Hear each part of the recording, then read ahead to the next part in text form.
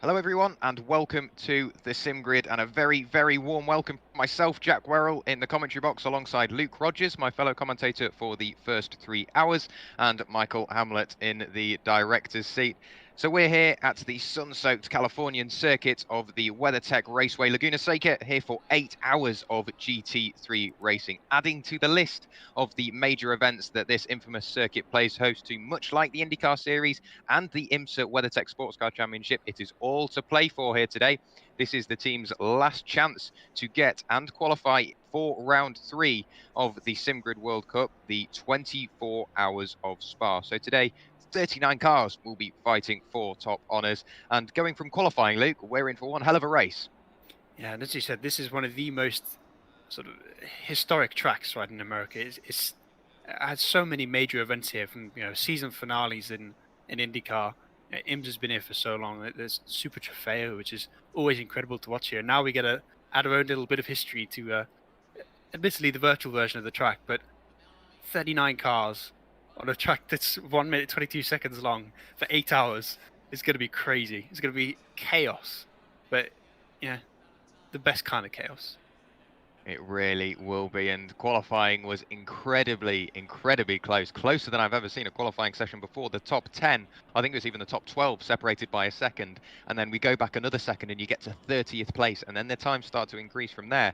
But Laguna Seca, it's a very challenging circuit, a very physical circuit as well, because you don't really get much respite between the corners. You've got the Rahal straight and the start-finish straight, the only time you really get to relax. But at that point, the Rahal straight, you don't really want to be going for a move into the corkscrew, so you might be looking to defend from somebody behind. But going into the Andretti hairpin, turn 2 in theory, the downhill double apex left-hander, that's where you need to defend. A very hard braking zone, and hard braking zones sort of encroach into the general overtaking opportunities. So I think lap 1 will be very busy for everybody, because you don't want to take too many risks going into an 8-hour race. So I think everybody's just going to keep it clean, try and weave their way in between the traffic. But it is quite a skinny circuit, and with 39 cars tearing towards turns 1 and 2, I've got to say I am expecting a little bit of door-to-door contact. And this is a track which is very well known for it. I remember, I think it must have been about 10 years ago now, back in the GT1, GT2 days, when the Corvettes and the Porsches had such a massive battle around here. And I think there was an entire lap where they were side by side at one point, right at the end of the race. So if we get anything like that today, it's going to be an incredibly fun race. But 3 Porsches in the top 4.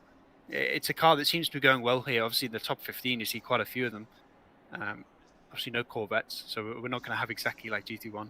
But yeah, that Nissan, the token underdog car, but today on a track where it's actually quite competitive, in the hands of Jardy as well. I believe Jardy is doing 3 or 4 hours to start the race, so he's got a very long stint ahead of him, because Jimmy's off doing karting with Club 100, and Jimmy will finish the race off, I believe. So Jardy's got a bit of a challenge here, because really it is a track where every corner has something that can screw your race. Turn 1, that double apex, if you miss your braking zone, you're going into the gravel trap. Turns 2, 3, 4, 5, or rather 3, 4, 5, 6, because I forget that turn 1 is the little kink. But the 2 right-handers and the 2 left-handers, if you touch those sausage curbs on the inside too hard, your car's getting thrown off the track on the side. Corkscrew, if you miss your braking zone, you're going into a wall at very high speed. Rainy curve, again. If you lose your car through there, there's a wall that's waiting to greet you. So all these corners present a different challenge to the drivers. And if there are people like Jardia, they're going to do a long stint, it's going to be so tough, so physical on them. I expect we're going to see, maybe towards the end of the stint, some people making some big mistakes. They're going to have some quite severe consequences for the overall race. Yeah, 100%. A very busy race. The formation lap will be getting underway very shortly. We've got a cameraman on the grid, walking down the grid now. So the number 34 Porsche lines up on pole position from Jaroslav Honzik in his Nissan. Then Cody Pride and Darren King line up on row 2, another 2 Porsches. Ryan Whitlock starts the BMW from James de Havilland in the first of the Mercedes. We've then got Christian Stricker and Sergei Skidanov. Dan, I think I have got a slight mistake on my timing screen. I will try and resync that, so I do apologise. I'm going to restart my timing software, hoping that it works. but hopefully we will end up actually finding out who is starting the race and in what car. You can hear the cars roaring away in the background as the race starts, or as the formation lap starts.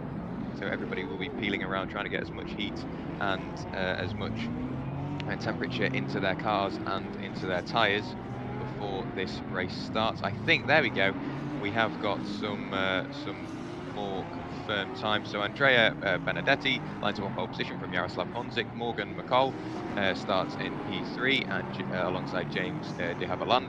Darren King lines up in 5th with Sami Katula for company. George Boothby starts in P7. Menno van der Molen up into P8. Mattis Kopf and Ives Ribera round out your top 10. Then Alex Leaf, Bruno Kadalish, Ryan Whitlock, Alessandro Knotts, Daniel Ferreira.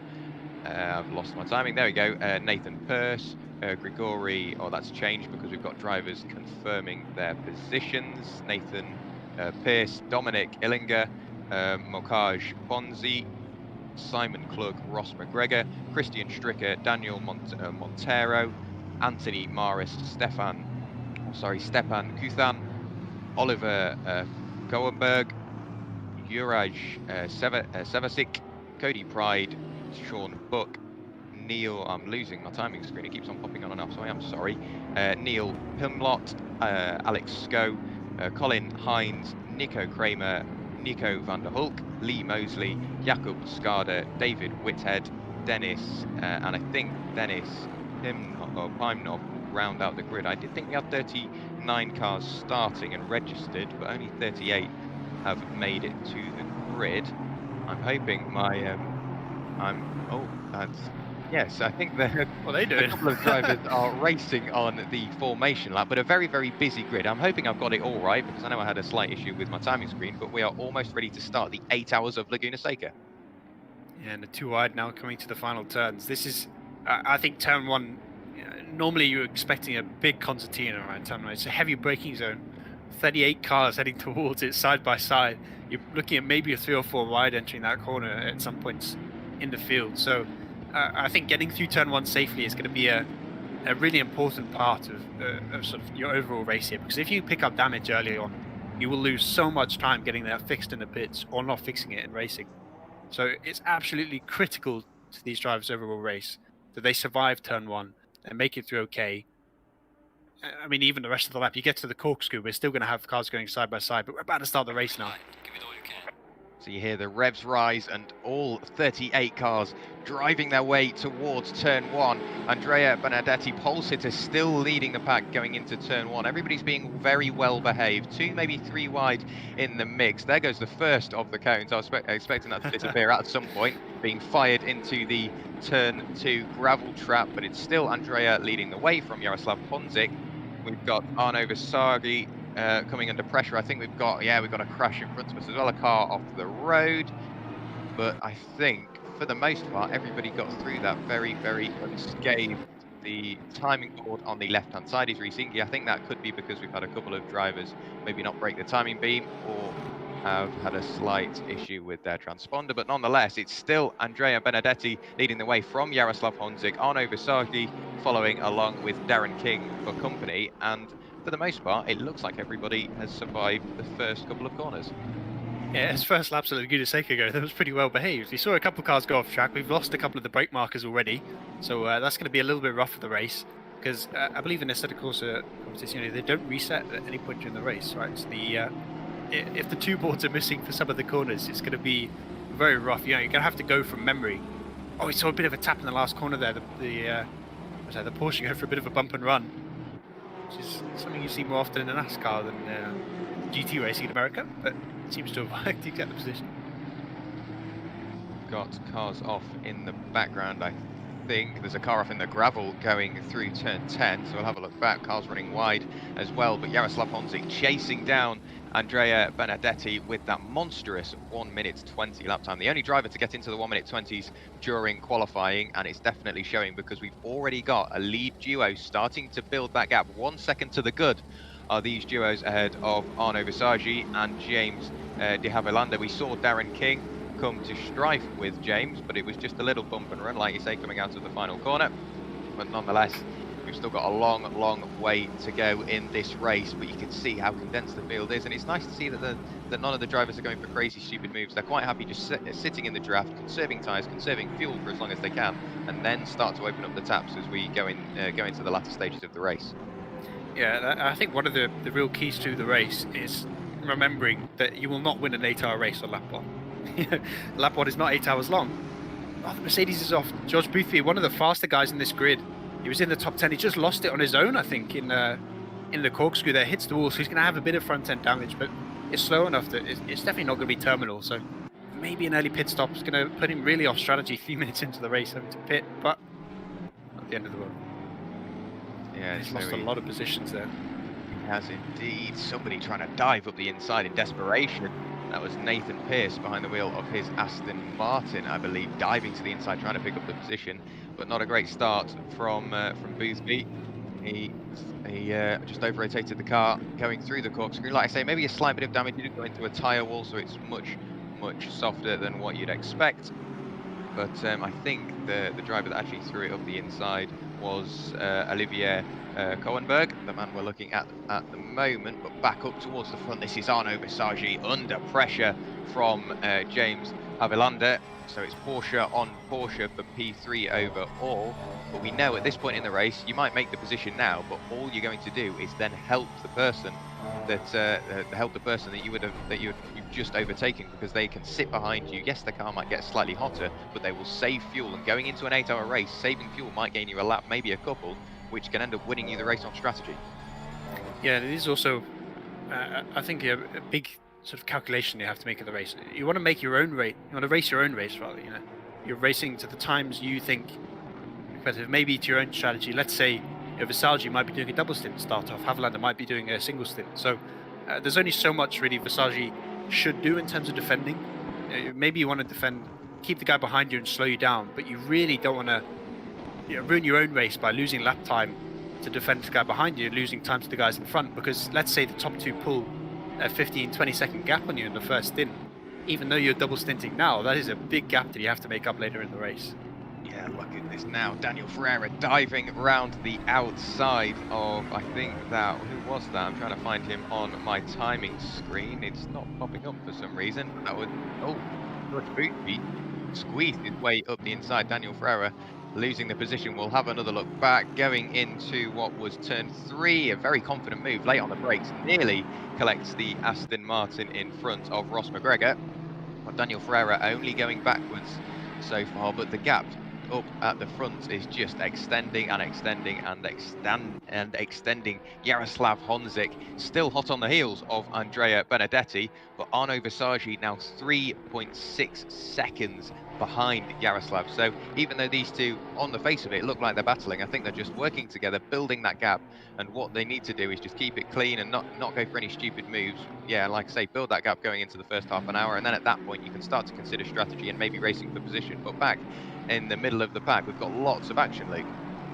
Yeah, I think you have to be expecting, when you're pulling ahead that much on the guy in third, that he's conserving his tyres.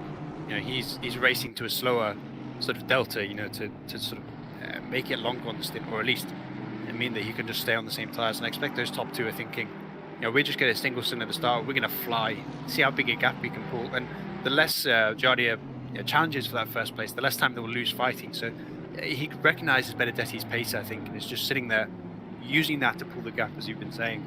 And now we're already seeing, we've got those two big gaps forming. The front two pull ahead, and then sort of the next 6 or 7 cars rather pulling ahead of the midfield. So starting to see packs develop. Whether those packs are going to work together nicely, or we're going to see some people, sort of cycling style, where they try and break away from their pack and catch the guys in front. I don't know yet, but it looks like everyone's sort of starting to settle into position, starting to settle into their own race, and start working towards those fuel and lap time deltas and preserving those tyres. And I think, sort of going into these stints, the BMW and the Nissan are the cars you have to look at that later on in the stints, or maybe on those double stints, are going to be really nice on the tyres, because they're such stable cars. You don't slide much, you don't lose the rear often. You do get a bit of front understeer that can sort of wear out the fronts every now and then, but in general they're going to be nicer on the tyres than the Porsches. So it's important for these Porsches to A, look after their tyres, and B, try and pull gaps in those cars early on.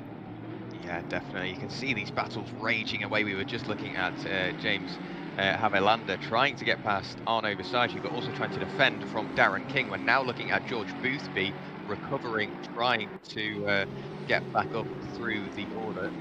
Number 96, half a second away from Ross McGregor in front. Daniel Ferreira, 100, just behind, trying to pick up the position as well. So the top 15 still battling away.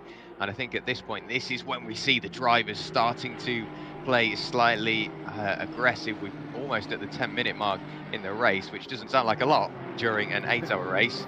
But with the drivers starting to show their hand, showing what they want to do. Do they want to play the aggressive card, get up through the order, get the position made and focus on pulling away in the clean air, or are they happy to sit behind but also risk making a mistake? Because if you follow a car too closely, I know all too well, if the car in front goes off and you're following, 9 times out of 10 you're going to go exactly the same way and probably into the barrier.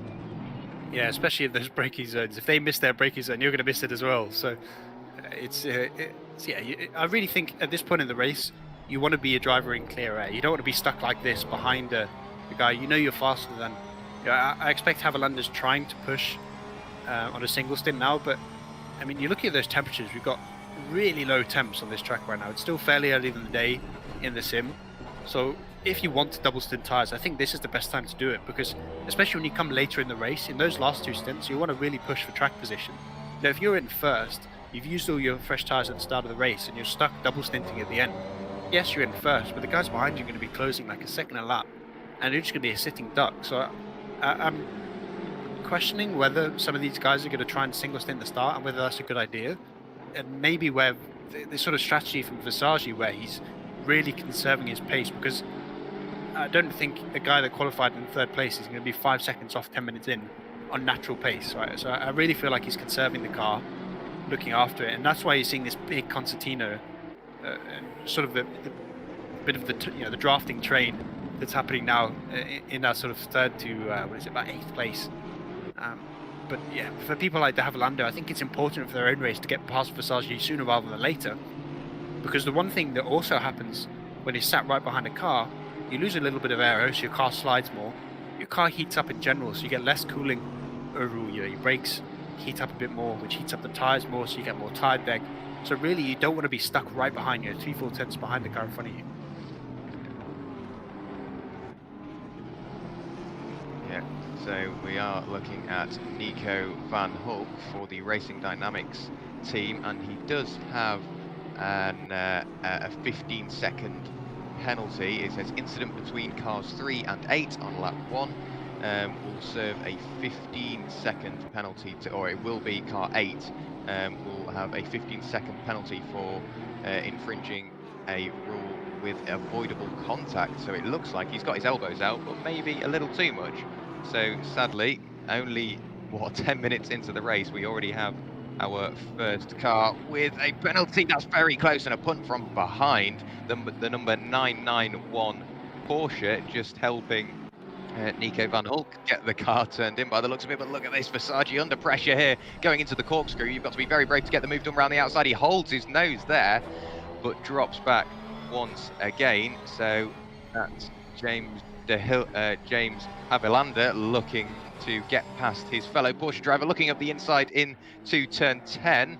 He's desperate to get by. Let's see what I can do going into the final corner. You can see in the background we've got Darren King under pressure from Sami Khedira, but we ride on board with James Havelander now for NCL Motorsport, and it looks like he's got the worst run of the two there, and sadly that battle dissipates for the moment. 4 tenths between the pair of them, but in the background we did see Darren King under intense pressure from Sami Khedira. So BMW on Nissan 3 tenths apart, and look how much James de Havelander closes down on the brakes, but then that gap slowly starts to extend again coming out of the Andretti hairpin. But Luke, only 12 minutes into the race, and we're seeing cars fight nose to tail, but quite cleanly as well. It is good to see, and if we've got 8 hours of this, it's going to be a very, very busy race.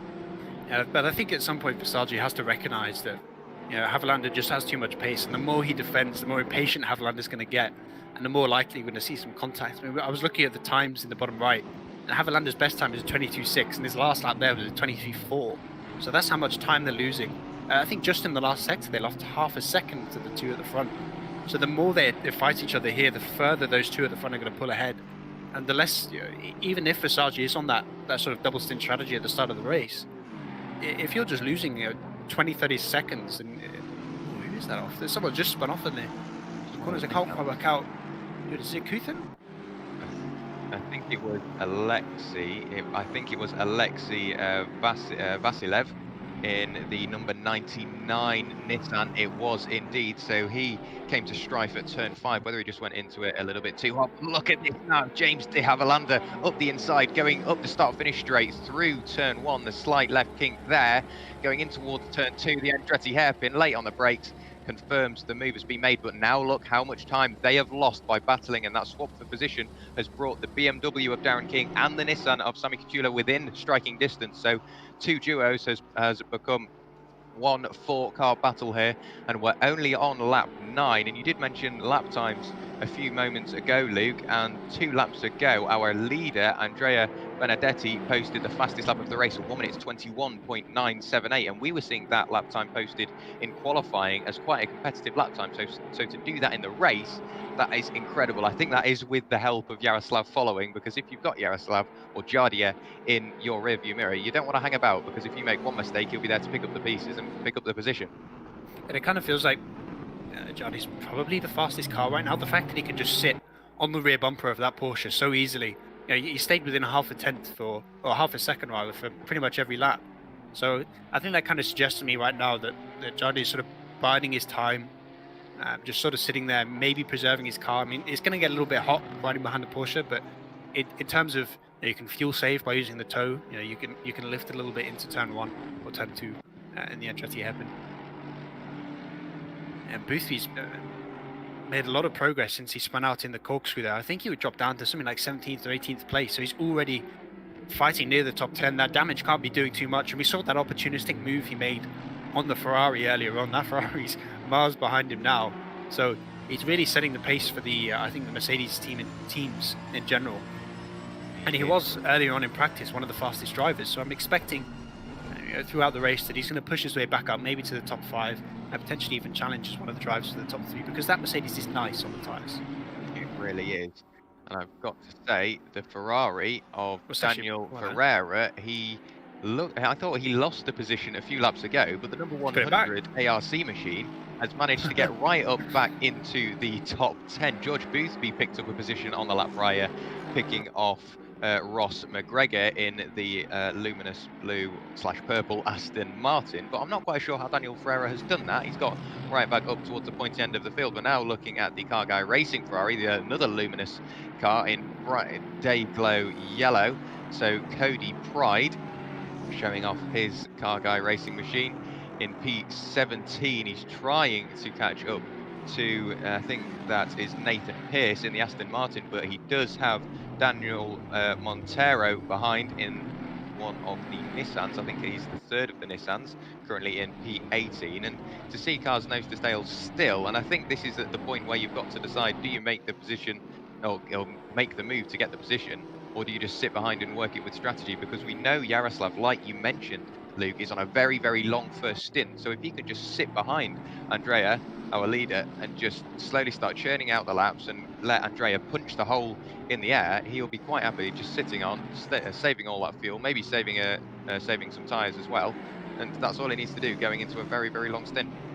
Yeah, as we've already mentioned, the Nissan is so light on the tyres. It is probably the best car in the grid. Maybe the BMW slightly better, but it's one of the best cars on the grid in terms of conserving tyres. So if you're also able to sit there, save a little bit of time by lifting, you're going to be better in the pits lane because you're going to have to put less fuel in. You then on your second stint on those older tyres, you're going to be faster. So it's a really good start for that team. Obviously Jimmy coming in later, but Jardy is in for a bit of a gauntlet run.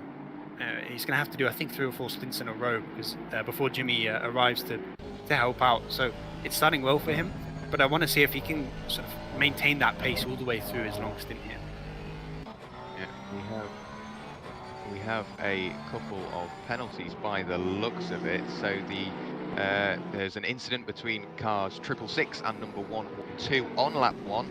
So the number 112 have a 15-second penalty, and then an incident between cars 77 and 706 on lap 1 meaning that the number 706 will have to serve a drive-through penalty. So that is Mokaj Bonizi in the highest placed Mercedes, I believe. No, in the second highest placed Mercedes at the moment in P19.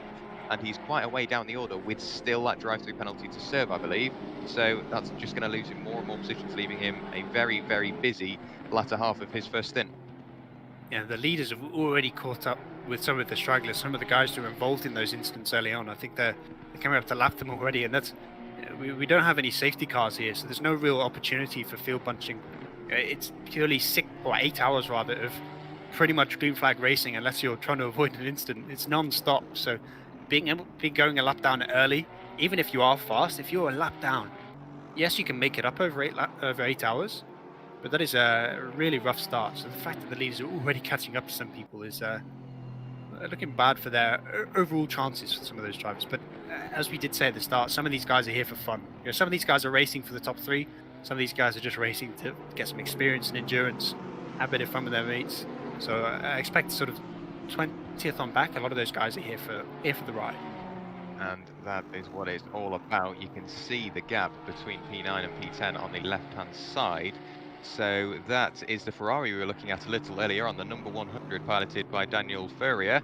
He is in P10, but he's dropped way, way back from his closest rival at the moment, 11.5 seconds back to the next car. But look at this, right down the tail end of the order. This is David Whitehead for the ACC Sim Tribe team, under pressure here from Mr. Kramer in the number 285, a fellow Ferrari driver, but it looks like the driver in front has got a penalty as well. We've got lots of penalties being served. There is the number 706. He has served his drive-through penalty, so that's all sorted. He's leaving the pits now. He will come out in front of a battle by the looks of it. He's got the very, very tight pit exit right out in front of a battle that's raging on. That's between one of the Mercedes and one of the Ferraris. That will be Jeffrey and Stricker, the number 112 versus the number 255, and that's very quickly going to include the number 706.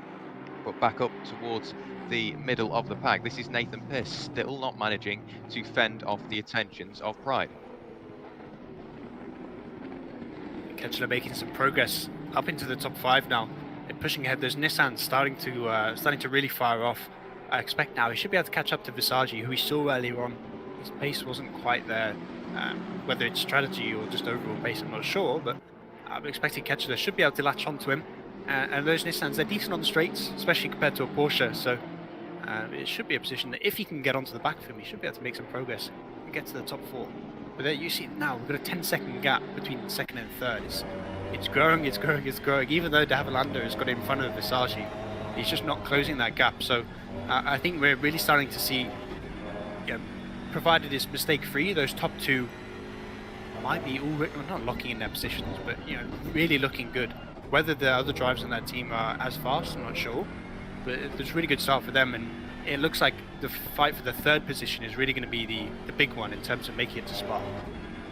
Yeah, definitely, and we are still riding on board with Darren King, and you can see in front Sami Ketchler, who, and I think this pair we're looking at are catching up to Arno Visagi. So he lost the position, like you mentioned, to James de Havilland, and he's under danger here. If he loses any more time, it does look like the Nissan of Sami Ketchler is gaining on the number 44 Porsche ahead. Only a couple of tenths a lap, but that will very, very quickly add up.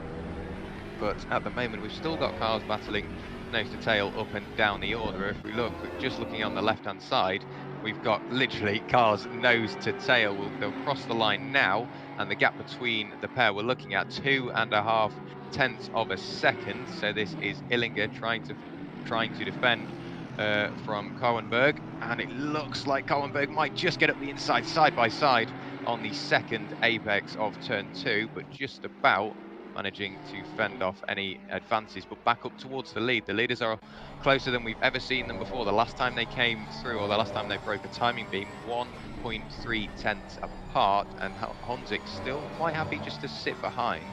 And Benedetti, I think at this point he's figured it out. There's no need to go crazy on the defence, because Yaroslav is more than happy just to work with him and build that gap even more. Yeah, but on the previous lap, Haviland actually pulled, I think, 3/10 on the two of them. So, they need to make sure that they aren't fighting, as we've been saying, and setting a good pace, because he is starting to close that gap. It is 10 seconds, so it's big, but if you're putting 2-3 tenths on the board every lap, I think it's actually more like 4 or 5 that lap there. So eventually he's going to close back on this, and maybe that's the time where Jardier thinks, I have to go. I have to take that position. If he thinks he is actually faster, if the Havilander does start to catch up, then he needs to go for that position sooner rather than later. Yeah, definitely. We're now looking at Daniel Montero, who is catching onto the tail end. I think he might have lost a position actually to who is that in front? That will be Denis Pimenov.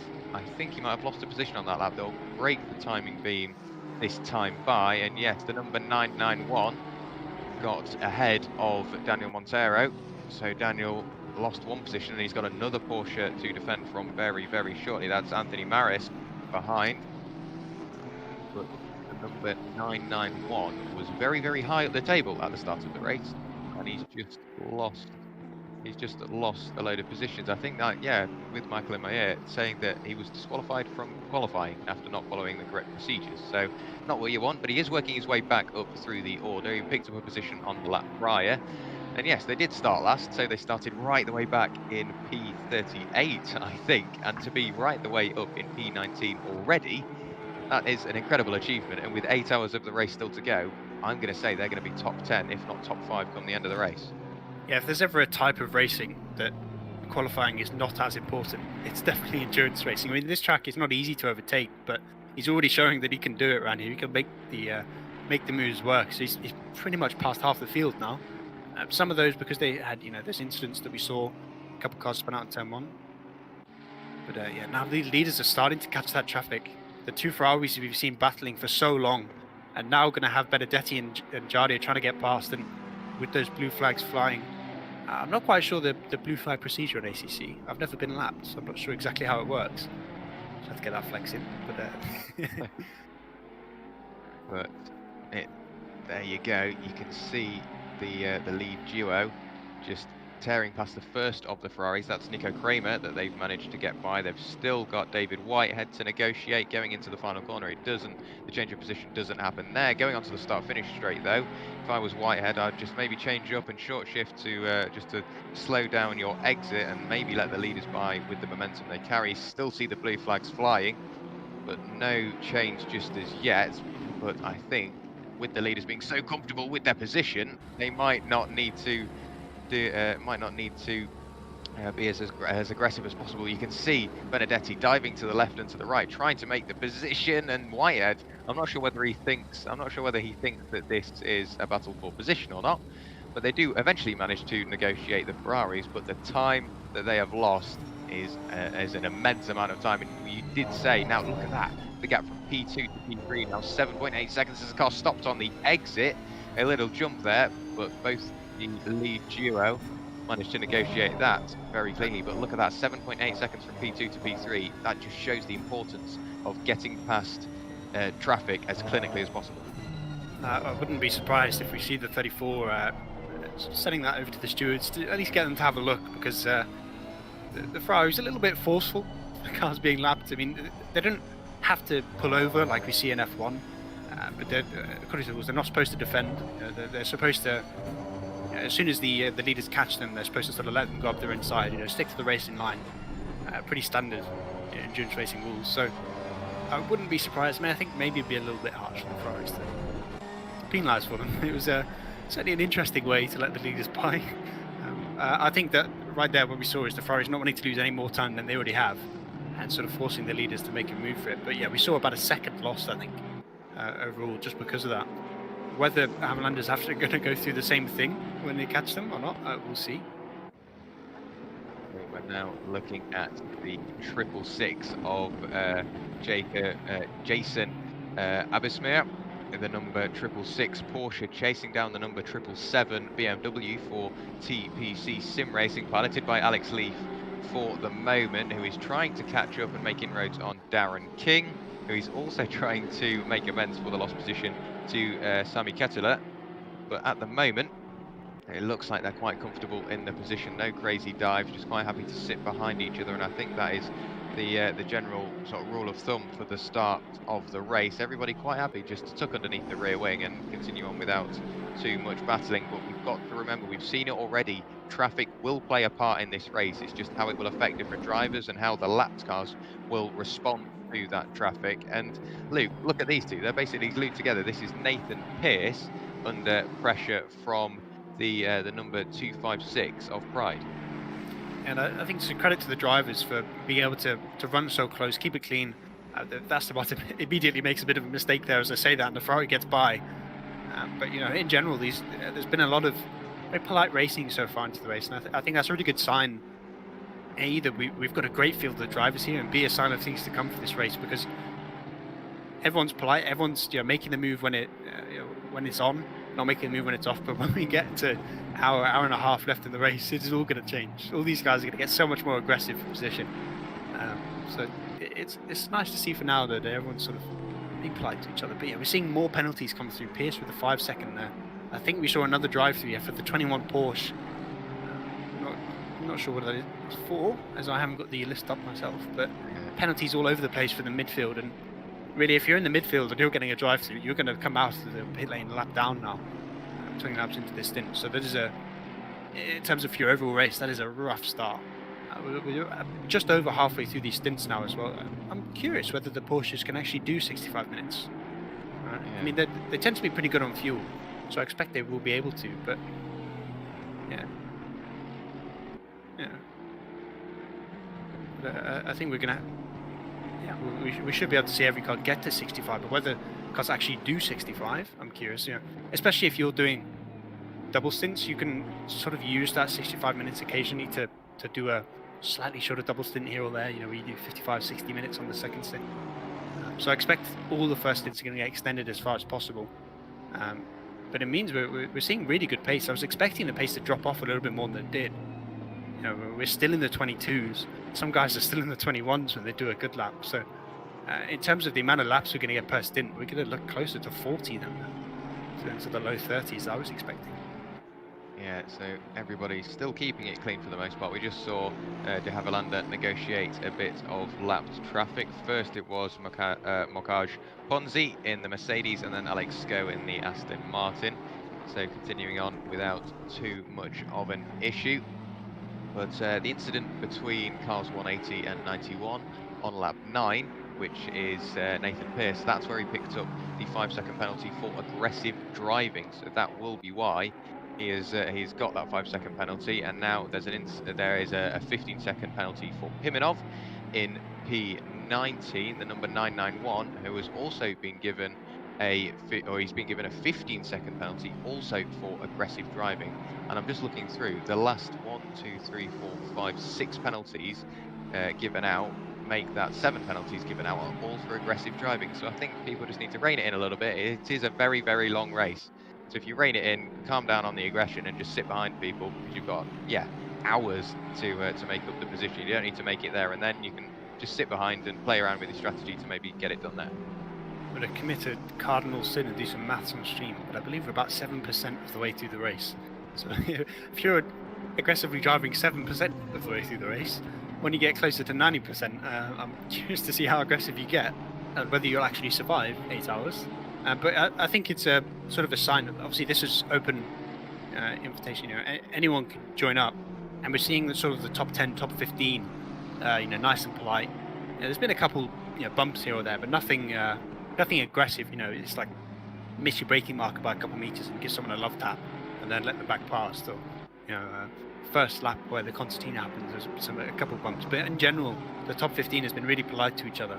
And we're seeing sort of lower down the field where maybe the less experienced drivers or the guys that are new to endurance racing are making those kind of mistakes. So I think it's going to make for a really interesting dynamic when we get a couple hours into the race and those leaders are stuck in the middle of the guys sort of 20th on back, and they're constantly having to drive around those guys, whether the sort of the less experienced drivers are going to be polite or whether we're going to see some really surprising and severe incidents that really ruin some of the leaders' race.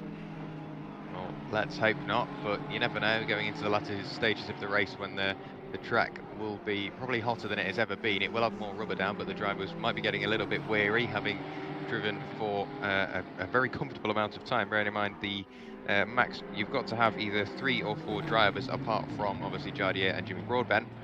But if you have 3 drivers, the max driving time you can do as a driver is 260 minutes, and if you've got 4 drivers on your team, the max amount of time you can do is 195 minutes per driver. But you've got to break that into at least 60, or at max 65-minute stints. So a lot of strategy is still going to be involved here. You do have 6 tyre sets as well, so when you choose to take them, whether you choose to use them all or just as few tyre sets as possible.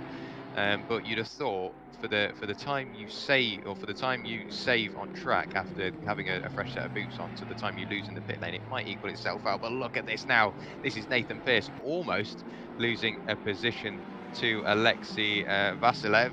But now Alexei has compromised his line, trying to attack Nathan, and this is Denis Pimenov, obviously carrying that penalty, trying to get up the inside, and he's gone and done it. The number 991 Porsche has worked his way past Vasilev, so another position gained, but he is carrying that 15-second penalty. But after 8 hours, I can imagine the cars will be spread out, so he might only lose a couple of positions from that. Yeah, so you've got 6 sets of tyres, you've got 8 hours, so you need to do 2 double stints, essentially, right? So you're looking at, if you can get the perfect 65-minute stint on every fresh set of tyres, you need to do 90 minutes on old tyres. So you're looking at maybe 2 45 to 50-minute stints. So you can really shorten those double stints. But I really think you need to take them early, because as we're seeing, the track temperature, this is the lowest it's going to be the whole race. As you get towards the summer heat, in the midday, in Central America, Central USA, Southern USA rather. We're going to look at closer to 30 degrees on the track, I think. So really, when you've got those low temps now, is the best time to do this double stint. So you need to do them now, I think. This stint, next stint, or stint after, need to be your double stints, really. And that's where I think maybe a car like Versace is really going to come into their own later on, because we've seen him lapping in his own pace, lapping slower, looking after the car. Next stint, if he stays on those tyres, he's going to be in a really good place for the overall race. So lots to play for. We did see a message pop up on race control. I think that was concerning the number 616 and another car. I didn't quite catch it in time, but there is Ross McGregor, the number 616. I'm still trying to decide, is that a weird shade of blue or purple? On my screen it's showing up blue, but on the stream it's showing up purple, so I think a slight bit of colour correction on my end might need to be made. That's a car off the circuit. I think that's the 180. Yes, that is Nathan Pearce off the road after battling hard and leading that 4-car train. All his hard work has come unravelled. He's lost all that time and he's dropped right the way back. So that will be Pimenov, Vasilev and McGregor all picking up a position there. But Nathan Pearce now, with that penalty, has dropped back even more, right the way back down into P19 at the moment. And that's the first sort of major mistake that we've seen live. We've always had a look back at the replays if we've seen one, but I think that's just what is slowly going to creep in. You've done over half an hour behind the wheel. It's got to get quite sweaty. Like we said, it's a very physical track. You don't get much respite. So a little mistake here and there, although it's not going to make a massive difference over the 8 hours. But if you make one of those every half an hour, that could almost add up to about a lap time by the time you've made all the mistakes, which is not what you want to do, but that's just something you've got to cope with endurance racing. And I think if you look at the exact corner what's happened, I think we can guess. Turn 6 is the corner where in qualifying you smack that sausage curb on the inside, but in the race you want to stay away from it, because touching a sausage curb is like dicing with the devil. I wouldn't be surprised there if he's trying to take his qualifying line, clip the sausage curb, and just send him off the track into the gravel trap. He's probably avoided the wall. I expect, just from where we saw the car, it looked like he was able to keep control of it, but really there it's you get to the point where you're into your stint and you're sort of driving on instinct. You're not focused on the track and thinking, I need to brake here, I need to turn. It's all just happening naturally, and it's where you, for a second, you lose focus, you phase out, and you switch back to your qualifying. You brake 5 minutes later, 5 meters later, not 5 minutes. It'd be a very very late brake marker, but brake 5 meters too late, or you turn in too hard and clip the inside curb, or you try and take a corner like you've got low fuel, and your car goes off track. If you do them too often, you get the off tracks, which eventually leads to a drive through an ACC, B, you're going to lose a bunch of time going off track. C, if you hit a wall, you're going to take a lot of damage. And just in general, that time you lose is going to really punish your overall race. So avoiding those incidents, keeping your focus, is going to be crucial to your overall race. Yeah, you've got to almost limit the amount of mistakes you've got. Look at that, Ryan Whitlock looking to the inside behind the wheel of his number 889 Madhouse Racing BMW, who's trying to get up the inside of the number 207 machine. He has been doing lots and lots of practice to get towards Spa. He missed out on the first qualification, but this is the last chance that he's got, apart from the wildcard entry, of course. He has got to make sure that he secures that position, and he will be disappointed being right the way down in P24. A long race still to go, but he's got to make sure he gets his head in the game, gets all these positions made up, and gets into the top 3, which at the moment are slowly just disappearing into the distance. We've now got Jardier in the lead from Andrea Benedetti. So there is Jardier now punching the hole in the air, and he's pulled out a 5-second gap to Andrea. So whether there has been an incident or he's dived into the pits, but something has happened between the pair of them. Sorry about that if we missed it, but it's now Jardier in the lead. Who was that went off? You said braking 5 minutes later, but I think somebody actually listened to you and did brake 5 minutes later. Yeah, it was one of the Ferraris that's already a lap down, but yeah, that was missed it by a mile, I think. But yeah, I expect we were talking earlier about how the Havilanda was catching Benedetti and Jardier, and I think Jardier's just seen that and just said, right, it's my time to go. Got the pass done, starting to pull ahead, and at least the lap before, the lap times were all fine. So yeah, I think it's I really think Jardier is just. It might be that the Porsches now are, the tires. If he's been sliding a bit too much, or if Benedetti's recognised that actually no, I need to do my double stints now, and he's pulling back because we know that Nissan's great on the tires. So later on the stint they should be better, but Jardier being able to pull a 5-second gap. It's only been a couple laps. I think I remember at lap 21, lap 22, Benedetti's was ahead. So Jardier has pulled a massive gap. Whether Benedetti's made a mistake, I'm not sure. Obviously, we didn't see it, but it's a big gap for Jardier to pull, and really a pleasant. I don't want to say a surprise because I know Jardier is rapid, but it always makes me happy seeing, even though Jimmy's not driving. I love the guy. His team now in first place. If he can hold on to that, he's going to be so happy. And I'm going to be massively happy because I am very biased for that team. Well, I've got to say, he's doing a great job. He got the lead and he's just extending it now. 5 seconds is the gap between the pair of them. It came down a little bit over the space of this lap, but De Havilanda is now only 3.1 seconds away from the tail end of Benedetti. We're riding on board looking back from Alex Leaf to Absmeyer in the number 666 Porsche. The TPC sim racing driver has got all the work to do to try and hold back that Porsche, because you can see just by looking at the car logos on the left hand side of your screen on the timing tower how spread out Porsche are, but a lot of them are towards the pointy end of the order. So I think that the Porsches have got a bit between their teeth today, and obviously it is open setup as well, so they might have that going for them, but it looks like the Porsches have got something else. Look at that, wide on the way in, later on the brakes. Absmeyer has really got the bit between his teeth. There was a bit of traffic there as well. That was the number 3, I think, another one of the Aston Martins of Neil Pimlott. They managed to negotiate race control under the message drive-through for car 420 for infringing rule 7.2.3, so that's blocking, and I'm not sure who that is. That's Ken Washbrook. That might be for the early incident when he held back the leaders. Yeah, I really wouldn't be surprised because we saw him sort of racing them for position even though he was a lap down. It was interesting to see, but I want to once again mention that the BMWs and Nissans are come to their own sort of this part of the stint, because you see Sammy Ketchler and David King, Darren King is starting to catch up with Versace and catch up with those Porsches, the second, third, fourth. They're putting in really competitive lap times. I think they're a little bit off Benedetti's pace still, but they're definitely catching Versace. And whether they can start to progress towards that top 3, there's that big gap between third and fourth now. And we could see a surprise 1-2 for Nissan, maybe. I don't want to preempt myself, but for a car that's usually at the back of a field, being the underdog, and there's sort of the car that people race for fun rather than for competition. It's sort of the Maserati of GT3 on most tracks. So Daniel Ferrier, I'm not sure whether he has dived into the pits. Let's have a look on the timing. He has made a pit indeed. Lap 27, he spent just under a minute in the pit lane. So the first of the pit stops I think we've seen already. We've had a couple of cars pit already, but look at that traffic. A very, very congested sector 1 at the moment. Alex Leaf, he's got to still defend from the number 666, but the back marker, the number 87, I think it was, of Colin Hines in the way, moves out the way very, very nicely and doesn't hinder that battle too much. But we said at this point, this is when the drivers will have to negotiate traffic. We've got a yellow flag at the top end of the screen, so somebody has gone off track somewhere. It is at the corkscrew, the 420, who did just pick up a penalty, and he's sideways. I think that is what we've seen before. Going through the compression of the corner, the car unsettles itself a little bit, rotates it through 180 degrees, and I think this is what the second, and definitely not the last time, we'll see a car pointing backwards at the corkscrew.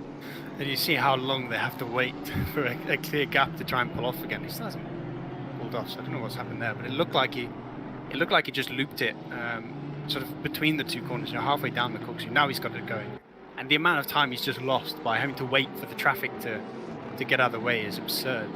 Because we're saying how there is a busy sector 1, and then you look at the track map and the entire track is the same.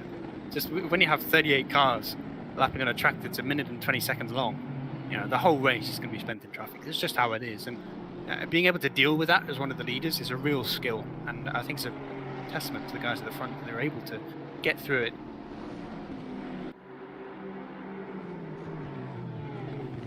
Looking at it at the moment, look at that Klug taken out a few laps ago, but now right at the start on lap 1, the number 77 was involved in an incident, but he's fought his way right the way back up into 19th position, and he's looking to pick off another position there. That's Nathan Pearce up the inside. He gets compromised by a little bit of traffic up the inside at turn 11, the final corner. Gets the position made, puts his foot to the floor and defends the cutback, and there we go, another position made for Klug. So he is now up into P18 with a very healthy gap going into turn 2, so there's no advances from behind. He's got a 10-second margin though to catch up to Ross McGregor in front, and this is Darren King now chasing down Arnaud Visage, or so that's the number 21 that he is he's got to negotiate. Who is that? That will be Faraci, pardon me, right the way down in P26. And this is just traffic now. This is the most important part of the race. The teams can do as much testing as they want. They can sit there, focus on consistency, focus on tyre management, fuel management. But unless you are racing in an online session, you can never really put in enough practice on getting past cars, because you've got to almost look through them and aim for the corner. Even if you can't see it, you've got to aim for it and then focus on where they might be letting you by, or where they might just be a bit slower on how to get by. So it's a very technical sort of way of thinking, trying to get past all of this traffic. And like you say, if you're the leader, where it's as important as ever to get past as quickly as possible, it's going to be a very, very busy race for them. And we see just how much those gaps at the front are fluctuating. Right? We saw, I think it was 3 laps ago, Jade had a 5-second lead on Benedetti, and Benedetti was only 2 seconds ahead of Havlander. So even Visage dropped back by another 3 or 4 seconds to Havlander. So I'm expecting now that we're seeing the traffic coming into play. 1 lap you lose a second stuck behind a car in the wrong sector. If you get stuck behind a car here, just before the corkscrew, you will not pass them until the front straight, unless you get a really nice run and they make a mistake in the second to last corner. So it's a little bit rough when you're sort of second place and you look at your lap times, you're thinking, I'm actually faster than the leader, and then bam, you get stuck behind the back marker Ferrari for 2 laps or even just a sector. The amount of time you use is absurd. But you have to remember, I think especially when you're towards that front, you have to remember there's 8 hours. Every single driver in the field is having the same experience. You're not the only one that's getting stuck behind traffic. So the traffic karma sort of balances itself out overall across those 8 hours. And I think everyone sort of loses roughly the same amount of time when they're trying to lap guys. So occasionally you get that weird moment where one of the back markers decides actually he doesn't want to be passed here, like we saw with the 420 Ferrari earlier. But generally speaking, everyone's being quite polite, and the leaders are not losing too much time. We're not seeing an individual driver lose 2 seconds a lap because some guy doesn't want to let them past. Everyone's looking after each other.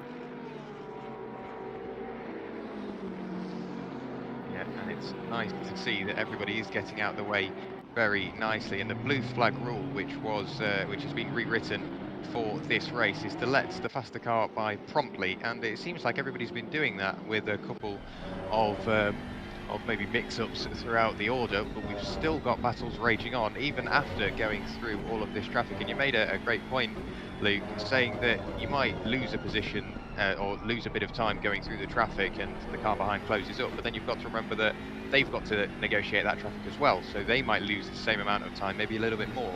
So you can look and see how close the car is behind, but that can very, very quickly change. And Yaroslav, like you say, he is losing time now. It was 5 seconds a few laps ago, and it's now down to 3 seconds, and De Havilland is also 3 seconds behind Benedetti, so the leaders separated by 9 seconds, and then you go back at 11 seconds, and then you get back to Asagi, and behind him, 3 seconds away, is Darren King, still under pressure from Ketchula. So it's a very, very busy race towards the pointy end of the order. We've been racing for over 45 minutes, and to still see cars note the tail, it is a very, very good thing to see. But at the moment, the track is still getting hotter. 17 degrees now. When we started, I think it was at about 15 degrees.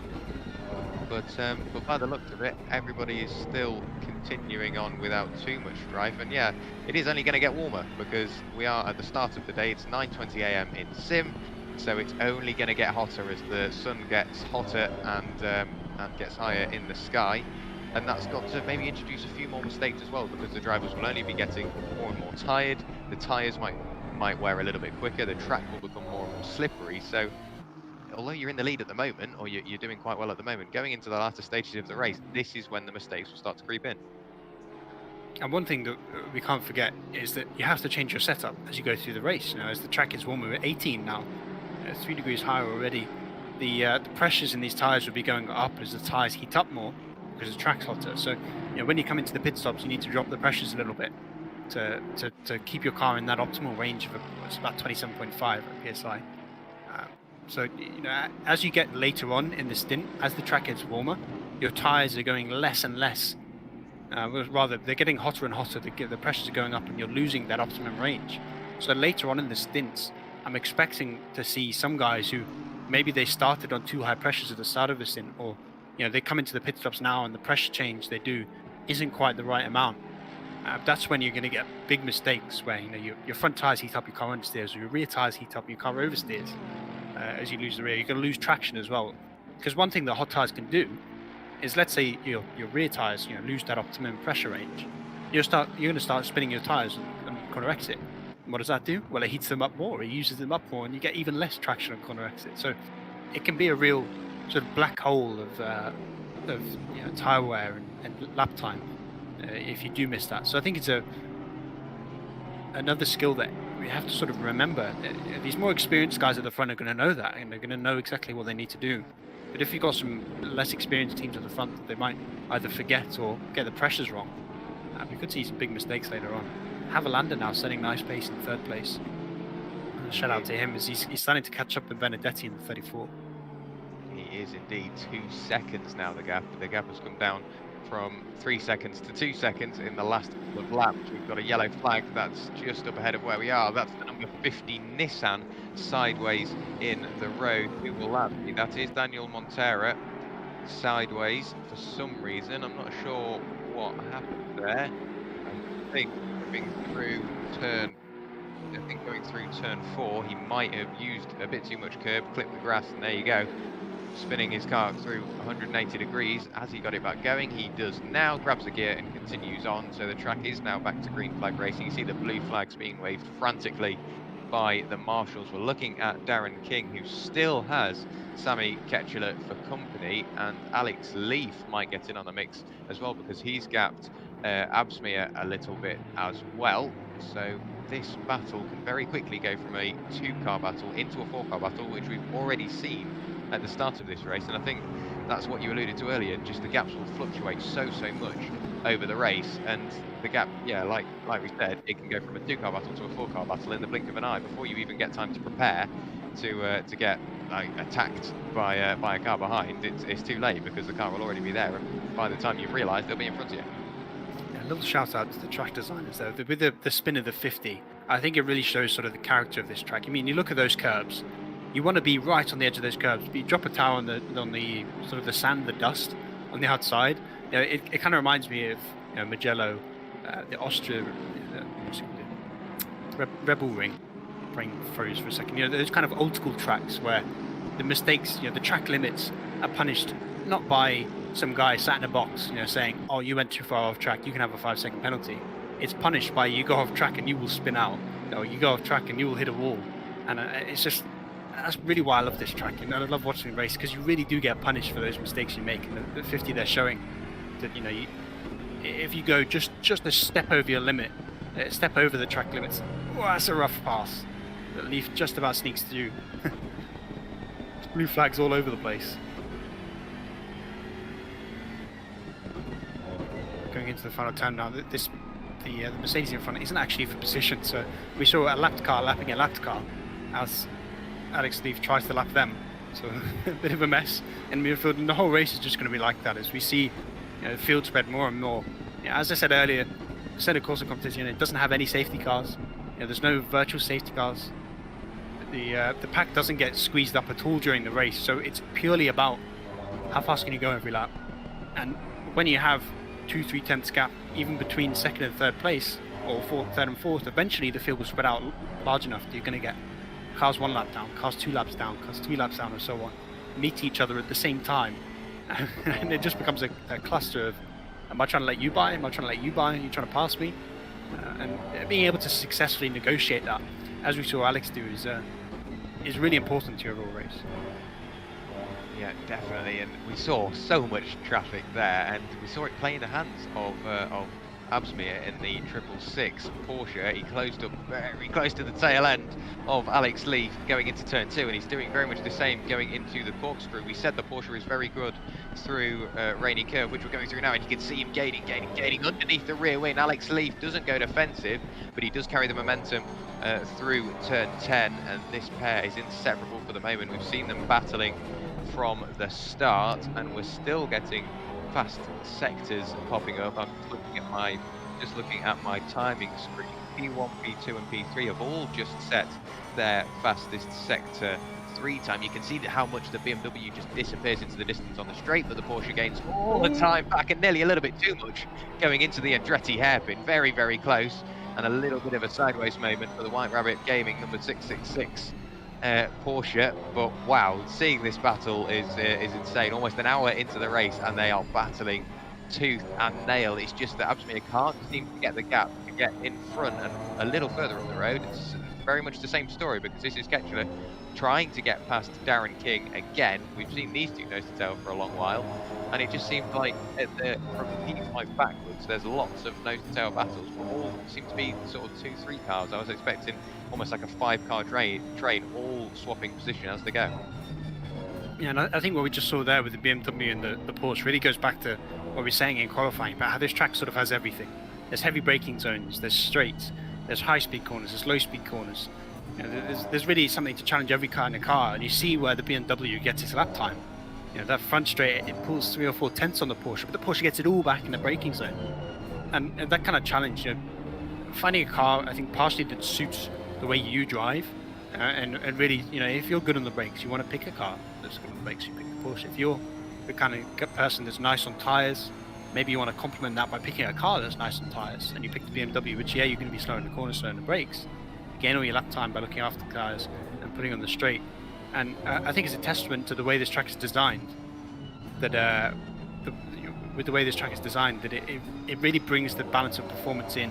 It's something that I think people talk about a lot in this sim. When we had Bathurst qualifying for the World Cup, people were mentioning how it's a track that favours the Audi, it's a track that favours the Mercedes. And then you come to Laguna Seca, it's like, yes, the Porsches are doing quite well. We've got a lot of Porsches in the top 10. But we're seeing a Nissan leading, we're seeing the BMWs, where I don't think there's any car on the track that can easily overtake them without them making a mistake. Even an Audi's in 11th place, a Ferrari and an Aston Martin just behind. So all these cars are competitive.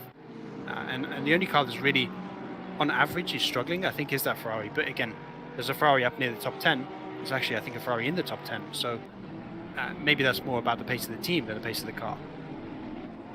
Yeah, so looking towards the top of the order though, we've still got Jardier in the lead to the tune of 3.2 seconds again, so the gap's fluctuating, but it seems to have reached a nice level amount at the moment. We're looking at this battle. This is Maris under pressure from Ferracci going into the last corner. Contact between the pair of them. I think Ferracci did creep over a little bit, but Maris did have space on the inside. That will have to be looked at by the stewards, I think. Maris carries on. Ferracci gets avoided by everybody else. A little tap there, and I think everybody did work their way around him without causing any further contact, but not what we want to see at this point in the race. But Ferracci does continue on without much damage aboard his Porsche, the sole Honda we've got out on the road, the only NSX, piloted by Sean Cook for Logistical Nightmare, so the South African, currently in P24, continuing on, but at the moment there's still Jardier in the lead. And I've just scrolled through my YouTube, and Jimmy Broadbent is back. He is in his shed and in his rig, so he is ready to hop in the car as and when. And looking at the title of his stream, my first proper Assetto Corsa endurance race. So this is something new for him, and he's going into the unknown. And by the time he gets in the car, that's when we'll know how he's going to approach it. We know he's got the pace, and we know his teammate Yaroslav has got the pace, but whether that affects the latter part of the race, we don't know. Yeah, he's a guy with a lot of experience at iRacing. I think he was it last year where he won a season of the iRacing Endurance Le Mans series. So he's no slouch when it comes to driving. And I expect he's going to be at least on par with Jardier in terms of pace. But I'm curious whether I expect Jardier will stay in the car for the next stint, because obviously you want to double stint tires now, as you've been saying with the low temp. So I think we'll see Jardier for a bit more. And really, I think we'll see the Nissan come into its own on the next stint. You know, when they have to pit, it's going to be over the next 5 minutes, because it has to be. And you know, we're already seeing a couple of cars come into the pits, as you can see on the track map in the sort of middle right of your screen. But as that Nissan, you know, extends onto the second stint of those tires, also if you extend it all the way, you can do those shorter stints at the end. But the car should really start to pull ahead of Porsches. And also, I think that sort of the double BMW sandwich with the Nissan in the middle should really start to progress forward and catch Visagie, maybe even pass him sometime into the second stint, because the Porsche on short run is probably the best car around here. On hot lap pace, it's probably the best car around here, but those BMWs, those Nissans are so competitive on the long runs. They are indeed. We do have 3 cars in the pit lane, make that 4 cars in the pit lane now. That's Anthony Maras, Nico Van Hulk, Stepan Kuthan, all in the pit lane. Anthony Maras leaving the pit lane now, and I'm not sure whether he had any damage aboard that Porsche after the earlier contact, but nonetheless he leaves the pit lane now after the first of his pit stops. And we're looking at George Boothby, currently in P21, chasing down Furrier once again. We've seen these two have a little battle throughout the race, but this is very much closing up now. So this is P20 and P21. Boothby has already been into the pits once already, so he will bear that in mind. Whether he has taken his or one of the first sets of tyres, I don't know, but the number 96 very much tucked under the rear wing of Furrier. He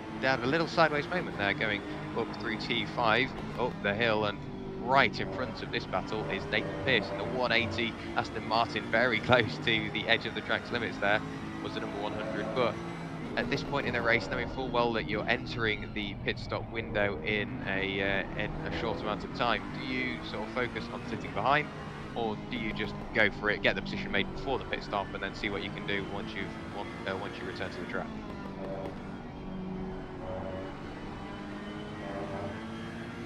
I think that Dylan Ferrier, pardon me, is looking to get the position made on this lap, cross the timing beam now to tick another lap in the book, and another 2.2 mile rotation of the Laguna Seca circuit completed. But look at this, Daniel now up the inside, very, very deep on the brakes. Can he get it slowed down? Oh, that's 3 wide contact between all 3 of the cars, and Daniel losing out there. But look at in front, let's get a replay. So he cuts back in. I'm not sure he's aware that there's 2 cars on the inside because Boothby was trying to get past as well. But Nathan Pearce, off the road, he might be in the wall there. That was very, very close. I think Boothby just clipped the gravel, fired the car across the track, managed to get the moment collected up, had maybe a slight bit of contact with Furrier, but everybody continues on a slightly scruffy lap while traffic is playing a part in this as well.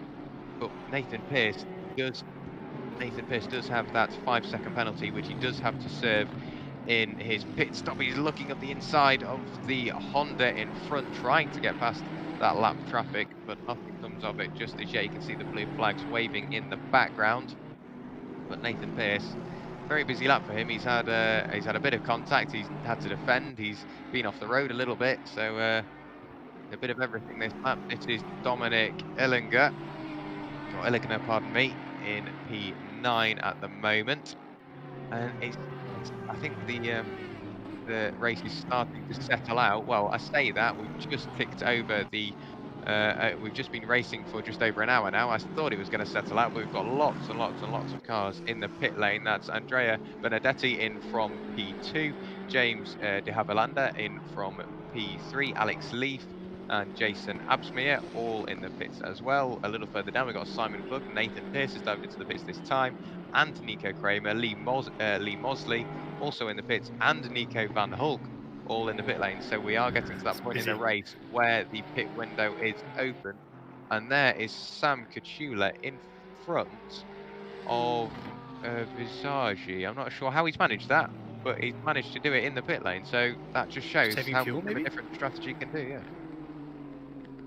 The only way I can think is maybe he was saving a bit of fuel that stint and just got a slightly shorter pit stop, or his entry into the pit lane maybe was faster into his. I think, yeah, he managed to save a bit of time in the pit lane. That was it. He must have just been much more confident going, Just pulling in into the pit lane. Grabbed the pit limiter as late as possible, maybe spent a little bit less time in the pit box and got away from the pit box a bit quicker. I'm not sure how he's managed to save a second, but he's done it, and he's also made up a position during that. But still, looking over on the left-hand side of your screen, you can see the sea of Porsches, P3, P4, P5, P7, P8 and P11, all Porsches, all in the top 11 at the moment. So Porsches, they seem like the stronger car to have, but we say that Nissans are in on the mix. We've got a Nissan leading the race, a Nissan in P6 and a Nissan in P9, and Jardia is leaving the pit lane 14 seconds apparently in front of Tramutola, who hasn't pitted. Oh no, he has pitted. He pitted on lap 45 in the Porsche, so I'm not sure what's happened there. That was the Porsche that was battling him. It is a Rivetto racing team, so the gap has come down there, or it's gone up, pardon me. So the Rivetto car went into the pit lane, 3 seconds behind the leader, and he's come out of the pit lane 8.8 seconds. We'll have a closer look at that the next time we go by. Tires, that's what I want to know. The beam, yeah, we will have to have a look at that. I expect Jardi's double stinting. Yeah.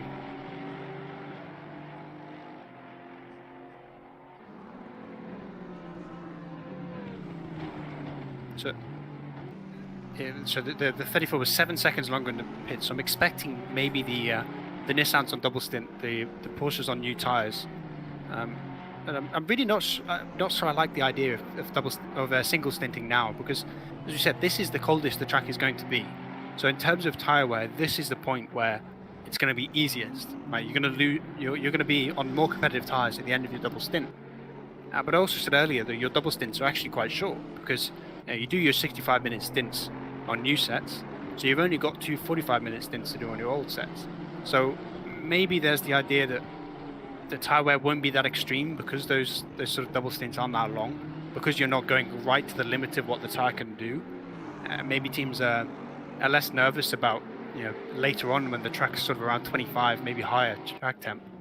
Less nervous about tyre wear then, and more saying we want track position now. We want to defend rather than overtake, because especially if you're in, let's say, a Porsche. Actually, I say that. I think if you're in a Porsche, you want to be on new tyres at the end, because you know how hard it is to pass. Or rather, you know that the Nissan and the BMW is going to be fast on the straights. So if a Nissan on new tyres comes up behind you, you're not going to be able to defend that for very long. No, I think the the latter stages of the race will be the busiest of the lot. We've had a drive-through penalty. We've had a couple of drive-through penalties by the looks of it. There was one for car 616 involving when he was involved in the incident between car 14 himself and car 99. They were given a drive-through penalty for avoidable contact, and then the incident between car 285 and car 420 on lap 17 ended up earning car 420 a drive-through penalty for blocking as well. So the penalty's being dished out very quickly by race control, but it's nice to see that they've got a handle on it and they know when one is deserved. But that also throws a spanner in the works for strategy, because if you've got a drive-through penalty, you have to drive through the pit lane, but you can't stop at any point, I don't believe. I think you either do your pit stop and then go out and then do your drive-through penalty, or you do your drive-through penalty, do a lap, and then come back in for one of your pit stops. So it's quite an interesting concept that these drivers have got to overcome, because that can just sort of throw a spanner in the works for your strategy. And this early on in the race, that can affect it for the rest of the race. Well, there's a bit of tight between the Fordzilla and the Nissan there, but I think doing so far. But I think also, you say strategy, but also in terms of flow. Right? I mean, in terms of, you're in your rhythm, you're lapping, and then suddenly you have to come into the pit stops twice in 2 laps. It's just so unsettling as a driver to have that downtime. Then you do 1 lap and then downtime again, and then suddenly you're back to full pace. So it's going to take a little bit of time to get back in your rhythm when that happens. And so the penalty that you get for the drive-through, it's not just the drive-through that you get penalised for. It's also that you get pulled out of your rhythm. And in terms of strategy, in terms of pit stop and stint length, it really messes with your thinking. So to get back into your flow quickly from that is a real struggle, and something that you need to do as fast as possible, I guess. Yeah, definitely. We're looking at Michael Jeffrey, who on the lap prior managed to work his way past Alessandro Knott, and I think that was Colin Hines who got forced wide, which now means that Colin Hines has gone from P27 right the way down to P29. Michael Jeffrey was trying to get his way back up through, but he does let Colin by, so great sportsmanship there. And the man that made the most out of that was the man that lost the first position, Alessandro Knott, in the number 21 Porsche, lost the position to Michael Jeffrey, and then Michael Jeffrey and Colin Hines had a bit of a coming together going through turn 1, and look at that gap they've got now. So the battle very quickly came together, and has now very quickly dissipated. And it is great to see the drivers following the rules here. They did make contact, and very politely, Michael Jeffrey did let Colin Hines back by, but just because he's let him back by doesn't mean he doesn't want the position any less. He's trying to get back past once again. We're now looking at the number 77 infrared Rennsport machine, piloted by Calendar Tige, and he is slowly catching up to the tail. Oh, he just got overtaken by Thomas Lorenk in the Bentley, so only going backwards at the moment. Oh, and a bit of a wobble going into turn 5 as well. That car doesn't look massively happy at the moment, so whether he's taken tyres or not, I don't know, but it doesn't look like that car is as comfortable. Maybe it's just taking a little while for Callum to get used to the car and get into his rhythm, but once he's there, he'll be able to continue on like nothing happened. I think once again, that's in terms of the differences between the cars, that's why you see sometimes the slightly slower, slightly more stable Mercedes, BMW, Nissan sort of do better than the Porsches, because the Porsche, being with that, is it mid-rear in the GT3? I always forget, because they're all different in the different classes, but it's a rear-engine car, so it sort of has that pendulum effect where you've got the weight at the back of the car. When you go around a corner, the car has amazing turning, but if you're not confident with that car, or if you're using your teammate's setup and it's not quite set up how you like it, sometimes that can really unsettle you. You go into the corner, the car turns a lot more than you'd expect maybe, and you get a bit of oversteer. And so sometimes you see the Porsche every 1 lap will be the fastest car, but the Porsche over 50 laps will be slower because the guy driving the Porsche makes mistakes. And I think that's a sign of right there that maybe Dietrich's not quite as confident with the car as some of the Porsches at the front, we see, or maybe even his teammates. So looking at it at the moment, Darren King is left in a world of his own, but the number 896 we think is double stinting, because just in the first of the pit stops he's jumped 2 cars. So he's jumped the TPC Racing BMW and also the number 666 Porsche. So scrub by the looking at it, there's been a massive change of position from P7 to P9. Went into the pit lane ahead, so he went from P7 to P9. It was the 777, the 666, and then the 896, and they've had a massive swap around. So the 896 has got up into P7, the 666 up into P8, and the 777 dropping right the way back down into P9. Looking at it, there are slightly different pit lane times. The number 896 only spent 55 seconds in the pit lane, whereas the two cars behind spent over a minute. So by the looks of it, yes, he is double stinting his tyres, pardon me. So maybe this is at the point where, like you said, Luke, if you can triple stint your tyres now, it will massively help you if you are in a Porsche going into the latter stages of the race, because you know how tricky it is to overtake around here. But if you've got that extra little advantage of fresh tyres on the final few hours, it's going to make all the difference and maybe get you those last few spots for the Spa 24 hour. We see now Jardy's got a pretty big gap at the front, right? In that Nissan. He didn't take tyres in the pits. I checked on the Jimmy stream when it happened, and an 8-second gap now. It should only close, right? The 34 closing. I think the 34 did take tyres, and you'd expect that, right? When a new driver hops in, you never want to put them on old tyres, because then they'll go into turn one thinking they've got grip, car understeers, and they're in a gravel trap. So yeah, confirmation that the 34 did take tyres. 39 didn't, but the 34 is really struggling with traffic. I think it got stuck behind those Astons. But overall, I think Jardy is doing about high 22s, low 23s now. And on fresh tyres, that Porsche should be able to get into the 21s quite consistently. So I think we're going to see that gap close, has a bit more clear air.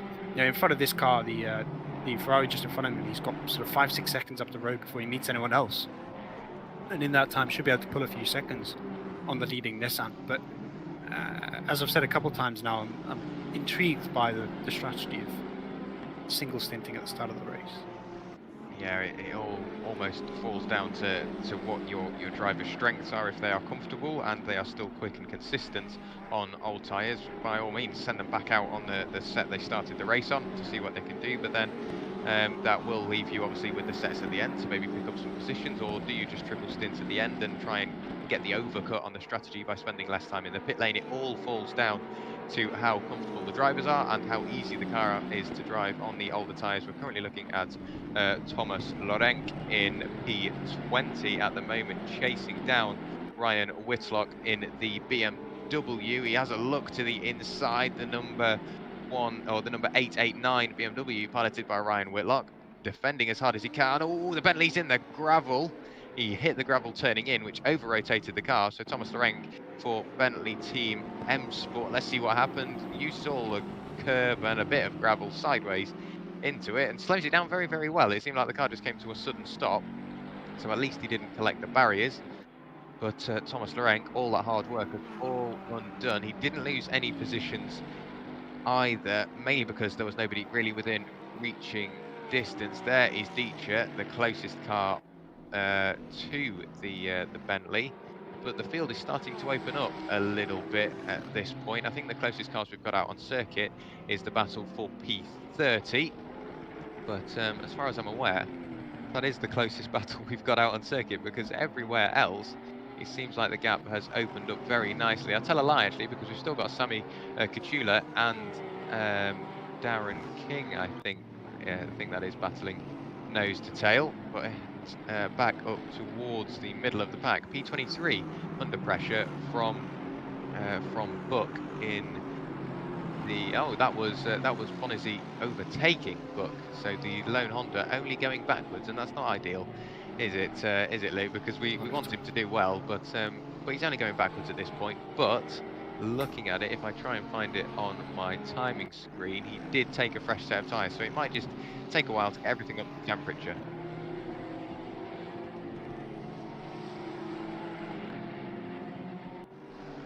Right. So I think that was the Porsche ahead getting overtaken.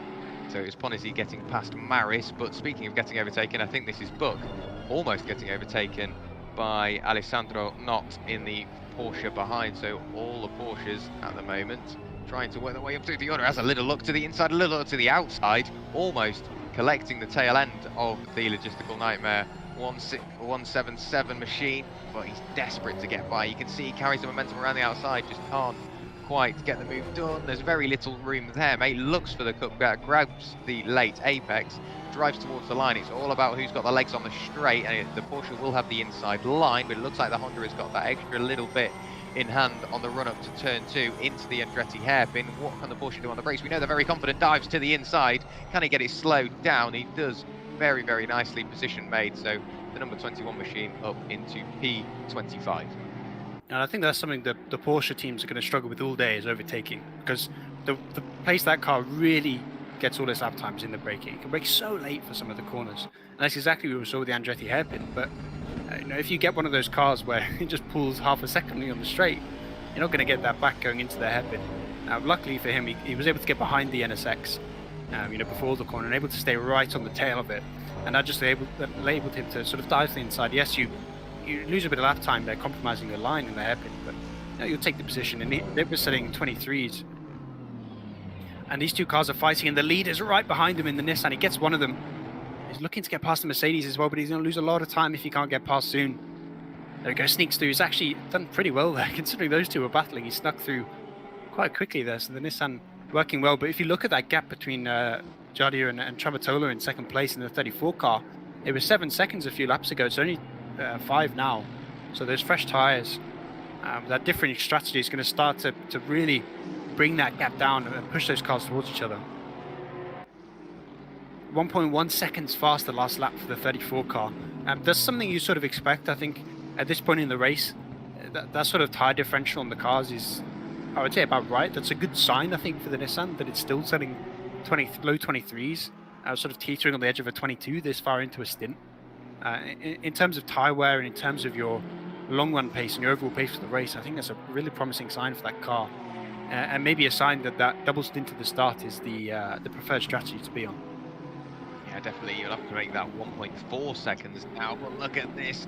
Alex Pirelli up the inside there, picking off the number 44 machine of Versace, Arno Versace. But Arno is double stinting his tyres, but it hasn't worked out for him as yet. It hasn't come to fruition, because Alex Pirelli has picked up the position, now promoting himself into the top 5. And we did see Jardia work his way through the traffic as quickly and as cleanly as possible, but Daniele Tramutola lapped 1.4 seconds quicker, so it does just show how much time Jardia lost. But we've got to remember that Daniele also has to work his way through that traffic when he arrives there as well. But Pirelli is on an absolute mission. That was the 3rd fastest lap of the race, I believe. Let's see what he did. He did a 1 minute 23.887, so a very, very quick lap from him, while also trying to mount a challenge on Ketchula. We'll see what his lap time is this time as he breaks the timing beam, goes through the final corner now, and even with an overtake, if he's still in the 1 minute 23s, that would be very, very impressive. Crosses the line now, and he does a 1 minute 22.968. He is the fastest car out on circuit at the moment, I think, apart from George Boothby, because he is on a recovery drive currently in P10. The last lap George Boothby did was a 1 minute 22.713. So a couple of the drivers carving their way up through the order under the radar, and this has just caught me by surprise, really, because we knew Boothby was on a mission trying to get back up through the order, but I wasn't expecting him to do it this quickly. His tyres are 20 laps old, and he's driving that car like it's on rails. It's all about the clean air, and he doesn't have any traffic to negotiate just as yet, so he's on an absolute mission, working his way back up through the order, and this top 5 finish really isn't off the cards yet. Yeah, but one thing we have to remember is that 349 was 3rd coming into the pits, right, on fresh tyres. And obviously he switched tyres, the 878 and the 38 didn't. But somehow Ketchula, setting a low 23s, one of the fastest cars on the track, and he's not swapped tyres yet. He's 58 laps into this stint, and he's still setting sort of, not quite race leading, but in terms of the overall field, like top 5 lap times across the field. So that's mightily impressive to see the Nissans putting in that much, or having that much competitive, brains not working, having that competitive speed that late into a stint. Got there 3rd time lucky, but I think that's a sign of what we're going to see over these 8 hours. Right? The Porsches on those single stints are going to be rapid. The Nissans, the BMWs over those double stints, and that second stint of the double stint, that's where they're going to get their time against the Porsche. And whether that's going to spread the field coming into those later stints where the Porsches are on old tyres, having to slow down, and Nissans are catching on the new ones. But what a train we've got right here. If you look at the track map, there's so much, especially Sector 3 right now, there's like 3 cars. And they look at Sector 1 and Sector 2, that's where the entire field is. We've just got these trains forming. And for people like Ketchler now, who's stuck in this train, I think actually, as one of the cars on older tyres, you're probably not too upset. If you're following a car where it's good on the straight lines, it's on newer tyres, that's a bit wide of a line for Ketchler there. He's going to lose some time to the BMW in front. But for King and for Ketchler, sitting behind fresh-tyred cars, you can use that to sort of conserve a bit of your pace. Right? You don't need to go as fast through the corners because you can pull back on the straights. Use that toe to get a bit of your lap time in. So maybe they won't be too aggressive here, as long as they feel like they're not being held up too much. It does kind of look like the BMW is being held up, so I expect they'll try and make a couple passes here. But in terms of maybe the guys at the front of this train, it might not be a rush for the BMW and Nissan to move through all the way. At this point in the race, I see what you mean. There's no need to carve past the traffic as quickly as possible. You do have the time in hand, 6 hours and 37 minutes of the race still to go, so lots and lots of racing still ready to happen. We're currently looking at the number 878, the Nissan piloted by Sami Ketchler. I'm just looking through the timing screen. We've got lots of cars that are double stinting their tyres. For example, the leader, Jaroslav Honzik, the 4th fastest car on circuit at the moment, so he still has the pace behind the wheel of that Nissan, even on old tyres. Darren King, Sami Ketchler have also double stinted their tyres. It looks like Arnaud Versace is also doing the same, and Ives Röber in the Porsche. So lots of different strategies on show today, and I think the only time we're ever going to realise which one is going to pay off is when it comes into the last hour of the race, and we see the pace difference between the cars that have got fresh tyres and the pace difference with the cars that have got used tyres. And we saw in stint 1 that Versace was much slower than the other Porsches, despite qualifying up in, I believe, was it 2nd or 3rd place? I can't remember off the top of my head, but he was like half a second down on some of the other Porsches. I think that really shows that for those drivers in the cars where they slide a bit more, where they use up the tyres a bit more through the corners, that they really have to back off the pace when they do those double stints. So I think later on into the race now, when we see the 44 car switch off from those double stints and switch to the single stint sprints that they're going to do later on in the race, that's when that car, the 44, should be rapid. And I think that's a car we can expect to see fighting for the top 3 later on. Yeah, I think that the drivers out on circuit at the moment, they will be facing different challenges. Obviously, you've passed traffic once already. You might have a quicker car on its way up on fresher tyres. You might also have to work past some traffic as well, and you've got to bear that in mind because the traffic might be on fresh tyres as well.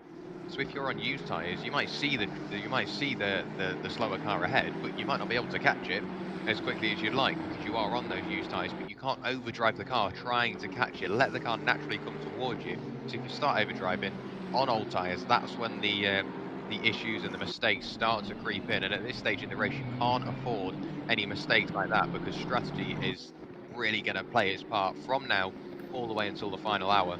And with drivers still battling away and trying to get through traffic and working on strategy, we're at the busiest point in the race, I think. When take it literally, it doesn't make much sense, but there are some tracks where you drive the car when you're on those stints, and there's some tracks where the car has to drive you, and I think this is one where the car has to drive you. You have to let the car sort of stay at its own pace. As you said, you can't overdrive here, because if you overdrive, you clip an inside curb and you go into a wall, or you touch the gravel on the outside and you go into a wall, or you miss a braking point in the corkscrew and you go into a wall. So you need to really drive to the car's pace rather than trying to sort of throw it in, slide it around a bit, and really drive it at 110%. You sort of have to sit around 95, and that's where in terms of over your entire run, letting the car drive to its own pace rather than your pace, I think really suits you and really brings your car into competition for high positions. Yeah, we did just see an overtake there. That was between Alessandro Nott and Kaj Ponisi. I believe that was Alessandro picking his way by in the Porsche, so another Porsche working its way up through the order. We're now getting some great aerial shots of the cars working their way through the through the corkscrew. We're riding on board with Sean Buck in P25. He's got Anthony Maris behind, and just a little bit behind him is Mirko Lafranchi. But these cars nose to tail, and we don't really know what's going on because we saw the leaders just follow each other around for the first hour, and then they started to separate and build up that gap. But a little further back, is it even worth just helping each other along, or is it just better to get the position made and focus on disappearing into the distance? I think if the guy in front wants to work together, what we're watching here, this NSX is saying, just sit behind me, we'll push forward, and then the Porsche is like, no, I'm faster, let me by, and wants to go by and try and catch up with Dicha. And I think that's where sometimes, obviously, you can't communicate with the other teams. I mean, technically you can, but you're not going to. There's no communication between the teams mid-race, and I think it's really up to the guy behind to recognise, am I faster than the person, or is it because I'm in the slipstream? And we see now that the Porsche getting overtaken by the Aston. I think the Aston from Lafranchi might try and go for the NSX as well. It looks like he's faster than both of them and wants to make some progress. Whether Marquez follows him, or Maris rather, follows him through or not, I'm not sure. But actually the Porsche has pulled back on him. Can he get him in the... Yeah, what is going on? There's cars everywhere. Lots of changes for position. I thought it was a lapped car just getting out of the way. And I got quite confused when I saw 3 cars turn into 5, and then the position changed on the left-hand side, and that was Pimlott losing a couple of positions there. This is Buck now under pressure from Lafranchi, and I think that he might lose this position in a few corners' time because we know how quick the Honda is on the straight, but the Aston is behind, and the Aston is known for being quite a beefy car. Let's see what he can do going into turn 2. Do we see an Aston appear on the inside? No. Sean goes for the apex, meaning he is very, very happy to turn in with the confidence of not turning across somebody. Coach Dave Academy, obviously, as well, releasing their setups in a couple of weeks for the car. We're riding on board with the Honda NSX, so please do keep an eye out for that as well. And at the moment, you can see this is a battle between Sean Buck, Mirko Lafranchi, Anthony Maris, Neil Pimlott, and I think Sti Hughes is catching up as well, because he is only 1.3 seconds away from this battle, and if they keep battling the way they are, that will very quickly come into fruition and almost bring it back to a 5-car battle. But you see, swapping for position in the background, that was Anthony Maris, I think, getting the move done on Neil Pimlott. We'll have to have a look back at that. Now it's Anthony Maris back in front of Neil Pimlott, I think. Well, let's see, the Porsche is in front, so I'm trying to figure out who this is. There is Darren King, current P3 driver, trying to carve his way through the battle as well. And although you are at the front end of the field, it doesn't mean you're not going to see any action, because you've got all of this traffic to carve your way through, Luke. And this is at the point where it's most important to save this time. So if you can save a 10th here and there, carving your way through a battle, that will very quickly add up, and you might end up on the tail end of the car ahead. If we look to the top 2, right, we were saying that the Porsche was second and a half faster per lap. But just because he's having to catch traffic, it's sort of equalising now. I mean, the Porsche is faster over a single lap, but when you're stuck in traffic, there's not much you can do. And Darren as well, struggling to catch up as well because he's stuck in the traffic once again. So it's just this sort of the ebb and flow of endurance racing. It is why we love it. This is exactly what endurance racing should be. This sort of you almost get lost in the traffic sometimes. I think at times it feels like you're just not in a test session. You're just in a session with other cars and you're just driving. You're setting your own pace, driving around what you see on the track. It's like a bunch of moving chicanes if you're at the front of the field. But it is so much fun to do, so much fun to watch as well, because it just overtakes everywhere. Yeah, a very, very busy track. We've got cars on the sideways in front. Who was that? I think who was that went off for a little moment? I think that was number 77. Let's have a look to find out who that is. It was one of the Porsches. It was Callan Detiche, who was Dietrich, pardon me, sideways through the corkscrew and fired it into the gravel. That's a lot of places he's lost there, and he's already got a car behind trying to work his way through. That's the that's the 666 car. So that is one of the lapped machines, I think, trying to work his way through. But there we go. Works his way through and sideways out of the final corner. Did he get help? I think there was a bit of contact in the background, so that's the number 77 backwards once again. Let's get a replay going into the hairpin on the chopper cam. Look at the Aston Martin. Yeah, there's a hit. I don't think. Oh, and I think that was Alex. I think that was the TPC sim racing machine that got caught up in that. So that's Mendez in the BMW who also picked up a bit of contact, which could also mean a bit of damage aboard that BMW. But I think the race has gone from a very, very exciting race to quite a rough race at the moment. There was a little bit of banding between the drivers there, but nothing that that can't be fixed. We're currently looking at Tramutola. So what we're going to do while we're riding on board with him, we're going to let you enjoy a lap of the Laguna Seca circuit.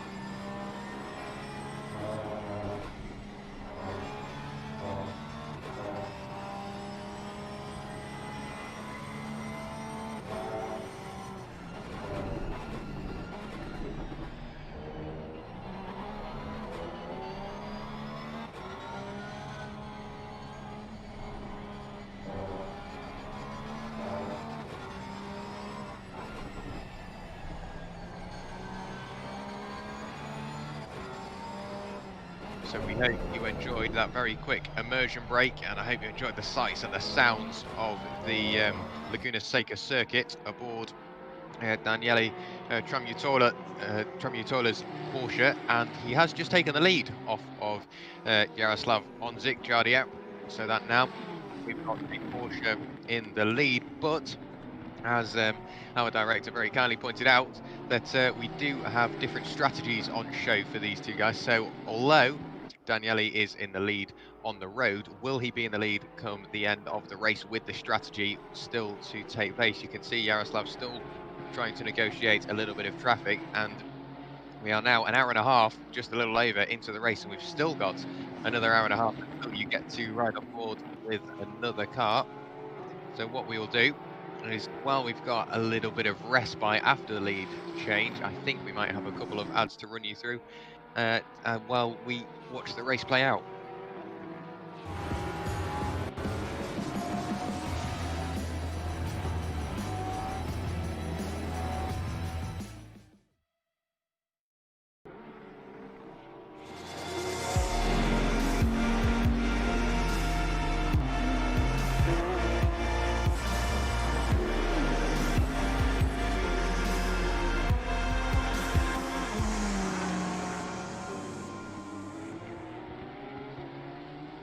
So after a very, very busy first part of the race, we've still got 6 hours and 22 minutes to go, and I'm not sure how the drivers are going to manage it, let alone us, because they've been very, very busy. Lots of little incidents here and there, but lots of nose to tail, clean, quick racing, and lots of changes for position.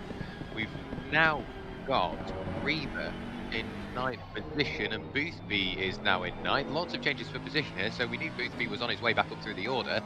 There is the 896 Porsche behind, so something has happened to Reba, put Boothby back up into 9th position. We're going to head to a replay. I think actually he might have already been behind. We missed it by a couple of seconds, I think, but I think Reba had a little wobble somewhere. It's let 2 cars by. Either that or this Porsche is just, I believe, are they on old tyres, Mr. Director? They're actually on fresh tyres, and the pace just isn't there right now. And they're just falling back. I mean, they pit for fresh tyres. They got all the way up to 7th just through the pit stop, and now they're just not. I'm being lied to. I'm being lied to. It's the other way around. They didn't change tyres, which is why they're at 7th. It's probably why they're dropping back. So yeah, but so you can see that pace now. They're setting. That's actually Mr. Boothby. He's in the 23s now in that Mercedes. Still pretty competitive race times. It's about what the leaders are doing. So he's right up there with the pace in the front of the field. But we saw with that incident early on where he got spun out, had a bit of front nose damage, which has obviously not really affected the car. So going into tyres, the tap was light enough that the car should be okay. Getting a double overtake done going into the corkscrew. That's a bold move to make, but he gets both the lap cars out of the way, the Aston and the Mercedes. But one thing that's worth pointing out is George is one of the drivers now that's stuck off strategy. He pit early in the first stint, only 20 laps into the race, I believe. Sorry, lap 36 he pit. About 9-10 laps earlier than everyone else at the front of the field, which means that if you're... Oh, I'm going to do maths on stream again. It's not a good idea. It's about 13 minutes earlier he's going to have to pit. No. Yes. 13 minutes. I think so. 12 minutes. So it means he's going to have to pit fairly soon. It is worth pointing out, as I said earlier, that those double stints you do only need to be 45 minutes long each.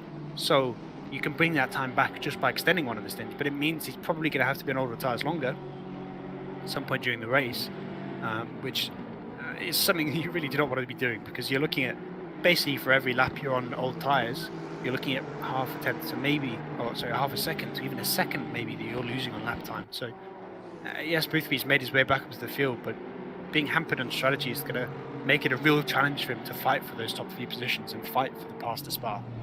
That was it. Well, indeed. This battle we're looking at the moment, it was the when we first saw this, it was the 666 chasing down the 777, but now the TPC racing machine in the hands of Sergio Mendes is trying to get back past the 777, and we did see trying to get back past the 666. We did see the 896 in on this battle a little while ago, but they've dropped back now, possibly something to do with strategy. But back up towards the end of the field, this is P5, so the Ketchler, Sammy Ketchler is in P5, chasing down Pirelli, who is chasing down Darren King in the Fordzilla BMW. You can see Pirelli looking to the inside, and Pirelli is on newer tyres, so he will have the better grip, but Ketchler's giving him a run for his money, even on the older set of tyres.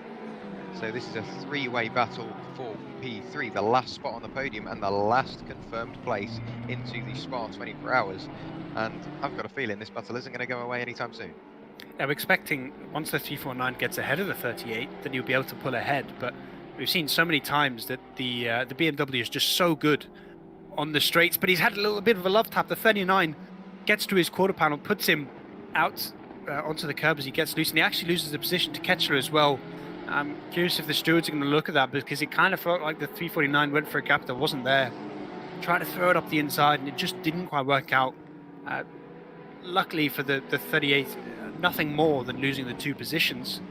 But now it's going to release that 349 on the fresh tyres. It should be able to pull ahead, maybe catch up partly towards Jardia in the 39 Nissan, but that gap is so big now that I don't think that will really happen. But I'm curious what the stewards will make of that move on the 38 BMW, because it's forced the BMW back to 5th place.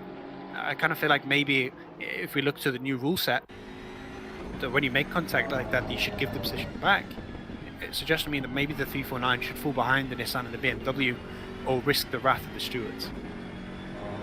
Yeah, we've seen it happen before. We're still seeing penalties being dished out from almost 20 laps ago, so it may be up towards the lap 100 we get a confirmed answer on what is going to happen after that incident. But Darren King, all the work to do now in P5. It does obviously concern if the team report it. If they decide that they thought it was intentional, or they've lost a sizable amount of time from it, they might end up reporting it to the race stewards. If they don't report it, they will just continue on trying to get back up into P3. We're now looking at Mendes in the 777, who has got in front of the 666. So the TPC racing machine back up into where they were a little earlier on.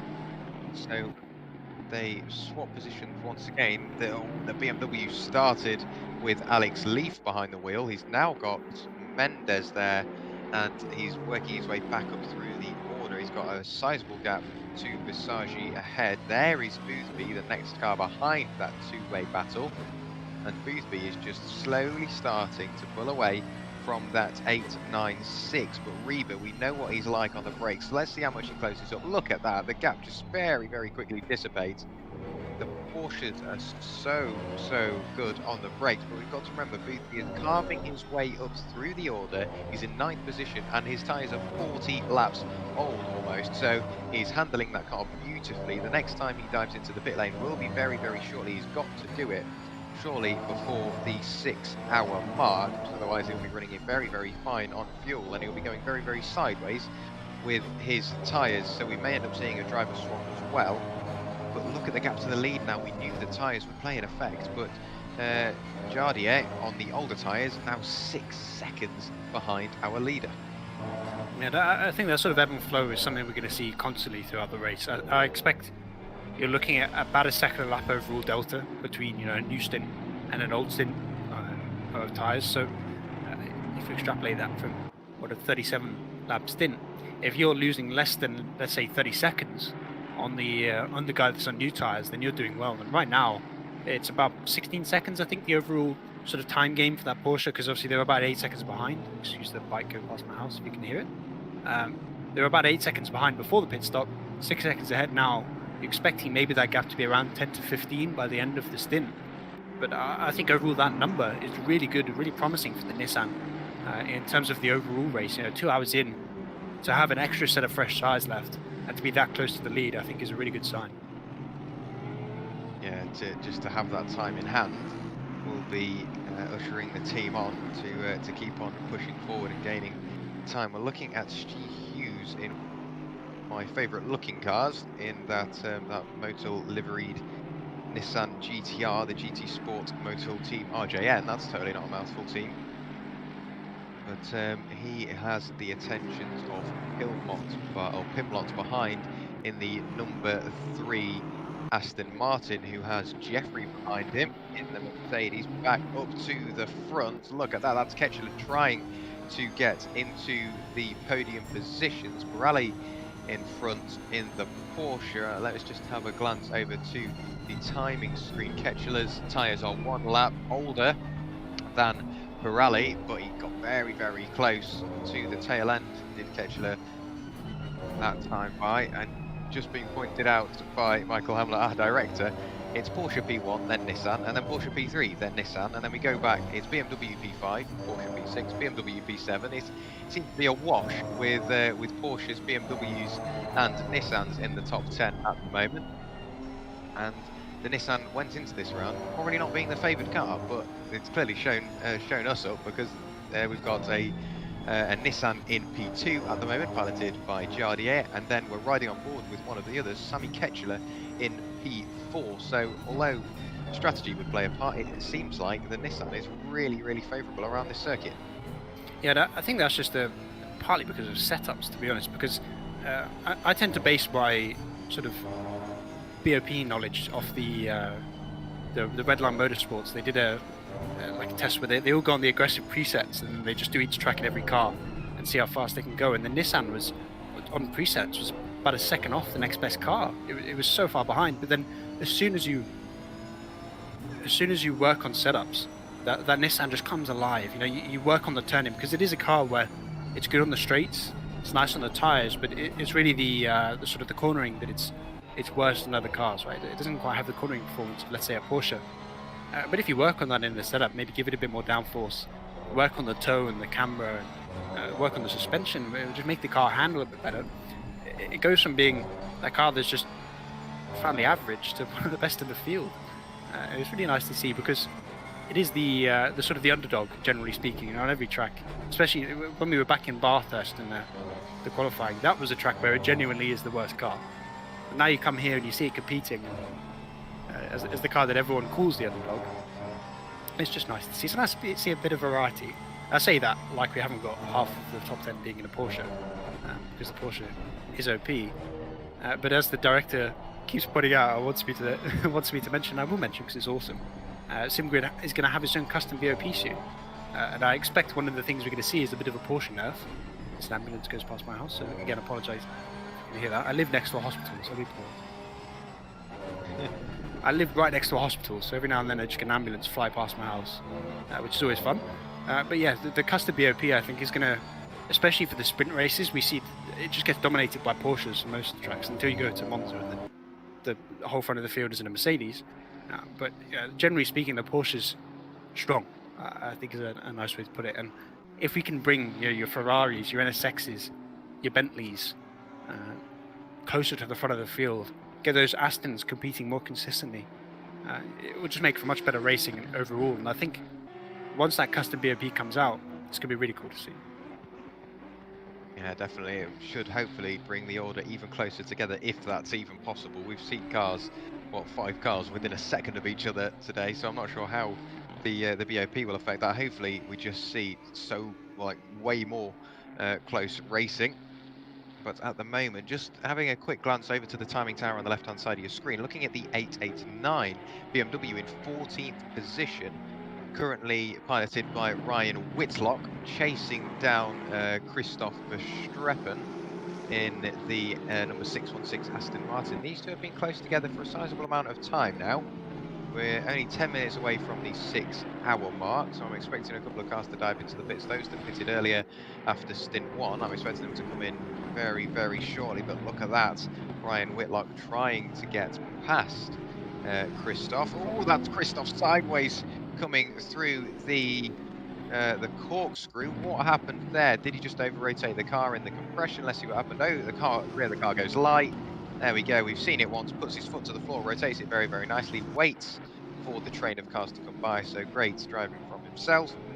But that will be a position lost, maybe a fair few actually. Just looking over at the left-hand side, you can see how close people were. I wouldn't be surprised if we see him right the way down in P16 now, so Whitlock goes through, and that promotes him up into P13. There is Verstappen, and there we go, down into P16. One little mistake, and that's what it causes.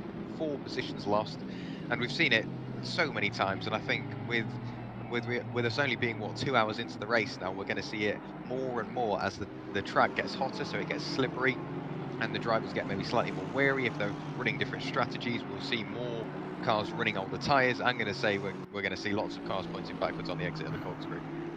One thing that I think I haven't really mentioned yet is the drive-throughs in a Assetto Corsa, because when you start to go off track consistently, I think it's what, 4 gives you a drive-through, right, if I remember correctly.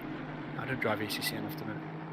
3 is warning, and then the 4th is the drive-through, and over 8 hours, I think a lot of this field is going to go off the track 4 times. You know, that's cutting the corkscrew a little bit too much, because you have to cut the curb to be competitive in that corner. That's just how you gain time, and if you cut it an inch or two too much, then suddenly you're getting an off track, and if you do that 4 times, that was close enough to a cut, if not a cut there, right? I think you're allowed to go off track a little bit in the corkscrew. They tend to be quite nice about it. But in terms of time gained, as soon as you go off track and gain time in those kind of corners, if you rack that up 4 times over 8 hours, there's a drive-through. And those drive-throughs might be the difference. Based on the sort of gaps we're seeing, you're losing about 25, 30 seconds in a drive-through. So that's a gap between maybe 20th and 30th. Or maybe a little bit less. 20th, 25, let's say. Yeah, so it will just show that the little mistakes will hurt your race. We're now looking up at the top right-hand side of your screen. You can see the track temperature is 21 degrees. We started on 15 degrees.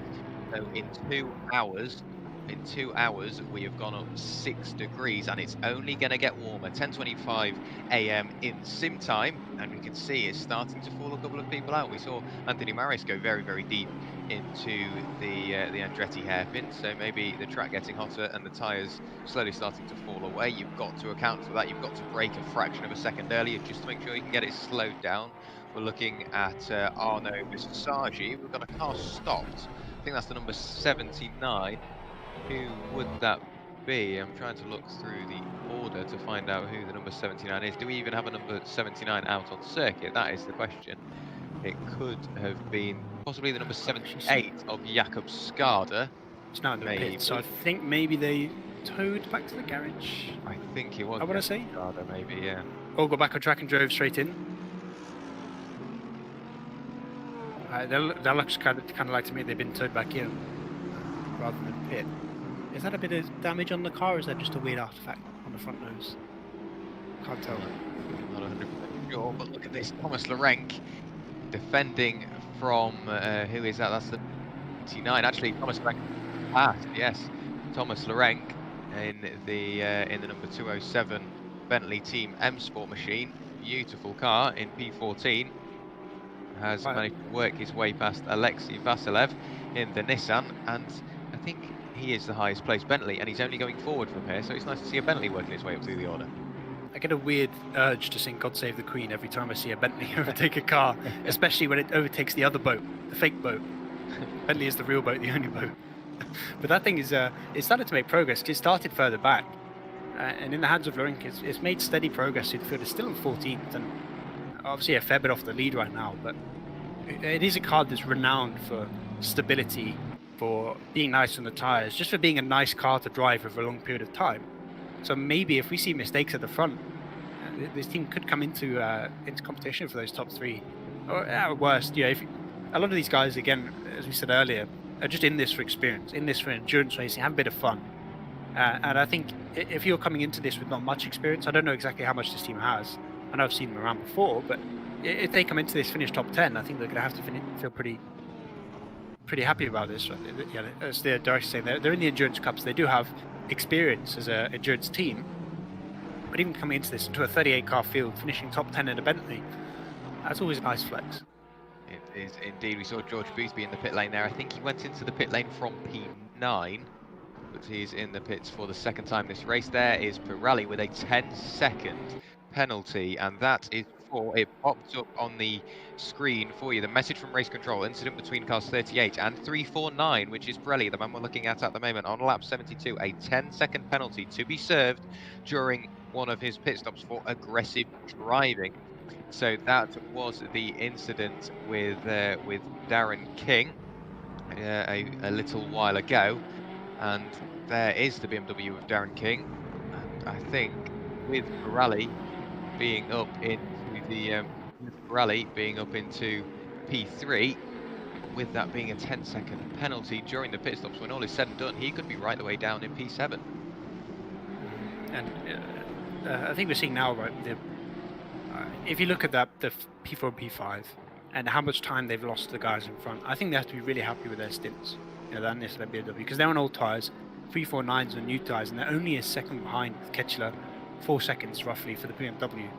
As we were saying, you're looking at 20 to 30 seconds overall you're going to lose on double stints.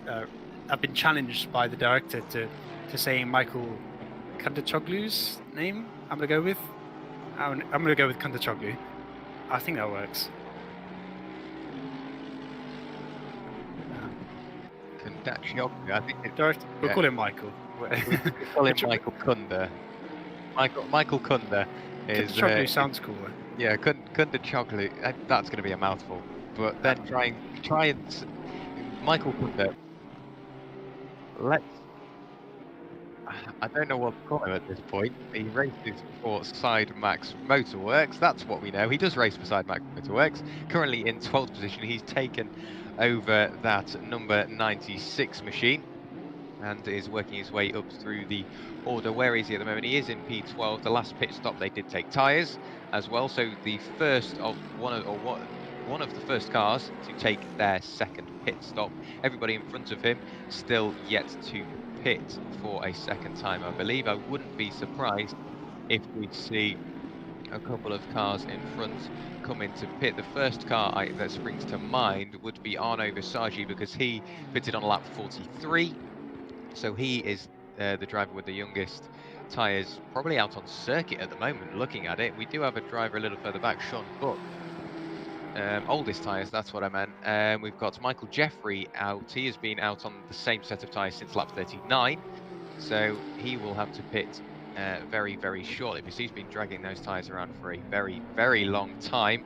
Pirelli still with that 10-second penalty, so if I were Pirelli in that Porsche, I would focus now on putting a really good stint in getting these in laps absolutely nailed, so then when you go into the pits, the time lost will be absolutely minimal, because 2 hours into the race, and with a possible driver change on its way, and cars within that 10-second margin, you've got to be very, very careful, because you could drop out of that top 3, and it could put him right down into P6. If he makes a mistake, that could even be P7. So exactly the time you don't want a penalty, Pirelli's been gifted one.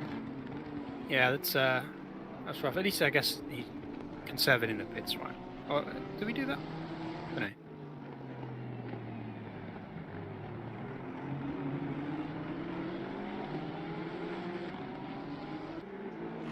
So, as our director is pointing out, the 777 and the 666 were, number of the beast, were right next to each other for a long time in this race, and now the gap is massive. I can't quite see because my feed is pixelated. 10 seconds, thanks to Mr. Director. But that gap, I mean, I think it was only about 10 laps ago that they were right on top of each other. So, yeah. I mean, yeah, the 666 was leading the 777 not that long ago. So either he's got really unfortunate in the traffic, or he's had a bit of a wobble somewhere on the track.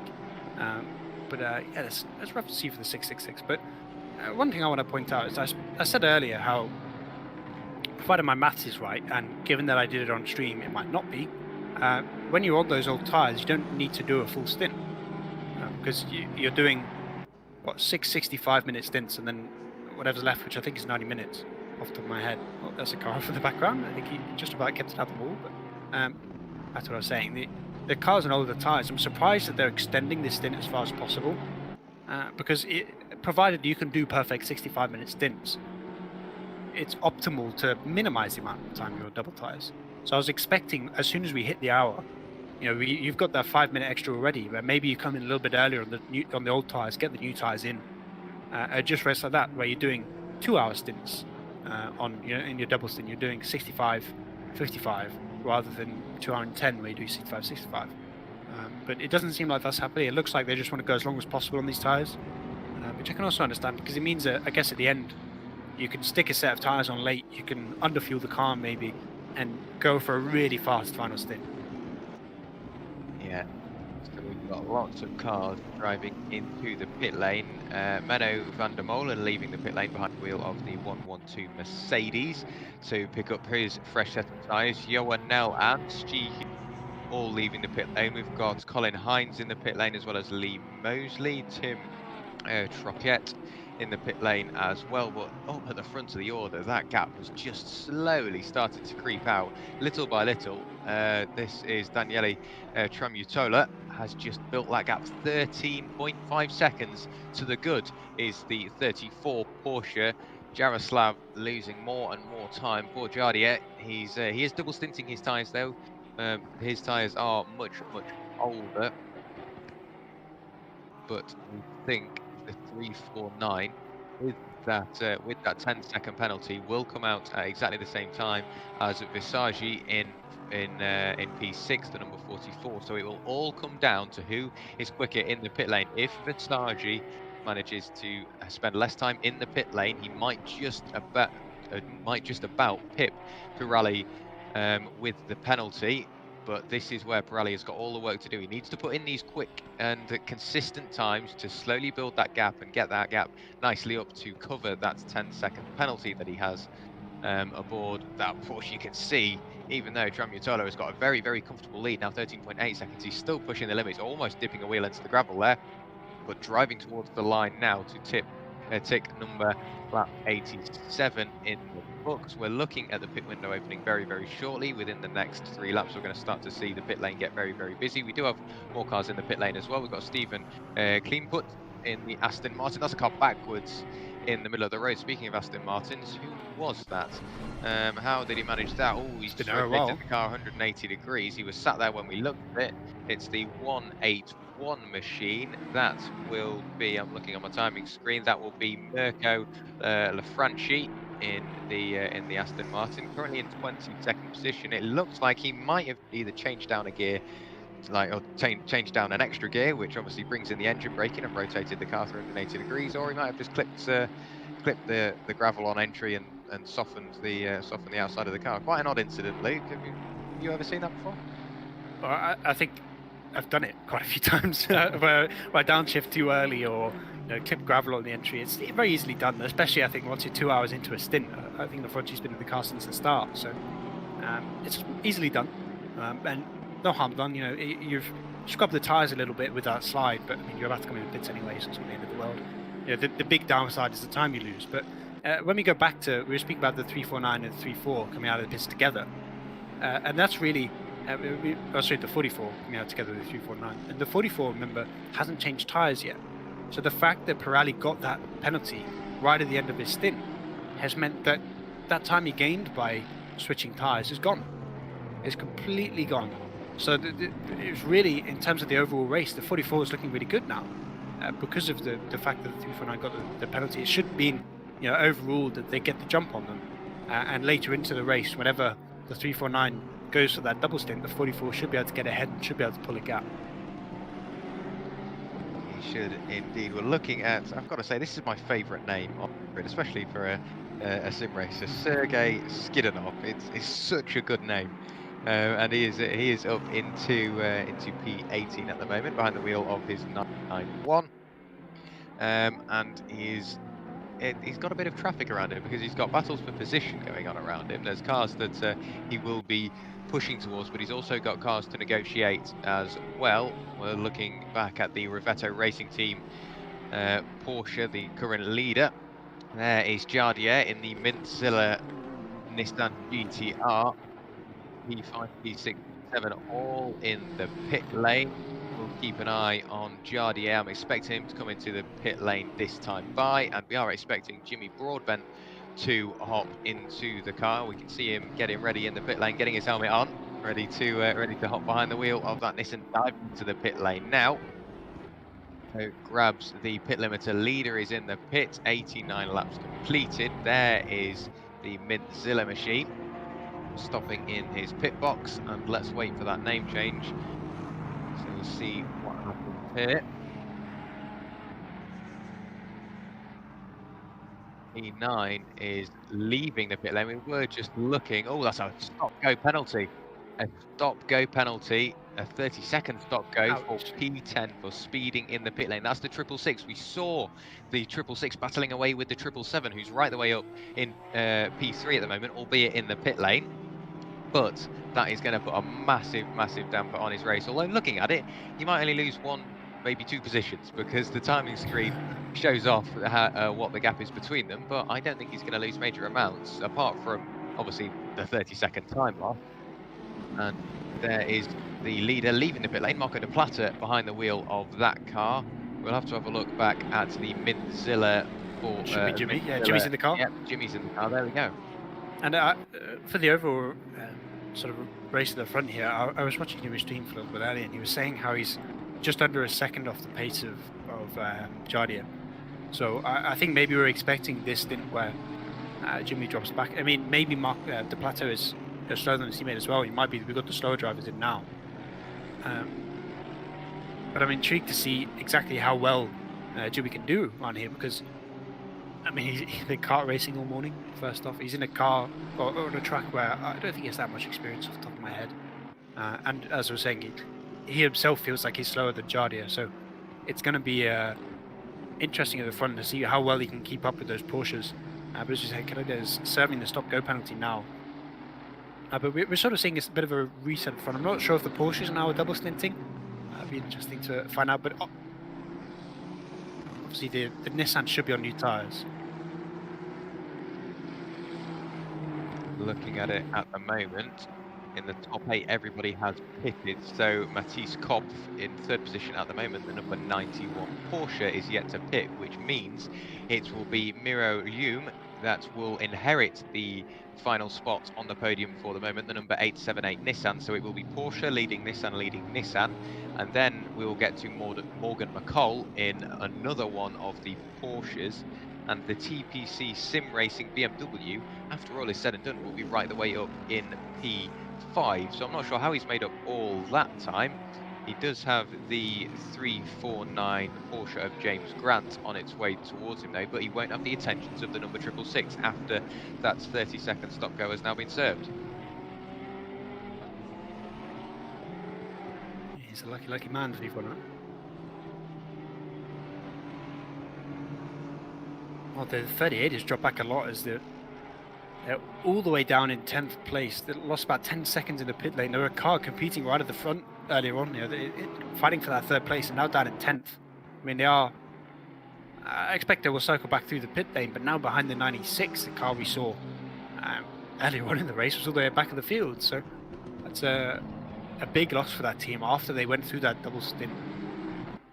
They dropped far back through the field. But yeah, with these Nissans now with an extra set of fresh tyres and being so close to the 34, I think it's putting both of them in really good stead for the maybe not the race for victory. I think the 34 has to be the favourite still for that, but I think that the 39 and the 878 putting themselves in a really good position to qualify for Spa. Yeah, that's all they need to do. The number 39, which is the one we're looking at the moment, he won't take a place, he won't take the wild card. So I think, if I'm correct, they're going off that, depending on where the Mintzilla car finishes. Say if the Mintzilla car were to finish where it is, I think the podium or the places for Spa would be P1, P3 and P4. I think that would be correct. Yes, so P1, P3 and P4, if it were to finish as it was, would be the ones to go through to Spa. We wouldn't count the Mintzilla car in that. So at the moment, Morgan McCall, would be in the Spa qualification positions. We've still got cars pitting. There is Matisse Kopf in the pit lane now for the second of his pit stops, and I think that's everybody in the race that has pitted. We've got a car off at the corkscrew. You can see it on the track map, getting back going again, the number 285.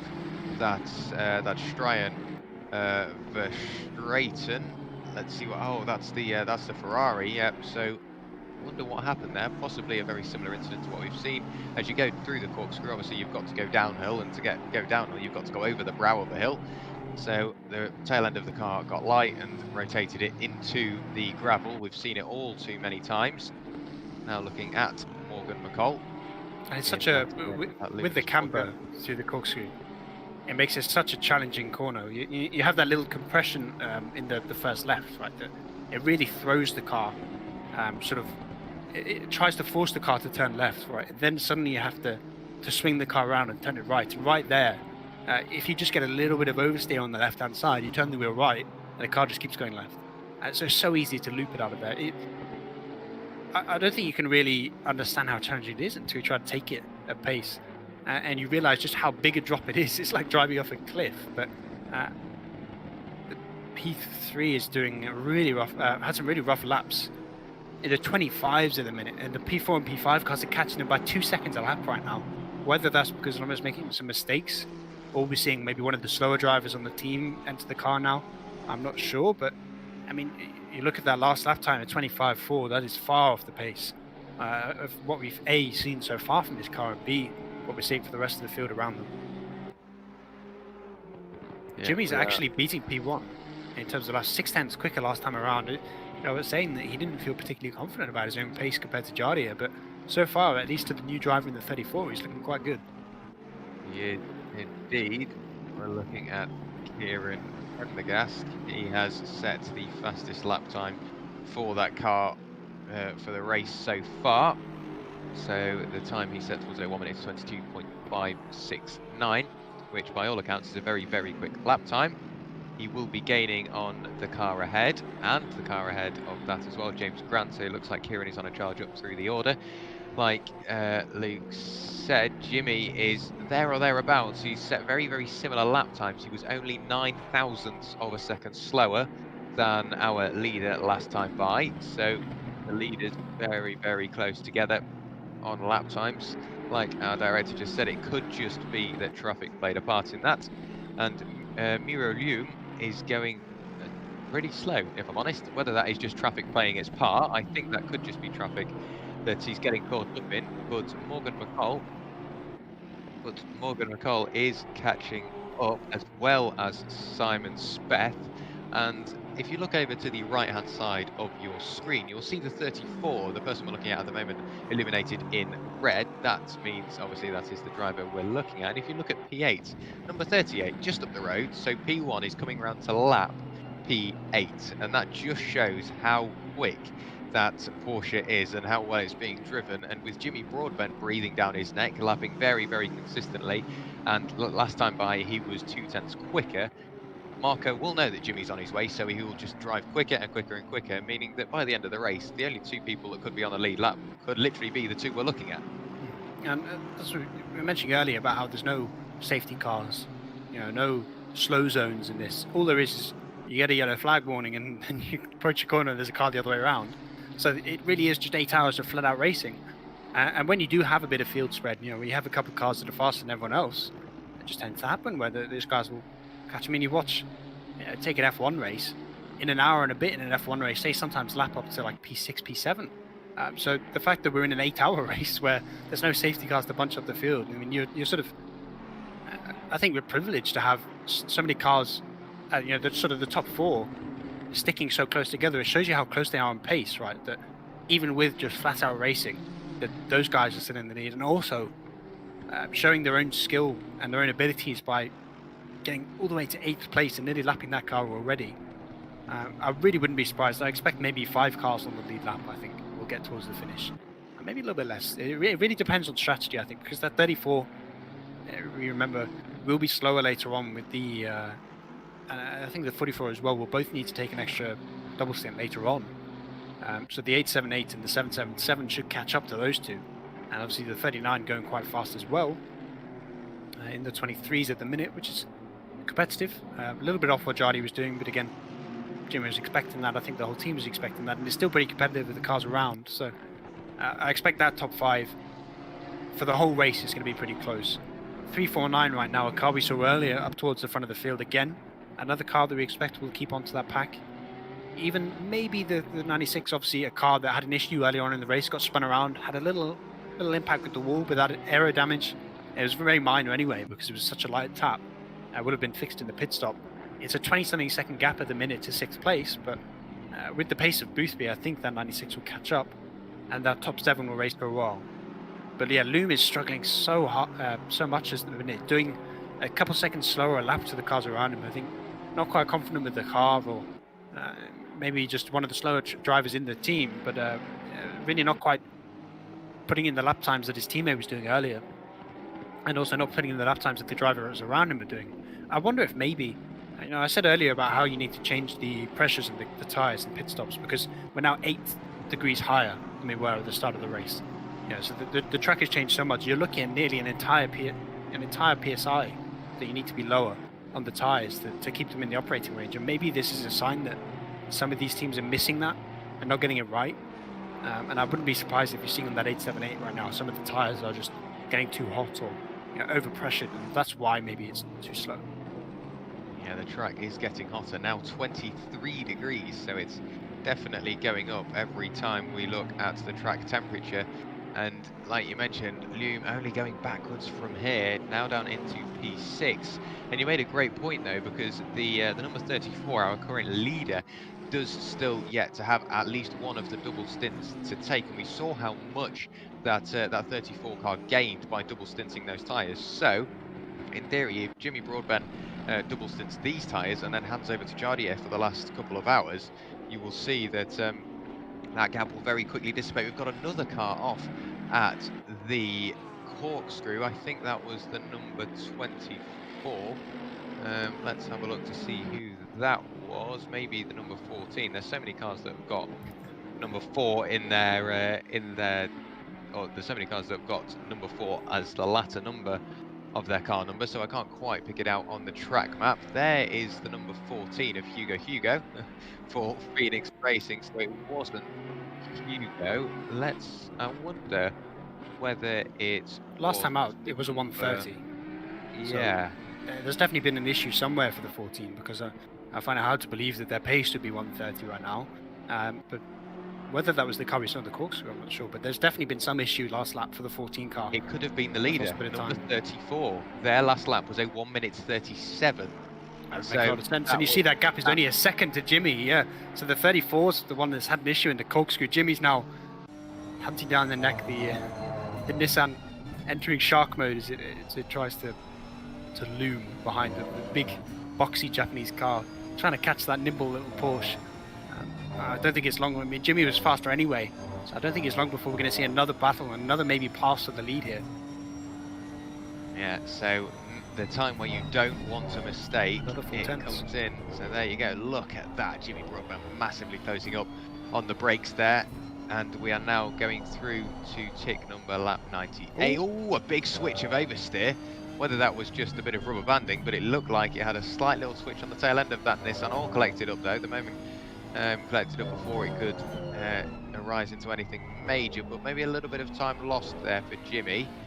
But we've got to remember that in theory, Jimmy Broadbent is ahead already on strategy alone, and with that gap now within a second of, or within a second between the lead duo. Ooh, he goes a little bit deep on the brakes, maybe just to get the second apex and get the better run on this little bit of traffic, but I'm not 100% sure just as yet. Jimmy Broadbent now putting in the fastest times out on circuit around him, apart from Morgan McCall. We saw him a little earlier on going quickly, but he's been posting 1 minute 22s. That last lap he's dropped off a little bit, just as I say it, so he's got to back in the 1 minute 23s.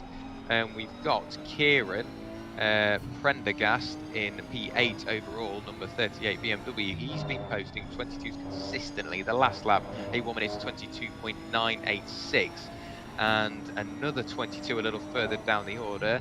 That's Amidio Decuser in the number 912 Aston Martin with a 1 minute 22.785, and he's right the way down in P18, so lots of chopping and changing up throughout the order. And while the leaders are battling away, we've got cars slowly working their way up through the order, so although you might not see a threat at the moment, with still 5 hours and 40 minutes of the race to go, you might end up with one of these drivers under the radar, carving their way through the order and end up battling you for position towards the pointy end of the field. And I think that's a big part of endurance racing we haven't really mentioned yet, is that it's not just multiple teams driving the tracks, multiple drivers per team. So it's a big feature where generally you have your fastest driver, the guy that does qualifying, the guy that maybe at the end of the race you stick in the car and say, drive hard, just go for as many overtakes as possible. But At some point during the race, you're probably going to have a driver that's specified as the double stint driver, a guy that's nice on the throttle, nice on the rear end, in the traction zones, nice on the front tires and the braking, and that's the kind of guy that, maybe you'll be a little bit slower than the rest of his teammates, but you stick him in the car and he does a nice double stint. And I think maybe that's what we're seeing between these teams now, where some of the guys towards the front were a little bit slower than their teammates. Maybe partly because they're going on to the double stints. I expect the 34 at some point soon is going to take one of the double stints. It might even be now. On this stint that the 34 goes for it, and I think that would be a smart thing to do. So it might be that the plateau is designated as that double stint driver, and that's why now we see in the midfield, when some of the teams have already done their double stints, they're throwing in the fast driver to carve their way through the field, put themselves in a good track position for later on in the race.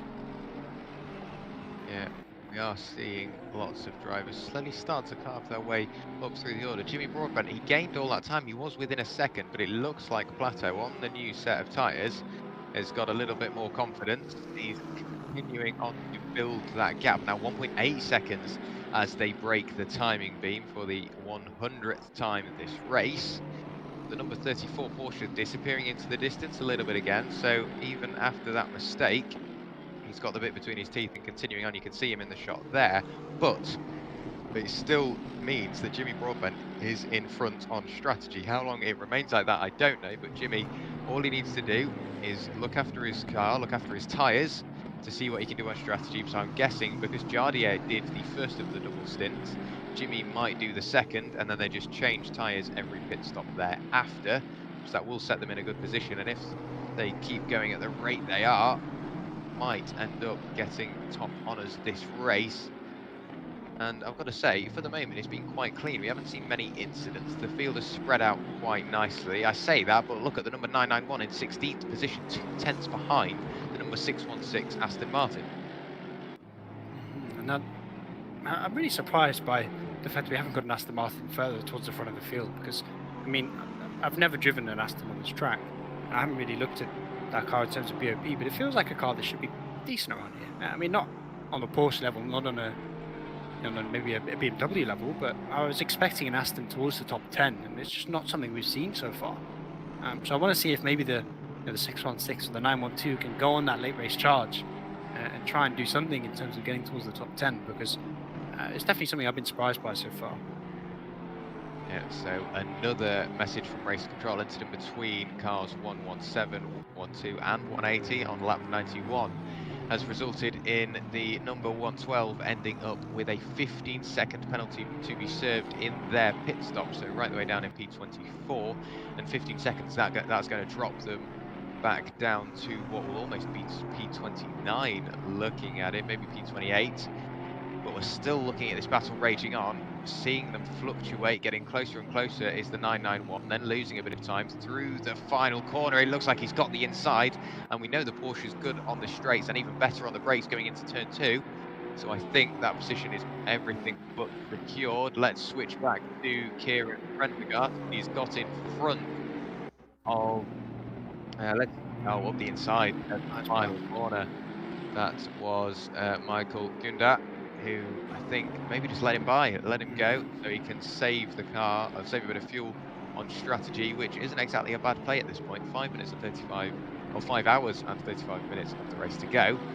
I think doing that now will do them the world of good on fuel and tyres, and the lead gap now up to 2.8 seconds. I think they might just, I think Jimmy Broadbent might have just eased off a little bit, decided that it's not worth fighting because he can still win the race on strategy.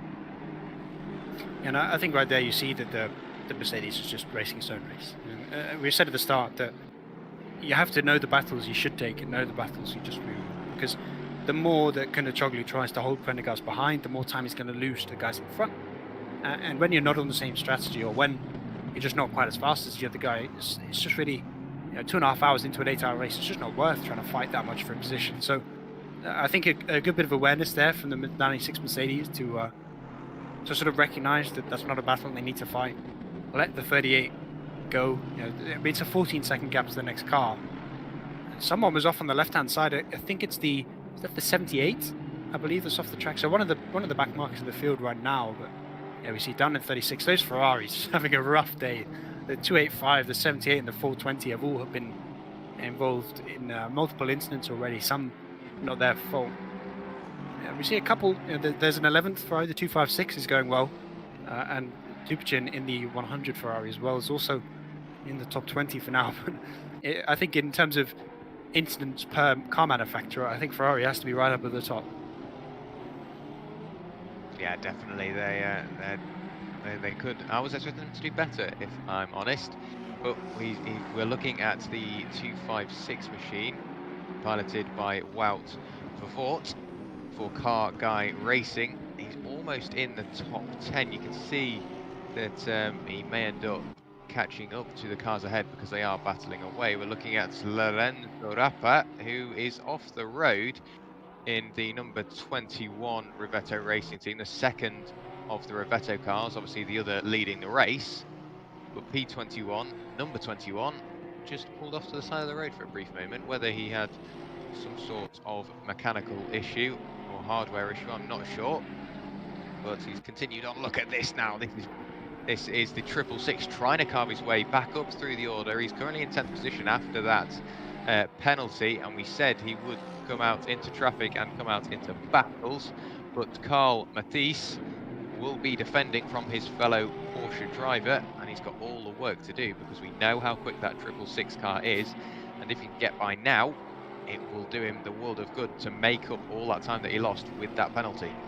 Yeah, and we spoke about how some cars are better on the straights, better in brakes, and so on and so forth. But when it's car v car, the same manufacturer, it's all about your individual pace and how much confidence you have in that car. And I think see with the 666 that Canilla's just a little bit better on the brakes, a little bit better in the traction zone, and that's allowed him now to get alongside. And really, the Andretti hairpin, as soon as you're in the inside, that's your position, that's your corner, because you can get that double apex, whilst the 91 has to go wide for at least the first turn. And there we go. Position done nice and smooth by the 666 and passing that lapped Mercedes to boot. A good bit of work. Actually, was that a lap Mercedes or there's the 96? I think that might have car, just right? been a lapped car, yeah. Okay. I wouldn't have seen the 96 just let him by that easy, but the 666 now out in front and in that nice clean air. No cars in front of him to disturb the air, so he will just slowly start to build that gap and get back up into the fighting positions. There's no major action going out on circuit. I'm just looking through the timing screens. We've got a fair few cars dissipating from each other. So what we'll do, just to fill a little bit of time while we have the time, we are going to throw you over to an ad break, and when we come back we will be riding on board with the number 96 machine.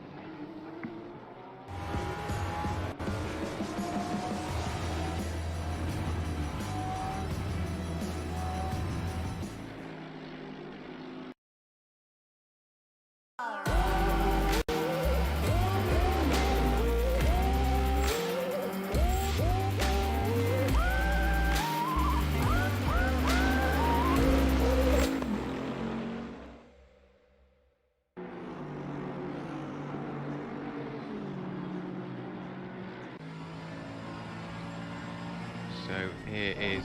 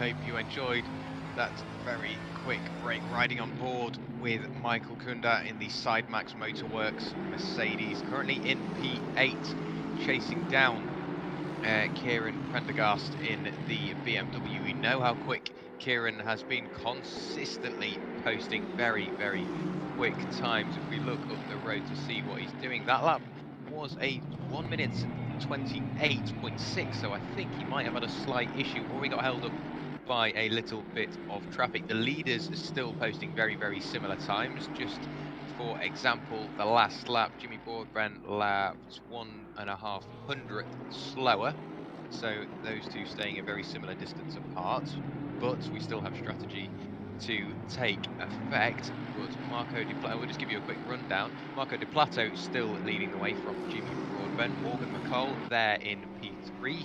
Simon Speth in P4, behind the wheel of that number 777, great mover up through the field. James Grant in the 349 Porsche, all the way up in P5. Kieran Prendergast in P6, the number 878 of Miro Lume in P7. Then we've got Michael Kunda, the person we were driving on board with, in P8. Bruno Cadley in the 666 in P9, and Carl Mathes in P10. And we're still seeing cars battle nose to tail, and we've got another stop-go penalty. David Reed in the number 896 Porsche, the man we're looking at the moment, with a 10-second stop-go penalty. And a car that's already a lap down, gonna go 2 laps down most likely. With a stop-go, I think maybe just about be able to stay 1 lap down, but it's gonna push him right back in that field. It's about a 40-second loss. Look, yeah, maybe even a little bit more with the stop-go plus 10.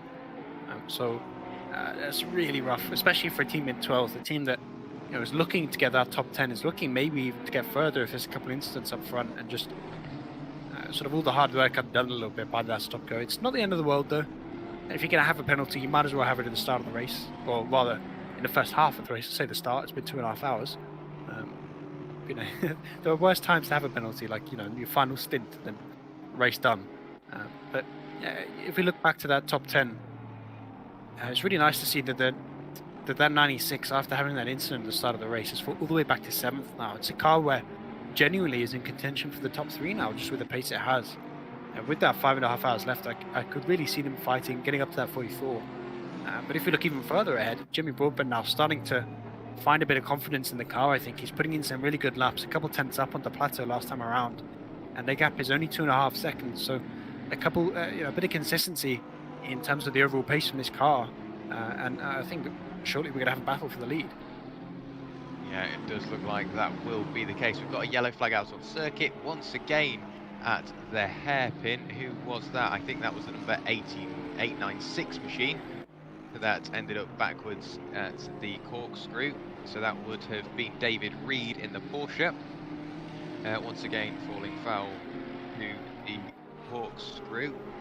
But by the looks of it, he's got it back going again. Jimmy Broadbent still closing that gap. It is staying within the 3-second margin. He breaks the timing beam in a few seconds, 2.6. He came down by another 10th just after sector 2. David Reed comes into the pit lane for his stop-go penalty. He's had that mistake and he's now dived into the pit lane for his 10-second stop-go. So not a great in-lap from David, but the leaders only getting closer together, and I can see as we get closer and closer and closer to the 5-hour mark, I think the leaders are going to be right on top of each other, but then they've got that 20-second gap back to Morgan McCall in the second of the Porsches. Closest cars we've got out on circuit. If I have a quick glance over, I think it's going to be Hugo in the number 14 Audi, and that will be the battle for P21. Whether the position has just been made, I don't know, but who's that? That's the 666 going up. Hugo going all the way around the outside, going very, very slow. Whether he's had a slight issue aboard that Audi. Has he ran out of fuel, or does he have a mechanical issue? I'm not sure what's happened there. He shouldn't be running out of fuel. This part of the stint is still 25 to 30 minutes left on this stint, so I think maybe an issue with this setup, or with his rig, potentially something wrong, maybe the brake. That car just doesn't seem to be, it didn't really seem to be slowing down, so I wonder if maybe his brakes had an issue based on the way he's driving. It kind of feels like he's trying not to accelerate because he doesn't think he can stop. But if you go to a different battle now, the 50 and the 177 are right on top of each other. This Nissan is starting to go forward through the field, and Nell is really struggling to keep him behind. But for now, I think he's just going to hold on. The lone Honda NSX down in 27th, or Acura if you're an American, I guess. But the Nissans, just in general, have been looking like the cars to be in terms of passing other people. That and the BMW have been going forward really well. As there's a, was that an Aston or no, that was the Audi, right, off track. So he's still going slow. So I think there must have been a brake failure there, because he's not accelerating the car, but it is rolling fine. So his throttle must be working. But it kind of suggests to me that the car has no brakes for some reason. I'm not sure why. Alternatively, is there a puncture maybe? I suppose that is possible in ACC. But it wouldn't really explain why he's driving off track the way he is. Yeah, definitely some sort of issue aboard that Audi. We'll have to find out what has gone on there, but very odd way to drive around. We've got a battle going on in front as well, not quite as close as this one, but the number 112 it looks like mounting a battle on the number 181 for 21st position respectively, but the 112 does have that 15-second penalty to serve during the pit stop. Still looking at this Honda though, it does look so planted and it looks incredibly quick. It just can't really seem to pick up the positions. Currently in P26, but in danger of losing that. You can see Nell getting closer and closer and looking to mount that challenge as soon as possible. But Johan Nell, sorry, defending from Fabian Schmeidberger. But that Nissan, he's got the run going up towards the corkscrew. Has a little look to the inside, decides, yeah, it's not really worth it there, mate. Does the clever thing. Ooh, a little over rotation there, almost a bit of contact. I was expecting Johan Nell to end up backwards there. We've seen so many cars get caught out. A good save, did compromise himself and Schmidberger behind, but these two battling away will only slow them down. So I think if they're not careful, if they keep on focusing on battling each other, they will very quickly end up with another car entering the mix. We've got a couple of cars in the pit lane, the number 991 and the number 100. Yeah, quite an odd strategy. We've now got Jimmy Broadbent within the 2-second margin as well, Luke, only 1.84 seconds away from our leader. Oh, that's not going to work, and there's a bit of contact between the NSX and the Nissan there. The NSX is around 177 facing the wrong way in the Andretti hairpin. That just wasn't on. The Nissan, I think, missed his braking market because it really didn't look like he was trying to go for the move. It just kind of sort of looked like he either the NSX braked earlier or the Nissan braked too late, and right there I think we're going to see a pretty slam dunk penalty for the 50 there.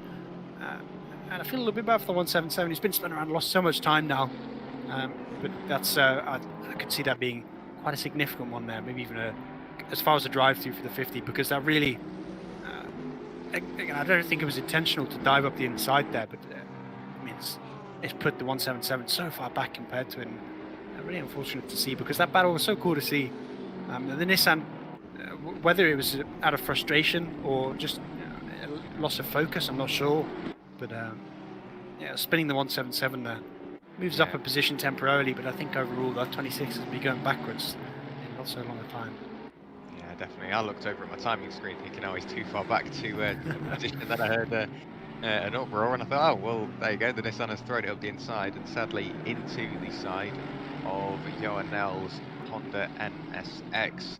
This is the battle we were looking at. We mentioned a few moments ago. This is between the Aston Martin and the Mercedes. We're looking at the number 2 Mercedes, piloted by Menno van der Molen.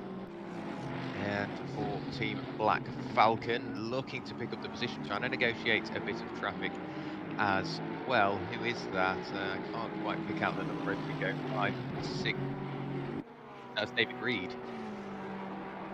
So they're quicker than a car a lap ahead. Where's David Reed gone? Is he still up the road? There he is. No, I think he might have just let them by. So David Reed. Oh, that's the Aston Martin. Backwards. Yeah, the Aston Martin we were looking at, the 181, ended up backwards out of the corkscrew. We've seen it once and we've seen it again. So that is Alex Scow, the American driver, getting caught out at his home circuit, but continuing on, only a position lost back up towards the lead. There is Jimmy Broadbent, 5.7 seconds now. So I'm not sure where that gap has come from, but whether Jimmy Broadbent has had a couple of bad laps or Marco De Plato has disappeared into the distance, I'm not sure. But Jimmy Broadbent still lapping quicker, 0.8 quicker on the lap prior, and the leader has just lapped P8, so there's now only 7 cars on the lead lap. We just see with that Nissan of Luma that he's setting 128 right now, so he's really just off the pace. I mean, that car was contending, I think it was in the top 5 not that long ago, now dropping to 8th, dropping off a lap. So I think this must just be a case of, you know, the one driver is a lot faster than the other or a lot more confident, because Ketchler is a rapid driver, and Luma just, whether the setup's designed for Ketchler and he's just no confidence in the car for Luma, I'm not sure, but it's a bit of a shame to see all that sort of hard work from Ketchler undone. But I think if you're coming into this race knowing that your teammates are slower, you're not going to be too upset about it. It is what it is, and they're still in the top 10. It's just like it's the end of the world. Yes, they're a lap down now, but they're still in a good position in contention for a solid finish.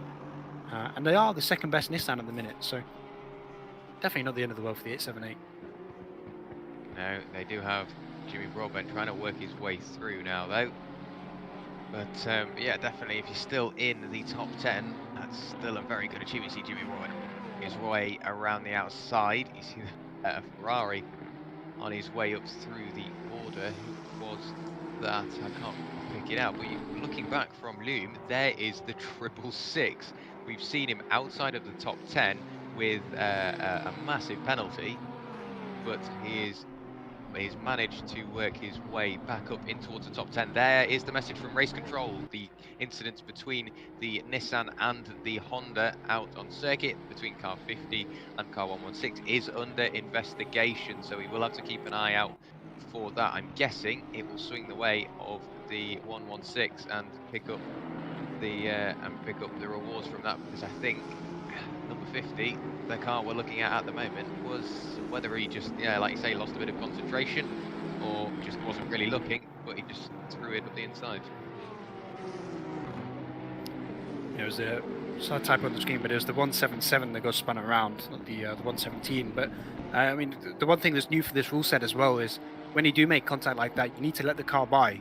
You know, so the fact that the 50 hasn't, I mean, it has to slow down a lot because of how much time the 177 lost. But still, if the Nissan had pulled over and let the 177 by, I think they got away with maybe a 5 or 10 second penalty. But I expect, given the fact that they just kept going, left the 177 in the dust quite literally, I could see it being a quite severe penalty, maybe a drive to going the way of the 50. But I won't second guess the stewards, and we'll see what happens.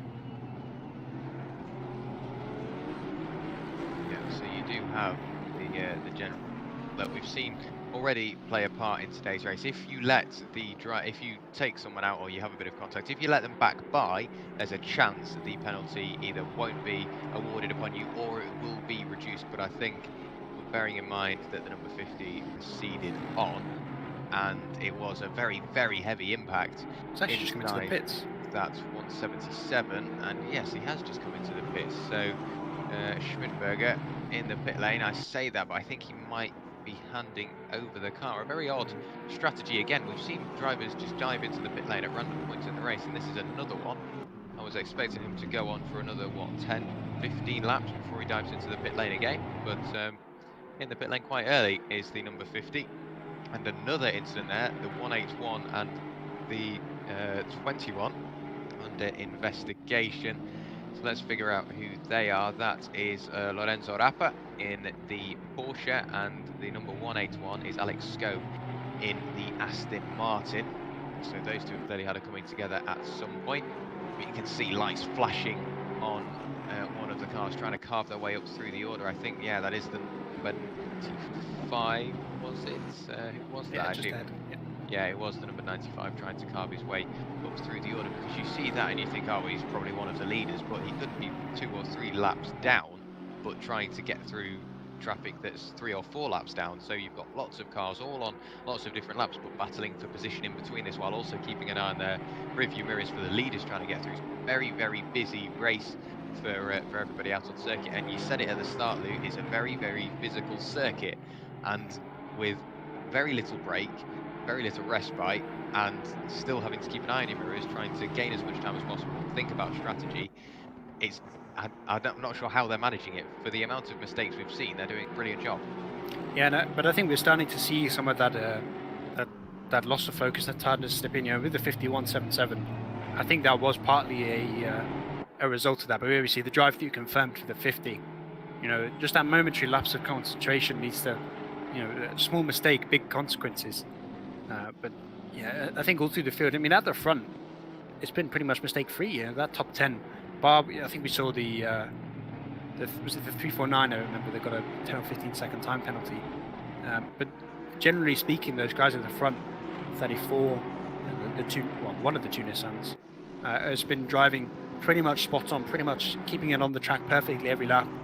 You know, no major mistakes. There's been a couple minor ones where they, lost a second here or there from having a bit of a wobble or braking too late for a corner and just overshooting a tiny bit. But overall, the standard of driving has been really impressive for 3 hours into a race to see that few mistakes at the front. But as we said at the start of the race, this is an open race. There's no qualifying for this. It's just you sign up, you race. That's it. So the experience to the field, I think the capabilities to the field is really diverse, and that's why maybe towards the back of the field, sort of 20 on back, we're seeing a lot more mistakes than we're seeing at the front of the field. Yeah, definitely. It does just show the experience and where it lies in the field. We saw Jimmy Broadbent pop up on screen. He is now within 5-second gap. We're looking at the number 616 of Christoph Verstappen, who has lost the position to the car ahead. That is Amedio De Kaiser in the almost factory-coloured Aston Martin. So the purple Aston Martin with the red flashes losing another position, promoted down into P15 for the moment. We've still got 5 hours and 10 minutes of the race still to go, and cars battling nose to tail. I know the drivers aren't going to get a respite, but I don't think us as commentators are going to get any sort of rest apart from the old immersion break. I'm trying to figure out who this is. Is this a battle for position? It is. It's between the 896 and the 991. So Porsche on Porsche. David Reed. Pressure from Boris. The 896 has had a 10-second stop-go penalty, which is why we're seeing him right the way down the order. The 991 started at the back of the grid, being squeezed towards the outside of the circuit on the run up to turn 5. They're almost in the middle of the circuit. 991 got his elbows out and thought, no, I'm not being squeezed out. He's going to barge him back out towards the inside of the circuit. Oh, he touches the gravel, has a bit of a wiggle, in danger of losing all that time he's made up. And there we go. So that is Kotov losing all the position in the gravel. It's up again. Okay, so he's got to get back past 3 back mark. He gets an attempt at getting that position back. So one small mistake and he's lost 3 positions on track. Not in theory on the timing screens. They're all back markers in front of him, apart from that. That's Ryan Walker. Ryan Walker, the Canadian. They're being lapped, yeah. Gone through and lapped him. Here is Thomas Lorenk lapping the 991. I think. 91, is that 91? No, it's not even position, is it? Lorenz dropped the position because of the Porsches just blocked off Lorenz there, and yeah, so Walker's now been able to take the position off of Lorenz, and that's I want to say a bit of sketchy driving for the Porsche there. Really sort of took one line and then just parked it, and it's not even for position. So I could see Lorenz, given the new blue flag rules of not defending against lapped cars, whether the 896 got a little bit confused about who was behind him or not, I'm not sure, but defending against the guy that's lapping you is pretty much slam dunk against the rules.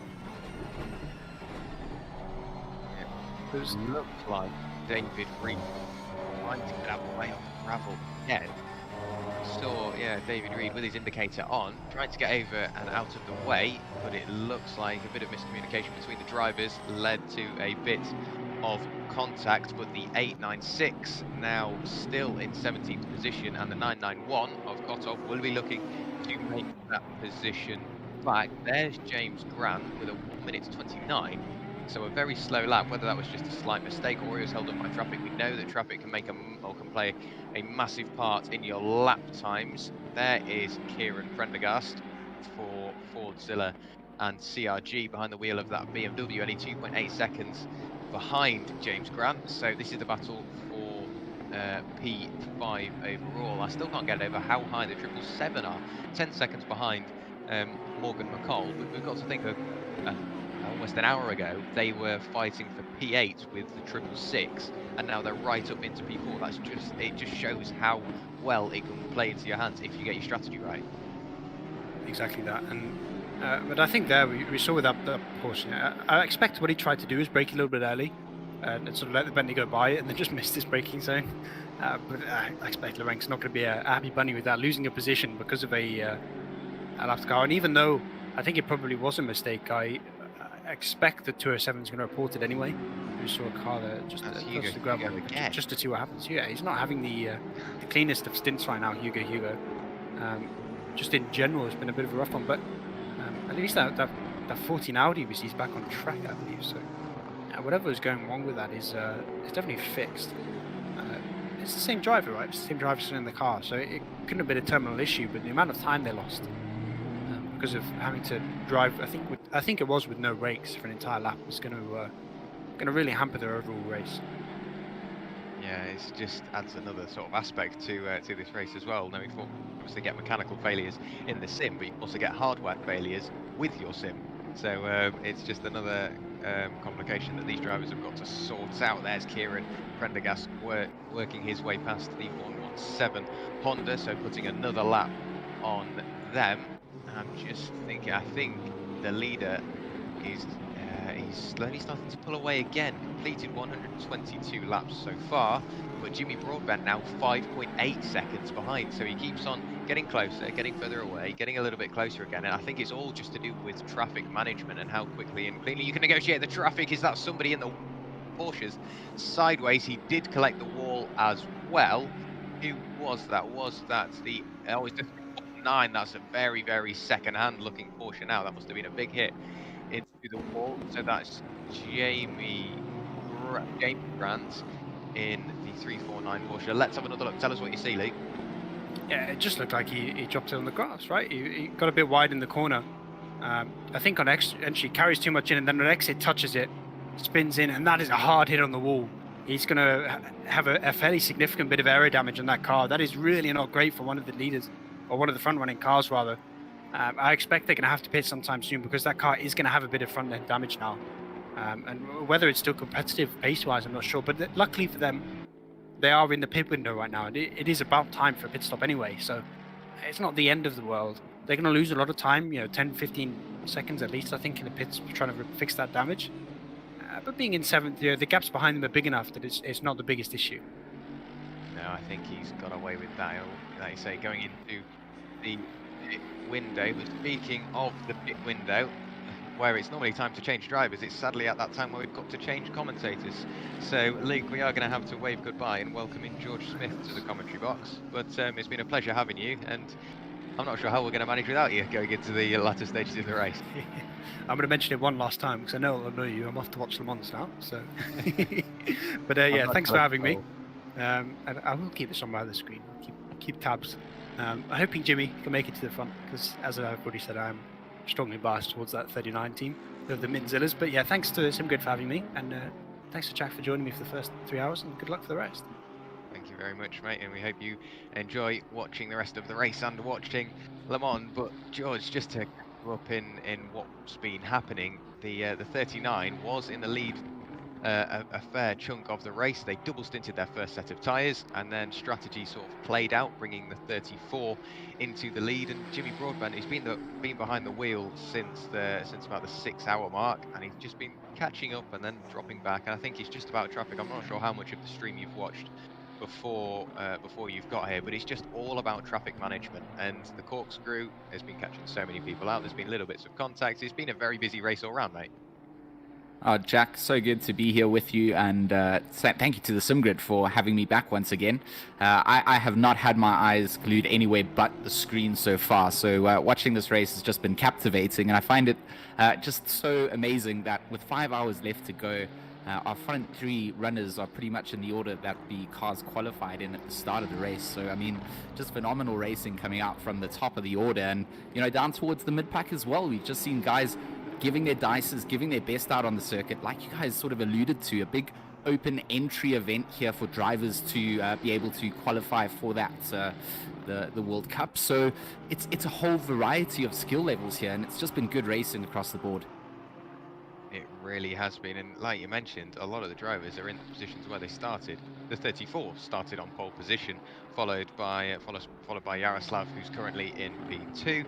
P40 or number 44 started in P3. I think their biggest mover is the 777 because they started in P11. Actually, I tell a lie because we had one of the cars start at the back. I think it was the 991 who started in P38 because they were disqualified from qualifying, having to start at the tail end of the grid, and they're now right the way up in P14. And with still 5 hours of the race still to go, in 3 hours they've got already over halfway through the rest of, or through the order. They're 2 laps down on the leader, I think. So they've got a lot of work to do to get back up to the top, or to get up to the top 10. But I've got to say, I don't think it's out of the running just as yet. I think the 991 is looking ever more competitive. We've now got the number 96 machine in the pit lane. He's been running strong the entire race. Had a bit of a coming together at the start of the race, but they've been going forward ever since, and I'm sure you saw that on the stream. But I've got to say, standout drive for me, it's got to be the car we're looking at, the TPC sim racing car, number 777. He's just been going forward and forward and forward, had a couple of battles, came out on top, and there you go, it's paid off.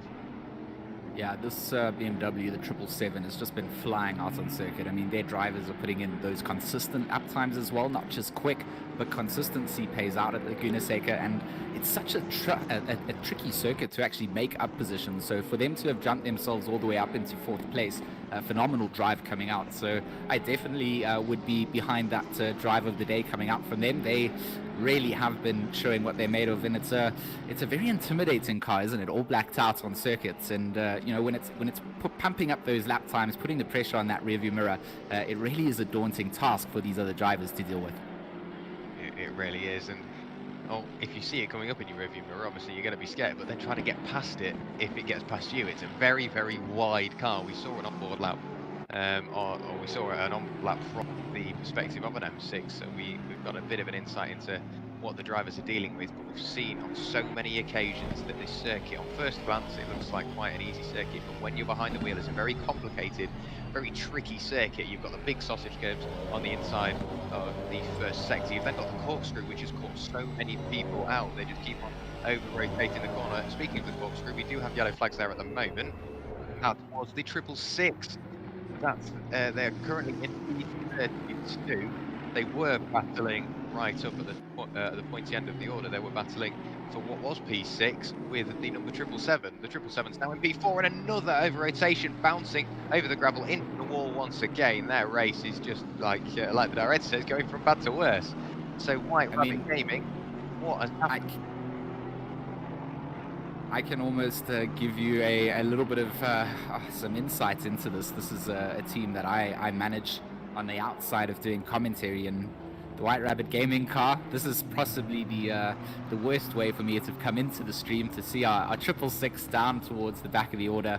They were having a good race, like you mentioned, up until the pit stops came out. A long pit stop. We had a drive-through penalty as well, which dropped us down through the order. But yeah, bad to worse, and jumping over to better things is Khan's here in the number 96 AMG, and getting a nice little view here of the rear view as we see just how close these cars do just lap around here. I mean, there's absolutely no fresh air on the circuits, and if one mistake you make and everything is lost. Yeah, 100%. You don't have any room for manoeuvre. Sam Cairns in the Sidemax Motorworks car does have the attentions of Ryan behind in the 889 BMW. Very similar livery cars, just with the BMW with the flashes of matte black going in to the corkscrew for the first time is Sam. Negotiates it very, very well.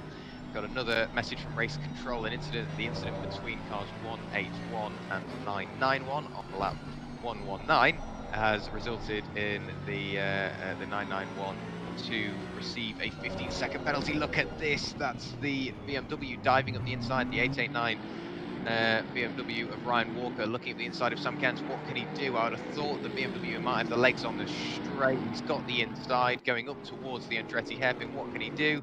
Looks like he's got the move done before he even gets there. On the brakes though, the Sidemax Motorworks car looks a little bit more confident. Can he get the cut back? No, that's the position made for Ryan Walker. So up into P8 at the moment.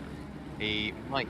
It could just be that Sam is getting the car up to temperature, because he has just left the pit lane, so he will be on fresh tyres and he will be getting used to the car. But as long as he gets the bit between his teeth, it will be right back up there and challenging for P8 once again. Bit of an easy move there for the number 889 BMW, and we've just seen how strong the BMWs have been here at Laguna. They've got the legs on the straights to do what they need to do. Ferrari getting out of the way here of the front leading cars, making it nice and easy to go through the triple little sideboard with this little left-hander. It's so difficult to get around there, and just moving the car over to the left as we watch Lorik here chasing down at the likes of Khan. So, it's all that battle up all the way into 10th place. Everybody's still fighting it out, regardless of whether you're going to make it into the qualifying spot or not. You still want to finish up the order. You want to show these guys what you've got to bring to the table, and the pace coming out from these guys, even down into this sort of position in the race where you'd think everybody's just trying to conserve tire sets because they've got limited amounts of those. Everybody's still out there pushing to the absolute limit. Yeah, with the 207 that we're looking at the moment, the Bentley Team M Sport entry started in 27th or 28th place, I believe. So he has worked his way up 18 places through traffic and incidents, while also letting the leader by on multiple occasions. He's now up into the top 10 and only 1.5 seconds away, make that a tenth of a second away from Cairns. Lume is now down in P9. So what has happened to Lume in the number 878 Nissan? He's just appeared in the middle of nowhere. So there he is. He's worked his way into this battle. I'm not quite sure what happened there, because now Ryan Walker and Cairns are up into P7 and P8. Lume has appeared into P9. Lorenk is looking to get past very surely. Where is Lorenk actually? I think Lorenk has got past as well. So Lume dropped back 3 positions in the space of a lap, and Jimmy Broadbent is only going slower now. 7.1 seconds behind is the Mintzilla GTR entry. So it looks like the Plateau has got the bit between his teeth and he's disappearing into the distance once again. And I mean, that's not really what we want to see as commentators or spectators or fans of motorsport. We want to see a battle all the way through between the fronts of the orders. So hopefully the number 39 Nissan can reel in that number 34 Porsche up towards the front. As at the moment, it's one of those stages of the race where all these drivers are now trying to fight out for those track positions. Everybody's kind of playing with strategies as well at the same point. And Lorenk here trying to just make his way. He talked about through the order. He started so far down up into 9th, and I mean that's just a phenomenal drive as well. So maybe contesting for another drive of the day with our number 777 BMW. But for now, we're just going to continue to follow along with the action of number 207. And we kind of talked about it. One tiny mistake, one little tire off onto the gravel here at Laguna is just detrimental to your race, and it can destroy absolutely everything that you've worked up for. So these endurance races and managing everything is just, it's so important, right? It really is. You've got to make sure, obviously, you manage your aggression as well, because if you're overly aggressive, you might overdrive the car, and like you say, touch the gravel. Even if it's just half a tyre, it will spit you round. And with the tyre, some of the walls being so close to the circuit, and as you can see in the background, not all of them are tyre walls, some of them are just straight to concrete, which would ruin your race. You can see Thomas Lorenk there using all the circuit and a bit of gravel beyond.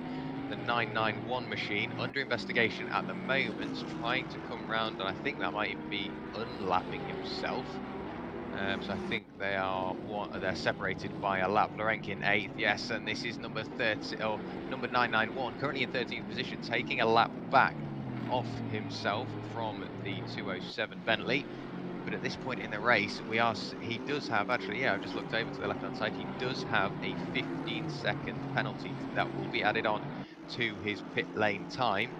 So we saw they're under investigation, and there you go, that has come of that. I can't remember the incident between the pair of them, or between him and another car, but it is evidently worth a penalty. Currently riding on board with Johan Nell in the logistical nightmare Honda NSX, the sole one got out on circuit. And looking back at the number 95 Porsche, what do you think is going to happen here?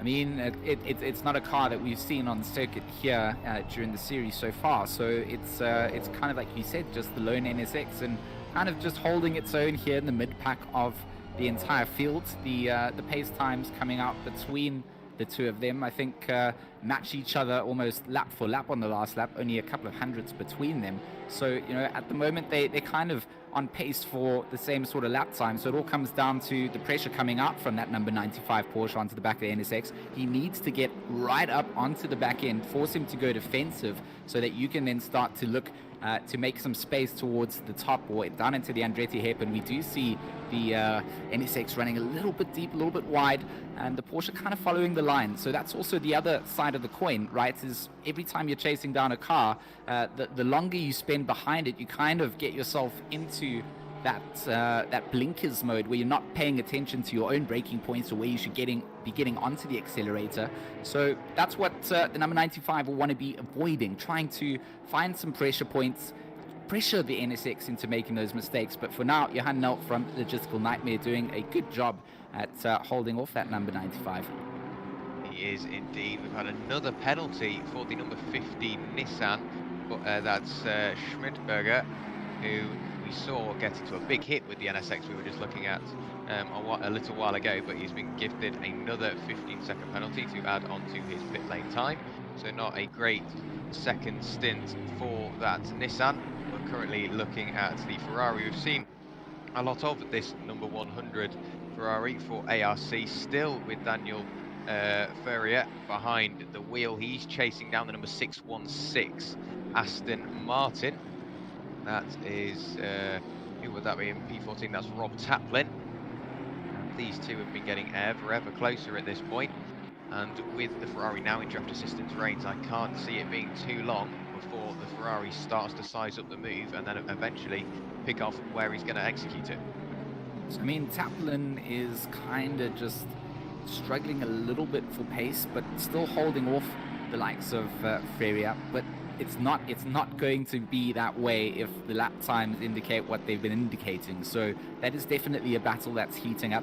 The number 616 of Taplin is going to feel the heat of the number 100 Ferrari, and if they can just keep the same sort of pace that they've been doing for the last couple of laps, then that's exactly going to be it. The exit coming out from Nito, the number 21, will now going to be in 21st position, I believe, coming out of the pits, 20th position, should I say. But jumping back over to Reed Lead is jumping into the pit. So, Jack, this is where things get interesting, because the order changes up just a little bit, and that means that the number 39 Mintzilla GTR is going to reclaim the lead temporarily. He will for the moment, but this is where we find out when Mintzilla will show their hand. Will they go for another double stint on those tyres, so that means every pit stop till the end they can take tyres. I thought that was going to be Jimmy Broadbent pointing the wrong way, collects the moment up after putting over half the car onto the gravel into the corkscrew for the 134th time, using all the curb on the exit. So let's see what Jimmy does. Does he come into the pit lane this time by? And if it's under a minute, it tends to mean that he has just popped in for the fuel and not the tyres. Will he go in this time by? Yes, he does. He peels off to the left-hand side of the circuit, slams on the anchors, picks up his pit limiter. We'll have to keep an eye on where Simon Speth is as well in that number 777, who is once again back up into the podium positions, going into the corkscrew. That's a great camera angle. You can see where the tyres have been locking up, and you see how hard these drivers have been pushing. Now going into a rainy curve. Let's see. He can do the leader. Went into the pit stop, obviously, in first position, and then left the pit lane in third. So still in the podium places. He is on a new set of tyres and a new driver behind the wheel. That's Alessandro Foca in P3 at the moment. Jimmy still sitting still. Let's see what he does. So he leaves the pit lane. No, he's on his way to the pit exit now. There is Alessandro rounding the final corner. The number 39 Nissan not quite there, and it looks like, yeah, that Alessandro will remain in the lead. We've still got Simon Speth in the pit lane. There's Jimmy Broadbent, and look at the gap that Alessandro has. He's left the pit lane now. By the looks of it, looking at the pit lane time, Jimmy Broadbent didn't take tyres. So I'm assuming he's going to be on the same tyres he has been on for 40 odd laps now, and that's the other Rivetto machine. There are one of the Rivetto cars in the lead, but the other right down in 20th position and off the road. Yeah, that's sort of where we've seen cars struggling quite a lot here, and I think that's kind of expected here at Laguna. The corkscrew, one of the harder corners, but I mean, that doesn't mean to say all the others aren't difficult. It's just really a handful that makes up the circuits, and it really is just with the fast lap times and the focus that's required here, the change in elevations, and obviously with the ever increasing track temperature, this circuit just becomes harder and harder for these guys to make use of those older tire sets that they have to go back to. So, you know, it's so much strategy that goes into play in these endurance races. I think that's what makes it so fun at the end of the day. It's not just one driver making one call. It's three drivers. They're all working together to you know, bring this machine home over the line. And it comes down to making sure you don't pick up those penalties. You have those pit stops that you strategize for and have the ability to adapt for if you need to. And that's really where we see the difference in the front of the order compared to down maybe towards the back of the order, or cars that started up towards the front have found their way tumbling down. So it is that you know, survival of the fittest, and 8 hours is an endurance race that is always good to have out here. It really is. We had another car off at the corkscrew. That was the 706. Actually, I don't think that was at the corkscrew. I think that was on the exit of Rainy Curve on the run up to turn 10. I think he might have just had a slight off-track excursion, if I can get my screen on the right one so I can see the stream. There is the number 38 of Kieran Prendergast. We know he was very, very quick throughout his stint, and look at this, he's hot on the heels of the number 777. He dives to the outside, round ready give. You've got to be ready to get the move done there. It's BMW M6 versus BMW M6, now on the run up to turn 10. Can he get the move done here? He gets the better line in. It looks like that 777 is really struggling on tyres. And now the 38 dives to the inside. The 777 very, very deep on the brakes as well. And it looks like he's got the better run of the two. Look at that, all the way up the inside. Puts his foot to the floor, and he's going to gap him loads before he even gets to the Andretti hairpin. And just looking over at the timing screen, 777, all looking at the inside. The 777. Had a very, very slow pit stop, almost 30 seconds, over 30 seconds longer the 777 spent in his pit box. So whether that was just picking up some repairs or not, I don't know, but that is a position lost. We've seen him as high as P2, and he's now quite comfortably in P5. And Prendergast, look at that gap he's already got. An absolutely terrible last sector coming out from that 777. I mean, the pit stop was one thing, but then that final sector on that last lap was also bad, allowing the likes of Whitehead to unlap himself to in the benefit down, making the terrible exit down the final corner at the start-finish straight. So it just didn't go the way there for the 777. We've seen them making their way up the order, and maybe just adapting again to whatever happened in that pit stop. Maybe it was unpredictable. Maybe there was additional fuel that went in because they were there for a little bit longer. So maybe adapting to some changes that have been made to their car. But we'll just have to track their progress as we switch over to Ryan Walker in that number 889. And of course, he had what was an easy battle to get past where he wanted to get to, and now just settling down into 9th place, well into the top 10, and trying to make progress on the likes of Grant up ahead in that 349 Porsche. Less than a second separates them, so just trying to get himself into a position where he can really use that muscle of the BMW to power his way through.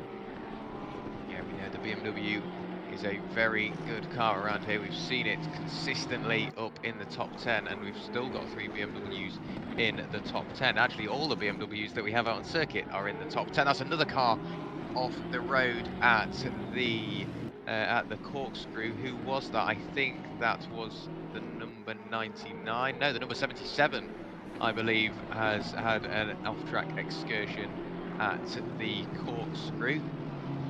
But we've seen it going, and we've seen multiple cars getting caught out. There is Andre Afonso in the infrared Rennsport team, all turning in there on the 180 Aston Martin. Maybe unaware that he was on his inside, but no gain from that. Maybe a little bit of damage on the side of the cars, but continuing on nonetheless. There is Jimmy Broadbent, just about within the 10-second margin of our leader, but that gap, I can only see it getting bigger with Jimmy Broadbent being on the older tyres. He's only going to get slower, so this is the risky strategy here. If he makes these tyres last until the end of his next stint, it means that then Jardier or Jimmy, depending on who gets in the car next, will be able just to put on a fresh set of boots and go to the end of the race every single time. So literally they will go into the pit lane, put on a fresh set of tyres, go back out for an hour, and then come back in, put on a fresh set of tyres, and then go back out for an hour. So they will have fresh tyres every single pit stop from now until the end of the race. Yeah, so I mean it's a gamble that they make now in the early stages, then be able to attack. Or deep down into the Corkscrew goes Walker, as I mean that was just, you know, the dive coming down onto the 666 as he needs to get by the back marker and gets through the Corkscrew. Both cars survive, but definitely a moment of panic as he made that move to get past. And Walker really is on the charge, though. I mean, he really wants to get that position of Grant, or at least get into a position where he can maybe fight for it if a mistake is made. And you know, that charge continues. And just going back to that point about the number 39 Mozilla car, you know, having those tires towards the end is going to be great, because at the moment they're going to be on those older tires, going to be having similar lap times to sort of the guys lapping down in 13th, 14th, 15th place. But then once they get in, they get the fresh tire sets on, then it's game on. So again, it goes back to my favorite thing, which is the strategy side. And Jack, you know, there's just so much to play for here, and everybody just giving it their best out on the circuit. And really, you know, you can see backmarkers trying to do their best to get out of the way of the cars that they're not in a battle with. So everybody taking it as serious as they can. The stewarding, of course, being strict here and mimicking the real life side of things. So you couldn't get a more immersive sim experience for a Saturday. Brilliant job from everybody here at the sim grid. Look at this, these two cars getting closer and closer and closer together. The 889 now under the rear wing of the 349 Porsche. Car 77 under investigation. We know that he went off the road not so long ago. Whether it was an unsafe rejoin, don't know, but we'll have to keep an eye out for that. Now we've got, even though Ryan Walker got past the 666 isn't quite fond on being stuck behind the BMW now, so he's looking to work his way back past, while the 889 is also trying to pick position. It seems like the BMW is quicker over the top section of the circuit, down the Rahal straight and into the Corkscrew, but then the Porsche picks its legs up again and probably starts going for it right on board with the Madhouse racing machine. You can see the gap, it keeps on fluctuating, avoiding the sausage curves, clouting the sausage curves, did the BMW. but it looks like that didn't affect it too much on the brakes. The BMW maybe a little better, and it might have the grunt up the hill, but then we'll see the Porsche will negotiate this very good left-hander way better, purely because I think it's just a bit more planted with it being an open setup race. There you go, the gap opens up once again. And yeah, like I said, with it being an open setup race, the cars will have different strengths and weaknesses throughout the race, and while this battle is looking like the Porsche and the BMW will stay equidistantly apart, when it comes to being on worn tyres, does that mean that the BMW might have the edge over the Porsche? Got all that to look forward to. Yeah, I mean, at the moment, both drivers are trying to find as much time as they can, and of course, knowing that they're going to catch up to traffic at the same time means that the opportunities just open themselves up some more. There's always that time that you might be able to, and this is potentially just what's happened is we see Grant running a little bit deeper and wider as they do their best to get past. I mean, it's a hairpin that's difficult to make a move, and up the inside goes the number 889 coming down into the Andretti hairpin onto the anchors. Both will go. The 349 will be on the outside as the swift move from the 889 BMW gets past Walker. An absolutely phenomenal pass coming through, and maybe a little bit earlier than he expected. He wasn't quite needing that move at that moment, but because the Aston Martin as the back marker kind of opened up that window, he just decided to dive through it. Yeah, very well read from the BMW. But look at this now. We've just seen one battle dissipate, but look at this. This is Kornstrauss for White Rabbit Racing. This is the 666 looking up the inside at one of the most dangerous corners on the circuit. But the 73 Aston Martin just about managing to fend off the attentions for the moment, though. But Ivan Natafas just ahead in that Aston Martin, losing a bit of time there to the 666 Porsche. But at this point in the race, I mean, me and Luke were talking about it, saying that they might get kind of close and start thinking about battling going into the latter half of the race, but it seems like everything is on the table. They're just going for it now. It doesn't matter whether we're before the halfway mark or after. They're racing like it's the last lap, going tooth and nail just to pick up these positions while they can. Yeah, I mean, for the 666 WRG Porsche, I mean, it's just been a terrible race for them to be down the order. So they're trying to find as many positions as they can coming through. Andretti hairpin, again, potentially a place that it's going to happen. And the number 73 running wide just opens that up. So position coming through for them, but definitely, I think you've read into it. They're on the hunt, they're on the charge. And with 4 hours and 36 minutes to go, with a terrible sort of first half to the race, towards the middle sector there, they're going to be looking through, and just look at this mess of cars coming through. Look at everybody just giving each other enough room to get by there cleanly, but a train of GT3 cars roars down the start-finish straight, and it looks like the likes of Nell trying to get past the number 181 of Pierre Luigi for 22nd place. Yeah, Pierluigi in the 181 Aston Martin, just about fending off the attentions of Nell in the 177 Nissan, in the 177 NSX, but then we've got the Nissan of Schmidberger behind, still carrying that 15-second penalty. He's had lots and lots of penalties this race, and adding to the list is the 15-second one he will have to serve. And look, the NSX falling into the grasp now. The 181 working his way past the 95 Porsche. Up the inside here, you've got to be very brave to get the move done. Does he pull out of the move? No, he doesn't. Up the inside in the Aston Martin, forces him wide almost, chops across his nose. Textbook move from the Aston Martin. Pierluigi now having to defend once again. Well, look at this. This is the 95. He's lost one position. This is nose to tail stuff. The 177. We've seen him try and make the move once, and then he's tried to make it again on the inside of the corkscrew. Great trust between the drivers. I don't know how they didn't make contact, but this is really going to be playing into the hands of Pierluigi. He got past in the 181 Aston Martin, and now the 95 Porsche has got his hands full with the 177 Honda, and then you've still got Schmidberger in the 50 Nissan watching this. He must have the best seats in the house, just rubbing his hands together, knowing full well if they come together, he's going to pick up all the pieces. Absolutely. I mean, this is a place that you want to be, especially in following cars that are putting pressure on each other like they are. I mean, nobody's slotting into a train formation like based on that last lap, taking it up at the corkscrew the way that they did, or diving down through that second left-hander side by side. So at this point in the race, it completely is gloves off, and Fabian Schmidberger will be licking his lips And seeing the battles in front of him means that if he can just keep his position on track, he's going to be afforded some good racing himself. And you know, it's all about just managing those exits here at Laguna, carrying that speed through. And what a good run coming out from the number 50 here, tucked right up behind Null in that 177. They come through the second right-hander, making their way up the hill towards the corkscrew. And it's all about the braking here. This is where we saw them getting so close on the prior lap. This time round, separated by a couple car lengths, so we're not going to be awarded with the same sort of action. I think that's a good thing, Jack. I mean, you said it. I'm surprised they even made it through there alive. Yeah, it was very, very close racing, and normally you sort of see that in touring car racing when you can afford that extra little bit of contact, but in GT racing, where the aero effect is so like massive, because you've got all these little extra fins and canards on the side of your car. If you snap one of them off, it might drastically affect the downforce. But oh no, the 177 Honda, not willing to sit behind the 95 Porsche, throws it to the outside at the corkscrew. Sadly didn't make the move and didn't make it stick, but he still has the attentions of the 50 Nissan behind.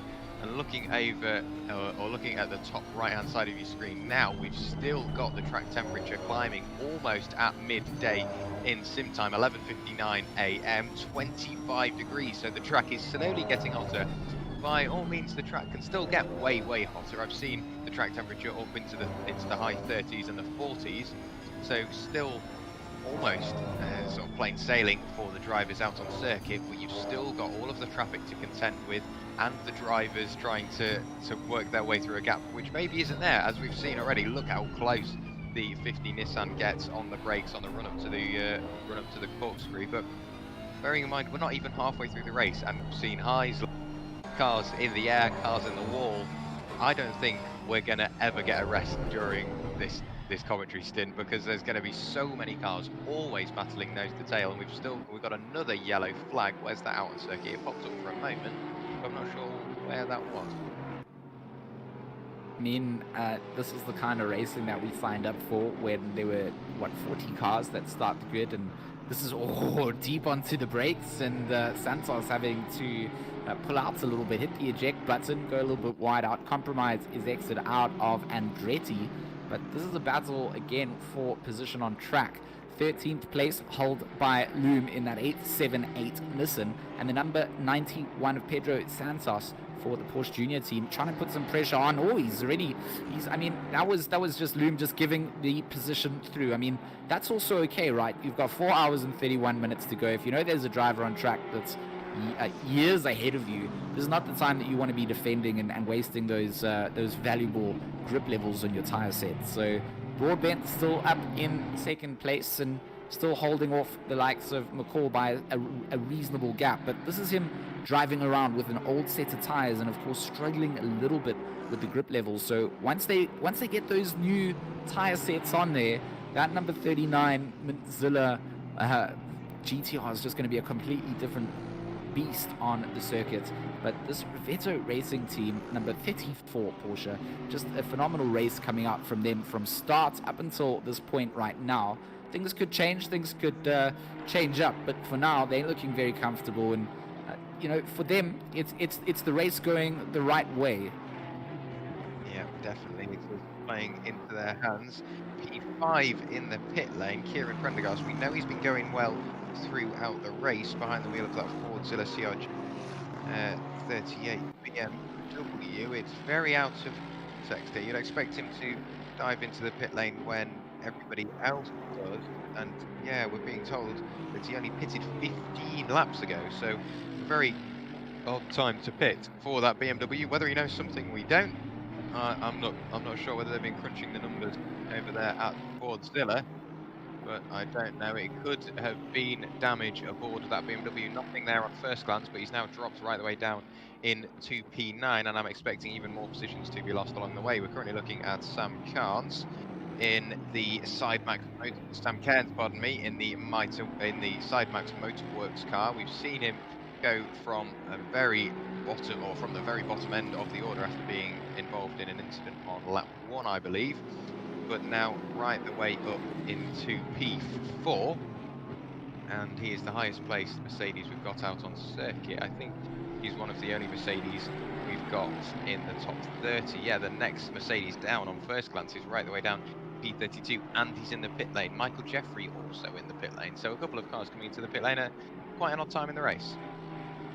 Yeah, a little bit, like you said, a little bit suspicious. Maybe there's something that they know that we don't, or there's something inside the team side of things that they need to adjust up to. But for now, it looks like Niles is struggling a little bit after getting out of the pits, and he's going to just kind of wrestle with it. So he's jumped into the car. He's trying to settle in. I think that's always an intimidating part of the race when you are up towards the front end of the order, to get handed the reins and then be up to speed with where your teammates have been after they've just finished an hour of driving. So, you know, the number 38 here with Niles behind at the wheel, trying to just get back up to speed, as we see our race leader in the background coming to lap some of the traffic. And I mean, there really is a difference in pace out here, and I think the lack of having those safety cars and those sort of things where, you know, a race just continues on, you never bunch the back up, it does just add an extra element into the way that these guys have to drive out on the circuit. So, you know, the onus is on the drivers in the slower cars or being lapped to just be predictable and, you know, make an easy pass for the cars behind, not impact their race at all. And Laguna Seca, where do you really always do that? So, you know, so far it really does seem like everybody just bringing their best hand to the table and really just driving their socks off.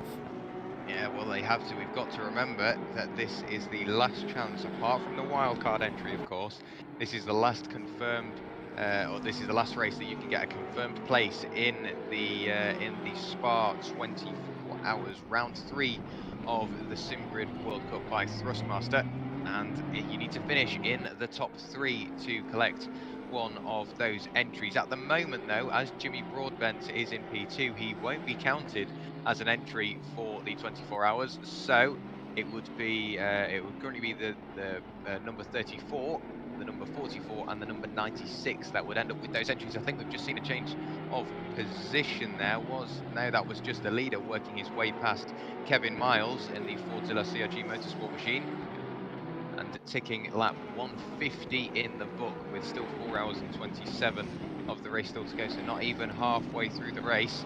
So I reckon we're going to be well clear of the 300 lap mark by the time it comes to the end of the race. But yeah, like you say, not having safety cars, I think it just helps the flow of the race as well. It means that the drivers can settle into a rhythm and stick with it for as long as they can, keep it clean, keep it consistent, and then it just means that as the race wears on, we're going to get some even closer racing.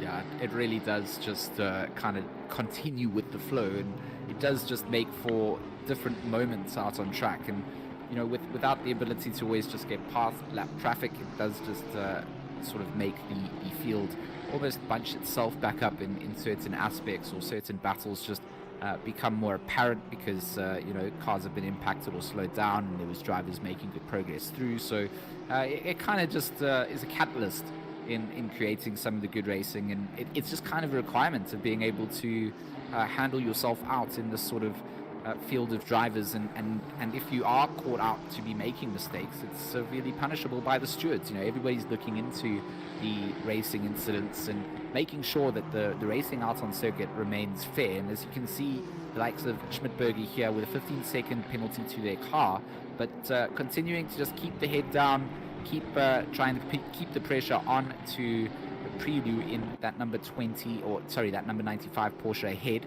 Less than a second gap between them, so he's starting to get himself into that dirty air that these GT3 cars kick up, and it can be an intensely difficult part to follow through. So concentration coming out from the GTR driver indeed, and just trying to manage that difference in aero that you now start to get as you get closer. I mean, you also have the slipstream, which is great for the straights, but yeah, the way that the air gets kicked up behind a car and trying to follow it through and then look for space here, intensely difficult. Catching one car is just one thing, and then being able to pass them is another story altogether. Yeah, 100%. No, what of slip he's here at Laguna Seca will also have the dirty air effect aboard some of these cars as well. If you follow a little closely, the air will get kicked up off the car ahead and then straight onto your car, which means you'll have less downforce aboard your GT3 car, so you may end up running wide, losing a bit of turning, maybe losing a bit of braking potential as well. And obviously, like you say, if we are in the slipstream and you're gaining all these kilometers an hour on the straight, it does mean you'll have to brake earlier as well, because you'll be going much quicker. But as we've caught a break in the race, there's not too many cars nose to tail. What we'll do is we'll head over to a quick immersion break, and we'll ride on board with one of the cars we've got out on the circuit.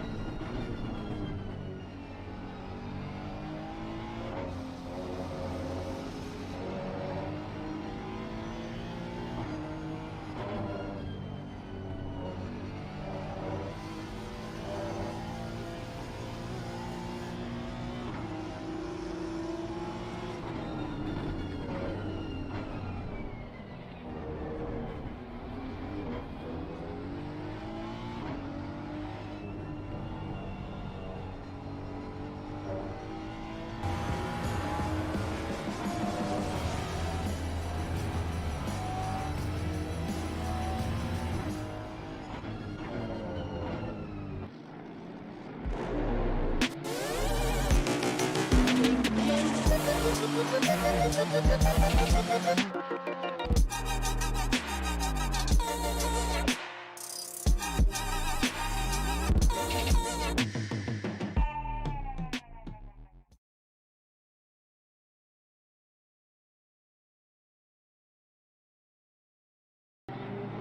welcome back to the sim grid and welcome back to the 8 hours of Laguna Seca, riding on board there with the number 177 Honda NSX, which is, lucky enough, is being worked on as we speak with the current Coach Dave Academy setup. So there's going to be some very, very good and competitive setups released on the Honda NSX. What do you think that'll bring to the Honda? Do you think, George, that that'll make them way more competitive and we'll see them towards the pointy end of the field?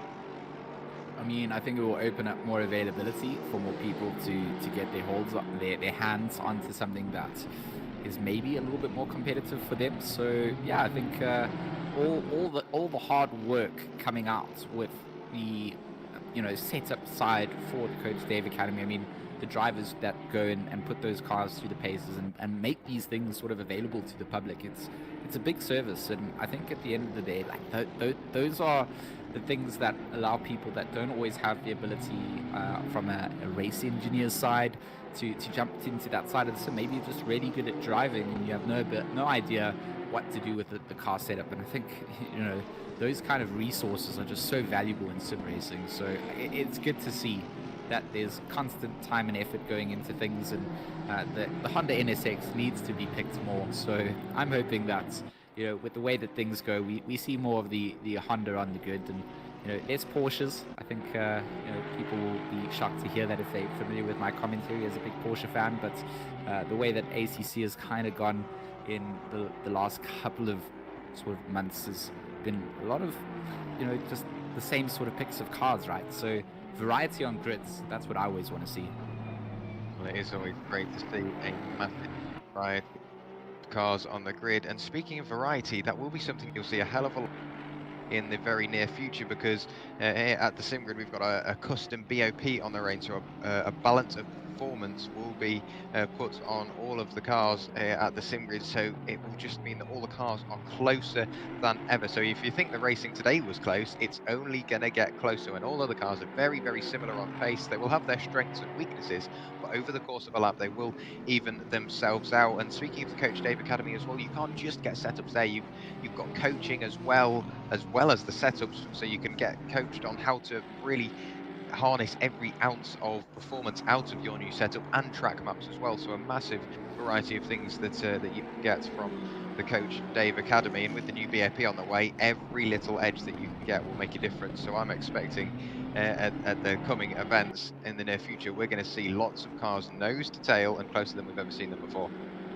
I mean, there's a lot from racecraft perspectives that drivers need to learn coming into the sim world. It's not just slap in and be a hot lap out on circuit. So those coaching services don't just teach you how to be fast, but they teach you that etiquette that is required to be in the top tiers level of racing. And if you don't have that racecraft, you'll quite quickly find your team being chucked out by the relative, all the organizers, because you're just a hazard on track. You don't make the racing fun. So those kind of services, they go a long way, and I'm glad to see there's a good variety coming out from them for everybody. It's like an all-in-one stop for sim racing. You can just kind of go over there and come out a changed person, an alien.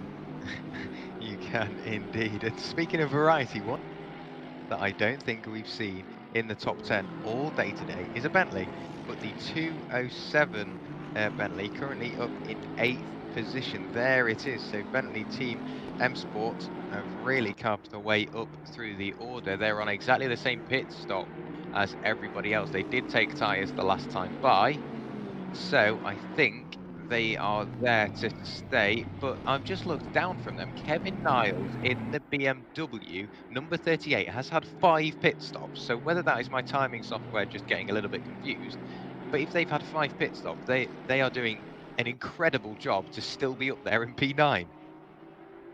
Yeah, I mean, that would be completely strange, right? I mean, we were sort of stranged out by the fact that their car was in the pits early on, again, kind of out of sequence. So Yeah, they definitely seem to be trying to push for some sort of record here. If it's not going to be finishing position, it'll be the most pit stops stat at the end of the day. But looking over at the 256, our front running Ferrari at this point in time, Mark Guy Racing. I think they qualified a little voice in my ears. He's down in 29th place and now up into 6th place. So, I mean, I must be honest, I've been watching the stream most of the day. I don't think I've really paid too much attention to this 256 Ferrari, and somehow finds itself here in 6th place and putting pressure on towards the likes of catching up to that 777 that we've seen have a phenomenal drive. Yeah, they've done a brilliant. They are off strategy, so they do have to maybe rearrange their strategy going into the latter part of the race. So it'll be important to see how that plays out. And I've just noticed on the left-hand side of your screen, De Havilland has been gifted a drive-through penalty for exceeding track limits. He was fighting for the podium positions earlier on in the race, and he's now found himself in 15th at the moment, still with the drive-through penalty to complete. I think he'll be down in 15th by the time he leaves the pit lane, but looking towards the pointy end of the order, Jimmy Broadbent, he's massively dropped back from the leader. I think it's almost 30 seconds the gap between P1 and P2 at the moment, which is massively extended, way more than I ever thought. Drive-through penalties like going to the hardware store and ordering some note rope, and it's the worst thing that you can really get out at a place like Laguna Seca.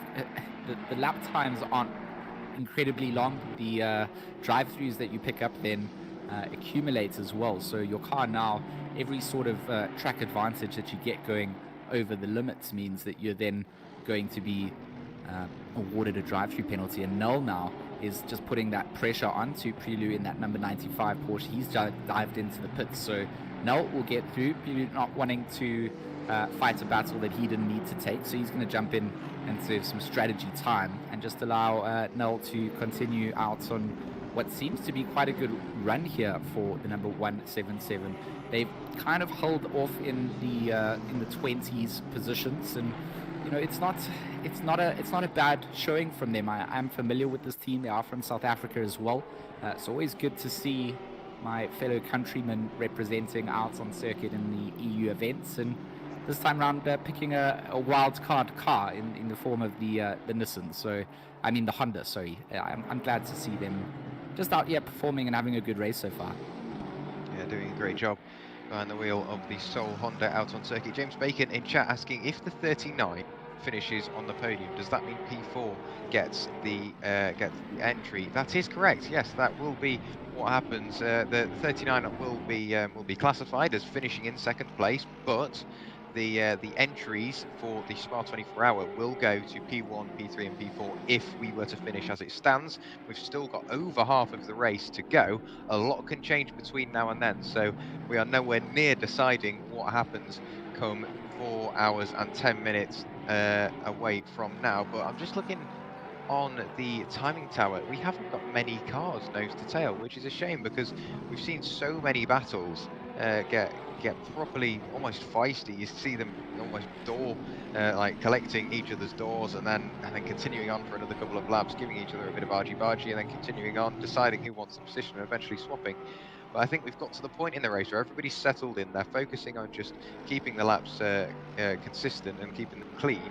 I'm sure we'll see some battles evolving very, very shortly because we are at the halfway point. So this is the bit that's renowned for going quiet. I'm sure in probably half an hour time, once we've seen a few more pit stops take place, we will start to see some battles play out. And I can't wait for that because you can just see how desperate people are to get back up. We're looking at Morgan McCall flashing his lights on that ATK Academy Porsche, just wishing that the Ferrari in front would get out of the way, and that's something I love to see. I know some drivers and some spectators don't really like to see cars flashing the lights, but I think it just shows their intent. It shows that they're desperate to get by because they are pushing for those extra couple of seconds, and to lose as little time through traffic as possible might even gain you a couple of positions come the end of the race.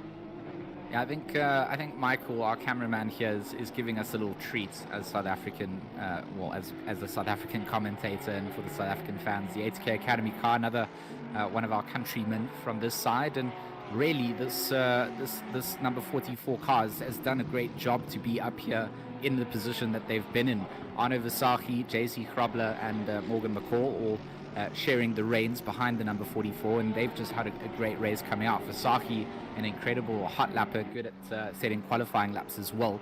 If you do hear any thunder and lightning in the background here, Jack, that's because there are massive thunderstorms that have literally, as the race was about to start for my commentary slot, the heavens opened up. So I do apologize if you hear any rumbles in the background. No problem at all. It just adds to the atmosphere, doesn't it? But we've had a disqualification, not to see at all, but the 420 numbered Ferrari has pulled into the pit lane with Ken Rochbrook bringing it in for the last time, but they have been disqualified from the race for multiple major incidents, bringing the number of runners down to 34. We had 39 registered, 38 started, and now down to 34 still running. We're looking at Miro Lium in the 878 Nissan, and he is chasing down Furrier in the Ferrari. There goes through the 100, and only 1 second away, cutting the corner quite a lot there. I'm hoping that he gets away with that, but that might be a warning for exceeding track limits. And like we mentioned earlier, you only get 3 of those, and on the 4th you do get yourself a penalty. So you've got to be so careful over 4 or in the final 4 hours. I don't know how many warnings are already carrying, but to keep it under that 3 warning mark is crucial for your race, because if you lose 15 seconds, it's a 15 seconds added to your pit stop, I think, if you get them for exceeding track limits. But if you're also taking tyres, that is an incredibly long pit stop. That's almost a minute and a half by the time all is said and done, and that could be a fair few positions. No, your track limits are going to be drive-through penalties, right? I mean, so if you get 3 of those and you're sharing the car with your other drivers, they just accumulates on the car, and then it's almost race over if you do exceed it and you have a mistake like that. So I think managing those track limits is also part of the course of what these guys are doing here today, and making sure that when you are handing it over to your fellow driver, that they've got some track limits to also work with. Sometimes there's just inability to not run it wide, or you're trying to let someone through and you don't want to lose time, and it can happen. So you want to have those to play with, and with 4 hours to go, you would hope that everybody's got a lot of track limits. This is side by side into the left-hander, and Niall's going to get through there, survive it, make sure to miss that sausage curb on the inside, which can just be so murderous if you're caught unaware. But it does seem like the BMW is a happier car towards the curb side of things as well. So it's not just the beast on the straights, it also seems to be one of those cars that doesn't seem to be too unsettled by these curbs here, Jack. No, I was looking at that a little earlier on. It just seems to eat the curbs up, and I know on other simulators, not to name it, that sausage curb on the inside of turn 6 can ruin your race. It can tear suspension off, or it can fire you into the wall. But it looks like the BMW, even on the sausage curbs of turn 3, 4, 5, and then up to 6, he's quite happy just using all of the sausage curbs, is Kevin Miles. And I think over time it might start damage the car a little bit, but nonetheless he's continuing on without too much drive. The car behind is the Mercedes, the number 96 machine, coming around to lap them. So I think P4 has already been lapped by the leaders, so I think there's only 3 cars on the lead lap, and with still 4 hours of the race to go, we may only end up with we may only end up with the leader on his own lap, because the way it's going, that seems like the general rule of thumb. But yeah, only the top 3 still on the lead lap. That just really puts pay to how quick the leaders are. I mean, they really are in their own sort of league, but I mean, it is sort of an unseeded series, this one in the Simgrid standing, so it's a little bit different into the way that a lot of the series run, where you'd see a lot more drivers sort of on track in the same relative race position. So being such an open qualifier for drivers to come in and find those wildcard slots, it's just an incredible opportunity for drivers to come and really show what they can do. So I mean, there's been just incredible drives, I think, from a lot of the cars that we've seen out on circuit, but it really does indicate something when you do get such a variation in the laps that drivers are on, and that's just a pace difference. We do know that number 39 car currently with Broadbent behind the wheel, and of course Jardia as the second driver, is going to be coming out with the freshest of fresh tires. If they keep on just using up their old tire sets, they're going to be able to finish off the race with new sets. So maybe the number 34 just kind of burning through new sets of rubber, trying to get themselves as far up the order as possible. That's their race strategy, perhaps.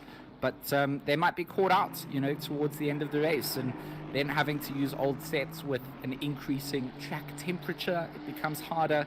So yeah, I think the strategy side here, again, so much fun to talk about, so much fun to theorize. Have absolutely no clue what I'm talking about when it comes to what's inside each of the cars. But we can just kind of go on what we see out on circuit and kind of try and play scientist with lap times, etc., number of pit stops, blah blah blah. It comes down to racing, and I think that the last 4 hours are going to just be the same sort of action-packed racing that we've seen throughout the duration of the first half.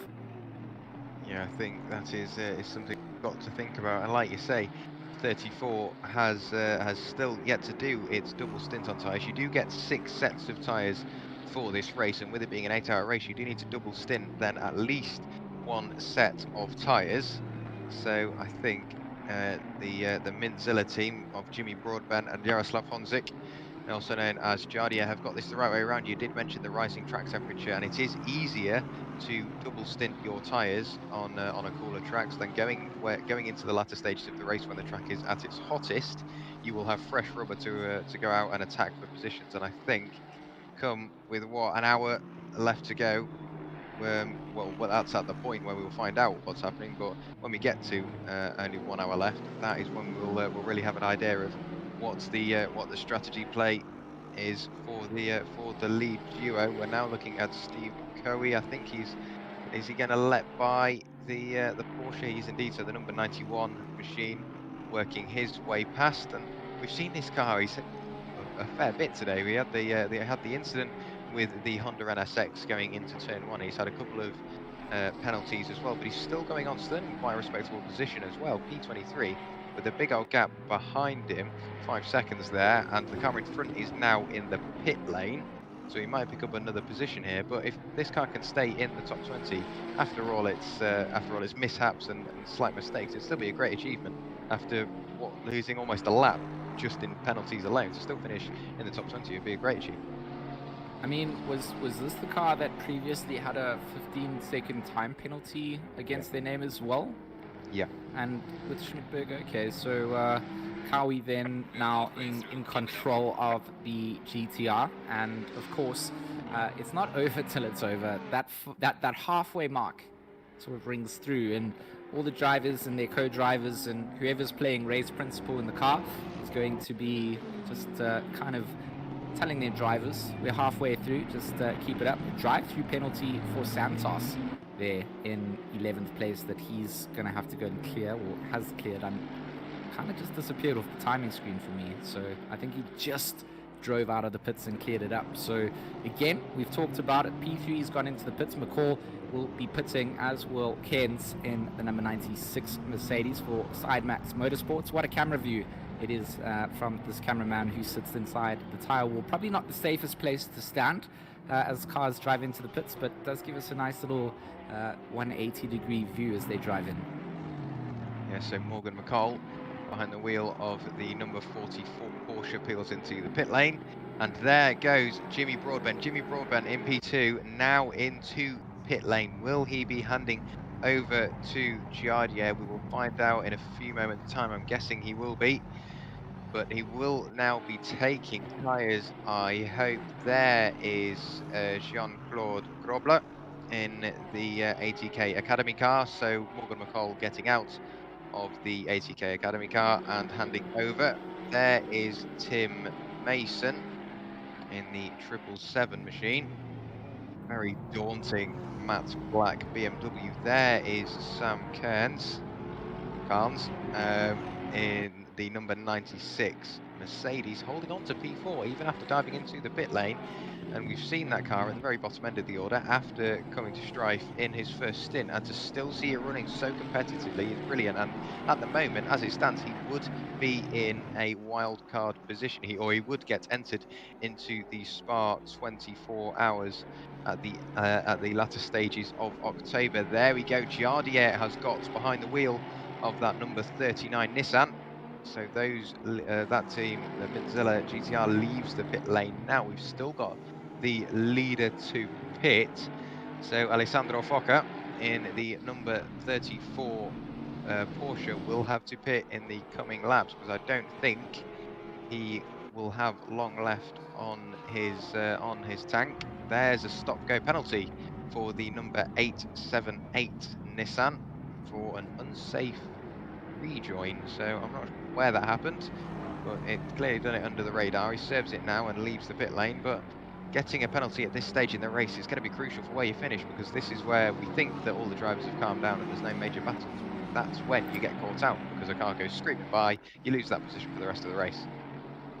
Yeah, it becomes so difficult then to manage your position out, as we still continue to watch the 256 Ferrari out of position in terms of pit stop strategies, but definitely still out here and contending out with the likes of Mason in that 777. We've seen Mason's pace is there in the 777 BMW, but the 256 Ferrari with Marc Truly is definitely bringing a little bit of something to keep the pressure on. And if they are out of strategy and they are off that, it's always good to see that guys are pushing it to the limits, even at the end of where they possibly should be doing it. And that's all of what they're planning to do. That's sort of their race game at the end of the day. So for them, they're just trying to see how much they can just hold on to the front leaders, and then when they go and serve their mandatory stops and make use of what they need to do, then they'll kind of find where they slot themselves out. They're kind of playing up, I don't want to be caught up in traffic, I want to be sort of, a big side smash coming out there between the Porsche in front and the 777. That's going to just give the position out to the 256, and I'm not sure if the number 21 was quite aware of Mason coming round the outside. Back going up the hill on the run up to turn 6. Let's see what happens. So keep an eye on the number 21 Porsche. Goes to the outside on the Astro. Well, I mean, that can be viewed in several different ways. But I think the 777, the gap was there-ish. I wouldn't have gone for it myself. I'm not sure that I would even say that was there. It was like a closing road on the exit of the apex to turn 6, and it didn't work out for them at all. And hopefully hasn't picked up any damage to these very sensitive GT3 cars. I mean, you've talked about it before, Jack. You just knock off one of those little canards, one of those little aero bits, damage up your splitter, and suddenly your car can just drop off the pace, and you might have to find yourself going into a pit to repair damage, which then the car never comes right out of the pits the way that it was made in factory. So they kind of fix it up, but the car always still feels a little bit right after you've had some damage. Yeah, we know that a lot of the drivers have been dealing with damage. We've seen lots of minor bits of contact. It doesn't seem to affect the drivers massively, but we do know the cars that have been struggling with damage throughout the race, because you see their lap time slowly drop away. Looking at Alessandro Foca, does he go into the pit lane this time by? No, he doesn't. The 34 continues on for another lap, so going on to lap 175 this time by. Giardier's first lap out was a 1 minute 22.266 on fresh rubber, but with a full tank of fuel on a warm track. So that's a great opening lap from Giardier. Alessandro Foca, a 1 minute 23.820 on the lap prior, so a second and a half slower. There we go. Giardier with a 1 minute 22.053, which, to put into perspective, is 500 slower than his fastest, or than the car's fastest lap today. So for that like for him to do that now with all the traffic in front of him, I don't think we're going to see that again. But to negotiate traffic with a full tank of fuel, oh, a bit of a miscommunication there between himself and another one of the Nissans. Dives to the left-hand side. The Nissan almost follows him. And just look at the amount of traffic. You can see on the track that trains have appeared. Going through the corkscrew, you can see a train there. Going through turn 6 and turn 7 where we are now, there's a train there. Going up towards turn 6, there's a train there. Crossing the start-finish line, there's one there as well. All the cars have grouped together. Lots and lots of blue flags flashing away. It's Jardier trying to negotiate all of this traffic, and it's a very busy point in the race. I said in about half an hour we might end up seeing some action, but never mind that. As soon as we come out of the pit lane, Jardier's got an absolute faceful. It's just traffic after traffic after traffic. And you know, Jardier's probably doing all of this while still talking to the stream, having jokes, cracking a good time. He's just an absolute gifted driver, and to be in that car and still having the lap times that he has, we see the number 21 struggling again here into the final hairpin, just misses the break point, and will just have to rejoin the racing circuit. Kind of kicks it up and just not going the right way here for the other Rivetto racing team at the moment. I mean, they seem to have been caught out in a couple of places. We saw them having an almost interesting altercation up the top of the corkscrew there with that 39 of Honzik whilst we were watching it along. And, you know, back markers are still trying to fight on track for their own positions and then trying to give some space. As we watch, I believe it's Rasmussen putting some pressure on to the likes of Santos here. A nice close battle on track for position, of course, for points up in the battle for finishing in the top 10. So currently Santos in the number 91 Porsche going to defend off against Rasmussen in that number 889 BMW, and of course just going to carry on navigating through the busy Monday morning traffic, it seems, here at Laguna Seca, Jack. Yeah, very, very busy for all the drivers out on circuit. If you are a front-running car, you've got to negotiate the traffic. If you're a lapped car, you've got to make sure you not necessarily get out of the way, but place your car in such a way where it's easy enough for the quicker cars to work their way through. And we're still looking back from Pedro Santos, and you can see that the Porsche slowly starts to eke out a bit of a gap on the straight. The BMW closes up on the brakes, maybe goes a little bit deep, does Colton Rasmussen behind. But these guys, if they start to battle, they might have the recovering James de Havilanda on their tail. We've seen the 349 in the top 5, I think, today. But he's dropped back over the course of the race. He qualified in P4, de Havilanda, but he's now down into P12. We've got Daniel Furrier in the pit lane in the number 100 Ferrari. I wouldn't be surprised if he gets out of that Ferrari. He's been in for what seems like an eternity, but it would be it's a solid stint for him. Still waiting for the leaders to pit though. The last time they pitted was on lap 135. So all that time ago, and they're still running on the same set of tyres, still negotiating traffic. And still, if I'm honest, on quite good race pace. That last lap was a 1 minute 23.820, and that's competitive up and down the field. You look at the times, and the only driver that went quicker than him, yeah, got Mirko Lafranchi in 20th position, setting his personal best lap of the race with a 1 minute 23.274. So to still see drivers consistently posting fastest laps, or personal fastest laps, it's great to see. It's an interesting sort of catch-22, is saving some tyre sets for the latter stages of the race, but then finding out that in traffic not being able to really use them to their full potential. So that's also just another element that is up for consideration, as Jardier goes and sets the fastest lap of the race, breaks the 122s. We get a 121.942. So just as I kind of was saying, maybe the new sets of tires aren't going to work out, Jardier goes, nope, I'll show you what I can do. I don't care about traffic, and if I've got something to eat up into, it's now time to start to put the pressure on and start to up the heat to the number 34 of our leaders. So hopefully, Jack, this is good.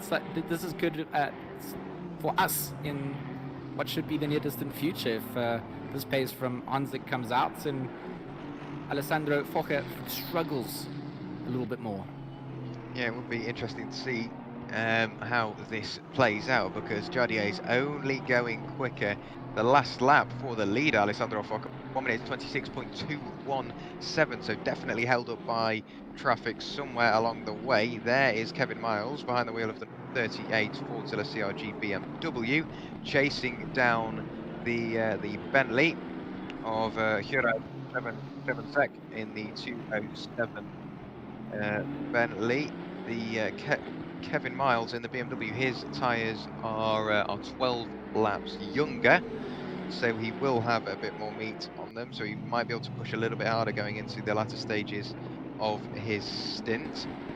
But the Bentley is still doing a brilliant job right the way up there in P6. And I've just been looking over at the left-hand side of the screen. We've got a massive range of cars out on show. The cars we're missing is the Aston Martin V12 Vantage. Amazing sounding car. Absolutely loved it. I've seen it at British GT in real life. An absolutely amazing car. We don't have the Lamborghini Huracan Evo out on circuit. We don't have any of the Lexus RCFs. We don't have a McLaren either. So that's a shame to see. I know the Lexus and the McLaren seem to be quite popular in the general public lobbies, so it's a shame not to see any of those out. But we do obviously have round 2 of the SimGrid World Cup at Bathurst, and then we've got the Spa 24 hours. So at that point, we might end up seeing the widest range of cars we've seen all season. We now have our leaders in the pits. So the number 34 Porsche, Alessandro Foca, dives into the pits this time by an okay in-lap with a 1 minute 23.574, but they're only losing time. And I think going into the latter stages of this race, George, this battle for the lead is only going to get closer. I mean, we needed that pit stop to come out to kind of allow Jardia to get a little bit closer to being on the same lap as the leaders. So it's an interesting game of strategy that comes out. Says,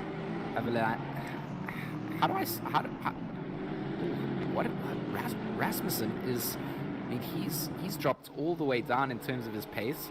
He's having a tough time out here in the 889, and we talked about it, Jack. One small slip up, one mistake here at Laguna, and it can put an end to any sort of mid-pack battles that you are having. It can indeed. Looking at Colton Rasmussen, the car isn't damaged at all, so it's all looking okay. So I think it might have just been a slight mistake along the way somewhere. We've now got Tramutola in the lead. So Daniele Tramutola now inheriting the lead in the number 34 Porsche, and we are now looking at Denise Pope, the only female driver out on the grid today, and I'm assuming she's probably part of the more female racers series on the sim grid. So we will have to look into that just to get some more info on that, see where she finished and how well she did. But she is out in 31st overall in the race at the moment, behind the wheel of that 73 Aston Martin. I've just been told that she finished 3rd overall in the championship, so a very, very quick driver and someone to be reckoned with. And looking at the cars in front, I think she may end up picking up a couple of positions during a stint. Very much available there if they keep their consistency up, and it's always good to see, you know, drivers and teams mixing things up and getting some new drivers out here. You know, the female side of sim racing, not something that's always been featured, and you know, it's a cool sort of feature that you know, sim racing isn't limited to anyone. It's available to all ages, all genders, and you know, getting as many people out into the seats is always the goal at the end of the day. And you know, increasing the sizes of grids and allowing us to have more drivers on circuits, I mean, it just goes a long way. So big ups to, you know, all these teams for being out here today, and all our drivers for putting in their best efforts. 15-second penalty to car 706 for infringing on rule 7.22, which was an avoidable contact. Yeah, so yet another penalty being dished out. So clearly shows the drivers are pushing the limits, but maybe not in the right way. Looking at David in the 706 Strike Force Racing.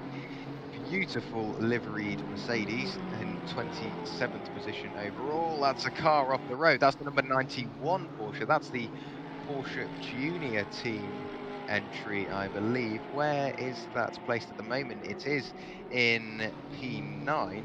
but did he definitely lost time?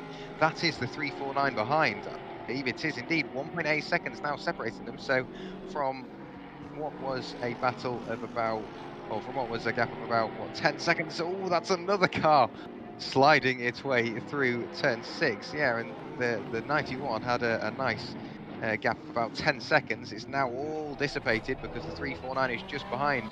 The 777 has been into the pit lane. Alex Leaf, the starting driver, now back behind the wheel of that. Look at the overdrive that de Havilland has got here. We'll keep riding on board with de Havilland on the run up to the final corner. Late on the brakes, can he get the move done? He's got his nose there, turns into the corner nice and early. Can he get it slowed down? Leaves all the room on the exit for the 91, and there we go. A position made for the number 349 machine. Knew de Havilland would be working his way back up through the order, and there we go, up into P9. But the 91 machine not wanting to give up the position, just cutting across the nose is de Havilland. But these Porsches, they're just inseparable. Yeah, they've been gifted this opportunity by Santos's slight off track, and that just opened up the opportunity for this 349 to get themselves through, and good clean driving to just follow behind and sort of have that mindset to know that once you've had a bit of an off track, you are going to have a bit of a weird space while you try and just adjust and make sure that you aren't going to make the same mistakes. You might be a bit hesitant coming into a braking zone, and 349 from de Havilland just did exactly that. Just waited Santos later onto the brakes, and the inside line opened up into the final corner and will allow Havilland to now continue to chase up towards the 616 of Taplin. So I mean, a decent gap separates him from being able to get up there, but again, it's all down to what happens on circuit. A 10-second gap was there between himself and Santos on the prior lap, and one small slip up from that number 91 then meant that that gap was gone, and he got the move done within a lap. Did indeed.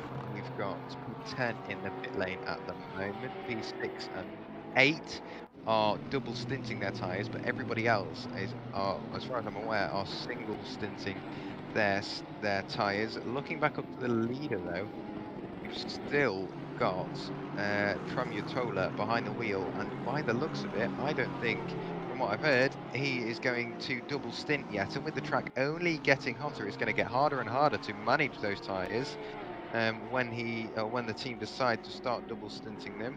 With Jardier going the pace he is, last lap was a 1 minute 22.869, which is crazy quick at this time of the day. De Havilland actually did a 1 minute 22.4, so it just shows how quick he's going.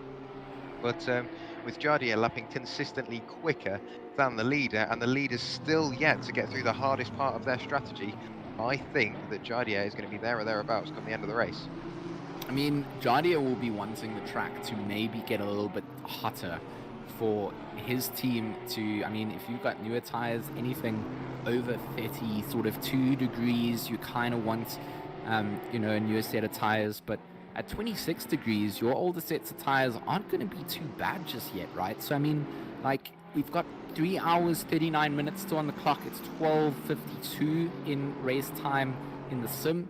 So, sort of midday, it could potentially get a lot hotter, but I mean, I don't see it climbing 10 degrees before the end of the race. So within this manageable tire temperature right now, it's definitely not going to be not benefiting Tramutola in that number 34 up at the front. So I think the number 39 car, the Mintzilla team, will be wanting it to get a little bit hotter so that they can really flex their new tires out there versus the guys that are then going to be on an older set. I mean, that's just my thought process behind it. But I mean, it could suddenly just get really hot out here, and then there goes exactly what I've said. Yeah, it could all change. The cloud cover at the moment has stayed the same. The cloud cover has actually gone up. Last time I looked, it was 20% cloud cover. It's now 30%.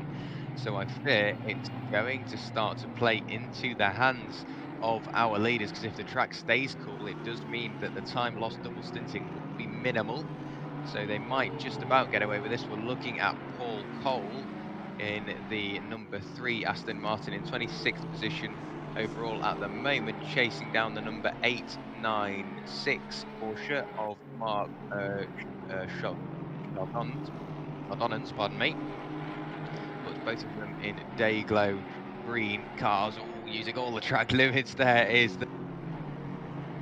So trying to save as much time as possible, and there goes the Porsche just saying, yeah, well, I can do the same, but that means he has lost the position on the run-up to the carousel. Hard on the brakes. I wasn't expecting him to slow that down. It looked like he was going almost Mach 3 into the carousel, but he got it slowed down into the corkscrew. Pardon me, I am at the wrong track. But Paul Cole picking up another position, promoting himself up into P25, and it's just great to seeing that all these cars, now look at this, is a four-way battle, whether it's for position or not. We've still got a couple of laps cars mixed in here, but it's just great to see that these cars can battle nose to tail, save a bit of time with each other, but still keep it clean. Yeah, I mean, they literally all just sitting on what feels like a different lap, all playing their own version of Hot Lap Simulator, trying to find their place on track.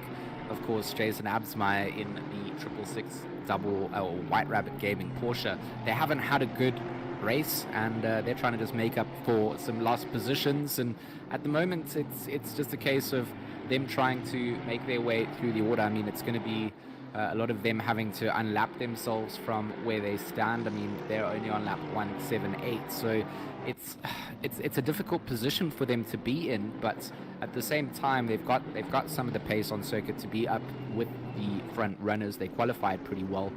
Race hasn't gone the greatest of ways, but where race has gone in a good direction is, of course, for the Mintzilla number 39. They do have their new tire sets to use to their advantage, and this last 3 hours and 36 minutes is going to be all push from these guys, I'm sure. It will be indeed. We'll have to wait for them to break the timing beam, so I want to get a closer look at the gap between the lead duo. So Jardier continuing on through turn 6. Let's see what he does going into the corkscrew. I'll get it right this time. 22.3 seconds, so that gap is coming down. Whether it's as quick as Jardier would like or not, but he's still consistently lapping in the 1 minute 22s. Last time through was a 1 minute 22.677. The leader has just broken the timing beam with a 1 minute 24.405, so a much slower lap than you'd expect at this point in the race. So Daniele behind the wheel of that Porsche really starting to lose any sort of momentum in the race. Jardier crosses the line now to do a 1 minute 22.071, so that is just over a tenth slower than his fastest lap today. So he's doing a brilliant job. De Havilland with another penalty, so the 349 machine in 8th position has now got another 15-second penalty after contact with the number 889 BMW of Rasmussen. I mean, that's just it's not going their way, and they don't want to keep putting that up as it's just not working out for them. And of course, in this battle here, Ken's in that number 96, just kind of trying to get through some of the lap traffic as well. And of course, it's Taplin chasing down on Havilinda. That is what our timing screens are showing us. So really, just trying to make as much muscle out of the Aston Martin, and our front running Aston Martin at this point in the race is the 616, and a very lovely blue, really matches the blue flags on the circuit. So it's something that I'm quite familiar with, Jack. Yeah, I've got to say I'm all too familiar with blue flags at the moment, but the 616 doing an okay job. He's got the attentions of the 777 behind, 3.5 seconds away. You can see that very daunting matte black BMW M6 carving its way through the order, and around the final corner it comes. And we know how quick Alex Leaf is. He started that TPC sim racing BMW, worked his way up through the order and gave the car over to his teammates in a very nice position, and they worked their way right up to P2 at one point, albeit still with a pit stop to be made. But now they're working their way back up into the top 10, and I will keep a close eye on that gap. But Jardier once again with another 1 minute 22, just ahead of this battle in P7 in Bentley. Thomas Laurent has posted his personal best lap of the race, a 1 minute 22.419, and seeing this consistent improvement throughout the race, I think it puts pay to to how confident the drivers are, because as the race wears on, yes, the track is getting hotter, but it's also getting rubbered in, and the driver is in a slightly better groove, and they might feel more comfortable behind the wheel of that car. And if they can go quicker, it surely means that this race isn't over literally until it's over. I think there will be a position decided on the last lap of the race. Yeah, I don't think it's a call that is a bad call, really, because the way that things are going at the moment, I mean, even the way that Jardy is lapping up towards the front of the order, trying to catch up to our leader. I mean, he's just catching, the last time that we saw, he had, 3 seconds, he's just nipped off his time between the two of them. So, in a time mark with 3 hours and 30 on the clock remaining in a race, and you find that there's only a 23-second gap between first and second, right? And they're finding 3 seconds in one lap, 20 seconds between them now. It's going to happen, Jack, and I don't even think it's gonna be things down to the last lap. I think we'll see like a mid-fight before the last lap comes out, and then potentially even a second fight come out again. I think that's where strategies now are starting to catch up with everyone. We start to find where everybody simmers out, and either it's paid off and you've got yourself well ahead, or you've kind of got yourself in a similar position and now having to fight for that position to the very end. Yeah, definitely. This is the point in which you sort of get an insight into what is going to happen at the end of the race. You will know what strategy other teams are on, because you will have seen what they've done at the start of their stint compared to what they're doing now. And also, you will know whether they're almost quicker than you, because you will see through their strategy, if they haven't double stinted tyres yet, much like the leaders, they might be quicker for the moment, but then going into the latter stages, their pace will slowly start to drop off. So you can bear that in mind, which maybe almost enforces the drivers to drive that extra little bit quicker, put in some really quick and consistent times. So that could also throw a spanner in the works for some of the drivers. So we've got all that to look forward to. Still looking at the Sidemax Motorworks car, number 96 BMW, a brilliant drive, and at the moment, as it stands, they are in the qualifying positions for the Spa 24 hours. But with Jardier on the road in the 39 Nissan, still gaining on the leader. I think the gap's now down to about 20 seconds. We'll have a look next time they break a timing beam, whether it's a sector or the full lap. The number 912 machine is under investigation. Let me have a look to find out who that is. I can't find it on first glance. There we go. It's Stephen Kleinput, that Aston Martin there, under investigation. Not 100% sure what. We'll end up with an answer to that very shortly. But we're seeing this more and more. Lots of race control intervention going into this point in the race. Do you think that's because the drivers are getting slightly weary because they've been driving for a sizable amount of time, or is it just the mistakes start to come as the track gets hotter and hotter? I think fatigue is definitely something to consider. I think a lot of drivers might not be used to the sort of pressure coming out here. I think the wildcard slot, not having a qualifier coming out, means that there's teams from all around the world all giving it their best shot. So maybe fatigue, something to consider, but at the same time, the same wear and tear that they're experiencing out on their cars. We aren't sort of privy to absolutely everything that we see on circuit. So if someone has had a slight collision with a wall or a barrier, it's not always visually apparent. Sometimes it's damage that they picked up. It's generally something that you can spot out, but some of those things are just the nuances of endurance racing, and it's very infrequent that you have an absolutely flawless run and a race. I think there's very few teams that get to experience that. I think when you do, it's an absolutely phenomenal feeling, but it's few and far between. I think at this stage and at this sort of level of racing where you do have just that openness level, I think everybody's kind of learning a whole bunch at the same time. You're driving with drivers you've probably never driven with before. It's not like it's a series that you've had week in and week out. You don't know how everyone else handles cars. Plus, there's different drivers handling all different things. So we do see, is that the, which number BMW is that's gone off the circuit? The 889 BM running a little bit deep out of Andretti. Yeah, that was Rasmussen. I'm not quite sure what happened there. The 912 Aston Martin. We were looking at them a little moment ago. That's clean put with that 15-second penalty now for aggressive driving. I'm not sure what happened to cause the race control to have a look at that, but that is what has happened. So the blue flag waving.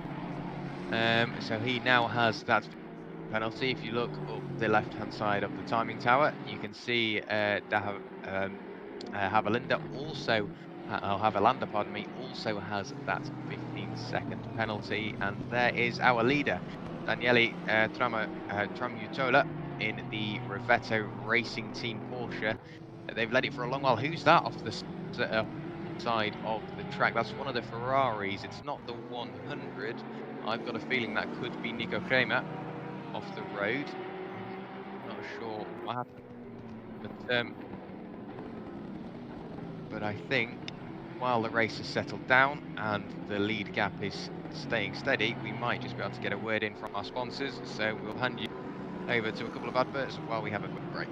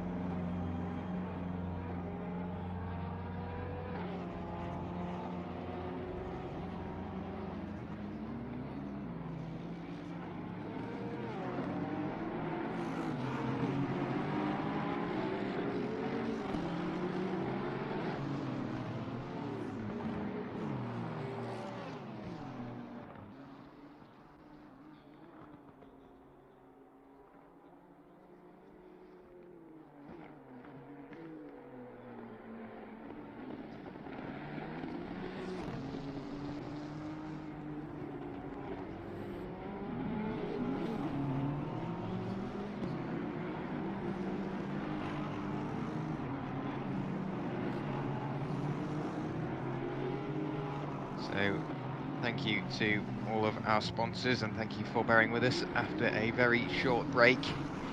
The racing has still continued on. Lots of drivers skipping the corkscrew. I wasn't aware that this many drivers skip the corkscrew. We've seen a couple of Porsches do it and a Ferrari straight line it there. So whether they're just deciding that they are not going to make it on the brakes, you can still see that 15-second penalty to be served for Havilander. They will serve it the next time they dive into the pits. And you can just see from this camera angle, a great camera angle, we've got how much curb they use. That's almost 4 wheels on the AstroTurf and maybe 1 on the gravel as well. And I didn't really have an idea of how much Astro they use. Fly the drone up towards the entry of the corkscrew, and we'll see them on the brakes underneath the camera. Great camera angle there. You can see them stamp on the brakes on the way in. Try and straight line the car as much as possible. Brake in a straight line, because if you brake with too much steering input, you'll end up pointing the wrong way. Very, very easy to do in these GT cars. Look at that. Everybody's taking very, very similar lines. You can just see all of the rubber that's been painted onto the track.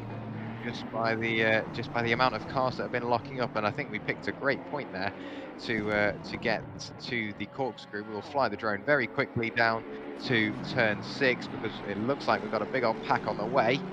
There you go. So 1, 2, 3, and then look at all the exit curb as well. You can see a couple of drivers maybe a little more confident than others to use the curb. It is a very tricky curb to get right, but go on. It's all about that entry that you make into turn 6, right?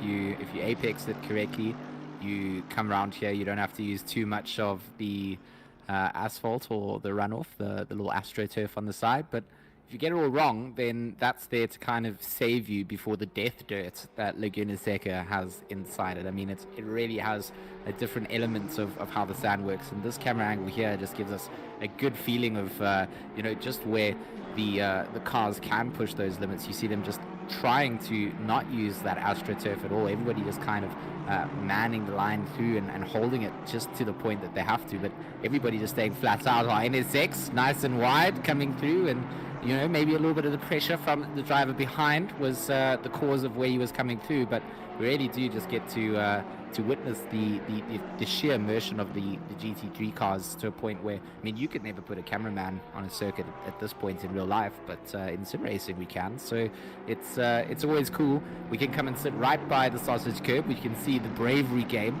How close can you go?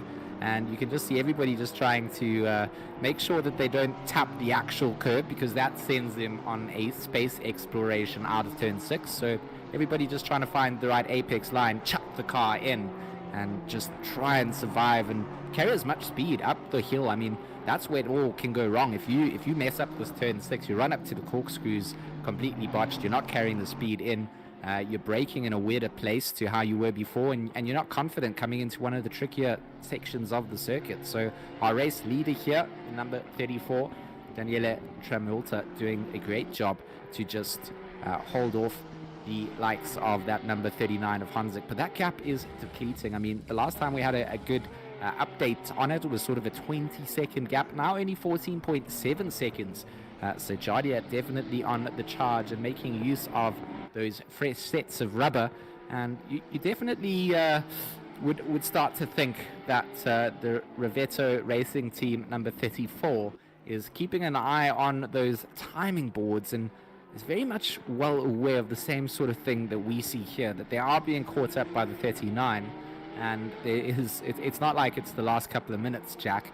This is halfway, we passed halfway, but still 3 hours and 20 to go. So what do they call now? Is it just keep it easy, or do you wait until they write it behind you, and then that's where you only start to discuss it? Well, yeah, at this point, you obviously as a driver, you want to take top ownership. You want to drive the car in the lead all the way through until the checkered flag and get the win. But you've got to go into this with the principles of what you want to achieve. Do you want to get to the 24 hours of Spa? Some people, as we've heard, are just doing this for a bit of experience behind the wheel of one of these cars, get some endurance, get some endurance experience under their belt, ready for maybe future events. But at this point, if their end goal is to get to the 24 hours of Spa, they should be more than happy to keep on losing this time. Yes, I know it's not ideal, and their strategy probably isn't quite fitting at the moment, but even if they lose that position, they're still going to be well and truly into that qualification zone. But still, with lots of penalties being dished out, we can see Not at the bottom end of the screen just served his drive-through penalty. That was Alessandro Not behind the wheel of the number 21 Porsche. But still, yeah, penalties being thrown in thick and fast. And now we've got a drive-through penalty for number 991 for avoidable contact. So the 991 at the moment, I can't find on my time machine. There we go. So it's Maxim Shabilov in the Porsche, currently in 13th position.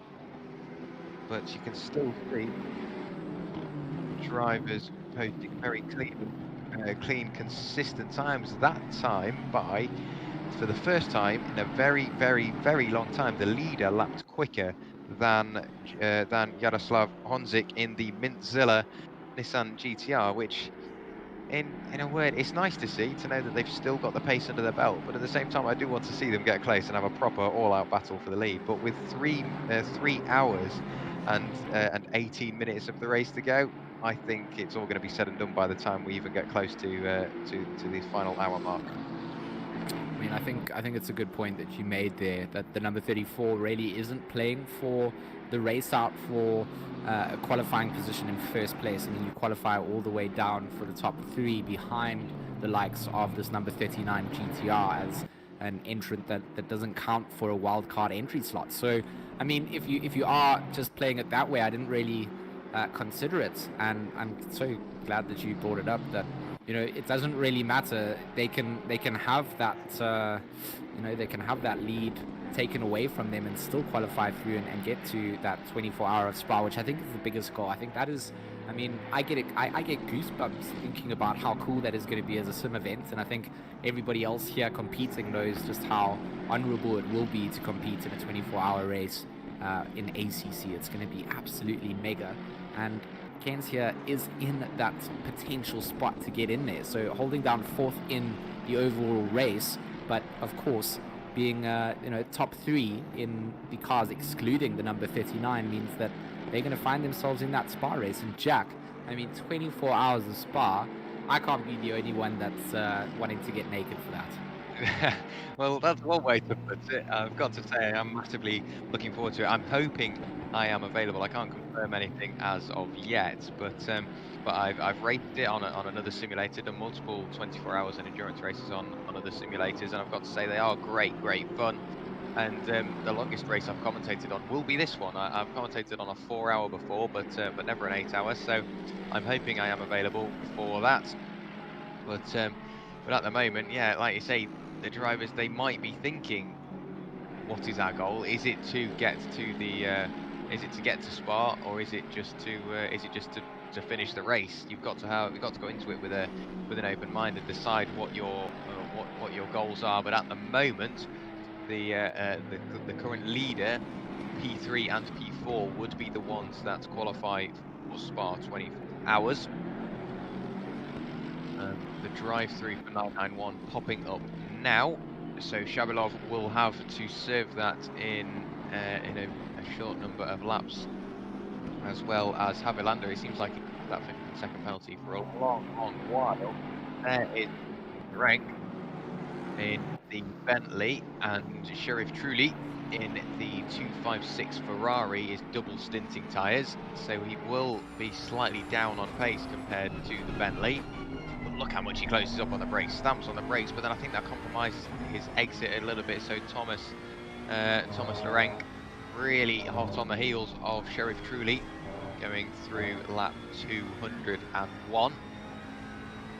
But I can't believe how quickly the time has flown down here, as Trulli here feeling the immense pressure from Lawrence's 207 Bentley down through the corkscrew. It's a sight that he does not want to see coming round. Takes a bit of a wider line coming down through the exit of the corkscrew, but it's enough to hold the Bentley off, Jack. And this is just what Sheriff needs to do. If he is on older tires, it's all about compromising other drivers that are on fresher tires behind you and trying to keep them behind you for as long as possible, so that if you are switching over and getting something that's a little bit fresher, then you've wasted someone else's time, and then when you're in the fresh air, you get to put the pedal to the metal. Yeah, that is what it's all about. Mark Sheriff Trulli has got all the work to do in his high visibility Ferrari. For Car Guy Racing, the 256 is being filled by the 207 Bentley behind. Look how close he's getting there, almost contact. The Bentley lifted off. You could see the car got unsettled because he had to lift off, so messed up the weight distribution of the Bentley mid-corner, which isn't ideal, but it did avoid contact, so that's what it's all about. Now up the hill on the run up towards turn 6.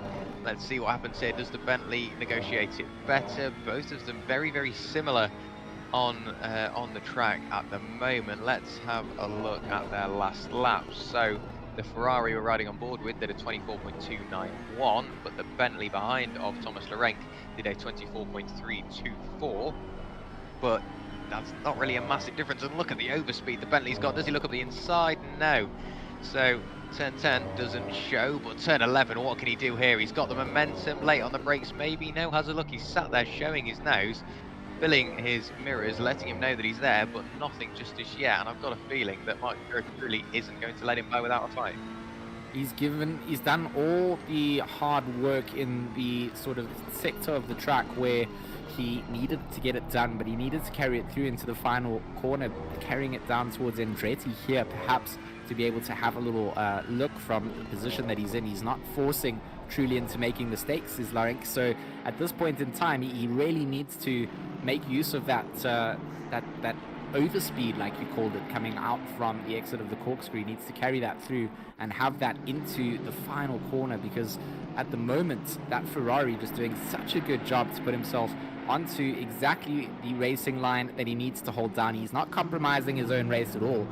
He hasn't had to go into a hard defensive, and he's just continuing to find the pace that he needs to have over the Bentley. And this is a good showing from the Ferrari on older tires, and wasting again at the time of the Bentley, who's on a different pit strategy, but of course then still fighting it out for position. Just look how many GT3 cars there are around them here, and everybody doing a great job to hold it together to get through their battle going through with lap traffic, and everybody makes the space that they need to do for our cars to get through. And that's the GT3 racing that I signed up for in commentating here at the Sim Grid, and that's just that's what you want to see.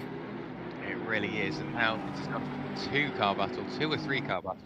Mark Sheriff truly in the 246 high visibility Ferrari, of course, leading the way for Car Guy Racing. Then you've got the 207 Bentley behind, and there is Havilander in the 349 Porsche, looking around the outside of the Bentley. I'm not quite sure whether that move is on just as yet, but Thomas Lorenc with his hands full, and if Thomas is keeping an eye on his rearview mirror, there you go, you can see it already. Thomas is keeping an eye on James de Havilander, which means that Mark Sheriff truly has got a bit of respite. He might just be able to disappear into the distance. I say that, but there we go, a prophecy I've made immediately proved wrong. Havilander has lost a load of time, and look at the speed now for Lorenc up the hill. He won't make the move going into turn 6, but maybe through turn 7 on the run up to the corkscrew. What can he do? He's got almost double draft assistance from the Aston Martin, and then the Ferrari looks to the inside.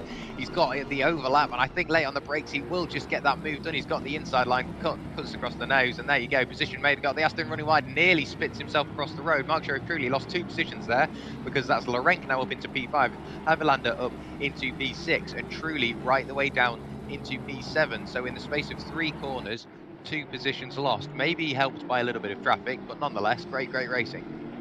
I mean, that was just a continuation of what we wanted to see coming out there, and what a phenomenal bit of driving coming out from Lorenc to just kind of gauge his position, make sure he doesn't overextend his mark. And Havilander, after making a mistake coming through after Andretti, then good job for him to just hold on to the ability to take Sheriff at the end of the day. So it's all that racing out with 3 hours left to go on the clock, different drivers, different tire availabilities, different levels of grip on the circuits, and this is really where things start to get a little bit more interesting. Of course, the final hour is what you probably tune into if you're not a big seasoned 8-hour fan, but for the true diehard enthusiasts, it's the entire duration of the race that makes things fun. It's not just the final hour. It's all about how the story is told to get there, and all these drivers here trying to just get themselves a chapter in that.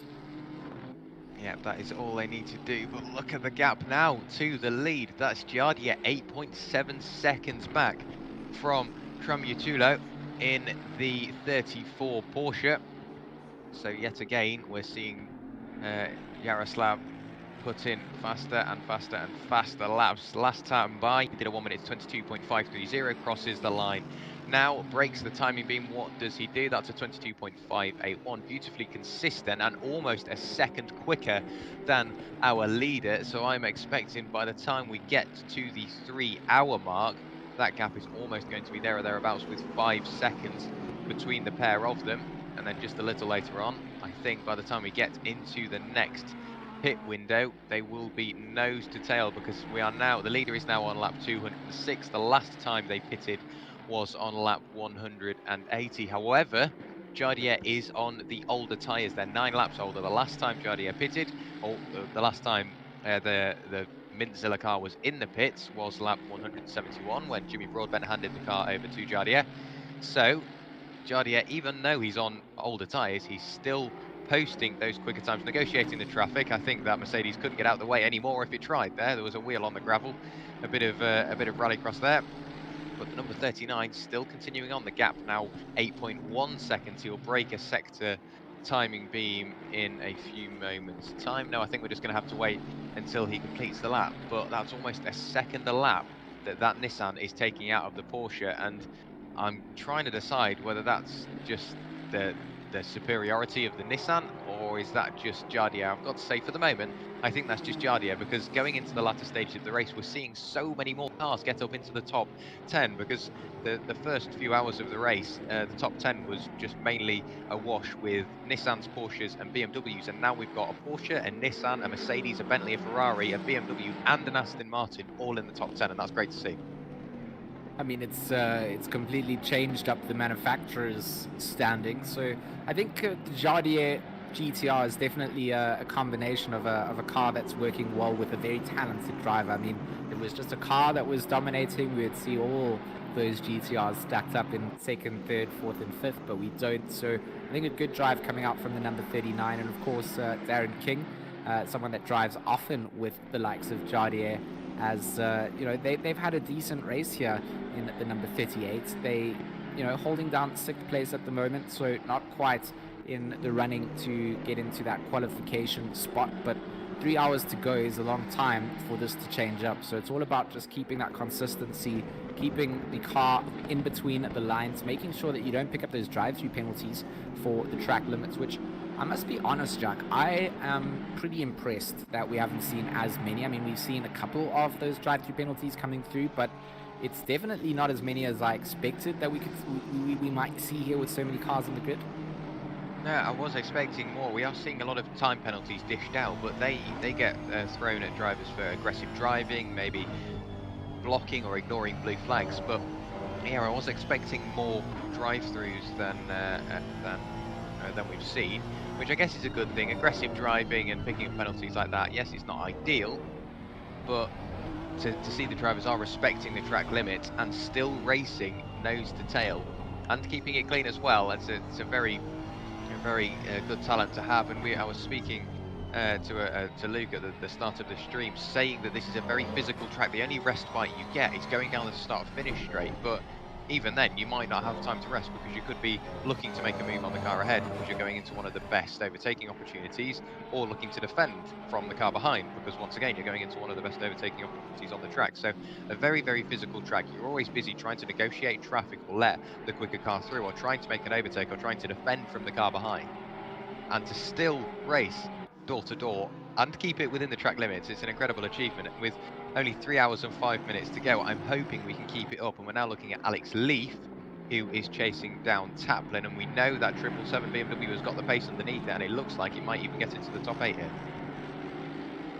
I think the 777 has a really nice balance of drivers. I mean, it feels like every time that driver switch comes out, that 777 is just up there putting a nose in to try and find something. So Taplin going to be the victim potentially from the 777 if Leaf can find that pressure point in the kink of the armor of the Aston Martin in front of him. But Taplin has been doing a good job as well to you know, just keep their car in that front running, keep it towards the front end of the order. Taplin going to peel into the pits, so no potential on-screen battle for us to behold, but the shift in position nonetheless, as Taplin loses that out to Leaf as he goes into the pits.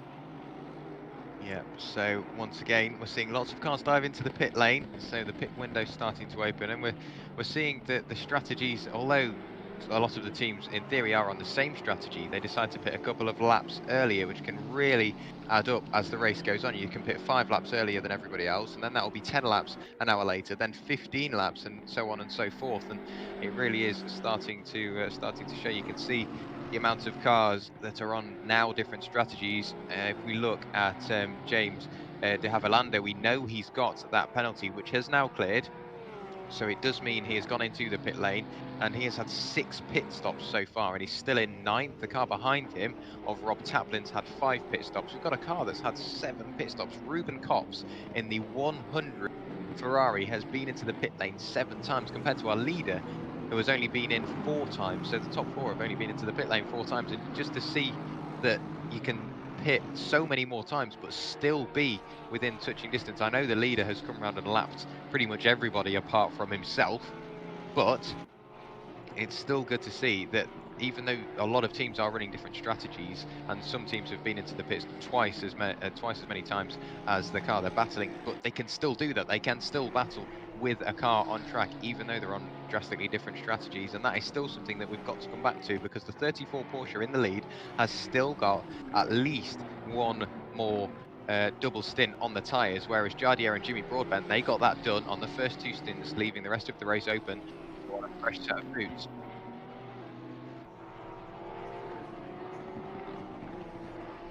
So I mean, it's all going to come down to what these guys have to do and how they're going to get it to the line to satisfy all the requirements in the race for their tire sets and how many times they need to make use of tires. So, I mean, that's kind of, again, it always gets exciting, kind of seeing where the simulator side has all of that same sort of focus that you would get in a real life racing series. All of that planning, all of that pre-prep is all what counts now, and these guys have been obviously all out, and a lot of the teams putting in a lot of effort for this kind of an event. I'm sure a lot of the more seasoned guys have a lot of series that they probably warm up for and can commit some practice times for, but for the 39 entries that signed up, you know that they got a spot that they were not going to take for granted, to put some time and effort in, and it's always good to see how it pans out on track for everybody. And you don't have to be a mega fan of any specific team to just sort of pick a team that catches your fancy in sim racing, and I think that's what's cool for viewers. You don't just have to be a die-hard fan. You can just sort of pick it up and go, well, that car, maybe it's based on color or the way that they've been making some dashing moves, but just look at this battle coming down here. Lorenk feeling the pressure from King, coming up, closing down through the corkscrew as we switch to the rear-facing camera from the number 207 Bentley, and it is a wing full of BMW. King trying to get through and get into that 4th place spot, which of course then gives them that qualification zone into the World Cup and getting into that 24-hour at Spa. So Lorenk and King definitely fighting it out here for something that's on the cards, and that's important for sure.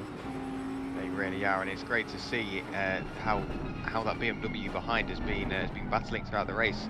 As some of you may know, if you've been at the start, I've been in since qualifying, and we've now only got 3 hours of the race still to go. There's a car off at the corkscrew once again. Who is that? That looks like the number 77 machine. We've seen that off the road before there. So the number 77 car deciding to go for an off-track excursion once again. That will be Simon Klug in the Porsche. But yeah, seeing that BMW behind, piloted by Darren King, I've seen it go from very bottom to very top, and just it continues on. Like it just looks so balanced. Whereas you see that Bentley almost stepping away there, going through the very fast left-hander of turn 6. The BMW, it just eats up the curves. It's quite happy. Looks so balanced. Albeit it's a very old car. Obviously, it's now being replaced by the M6 or the M8, pardon me.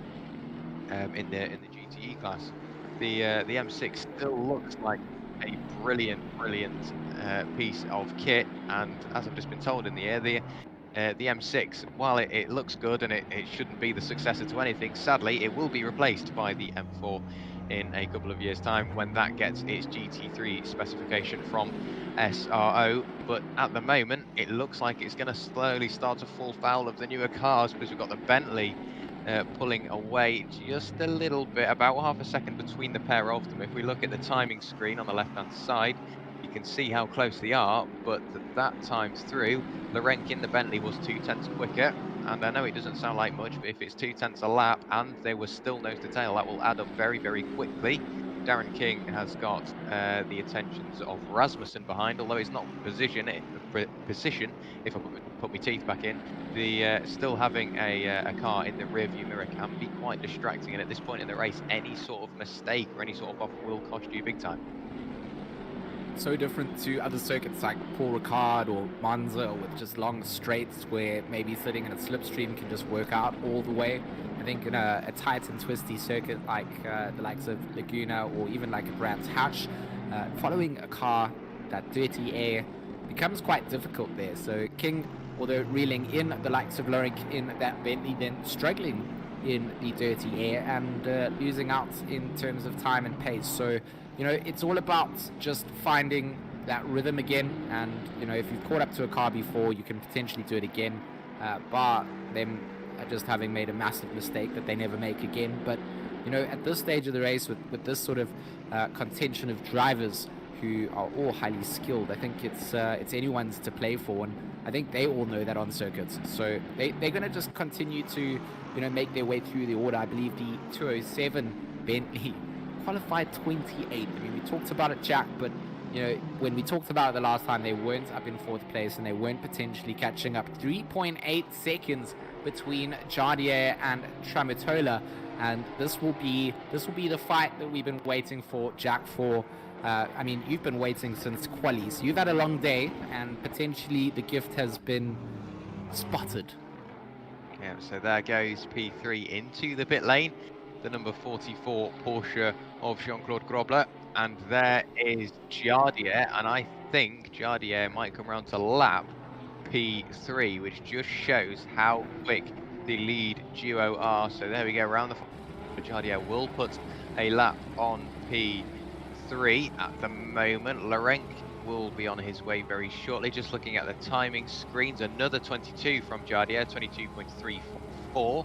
So that is 1.3 seconds quicker than the leader at the moment. So that gap is only coming down now. You can see that the leader is in traffic, flashing his lights, trying to get through this bit of traffic in front. Could cost him a couple of tenths, which may end up being what the gap is by the gap they need. So the Nissan still not getting out of the way. He does indicate to the right hand side just to let him know that he will pull over, but that's not what the leader wanted. That's even more time lost. And look at Jardier, he's got his sights set here, only 2 cars between himself and the leader, and with still 2 or 3 hours of the race to go, and what will be 3 fresh sets of tyres, I think, still for Jardier.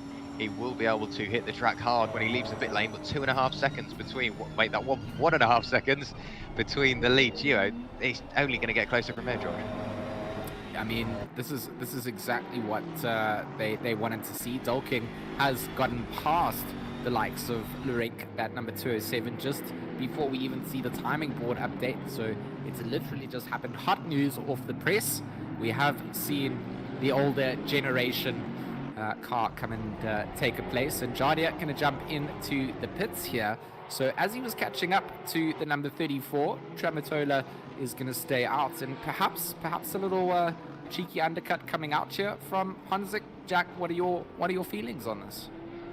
I think, yeah, that could be the way forward. He might have seen the traffic in front of him, and he's decided, right, pits now, I might come out into some clean air, but that is the gamble you've got to take. He will be taking tyres because there's no need to have to double stint a set of tyres. He's done all that going into the opening stages of the race, so all he has to do now is get a fresh set of boost on that car, fill the tank up once again, and get back out. And if he gets a good couple of outlaps, which we know he's capable of doing, for example, his first outlap was only, I think, or going into this stint, his first outlap was only half a tenth slower than his all-time fastest lap, and then he decided to go and beat the all-time fastest lap. So we know he's got the potential to do it, and yeah, like you say, I think the undercut might be the way to go here. And he leaves lane now, the number 39 machine. The 39 machine is now, but the 34 machine might not have tyres as long, because you do have 6 sets of tyres available for use, and obviously if you can use them all and gain enough, it's well worth using them all. But they can almost treat a double stint on tyres as a stint and a half, and if you can do that, that is minimal time loss, and that may keep them in the running, but we know Jardier's quick. He's been going quicker and quicker and quicker and quicker, and if he continues to go at the rate he is, he's going to be well and truly out and away and out in front by the time the 34 has been into the pits. So I mean, it is a little bit of a gamble. We're going to see Jardier throwing on another set of tires, a double stint coming out from JC Krobler from ATK, the number 44 car, doing a good job so far in the race as well. So they're going to go for that double stint. You're going to keep an eye on their lap times and see just where they fare on the field. But for now, potentially, it'll be Darren King down the field. That would be the only potential pressure zone for them for position until things shift up in the race. But definitely a good race coming out from the ATK team so far, and they'll be looking to hold on to this. Indeed. So the SimGrid, one of the SimGrid photographers, Dejan Jankovic, in P9 at the moment behind the wheel of that Car Guy Racing 256 machine, doing a great job. He looks like he's on the pace. So let's over to the timing screen. The team qualified in 29th and they're now up to 9th, so 20 position gained. Frost is the line now to do a 1 minute 22.43, a very competitive time. And I think, even though the BMW and Bentley have swapped around of Darren King and Thomas Ferenc, Thomas isn't willing to give up the position that easily. Still 6.5 tenths between the pair of them, and knowing how long the BMW is, 6.5 tenths is just a car length with the M6. Yeah, it was probably a small little mistake that was made out by Ferenc to afford that position change in the first place. So both drivers equally fast on the circuits and just keeping it nice and competitive. But this 256 Ferrari really has done a phenomenal job. I mean, the only two Ferraris, as far as I know, on the field are the 256 and the 100. I think there might be one a little bit further down the order as well. But definitely holding themselves within that top 10 potential, fighting spots, and looking to just keep it nice and calm, cool and collected out on the circuit. Still plenty of time for things to happen, and of course it's all about managing everything down to those drive-through limits and making sure you don't exceed the track limits to get to that potential drive-through penalty as well. So I mean, sharing that car, I always go back to it. It always blows my mind that some races to come together, share a car with the same setup, get to a level where they're all equally comfortable on the circuit, and they can just hand it over seamlessly to one another, and then work in a uniform sort of way. It's just really amazing. I mean, this is that 878 that was sitting in 4th place earlier on, and they've just, when we say things have gone from good to or from a bad place to a good place for some teams, some things have gone from a good to a bad place for other teams. And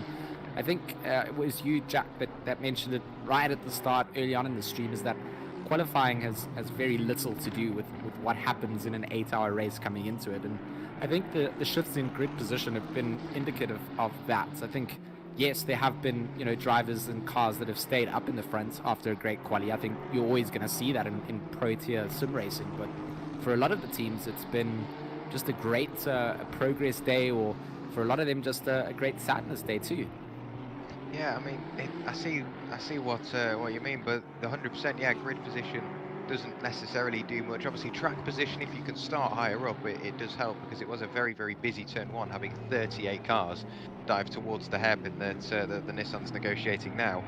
So it will have helped going into the opening stints, but as strategy plays out, and some teams double stints at the start, like Mintzilla, and then some teams double stints at the end, like our current leaders, it opens up, and qualifying just sort of fades into the background. It doesn't really mean anything anymore. But it does show, though, however, the top 3 are still in the positions where they started. I think if it's still 34, 39 and 44, I think they are all started in those positions. So 100% right. For the moment, it is looking like qualifying for the top 3 made a difference, and everybody else is just sort of gone out of the window, because I'm looking for the Mercedes. There it is, and number 26 of Owen Wenlock. They started quite well, but got taken out. Yeah, they started just it by On a slight work them back up through the order, and we've seen them as high as, I think we've seen them at P3 at some point. The strategy was playing out for them. But yeah, George Boothby, we saw him at the start over-rotate the car into the corkscrew and just tap the wall a little bit, not carrying any damage by the looks of it, continued on. Thought, right, let's make the most of this. Waited for the traffic to go screaming by, and then picked their moment and absolutely went for it. And you can see it's paid off because they're right the way up in P6 at the moment. But the car behind, still a standout car for me. The 777 of Alex Leaf. They've just been the 777 of Alex Leaf for TPC Sim Racing. They've been quite happy just battling the battles that they need to, and then letting everybody else around them play. There it is, the matte black BMW. It's just looked so balanced and so composed throughout the race that I was expecting them to give Darren King a run for his money, but with still 2 hours and 50 minutes of the race to go, I still can see that happening, because it could be BMW on BMW going into the latter stages of the race. With no Lamborghini, I needed to pick a Batmobile, and the 777 kind of ticked all those boxes. So the TPC Sim Racing, very daunting car on track. I've mentioned it before. But, you know, with no more remaining Lambos on circuit, this will have to be my Batmobile pick. And they really have had a good job. We've seen them sort of higher up as well. They've kind of worked out with strategies. They've kind of found themselves up towards the front of the order. Not everything goes to the way that you want it, so they then find themselves drop down a bit. But definitely a car that has some pace and has some ability on circuits as we switch over to the likes of Nathan Pierce from the Redline Zach Racing number 180. And this number 180 was a reserve entry to the Suzuka 10 hour, and apparently they also did really good there. So I've been to 18th place for them at the moment. And for a lot of teams here, Jack, it's not, you know, yes, sure, there's that wildcard qualifying slot that's open to people to potentially slap into their back pockets and get a really cool invite into a series that they potentially wouldn't have been there. But for everybody else, I mean, it's still a sim race where you're driving up against some talented drivers, some mixed teams. You've got a broadcasted race for, you know, your friends and family to tune into. So, you know, everybody taking it as serious as they would, even if it's not just a race for, you know, that invite slot in the wild card. Yeah, definitely. I think everybody's joined this with a competitive mind, but knowing well that there are other drivers out there just here to have a bit of fun and get some experience under the belt. And I think it shows with the sportsmanship we've seen. We've seen lots of drivers just indicate their intentions if they've got a car on their way. That's a car off the road. That's one of the Dayglow green Porsches. I can't figure out who that is on first glance. I think that could have been, was that the number 896 Porsche? I think it was.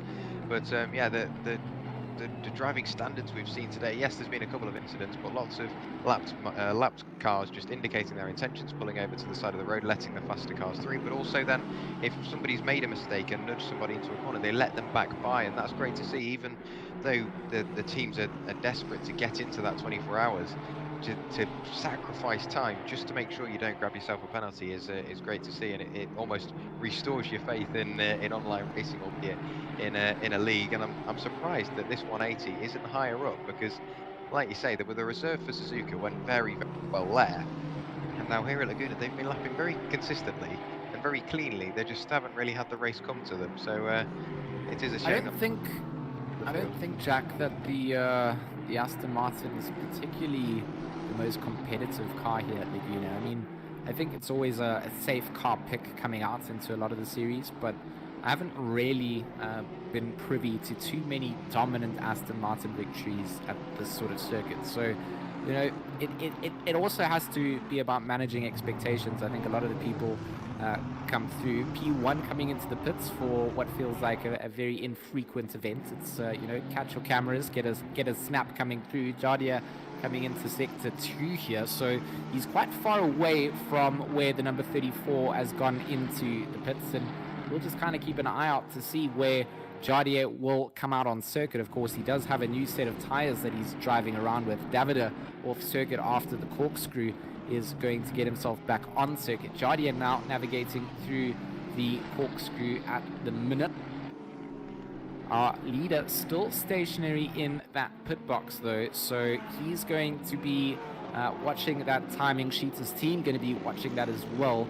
Jardier going to be approaching into the final sector of the track. He's caught up to lap traffic. I think he's going to get past here.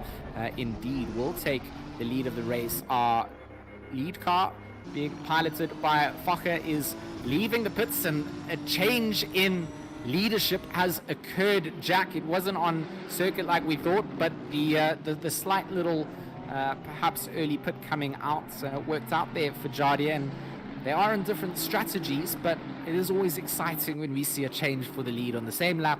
And I believe Fokker being the new driver in that number 34, so he's going to have to adapt to some things whilst Hanzik is dialed in and ready to slam some lap times down. Yeah, that's what you. Alessandro Fokker got to get used to the new track conditions. He's got to carve his way through traffic and then get back used to the car, get into the rhythm again.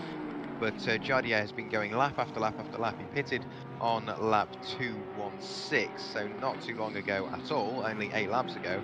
And he has got fresh rubber on board, so he'll just be able to go out and hit the track. That's one of the Nissan sideways in the gravel, gets the moment collected up. But we're now looking at the 878 Nissan. Oh, loses it because there's an Aston Martin on the way round. Two Nissans we've seen sideways coming out of a corner. Here we go, going into turn 4, loses it on the way in, gets the moment collected up, nearly snaps off the road and into the side of an Aston Martin. But thankfully we continue on, still green flag racing without any further incidents. That was Nathan Pearce who nearly got collected there. I love the bravery coming out from Pierce in that Aston Martin. He sees the Nissan going for a big drifty. We see him getting a big cutty through the corkscrew too. But I mean that Nissan was sideways coming out from the exit of T4, and Pierce thought maybe I can have a look around the outside. Saw it snapping back, had to abort, go onto that gravel. Somehow managed to keep the pace. And now yes, a couple of car tenths. Or car lengths behind the likes of that 878 again, but I mean, he's very much lucky that it didn't go from bad to worse after having to make the bailout onto the side of the gravel. Yeah, it could have gone very, very nasty, very, very quickly. He just kept his footing on the gravel, had the confidence in the car and the confidence within himself to keep his footing. But now that has happened, he's thinking, right, okay, you've almost barged me off the circuit, you scared me a little bit, so let's be having you. So the 912 Aston Martin looking to get past the 878 Nissan. Now up into P16 will be the promotion for clean put if he gets the position made, but then you've got an Aston Martin in the background of Pearce also following through, so it's Nissan leading Aston Martin there.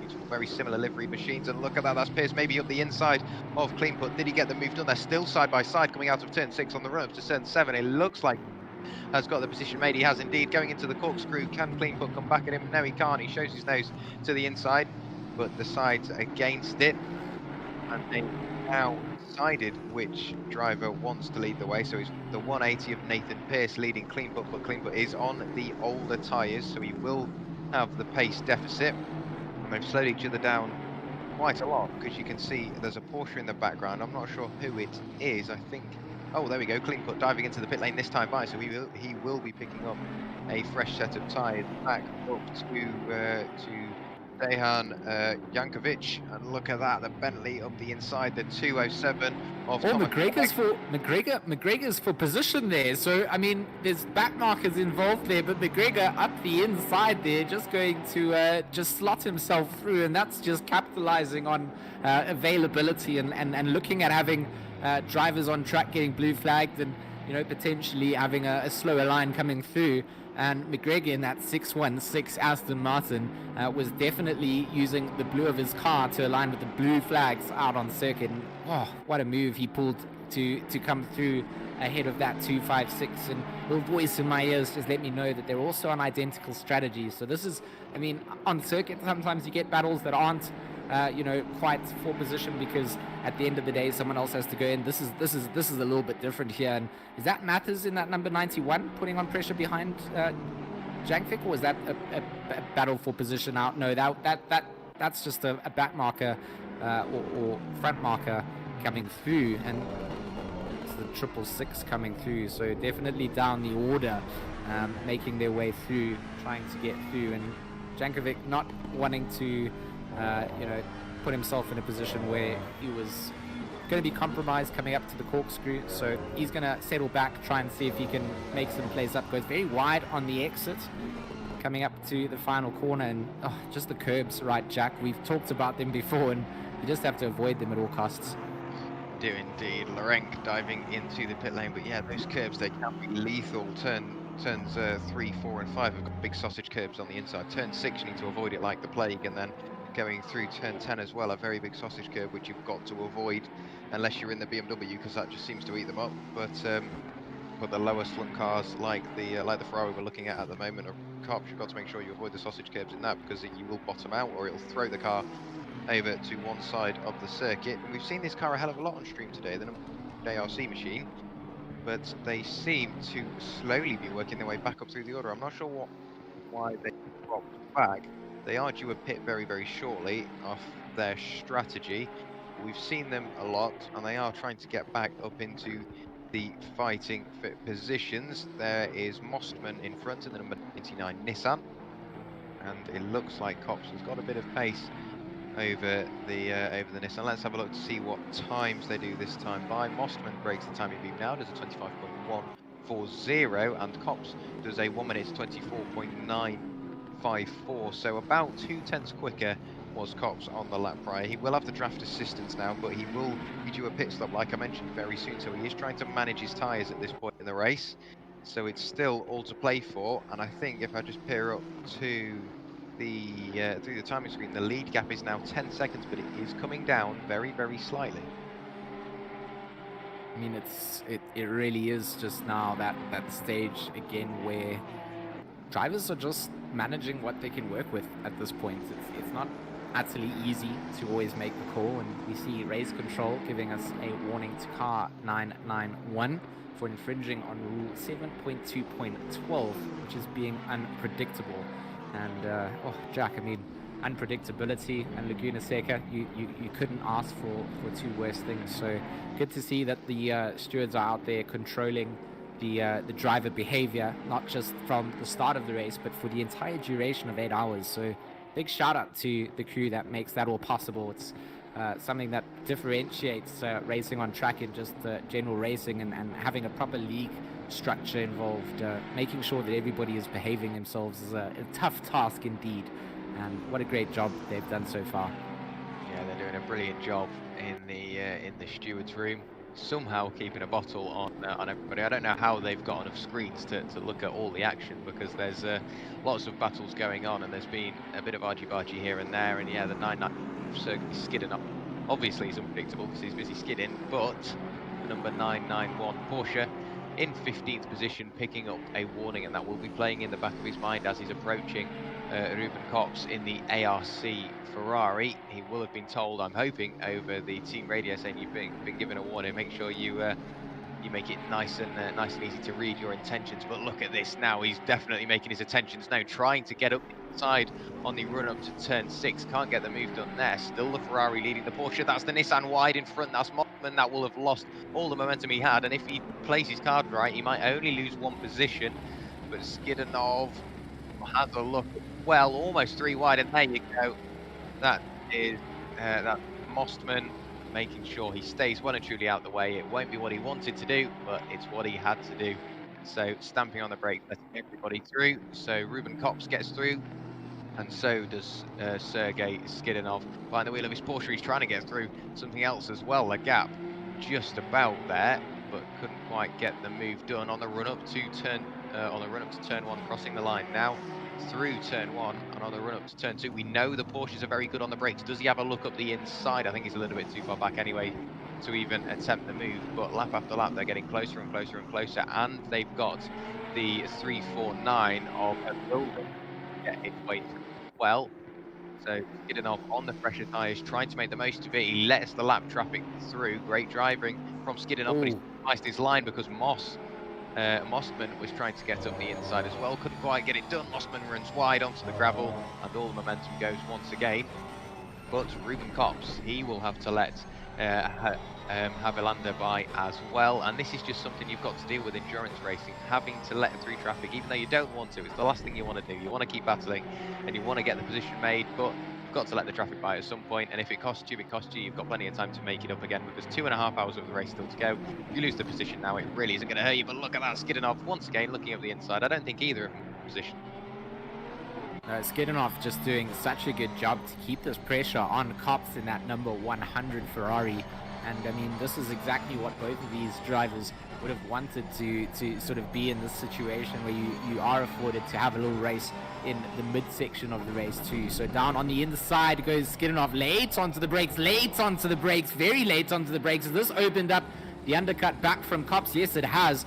Mossman tries it, has to go back to the table and replan another move, but he will be closer coming down to Andretti now. Does he have a look on the inside of the Ferrari? Mossman is eyeing this little treat out in front of him and trying to see if he can find himself some space to get on this action. He's been kind of smart up to the corkscrew earlier on. He kind of let both these drivers through, didn't want to dive back in and put his race at risk, but knows that the likes of Skidinov is going to take the pressure to Kops, and now Kops having to go hard onto the defense. The Ferrari versus the Porsche up in front of Mossman here. Will the GTR be able to have a look very wide from Skidinov in that Porsche? He's trying alternate lines, which aren't going to work out here at Laguna Seca. He's going to do a little fake to the inside, as Kops is well aware that Porsche is not going to peek quite through at that point in the racetrack. But coming up to the top of the corkscrew, it's defensive lines coming out from Kops. Skidinov late on the brakes. I do believe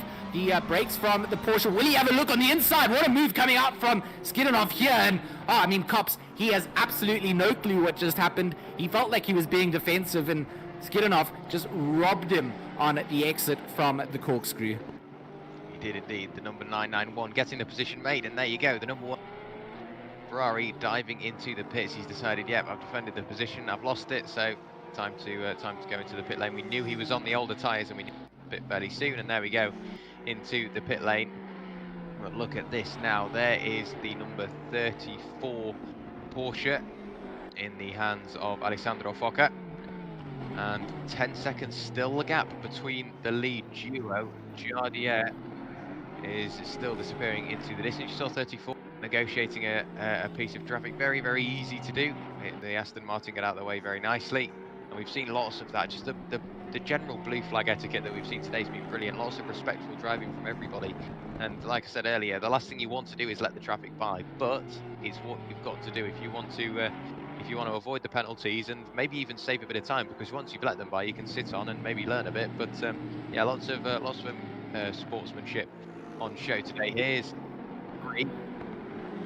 Look at that. Look who's in front of him. That's P3 in the 44 Porsche, and that's P1 in the 39 Nissan. So now the only people on the lead lap are the top 2. So Jardier and Alessandro Focca are the only drivers on the same lap. So Jean-Claude Grobler being lapped by Jardier, and I wasn't quite expecting it to happen with still 2.5 hours of the race to go, but it just shows how quick that team have been today. The Minzilla GTR has been on rails. No, I mean, that's I can't even recall a race that I can bring to mind that I've done where the pace from the front two has just been so incredibly good. And I think extending it out over the period of 8 hours just goes to show that it's not just once off luck, it's consistency, lap in, lap out, and that's what the 39 and 34 have done, just that. And for the drivers like the ATK Academy team, they were sort of the rival team for my South African team entering into this event, and really does bring a smile to my face seeing a great race coming out for them, even though my team couldn't have the same sort of thing. But a great drive coming out from the likes of JC Grobler, Morgan McCall and Arno Versace. Always good to have some local representation, and they're doing what they need to do to get into that qualifying slot for the World Cup. So they've definitely got my good positive energy from my side, and hoping that they can continue to hold on to it. But Darren King looking to throw a potential spanner into the works here, and the Fordzilla CRG number 38 potentially going to be looking to be serving a mandatory stop that they've planned out, but not going to be on this lap just yet. So King stays out, continues the charge up to the likes of Krobler. But again, it's a difference in laps and quite a far gap for him to catch up as we look at that number 96 of Sideworks Motorsports. And you know what, Jack? This team is the team that has just not been handed all the cards, but has definitely played with them the best. Yeah, definitely. When looking at it with 2.5 hours of the race to go, King in front in the BMW, still yet to pit. The last time Darren King brought that BMW into the pit lane was on lap 198, but the man we're looking at the moment, Owen Wenlock, came into the pit lane on lap 208. So sorry, Owen Wenlock came into the pit lane on 192. Owen Wenlock on 208. So in theory, that's definitely not what you want to do. He's thrown it wide going into the Andretti hairpin, and once again he unlapped himself from Jean-Claude Krobler, but he's gone and lapped himself once again after going deep into turn 2. But like I'm being told, he is in the hot seat. If he wants to get his team into the 24 hours of Spa, all he needs to do is keep that car on the road and keep churning out the quick, clean and consistent lap times, and he is the only one at the moment that will be able to take Darren King out of that top 3 position. If you hear us referring to top 3, but then looking up and he's in the top 4, it's because the leader at the moment, Jardier, behind the wheel of the 39 Nissan, he isn't eligible for the Spa 24-hour. Big old moment for James Havilander. That was very, very sideways. A great save. I'm not quite sure how he kept it pointing the right way. Snapped one way, snapped the other, and collected the moment. So he's still looking quite unsettled. So I'm not sure what happened there. We'll have to have a look back at some point. But at this point in the race, seeing that your car can go that sideways, surely that starts to introduce a little bit of fear and maybe takes away the trust that you had in the car, because you can sit in the car for hour after hour after hour building that trust. But one little moment like that, it just shatters any trust you've got in the car, doesn't it? Jack, you'll have to repeat everything you said. All I heard was the Tokyo Drift song playing as the number 349. Definitely now going to be feeling some heat in the rear ends of those tires and potentially having found some flat spots as well. So yeah, it's all about the managing of how it comes out. And generally we find that cars that have become a little bit unsettled or had big moments then take a good lap or two to settle themselves back into that running order. So I think Havilander kind of in a lucky spot that he doesn't have too much pressure out on circuit for a position, so can kind of drive it out, drive over some of the marbles if he needs to, pick up some of those, cool the tires back down, and just settle himself back into the order, get the car settled before he has to really push. It's always, that Dayglow Porsche has exited the end of T3 very slowly, and seeing cars coming to lap him just going to stay wide and out of the way. It's all a rhythm track is Laguna Seca, and one small mistake at the very start of the race and it just feels like you've been thrown off entirely. In the bit, he was in P9 at the end of the first hour, but he's dropped right the way back down to P29 now, and he was in the yellow flipped up on the timing screen, so it looks like he might have had a hit in the wall as well, because the bonnet looks slightly loose aboard that Swiss Ecos performance machine. But we'll see whether he dives into the pit lane this time. But it wouldn't surprise me if he came in to pick up some of the repairs. It might throw out their strategy, but if it's safer to get the repairs fixed and feel a bit more confidence in the car, probably it's the best thing to do. So does he peel off to the left? No, he carries on. He decides, it's just a scratch, and carries on nonetheless. Sometimes I guess, Jack, it's almost a kind of like, let me take one lap to get a little feel of how the car feels after a little bit of a moment. Is it worth just diving in straight away because let me just see if it's manageable. Am I dropping off pace? Is it locking up under brakes now? Is it trying to kick itself out? So perhaps just trying to read this situation and suss out what potential changes have been made to the car, but going to stay out on circuit. And also the other thing that came to mind was perhaps they were expecting more of a night race with that Dayglow livery, and they've been awarded a full set of sunshine out here, because that car definitely not having the best of races out on circuit. No. Ahead, that's Darren King. Darren King, that was a massive hit. Let's see what happened. The cars were side by side in front. I nearly fell off my chair then, but Darren King, oh, it looks like he wasn't expecting the Porsche to be going that slowly through turn 6, and this might change what happens for Spa, because Darren King was on the cards for getting that final spot on the Spa entries, locking up going into the corkscrew. He might have damage on that WM6, and like I'm being told, yeah, Wenlock's job has become so much easier. Oh, he's sideways again. He's definitely got damage on that BMW. You can see it handling like an absolute boat, which in theory it is, but let's see what he does. Yes, to the pit lane, slams on the brakes, grabs the pit limiter to pick up those repairs, but not what we wanted to see. I think that means that Darren King, we won't end up seeing that Fordzilla CRG machine at Spa unless that team can get it all up and running, back to race ready fitness, and bring it home in the final 2.5 hours. But there is Owen Wenlock coming round the final couple of corners, following the leader through, or following P2. He's just behind Alejandro Fokker. There's Darren King leaving the pit lane now, so a position change for P4 overall, P3 in theory, but Owen Wenlock now ahead of Darren King. We said he was in the driving position, and he was the one that could decide who gets the Spa, and sadly it wasn't. It was Darren King that decided that, and it was just a bit of traffic head that he couldn't really avoid. Wasn't expecting it to go so slow, and well, into the side of it and into the wall, and a big bit of damage. I'm surprised they spent so little time in the pit lane. I think the gap now will be about 10 seconds.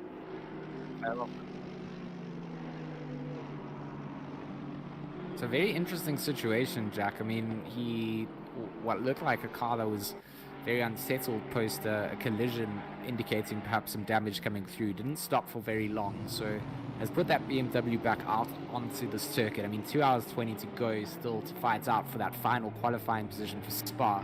So if anything is to work for, Darren King now has a to-do list to chase down. The likes of Sebastian here chasing down that 180 of Pierce, very close to the back of the Aston Martin. What line is he going to pick? Inside line opens up as Pierce peels out to the outside, but not quite alongside to look into it, but still going to hold the inside is the number 95. Going to keep the pressure onto Pierce out of the exit to Andretti, then into the fast right-hander. All about just carrying as much speed as you can through the next sequence of corners, all the way actually up to the hairpin is what you want to do. And riding on the rear-facing camera from Pierce, he's just going to be feeling that pressure coming out from that number 95 Porsche. He is indeed, and you'll be able to see him in your rear view mirrors, and he'll only be getting closer and closer and closer.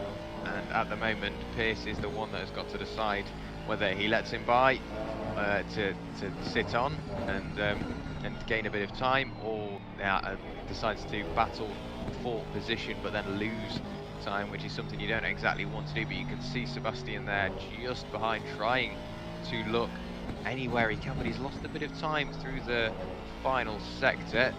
So Rafael Sebastian, now the one that has got to decide whether he goes for the move as well. It's as much Nathan Pierce's job as it is Sebastian. You can see Seb flashing the lights, letting him know that he wants to get by, uses all the track on the exit and a little bit more. He will have the draft assistance. We know the Porsche is very good on the brakes, going up towards the Andretti hairpin. What does he do? He looks to the inside, shows his nose, late on the brakes. Will he get the move done? No, he decides to pull out of that move, but he might just about get the cutback there alongside, and I don't think anything's going to come of that, because the outside for turn 3 is not somewhere you'll be able to make a move. Nope, and there you go. Once again, they stay in the same positions, but you can see there's a Ferrari just behind trying to catch up and get past. That is Jankovic from P9, the 256. Look at the Porsche now on the inside. That's a very late dive from Rafael Sebastian. I wasn't quite expecting him to go for it there. I think he maybe got caught out on the brakes. He slammed on the brakes as late as possible and realised that he might not get it slowed down. Threw it to the inside.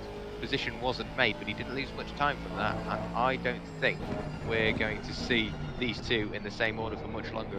Surely it must be written in the stars at this point that Sebastian's going to get by. You can see the aggression, but you can also see the the safe nature he's trying to drive. He doesn't want any extra contact, but surely at some point in the coming laps, he's eventually going to get by. I feel like the only place that Pierce leaves any sort of opportunity here for Sebastian is in the closing sectors here, down into the final corner and Andretti. I think that Sebastian has great drive coming out, and just look how he holds on. Does run a little bit wide and struggles a tiny bit as he makes the run down now to Andretti. They're going to deal with traffic coming through. It's making space and moving out the way as that 256 Ferrari also I think is putting some pressure onto them. So Jankovic wants to just get by some of this traffic in front of him.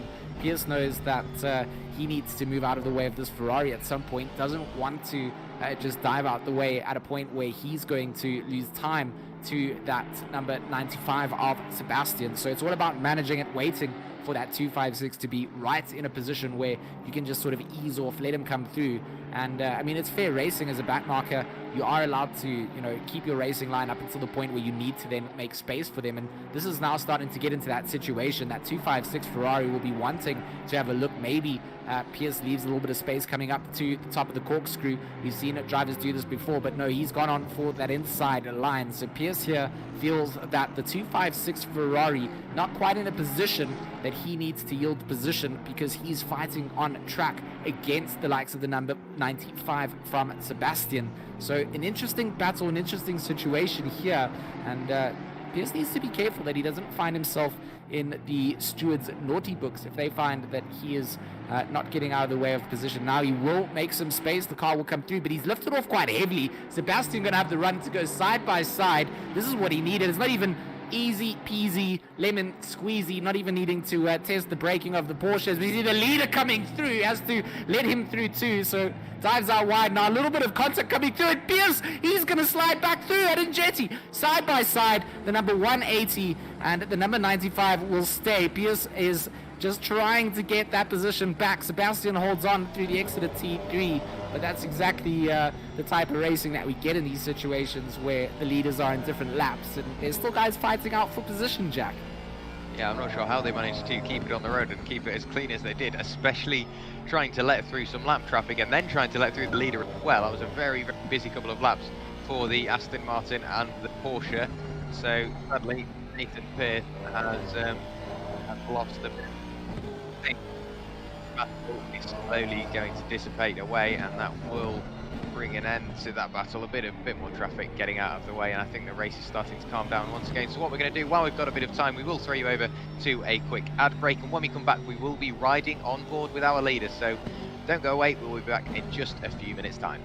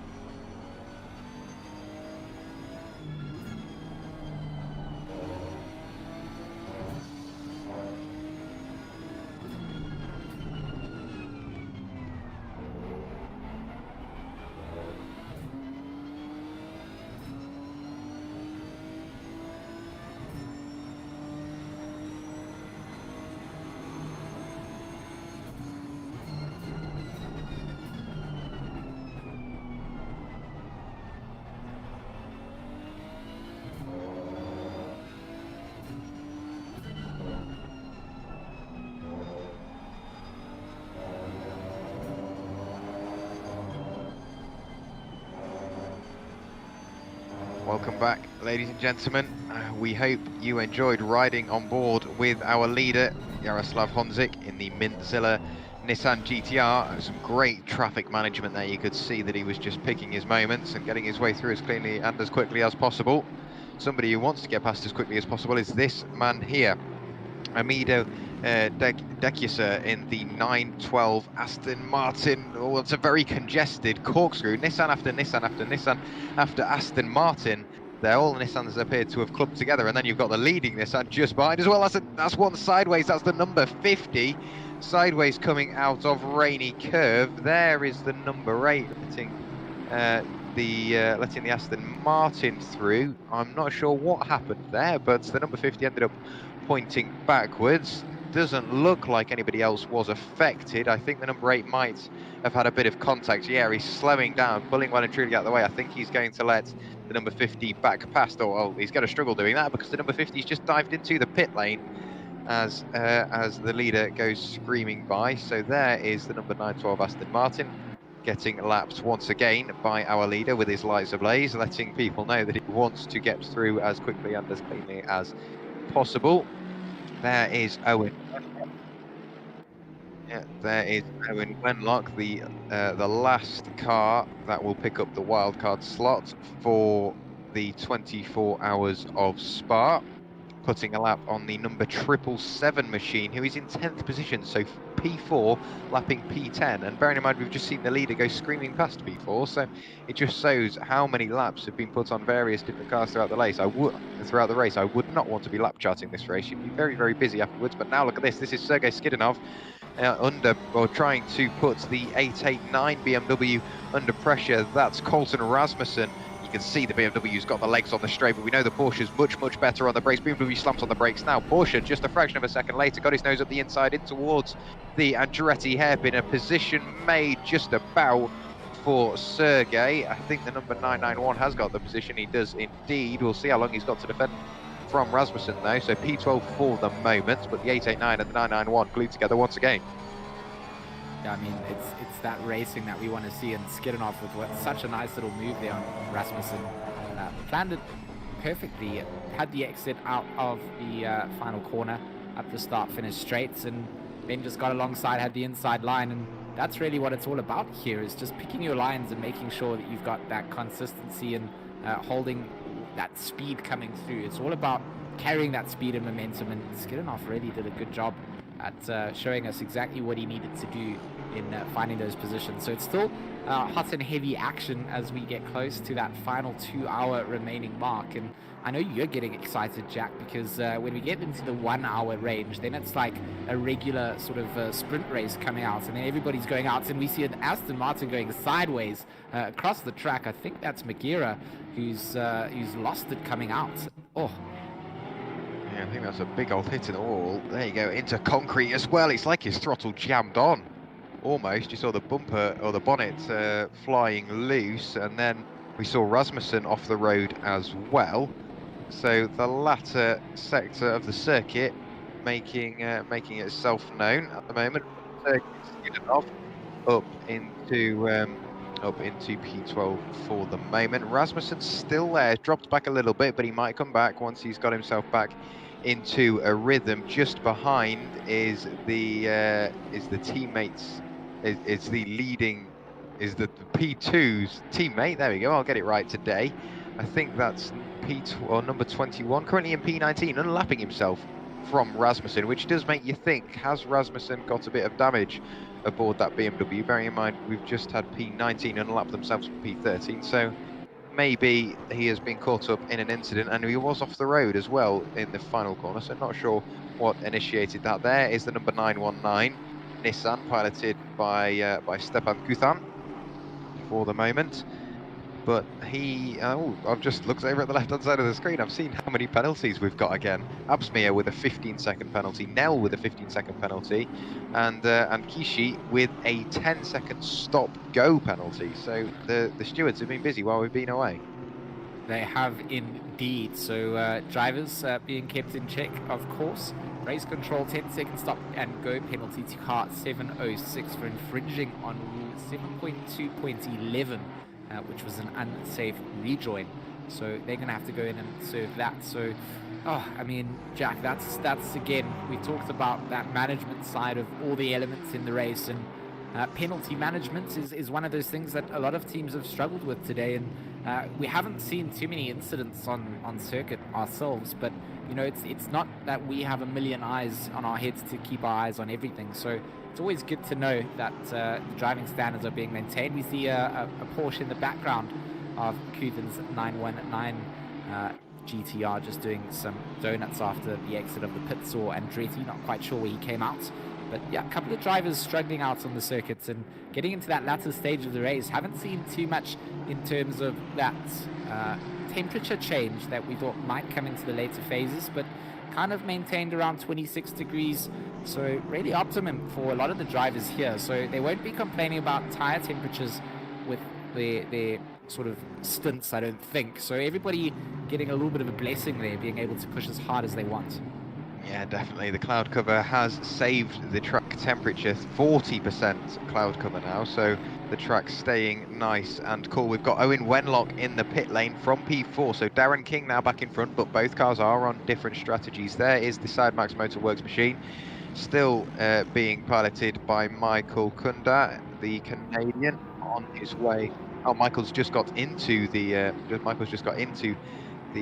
number 96 machine, leaving the pit lane now, and the pit window is starting to open up again. We've seen lots of cars dive into the pit lane for their driver swaps, and I'm going to use it again as an opener to bring in another commentator. But while we're having driver swaps, let's have a commentator swap. So while it's been an absolute pleasure to have you on board, George, and I definitely need you because it was a very, very busy stint. I'm going to have to let you go, mate, but if you could sum up the 3 hours you've been here, how would you do it?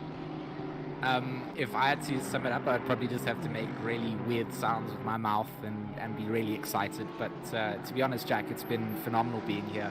I think the front three running cars have really put a show on for us in terms of their pace and performance. I think down through the midfield as well, we've seen some great battles on track. I think that number 777 BMW definitely still sort of stands out in my eye, as well as that 207 Bentley. You know, the two of them have done a great job to get themselves up there, and of course it is the fight down now for the final 2 hours. So Jack, thanks again for having me, and of course to Michael Hamlet, who's been doing all the wonderful camera angles and being a voice in the air. It's been a great pleasure to be here, so thanks for having me. Well, it's been an absolute pleasure to have you.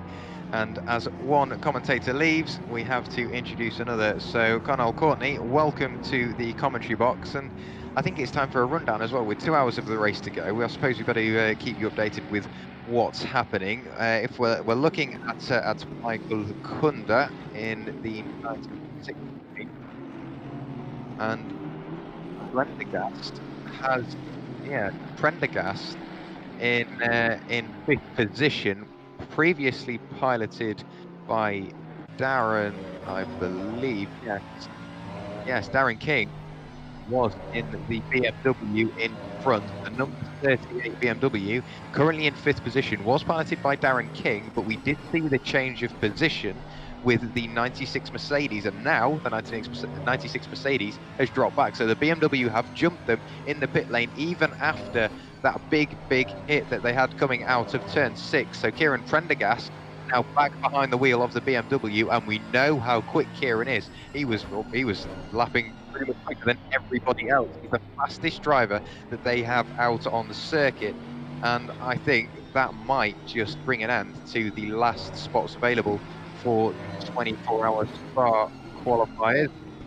But we are seeing Michael Kunda. He's in SRO, so we know he's quick, but I feel like Kieran might just have the edge here. As long as he gets in his rhythm, he might just about hold on to that position. We've got P3 in the pits at the moment, so that's the number 44 Porsche, still piloted by Grobler until the timing screen updates. We've still got Jardier in the lead with pit stop still to take, two looking at it. The last time Jardier was in the pit lane was on lap 216, so he will be approaching his pit window within the next 10 laps. And Alessandro Foca in the number 34 Porsche, also on a different strategy. He pitted on lap 224, so he will have at least another pit stop to take as well.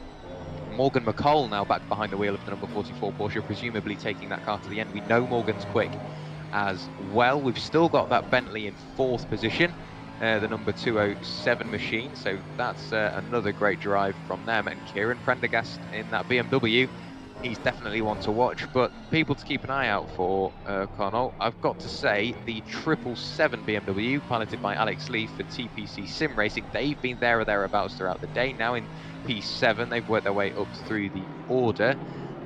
Who else have we got to keep an eye out for? We've got Bekim Dragayoshi in the 100 Ferrari, currently in P14. Those two, that car has been very, very competitive today. Seen a lot of it on the stream. I'm not sure how much of the stream you've seen, but I'm sure it's just been a wash with battles, because we've seen Nissans, Porsches, BMWs, Bentleys, Mercedes, Ferraris all fighting those top 10 positions. And with 2 hours of the race to go, I'm probably just going to say it's only going to get closer. Yeah, hello everybody. I'm very excited for this. I was actually supposed to be participating in the team, but for reasons, personal reasons, for some of the drivers, we had to withdraw, and it might be a good thing because the pace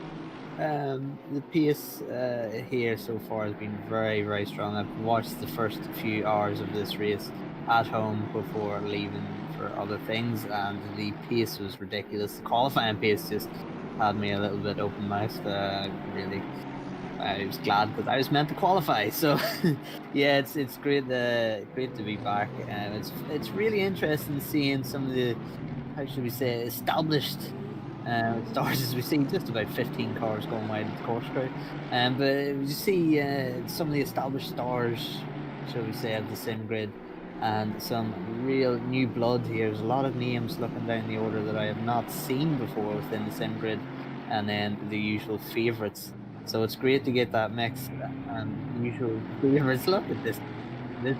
So we've just seen, I've just come into the broadcast, we've seen Kieran Prendergast. Of course, if you've been following the sim grid for a long while, or at least from the start of the series, you know, from the Sprint Cup, the Kieran Prendergast was actually the first winner of the Sprint Cup Round 1, Race 1.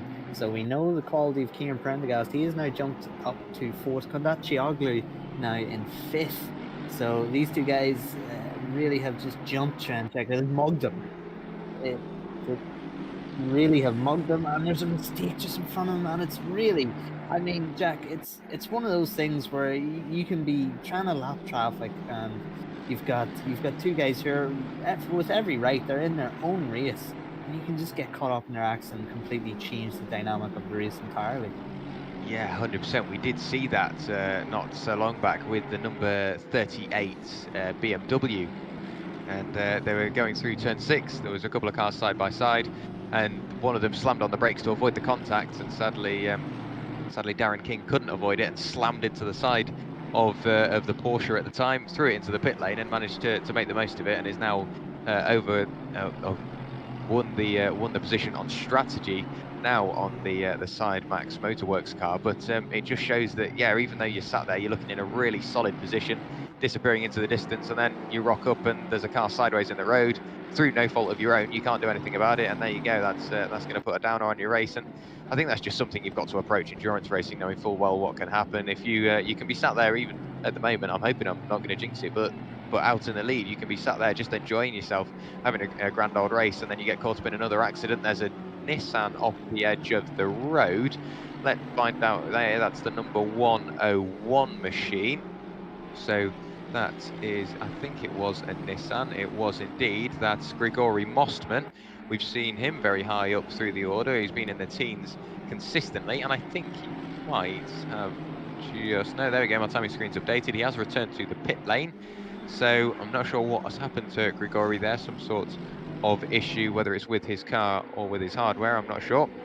But there is Kieran Prendergast in the number 38 BMW, negotiating yet more traffic. And you said that you can be sat there just lapping traffic, and then one of them makes a mistake, and there you go, that's your race over. But sometimes I find traffic can be your best friend or your worst enemy. If it's your best friend, they let you by, you can save so much time. But your worst enemy, because they can take you out of the race. It's such a different dynamic compared to anything else I've ever seen. Yeah, Michael Helmus just made a good point. in our areas that Kondachi really wants a good flow through the lap traffic to jump Kieran Prendergast, because pace-wise it looks like Prendergast just has a little bit over Kondachi. But as you were saying, Jack, it can be your best friend, your worst enemy, and the thing is, it's completely out of your control. The only thing you can focus on is your drive and your lines and where you're going to make those passes, and it really does come down to that risk management.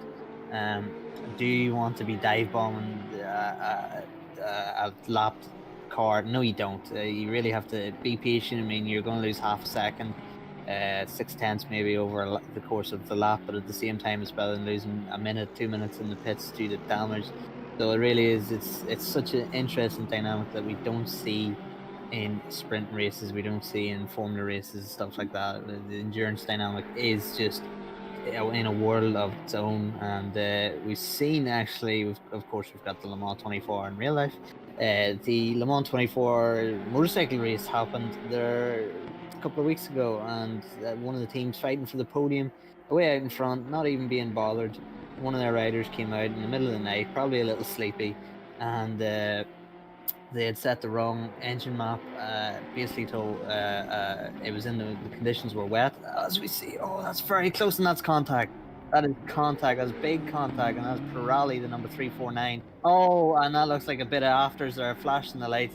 It looks like he didn't make too much of an effort, that black BMW, to actually turn from Pirelli. It might have been. We can't see it just in the trees. But it looks like that was very, very avoidable contact in the second. That was Alex Leaf. So that was 7th and 8th. That was 4th position there. So it'll be interesting to see the damage. Yeah. So just as I said that the 777 was looking good, he goes and spoils it by getting into the 349. By all means, I think the 349 was going for a bit of a dive there, was Pirelli, but Alex Leaf, I think that may have been a bit of retaliation. Oh, that's going to be very close. That's the 38 BMW. You saw this is the final slot for the Spa 24-hour. That's the position for the qualification, and there we go.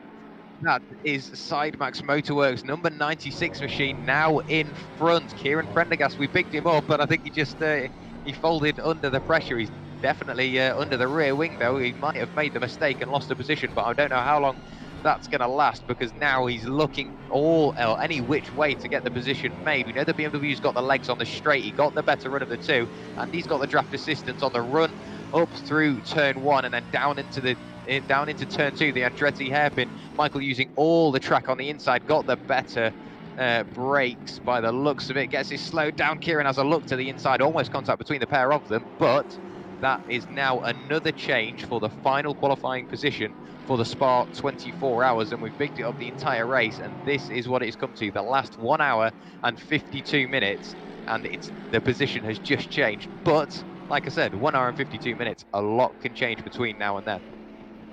Yeah.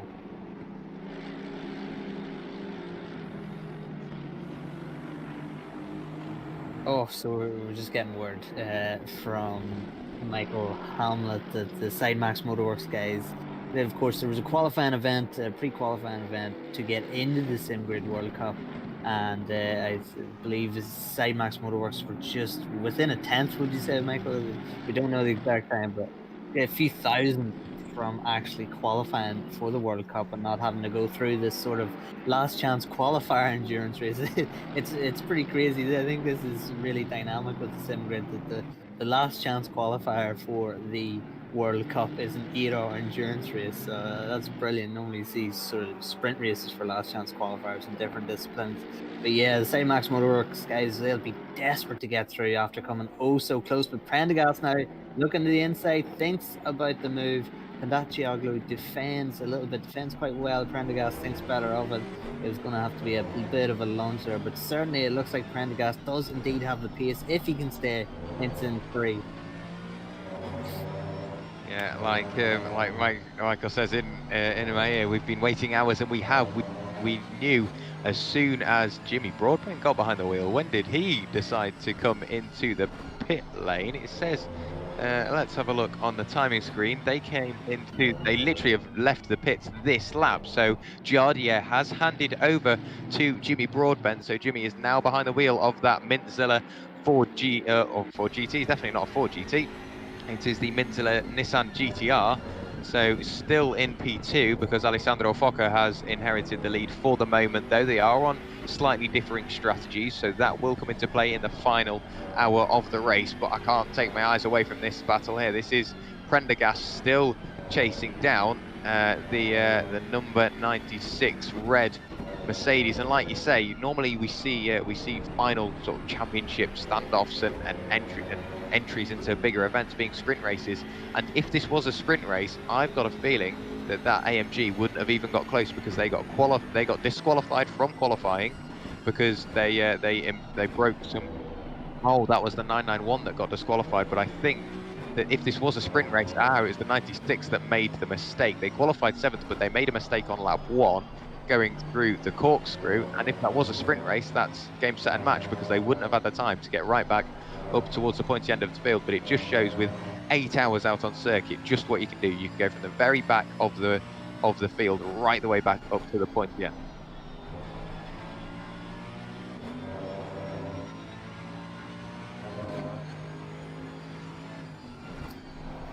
Yeah, and we see, the side match Motorworks guys, they do have quality drivers. We've got Kondachioglu, we've seen him in previous series. He is a good driver. We've seen, of course, I believe one of the other drivers, Niels van der Kokel, correct me if I'm wrong, but he is another guy who's always at the sim grid races and always performing well. So, yeah. Okay, yeah, Niels is part of Side Max. He's not in this team in the 8 of Laguna, but they breed some good drivers here in Side Max Motorworks teams. And no doubt Kondachioglu will be desperate to get. Prendergast is just all over the back of him, and when you have that pressure, I mean, you look up at the clock as Kondachioglu, see Prendergast. Oh, he almost had to avoid a Nissan there. Might have tried to cut a little bit without that Nissan, but Kondachioglu goes wide, and now Prendergast is going to have to go around the outside. Kondachioglu still has the inside line. Will he get it done? Prendergast still looking to go around the outside. Good, clean driving, giving each other plenty of racing in the room. That's good stuff. Kondachioglu holds it. He might not get the drive coming out of here, but Prendergast spins it up a little bit and doesn't get the drive to maybe counter Kondachioglu in the T4, T5 section. But yeah, Prendergast, you feel as though if he'd get past Kondachioglu, he would be released. But in saying that, he did get released earlier when he jumped Kondachioglu in the pits and he made a mistake. So it's a driver error that has led to him being behind Kondachioglu. So it's going to be very, very important for Kane Prendergast here not to get frustrated, to accept responsibility for the mistake, hopefully adapt, and if he does get through Kondachioglu, maybe not make the same mistake twice. But we'll see if he can get past Kondachioglu, because it's easier said than done.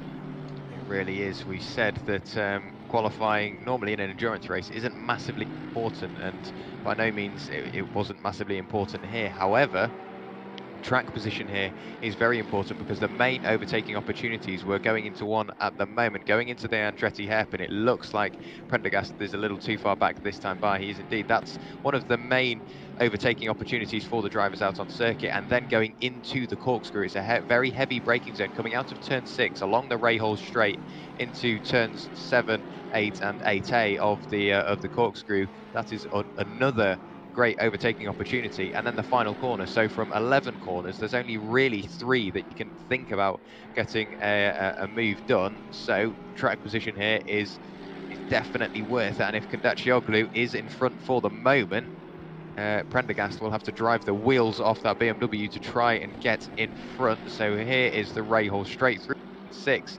And you can imagine if you get the better run through there, which we've seen Prendergast do before. We've just seen generally the BMWs get the better run through turn 6 before, because they can eat up that sausage curb on the inside. They might be able to get the move done before the corkscrew, but this time Prendergast had no such luck. Going through now Rainy Curve and in towards turns 10 and 11. You can see Prendergast closing up on the brakes, and he's carried the momentum through the corner. What can he do going up towards turn 11? He throws it to the outside, then dives to the inside, showing his nose, letting Kondachioglu know that he's desperate to get by. No flashing of lights as of yet, but as we cross the timing line now. Let's have a look to see what the times were. It was Kondacioglu who was the quicker of the two, only fractionally though.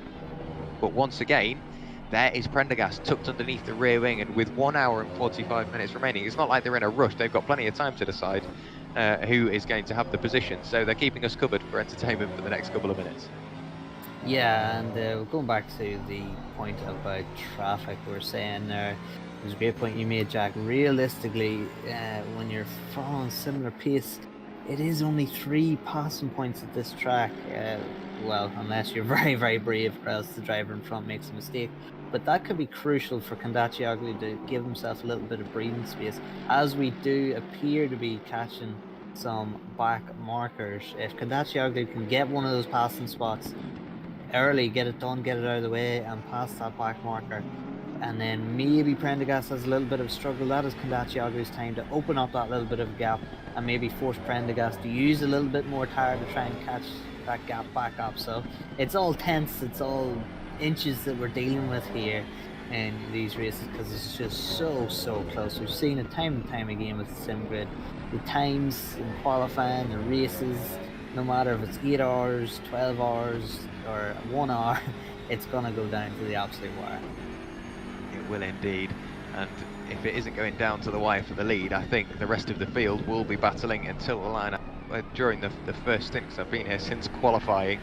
And when I was speaking to Luke, I was saying the only time that positions will be set in stone is when they come out of the final corner and on the drive to the line, because that is when we'll know where people will finish. We've got more cars diving into the pit lane. Lorenzo Rappa in the number 21 Porsche has dived into the pit lane, and we've still got Neil Pimlott in the pit lane as well. I'm not sure whether he's run more or whether he's packed up and gone home for the day, but yeah, more traffic to negotiate.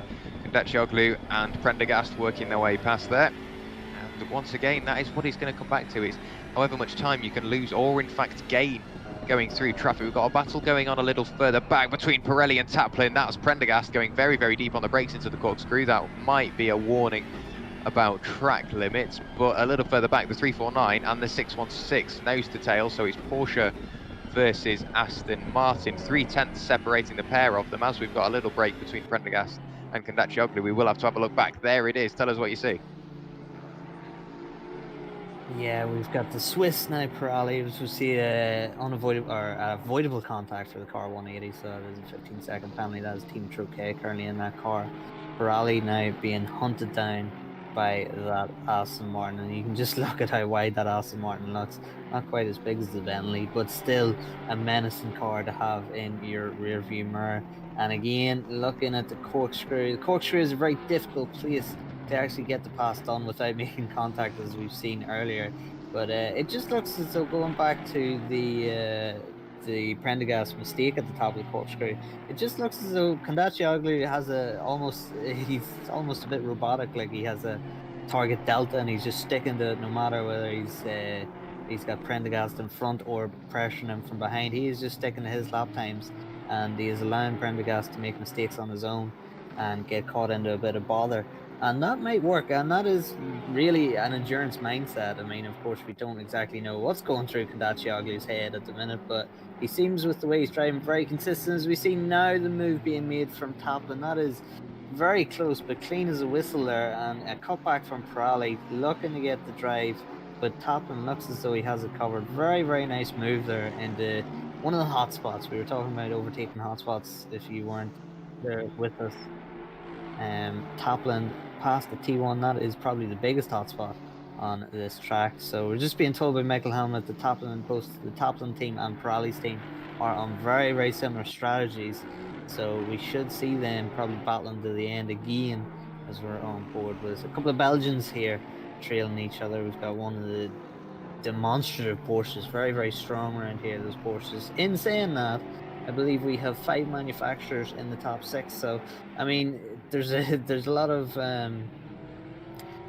want from maybe mid-pack or lower end teams to just look at, in any racing, in any sim racing, to just look at whoever the front teams are and go with the same manufacturer, because it must be the car. But we see time and time again, especially in endurance races, we have such a mix of manufacturers, and it's just great to see. is indeed. We're looking at the Rivetto Racing number 21 machine, obviously the teammate of Rivetto Racing, now currently in the pit lane. So Alessandro Foca has brought the number 34 Porsche into the pit lane, gifting the lead for the moment to Jimmy Broadbent in his Minzilla Nissan GTR, and there Alessandro Foca gets out of the car and hands the car over to Andre Benedetti. There he is on the run up towards the Andretti hairpin. Very, very tight pit exit. Make sure you don't touch the gravel. Would be quite embarrassing if you ended up pointing backwards on the pit exit. And there you go, from P1 to P2 there, and the gap has opened up to the leaders. Next time they break a timing beam, or next time they come round to complete a lap, we will have a better gap for you. We think that Benedetti will be able to go until the or will be able to go for another hour on this tank, and then he will only have to go for 40 minutes. So the car will be lighter, and he won't have to. If he is double stinting, it's not a full double stint at that point. It's only the tyres won't have to go the extra 20 minutes. Unlike what Jimmy Broadbent and Jaroslav Honzik did at the start, they double stinted tyres for 2 hours, and now they've got a fresh set of boots every single time they go into the pit lane. But another differing strategy that we've seen out on circuit, we've got cars that have pitted 6 times, cars that have pitted 8 times, and I think we've a little further down, we've got a car that's pitted 9 times, so lots of different strategies. Make that 10 because they've just left the pit lane again.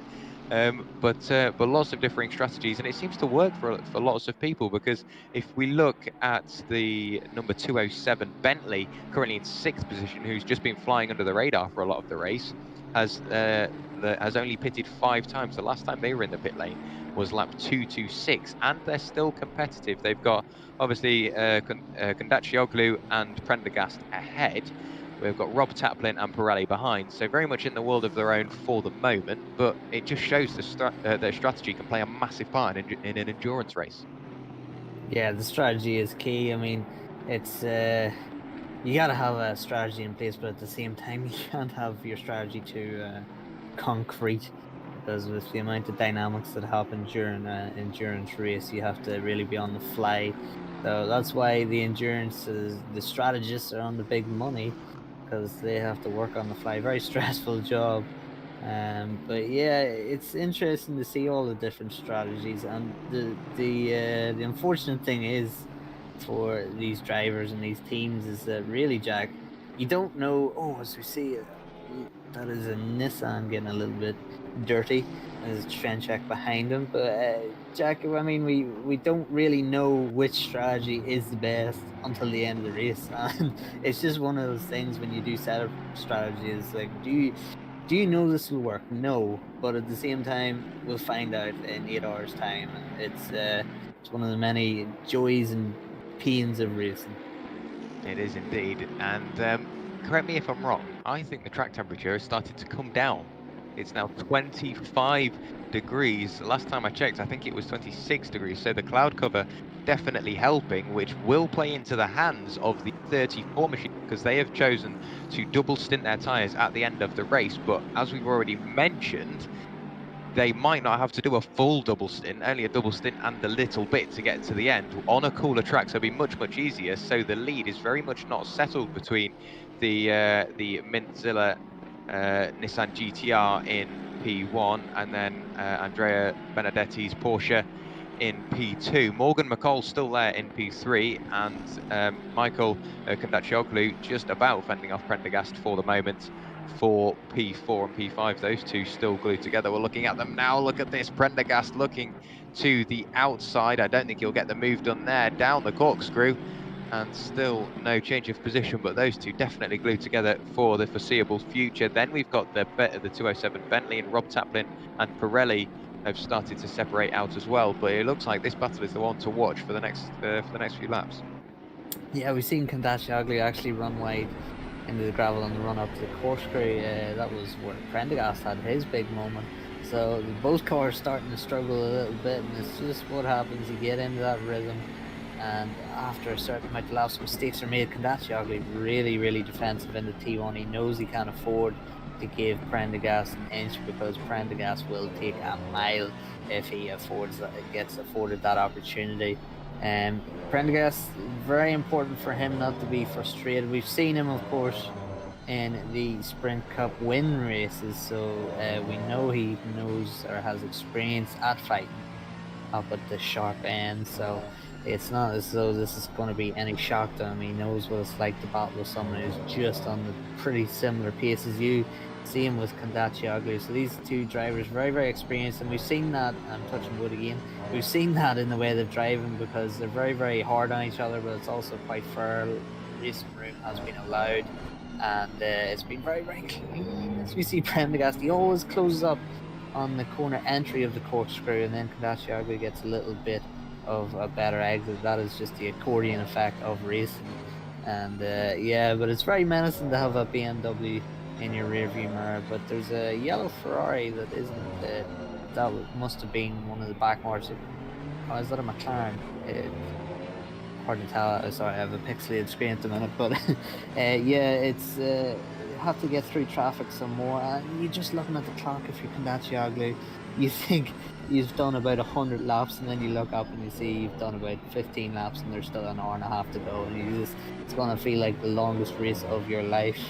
But Michael, again, as I was just alluding to, experienced guy, has done the Endurance Cup, has participated in these races before, and they're two quality drivers, so they know what they're doing. But as always, we've seen quality drivers can still make mistakes when the pressure's on. It's very easy to do so. I think the Ferrari that's approaching in the background is Max Renifort in the 285 Ferrari, and we will find out. He seems to be closing up very, very quickly. Let me have another check. Where are we at the moment? So that is the 256 Ferrari of New Latvia. That will be Cody Pride.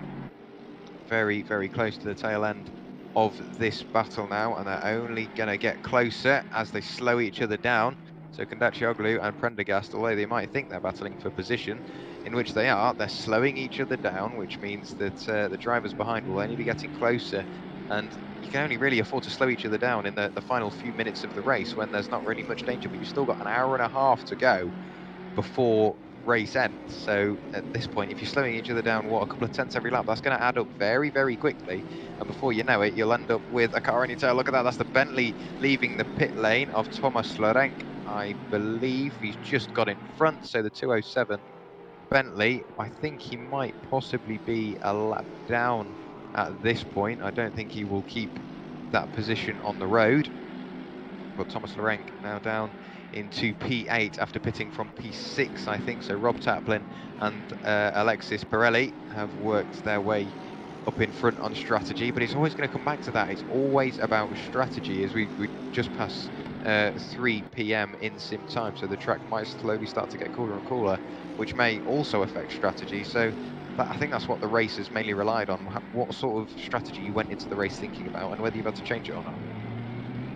Yeah, no strategy will be 100% perfect. I think we all know that. There's a lot of management to be done by the drivers, but it really is a team effort, this game. It's very, very difficult to pull a strategy together, especially with the different dynamics. I mean, you can have a spin, and then boom, your strategy's out the window, and you have to really just work on the fly. So it's very important to get it done, but at the same time, when you're the driver currently on track, it is almost pivotal for your mind.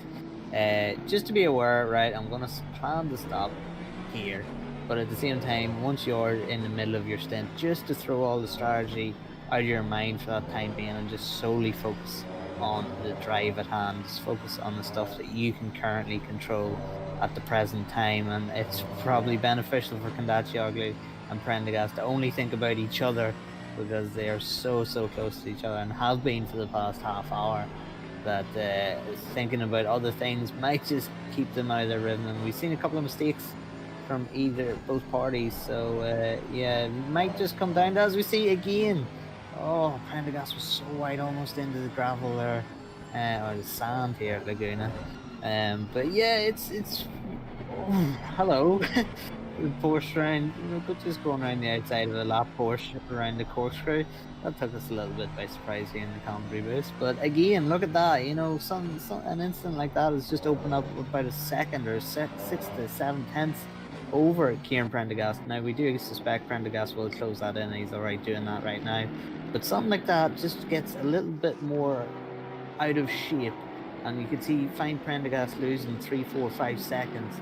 And then that really is game over for this stint in terms of managing your tires, because if Prendergast wants to get through to the Spa 24 race, it's going to have to push like hell to close up the 4 or 5 seconds, and then that won't be good for the tires. Even though it is cooler than we had originally anticipated, these guys are still working their tires hard.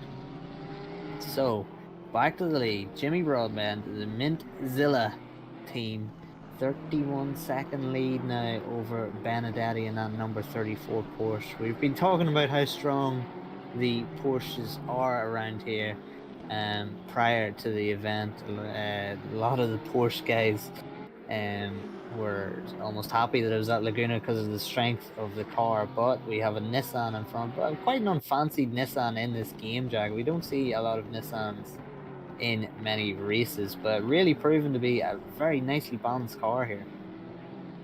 Yeah, when we sort of entered this round thinking that if you enter the Nissan, you're probably not going to be towards the pointy end of the field. Mid-pack, you're probably quite competitive, but nothing more. But we've been proven wrong, because Jimmy Broadbent and Jardier leading the pack from the front for a sizable amount of time, swapping with the number 34 machine. The next Nissan back is Sami Kachula in the 878 Nissan, and then the number 50 has had a lot of airtime, but not necessarily for the right reasons, being piloted by Fabian Schmidberger. He's had lots of penalties today. Has the number 50 Nissan. We've got 2 drive-throughs, and then I think possibly even a 15-second for another offence, and then we've got a couple of Nissans further back, Sti Hughes and Alexei Vasilev, 2 Nissans together, not necessarily on track though, the number 919 and the number 99.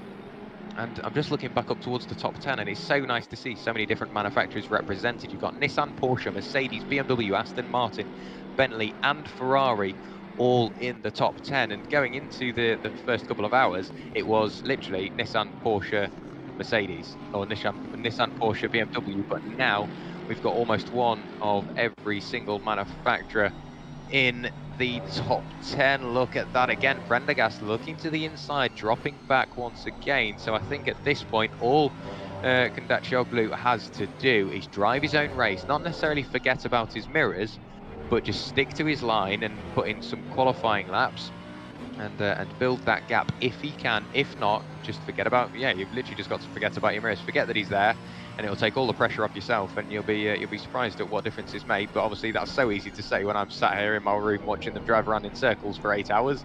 But when you're actually there, I can imagine it feels like you've got the weight of the world on your shoulders. But Kondacoglu is still doing a great job behind the wheel of that 96 Mercedes for Sidemax Motorworks, still in that last spot to get into the Spa 24-hour. But Prendergast will know that. I can almost guarantee his team will be saying, come on mate, don't push too hard, just get the position made, you've got plenty of time. And he does. He's got 1 hour and 26 minutes of the race to go. So, but by all accounts, referring to the rest of the race, not long, but 1 hour and 26 is very much becoming a sprint race at this point. This is when the drivers can afford to push that little bit harder. The cars will be getting lighter and lighter and lighter. The track's starting to get cooler once again, so I think they can afford to push a little bit harder as well. So it's going from an endurance race pretty much into a sprint race into the final hour, because that's when strategy will play its biggest part. That's when we will know who will be in the top 4 for sure. Yeah, and I think the longer we go into this race, the higher the stakes get in terms of the responsibility for these 2 guys. I think the gloves will come off just a little bit more. Not that they haven't come off already, but you may see some of these clean overtakes get a little bit more desperate, shall we say, because there is a lot at stake here to get into the SimGrid World Cup, and it's a lot of responsibility to shoulder for these drivers. Of course, it's not just beneficial for you to qualify for the Squad 24, but also your whole team. And you've been working with your team, you've built that relationship with the team, and you really want to provide not only for yourself but also for the team. So responsibility as the team effort. But yeah, an hour and a half, an hour 25 still to go. And to maintain this sort of pace for another hour and 25 minutes without making a mistake, you'd have to say unlikely on Kondaccioglu's part. There will be a chance for Prendergast to overtake Kondaccioglu if the odds are in Prendergast's favour, which they are.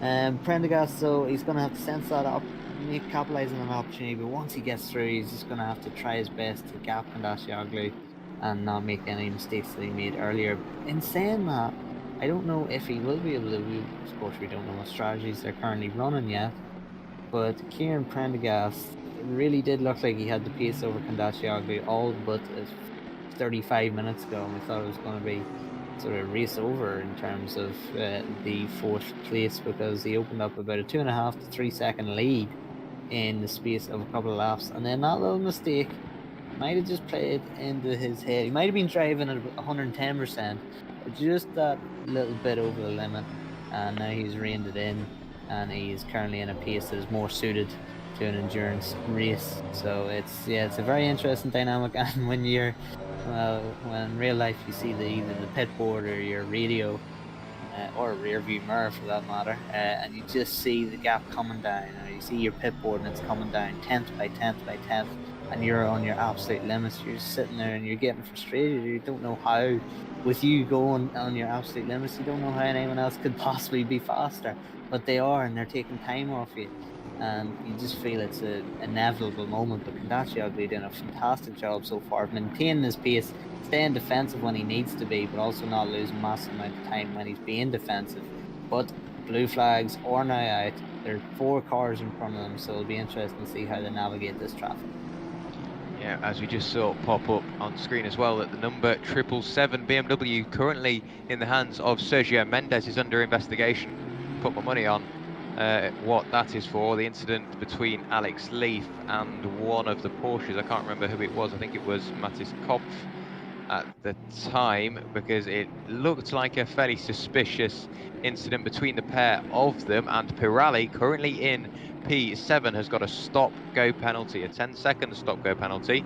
So the 349 in these closing stages of the race, he's going to have to lose, well, 10 seconds in his pit box on top of the time it takes him to go through the pit lane itself. So it only sounds minor, oh, it's only a 10-second stop-go, but when all is said and done, that can very quickly add up to about half a minute, almost 40 seconds from pit entry to pit exit. So a massive, massive loss for that team. A 10-second stop-go penalty for car 349 for infringing rule 7.2.2, avoidable contact. So that is why Pirelli has that stop-go penalty. We also have a 15-second penalty for the number 180 Aston Martin. So the steward's still busy at work. I think there will be until the very last lap. Maybe some incidents will be investigated after the race as well, but 1 hour and 22 minutes to go. I swear I've already said that. It seems like the time just keeps on getting added on at this point. We've got a car peeling its way into the pits. No, just staying out of the way. Great driving from that Ferrari, making sure they don't interfere with any of the races going on. Do you think at this point, bearing in mind Prendergast isn't being as aggressive as he was previously, he's quite happy just to sit behind and maybe use Kondaccioglu almost against himself, because he can help his strategy at this point? Yeah, I mean, with an hour and 20 to go, there's still a lot to play for and still a lot of time to be made or lost. So Prendergast right now, he's sitting conserving tires, maybe just sitting in behind Kondaccioglu. And even if Kondaccioglu recognises that, yeah, he's sitting behind, he's not making moves as we thought he would, it's still, there's still that pressure on you that, you know, make a mistake and he'll just slip on by and grab the position. So even though Prendergast isn't as aggressive in terms of making an overtake, he's still putting that pressure on Kondaccioglu, and that still plays with your mind, still can force Kondaccioglu into a mistake. So I think it's great driving so far from Prendergast, actually, just to be thereabouts, just to keep him on his toes, as we see Kondaccioglu and Prendergast actually trying to unlap themselves from Benedetti, the second place car, and it looks like they're going to. So this will be interesting actually. Benedetti, second place car, we know they have pace of course, that's why they're second. But Condaccioglu and Prendergast look just a couple of tenths quicker here throughout the lap. But it's still going to be difficult to get by, so if Condaccioglu can get by first and sort of put Benedetti between himself and Prendergast, that could be a key moment in this race. It could indeed, and I've just been looking over at the timing screen. Andrea Benedetti, we know the car's quick. There we go, unlapping themselves. That might even play to the hand of Condaccioglu because it looks like Prendergast got caught behind for an extra couple of tenths, which has opened that gap up, so they've got a bit of breathing room between the pair of them now. But Jimmy Broadbent on the lap prior, 1 minute 22.866, and Andrea Benedetti did a 1 minute 23.766, so just exactly 9 tenths quicker was Jimmy Broadbent on the last lap. Let's see what he can do this time. Going through turn 10 on the run up to turn 11, the tight left-hand hairpin, he's approaching more traffic. I'm pretty sure he hasn't had a clean lap since the start of the race. He's going very, very quick. He was slightly off the pace, maybe not comfortable with his pace in stint 1. He crosses the line now, another 22, a 1 minute 22.965. He's only been getting quicker as he's building confidence in the car, confidence in the track, and almost confidence in the back markers. He's really doing a great job trying to keep up with Jardier by the sounds of it, and to be going that quick, only a second off your fastest lap time this race, with only an hour and 20 minutes of the race to go, it just pays dividend to how quick Jimmy is going. And whether we see him dive into the pits and hand the car over to Jardier to finish the car, or whether he stays in the seat and brings the car home. We know Jardier started it because Jimmy had commitments with karting at Club 100, but he got home, got back to his shed, got back to his rig, and has driven a brilliant race. But back to this battle, you can still see Condaccioglu using his mirrors, looking in his mirrors, trying to negotiate some traffic. 3 wide in between 2 Aston Martins. Great traffic management from Condaccioglu, and Prendergast followed him through. The Aston Martins trying to split either way. It is very, very tricky to make sure you stay out of the way, but both of them do a brilliant job. And once again, that has brought a bit of breathing room between Condaccioglu and Prendergast, but we know Prendergast is very good at reeling that gap in, but maybe at this point he's quite happy just sitting behind. We've seen him go for the opportunities when he's this far back, late on the brakes, looking to the inside at turns 1, 8 and 11, but it seems like he's just quite happy sitting behind, saving a bit of fuel. I say that, but look at this run. He's got it going up towards the corkscrew, jumps to the outside, a little flash of the lights, but tucks back in again, maybe a little later on the brakes. No, more than happy to sit behind once again, and I've got a feeling this battle is only going to sort itself out when we get to the final lap. I don't know why I'm raising my voice, because he's always doing that. He's always looking to the left and the right, but nothing ever comes of it. Yeah, you can. Oh, Prendergast makes a mistake. He's in the ground. He's in the stand, and oh, that is. Oh dear, and he's spun it yet again. He just got onto the curb, maybe clipped the sausage curb, and then his rear came around on him, and he's into the sand. And we said that for an hour and a half, it's going to be very difficult to run that pace and not make a mistake. So Prendergast is the first to make the mistake between those two, and that is an absolute disaster for Kieran Prendergast. Now he has got a mountain of work, and we were talking about it earlier, Jack, that Condaccioglu looked like he was just sitting at his pace and no more. He was comfortable with his delta that he was lapping, and he was just doing consistent laps, whereas Prendergast looked like he was a little bit more on the edge, but in saying that, a little bit faster. And sometimes that's what happens when you are running faster, but you're on the absolute edge. It is only a matter of time before you make a mistake. So very, very unfortunate for Kieran Prendergast. 11 seconds behind now, and a mountain of work. Yeah, so we had a brief yellow flag there for the moment, but as that battle has settled down, we don't really have anything else to look at for the moment. But I'm sure if we go away for a couple of minutes for an ad break, we will be right back with you very, very shortly. But we'll leave you with a couple of ads from our sponsors.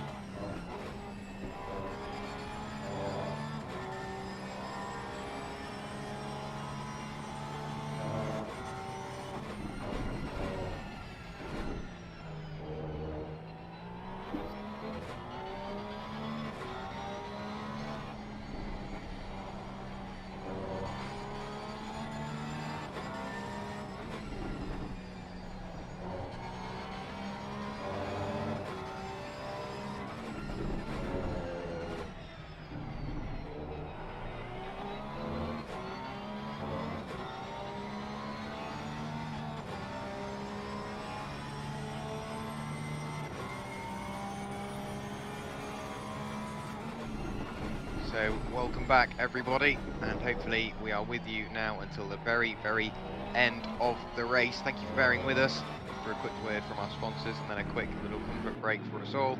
More of an immersion break. That man there, Kieran Prendergast, he got a drive-through penalty. He was so close to the tail end of Kondacioglu. A slight mistake ended up collecting the wall, or almost collecting the wall sideways into out of turn 10, and now he's had the drive-through penalty. The car that looked so good for getting the last position at the 24 Hours of Spa is now right the way down, still in P5, but 30 seconds away from Kondacioglu. So I think all is said and done there, but with still an hour of the race to go, lots can change. That man there, Sami Kachula, we've seen lots of him towards the start of the stream. It dissipated at the midpoint, but he's now coming back up through the order, currently in P15, chasing down the number 100 Ferrari. So he's seen his fair share of action in that Nissan, and like you said earlier, the Nissan is maybe not the preferred car, but it's definitely one to be reckoned with here at Laguna Seca.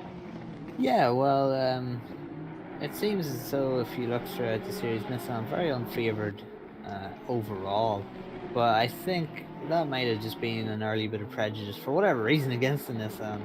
I don't know what the reasons for, but you just starting to see a couple more Nissans. Oh, that was close. That was a back marker. Was that 4P12? Yes, it was. So it was Walker and Skidinov. Yeah, he's lost it on the drive and a little bit of bumping there, a bit of bump drag, or bump trap, excuse me. Skidinov, I don't know what happened to him on the entry to the last corner, but he certainly made a mistake. And is that Jimmy Broadbent behind these two? Yes, it is. So Broadbent will have to filter his way through these two, and these two are very, very aggressively battling. So it's going to be difficult for Jimmy to make his way through, although Skidinov does get out of the way. So I wonder, did Skidinov get it wrong, and did he let Walker through thinking it was someone coming to lap him? And then Skidinov actually realised, oh well, hold on, no, I'm actually fighting him for position, because he seemed to be let that go quite easy on Ryan Walker. And then all of a sudden, Jimmy Broadbent getting a little bit deep into the sand, a couple of tires into the sand, but no harm, no foul there. But yeah, it's going to be difficult now, of course, for Kieran Prendergast to get anywhere near Kondacioglu. But again, in saying that, we've seen, of course, if it can happen to Prendergast, it can happen to Kondacioglu, and it can happen even worse. It doesn't even have to be your fault. It can be you being caught up in another person's accident. So it's definitely not out of the question just yet. 1 hour 7 minutes to go. But yeah, going back to our earlier point, Nissan's just starting to creep their way into a lot of entry lists. And instead, of course, of competition races, a lot of people starting to see the benefits of that Nissan and really starting to perform very, very well. It is indeed. We saw Kieran Prendergast peel his way into the pit lane, and he's handed the car over to Kevin Niles, I believe. So the number 38 machine, there it is now in the hands of Kevin Niles. So that should be, if they play their cards right, the last pit stop. Actually, you've got, I think there's a, you've got to have a 65-minute driver limit in the car. So with what, 1 minute left of their stint, they're going to have to drive through the pit lane. They need to touch the pit lane to get rid of that driver limit. So I think they've played the cards wrong there. They could have kept Prendergast out for another couple of laps if possible. But I think strategy with the incident, the drive-through, and now on the strategy, it has really put to bed their hopes of getting to the Spa 24 hours. But the race is still on the go. 1 hour and 6 minutes left. There is Rob Taplin now up into 5th position. The 616 really doing well.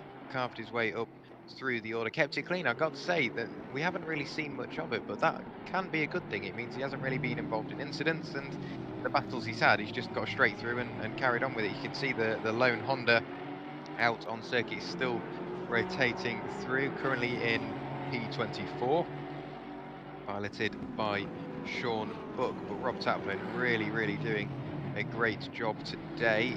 I think the closest car to him is the one behind of Thomas Larenk in that beautiful Bentley Continental, still rotating out on circuit as well. And we've got to the point in the race where it's really starting to quieten down. There's no major battles. The closest cars, I think, out on circuit is Kevin Miles and Cody Pride, BMW versus Ferrari. I can imagine that battle is going to heat up very, very quickly. There is Cody Pride in the high visibility Ferrari, the Car Guy Racing liveried machine, the number 256, and just behind that Porsche is the BMW of Kevin Niles, the number 38 machine, carving his way back up through the order after an incident, a drive-through, and now a mess up on strategy. But look how close they got. By the time we looked at them, and they were 1.7 seconds apart. Kevin, pardon me, is now in the 1 second margin, and it's only going to get closer. And we're just getting.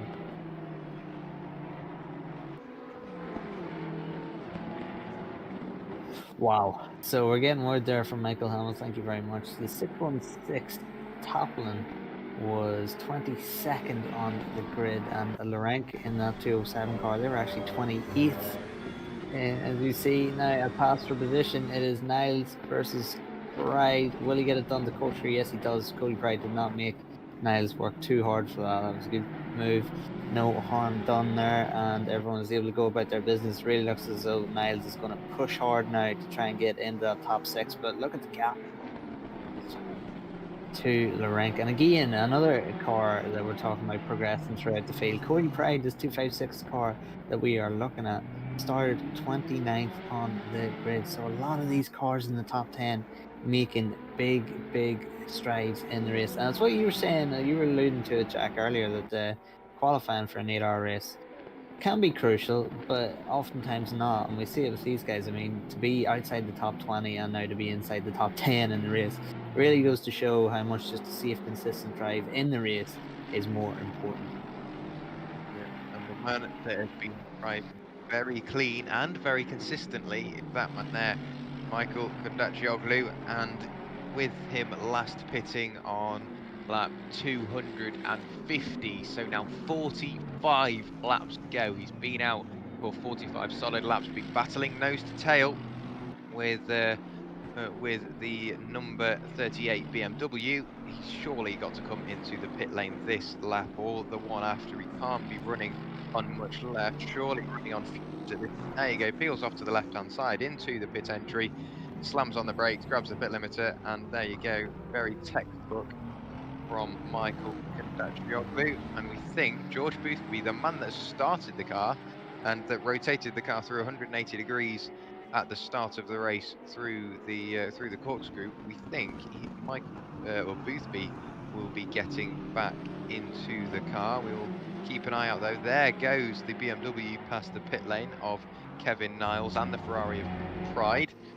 Also, I think Cody Pride might have dropped back a little bit there. He has. He's lost not the position overall, but the position on track to the number 91 of Mattis Kopf, who has unlapped himself now. So the P10 driver has unlapped himself from P8. So it just shows, even though you've picked the laps up at the start of the race, the cars behind might get only quicker towards the end of the race. The gap to the lead now 37 seconds, I believe. We'll have another look when they break the timing beam, but that's a massive margin from P1 to P2. Bearing in mind, we think Jimmy will have to pit at least one more time. We think it might just be the one time that Jimmy has to pit, but Andre Benedetti also has to pit, but he can go a little further into this stint. Morgan McCall in third position, in a world of his own at the moment, behind the wheel of that number 40 Gene.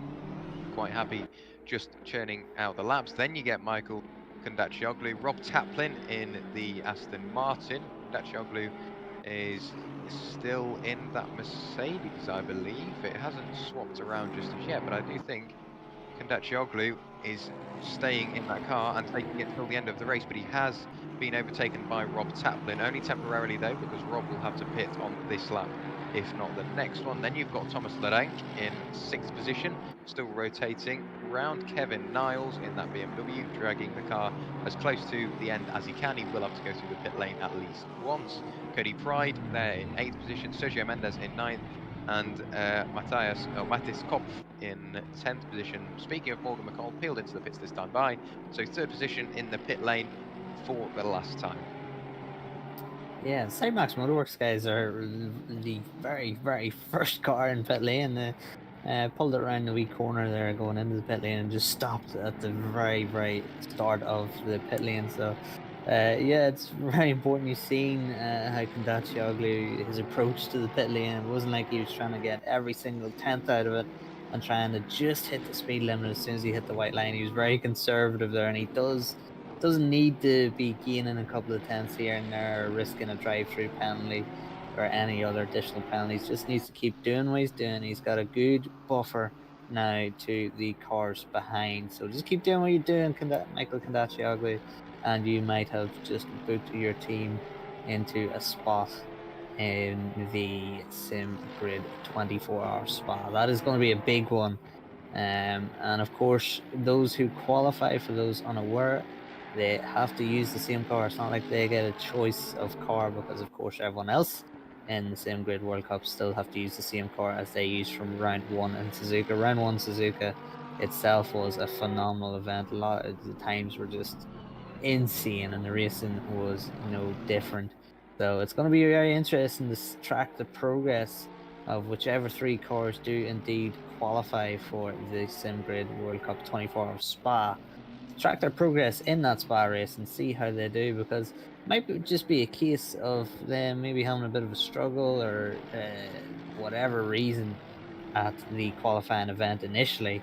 It could be a bit of a threat, a bit of a dark horse, especially getting the 8-hour Laguna Seca under their belt. Of course, we've seen the Suzuka endurance race. They weren't a part of that, but they have got endurance experience now when they do qualify from this Laguna race. So they will have the experience under the belt of an endurance race, and they will be sure enough to have a good effort here at Spa in the 24-hour race. But we're seeing a couple of pit stops now happening, and we should see a few driver swaps. We're getting now 58 minutes to go. Track temperature 25 degrees, air temperature 18 degrees. Relatively cool, really cool actually for the usual Californian days. So pretty perfect conditions that we don't normally get at Laguna, Jack. I mean, it's normally very, very greasy.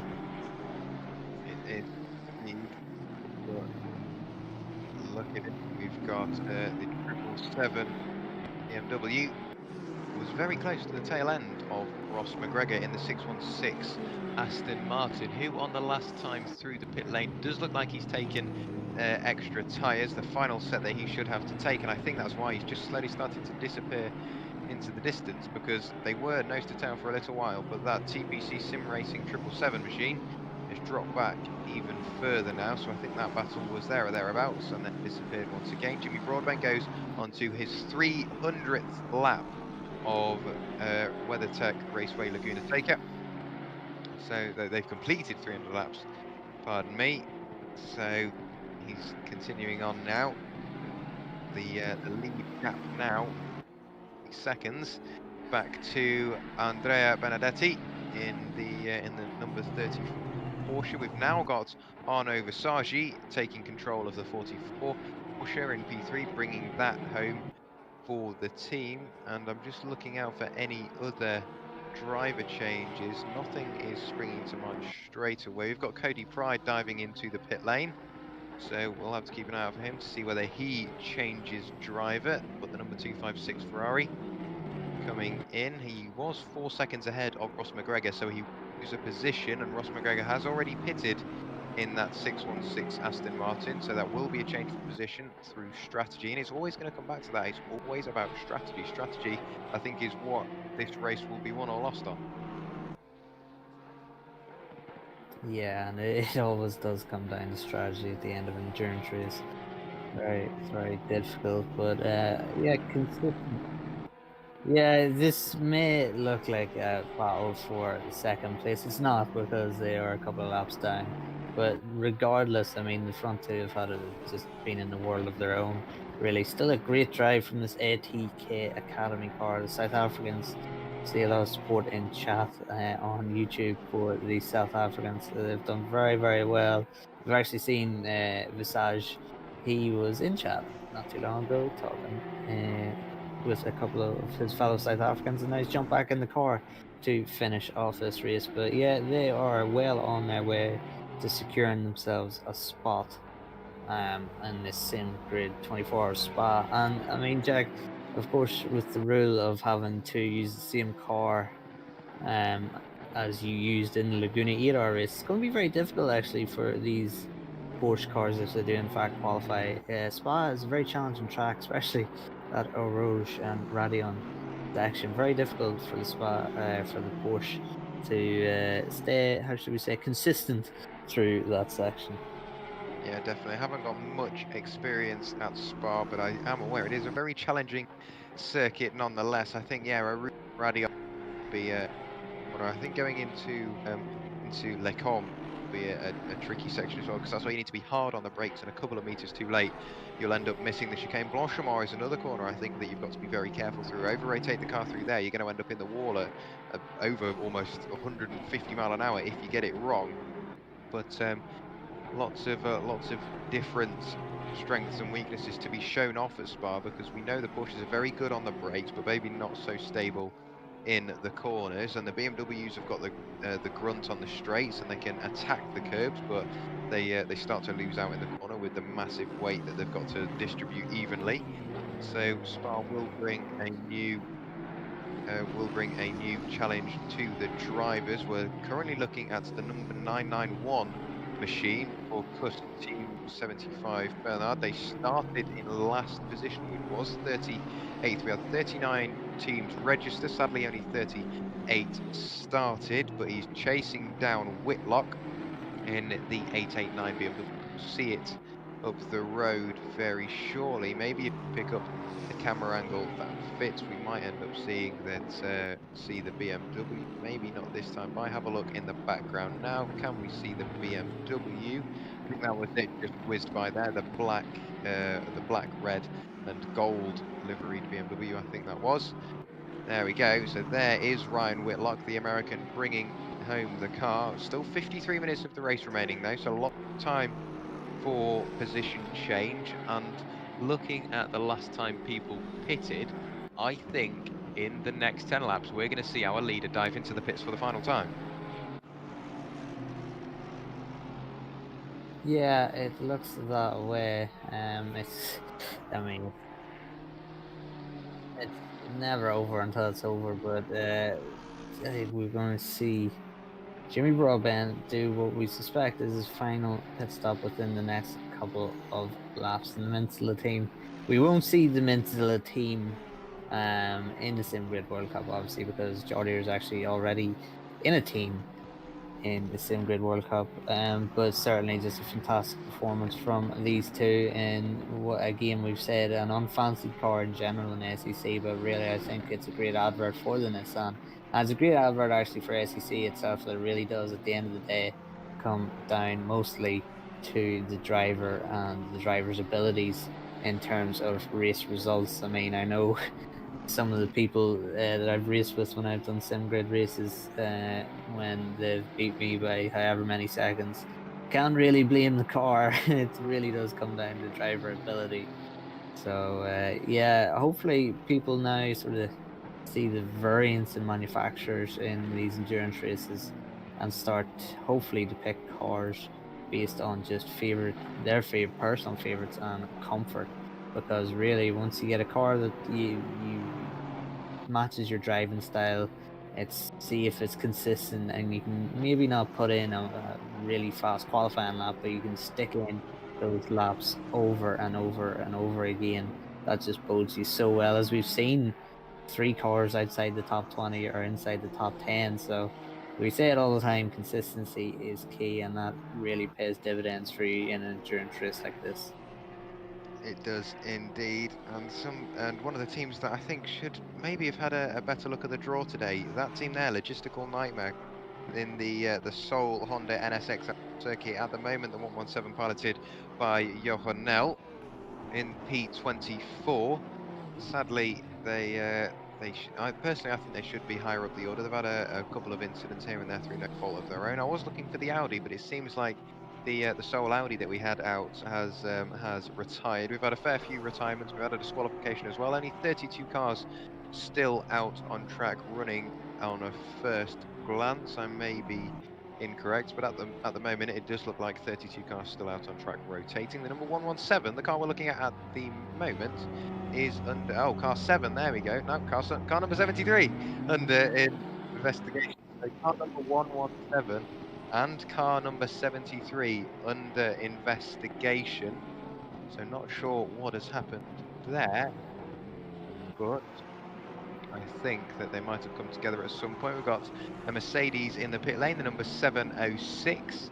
It's Misha Chishi in the pit lane at the moment. There it is, a very daunting looking Mercedes in matte black with the gold flashes though. And yes, it does look rather battered on the front. The bonnet is shaking around there. So whether they've had an incident, don't know. But I want to keep an eye on Jimmy Broadbent for the moment though, because I've got a feeling he is running this tank to the very empty, or running his driver limit till the very end, because the last time he pitted was on lap 261. So what is that? That's now 44 laps ago, and we know you can get about 45 laps out of your stint. Let's see what this time through turn 10. Does he stay over to the right hand side? He does, or over to the left hand side. Does indeed. On the brakes, grabs the pit limiter and goes in for the final stop of the race. So it's going to be all eyes on Jimmy and all eyes on Andrea Benedetti. I don't think that Jimmy will be able to get out in time to be in front of Benedetti, but you never know. Goes up on the jacks, takes the new tyres, and he will be there to take the final load of fuel. Only 50 minutes of fuel required to get till the end of the race. Car 21 with a 15-second time penalty for aggressive driving. That's Faraki right the way down in P21, number 21 in P21. But with the closing stage of the race on the way, Connall, what do you think is going to happen with Jimmy Broadbent and Benedetti? Yes, we just see Benedetti going through now to take that lead, but at the same time Benedetti does indeed have to do a pit stop himself. So if you're Benedetti right now, I mean, you've 48 minutes left, you've a gap behind you to third place, you've a gap behind you to fourth place. They're not going to trouble you. I mean, really, sprint mode is on for Benedetti and also for Jimmy Broadbent. It really has come down to this 47 minutes of just pure sprint action and sprint mentality here. So we could see, of course, it's about 3 or 4 corners, and we will get the gap for you now very soon once Jimmy completes the first sector. So it's going to come down obviously to this gap. There is Jimmy Broadbent coming out of turn 3 now. 20 seconds is the gap, so we're going to have to keep monitoring this gap over the next few minutes and see, will it increase and will it decrease depending on the pit stops, of course. So we're just hearing pit stop, quickest pit stop as possible is 30 seconds. So with a 20-second lead currently.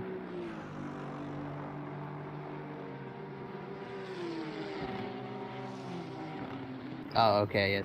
So the quickest pit stop Benedetti could do would result in Benedetti being 30 seconds behind Jimmy Broadbent. So he has to open up basically another 30-second lead over Jimmy Broadbent now to withstand any chance of winning, which really does seem highly unlikely. But again, a car behind looking very, very menacing. A spin or a bit of damage, and Broadbent needs to go into the pits again, changes the entire complexion of the race. But as it stands, Broadbent and Jordi are in a really, really good position to take this victory. They are indeed dominated the race for a lot of it. Had a bit of strategy play come into fruition at the start, and it seems to have worked for them, because now you can see Benedetti is in the lead, but like we've mentioned, he is still yet to pit, so he's got all the work to do if he wants to be in with a shout. But we've got to remember, he might not win on the road, but he will win of the classifications to get through to the Spa 24 hours, because like you mentioned, Jardier already has a team for the Spa 24. Jimmy Broadbent popping along today with his mate in the Nissan, but Andrea Benedetti will be the one that brings his team, if everything stays as it is in the 45 minutes. He will be the one that brings the car home and brings the team a golden ticket to the Spa 24 hour. We've then got Arnaud Visagi still rotating around. There is Michael Kundaccioglu in the Side Max Motorworks machine, still going round as strong as ever. Then we've got the Bentley of Thomas Lorenk in P5, the number 207. To pit, the last time he pitted was on lap 271. So when we see Andrea Benedetti peel into the pits, expect a couple of laps later for the Bentley to do very much the same. Ross McGregor, I think he might get to the end of the race if he manages the car correctly. Kevin Niles in the BMW, the number 38 BMW, who was on par for an entry to the Spa 20 right the way down in P7 at the moment after a spin, a drive through, and then still yet to pit as well, because otherwise Kevin Niles will have spent 1 hour and 67 minutes in the car, and that will breach his driver limit. He can only drive for 65 minutes in one stint, so he'll have to do a manual drive-through penalty himself. And that's not ideal. That's not really what you want to see, bearing in mind that him and his team have battled so hard these positions, and just a slight, not necessarily mess up on strategy. We did say it could be pretty impossible for the car to carry on before Kevin Niles got in, but that's just a sacrifice that they've had to make.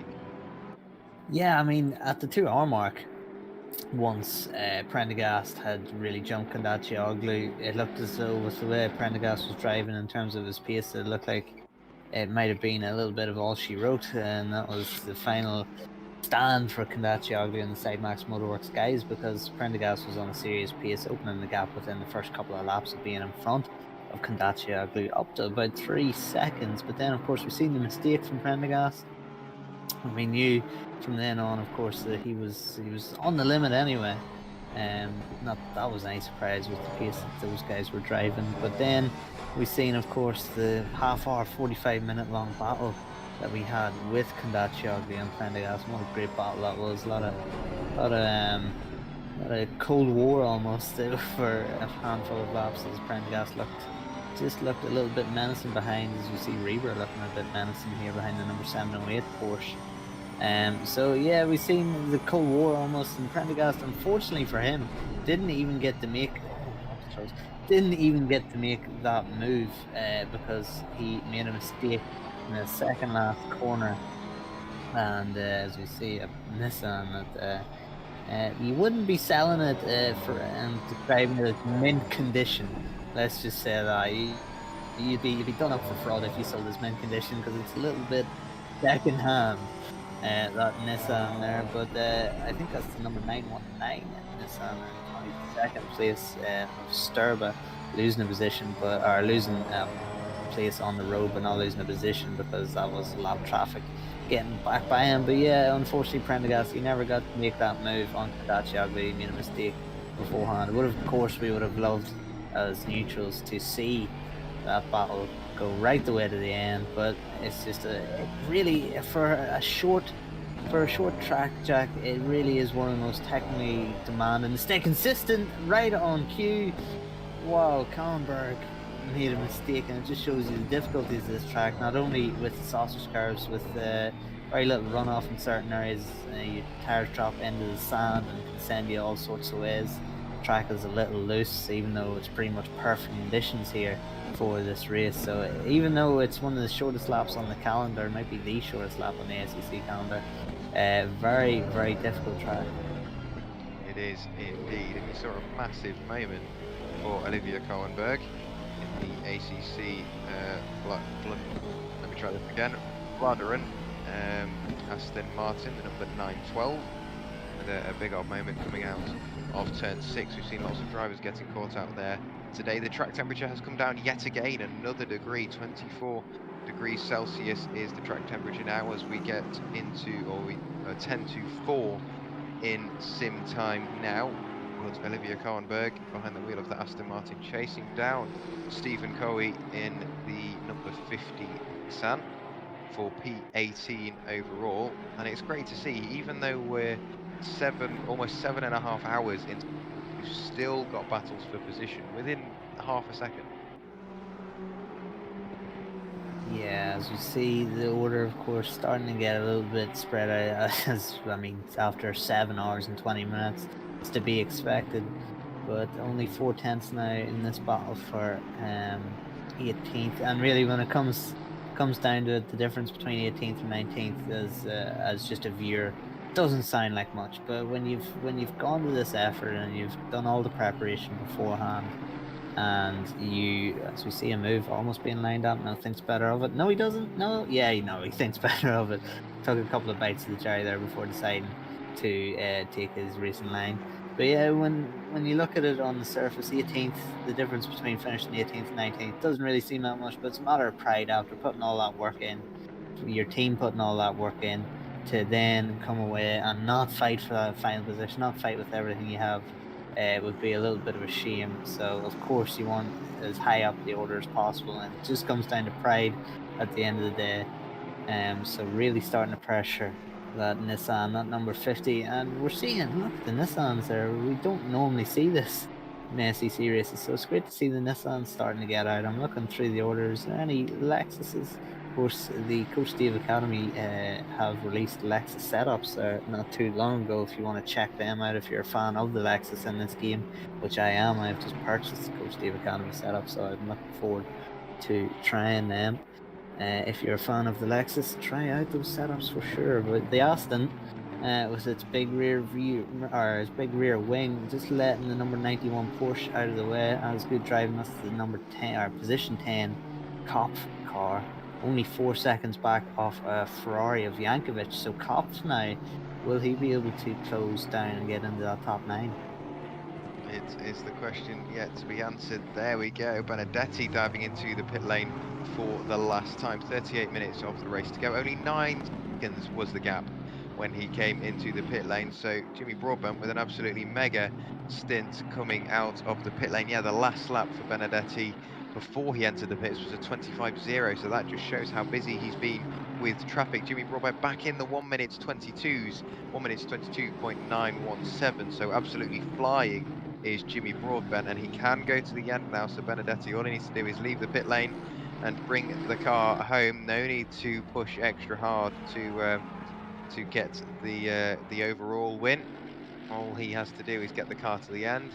There is Kundaccioglu crossing the line now, the Canadian, beside Max Motorworks, crossing the line as well. There's Visagi on his run up to the corkscrew, and the race has started to open up quite nicely now.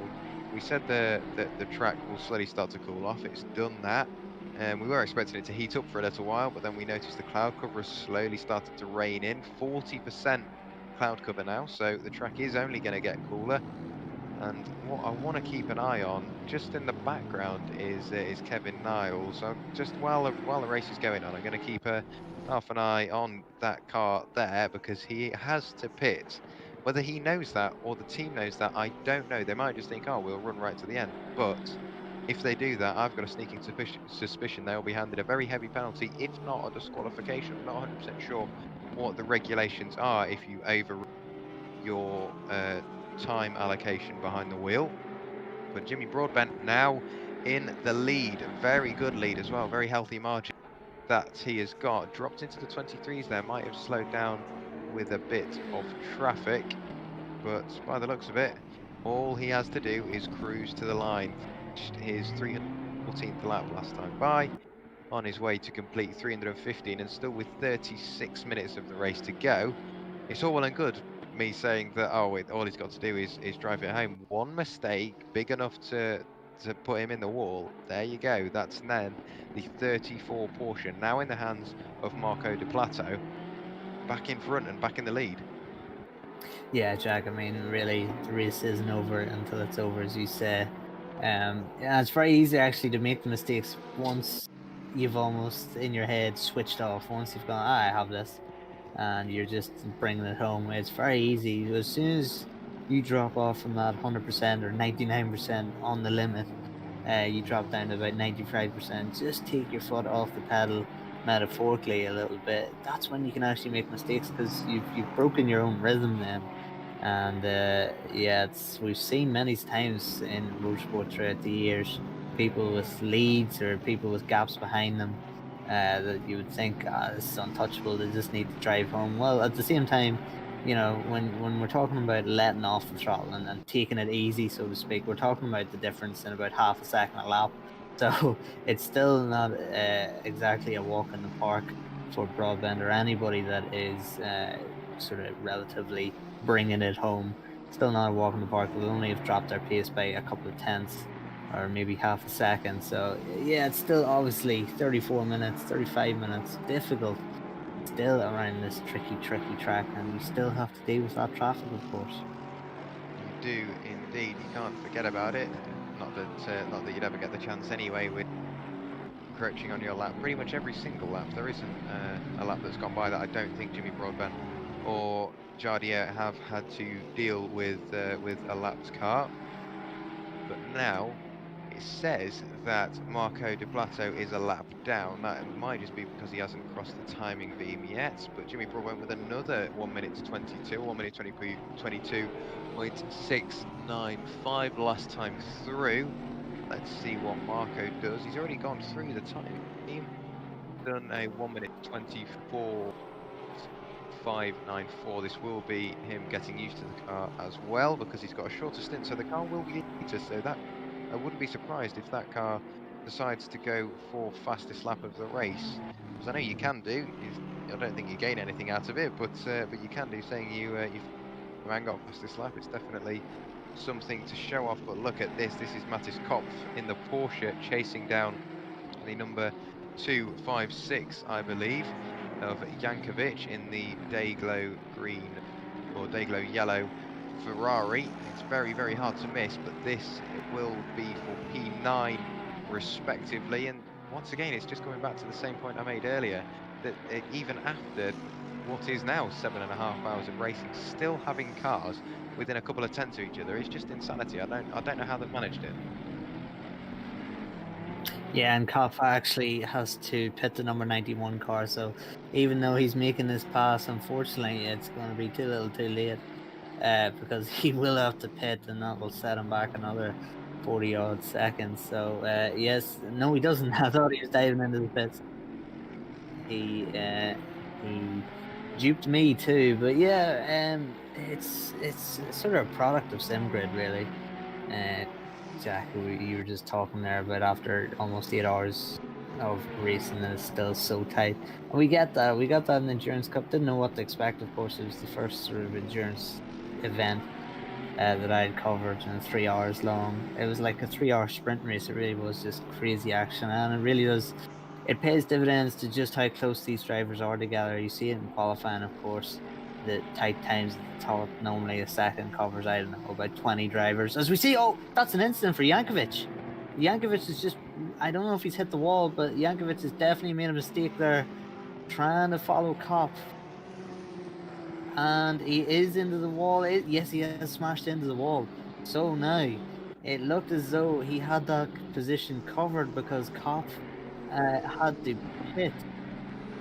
But Jankovic actually is now, will he have to limp home? I'd say he would limp home with 31 minutes. It doesn't look massively damaged. There'll be an incident for a Nissan. It's not that number 912. Where's the Nissan? We're not quite sure, but there's a Nissan off at the corkscrew. That will bring out the yellow flags. That is the So 919. people will have to be cautious. It is the 919 Nissan of Sturba. But yeah, it's just what we were saying there about the lead, of course, between Broadbent and Benedetti and the other driver for the second place team. Is yeah, it's not completely out of the question for second place to jump if Jimmy Broadbent does make a mistake, and we see that there with 9th and 10th because Jankovic got passed by Kopf. I don't know if he was told that Kopf had to do another pit stop or if his team was even aware. He might have thought that was just for position, trying to get that position back, pushing on his limits. And now he has made a mistake, and he'll see Kopf going into pit lane, and he will kick himself for that mistake.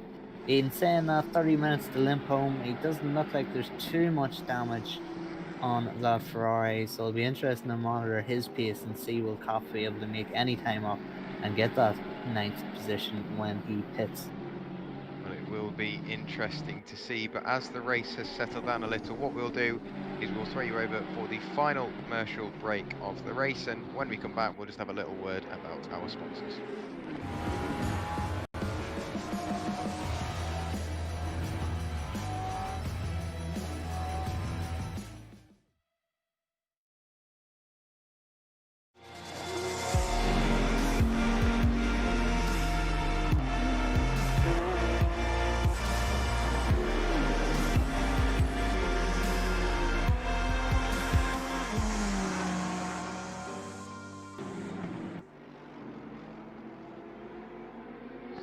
go, the final commercial break finished. And obviously a massive thank you to our sponsors, Coach Dave Academy and Thrustmaster. And obviously Thrustmaster, they've produced some brilliant pieces of kit from your entry level starter wheels to your full out, like proper, like almost heavy pieces of machinery. They've definitely got the strength behind them, and I think that what might give you an edge here on ACC, if you get yourself a good Thrustmaster, or just any Thrustmaster for that, you're gonna have an edge here on ACC, aren't you?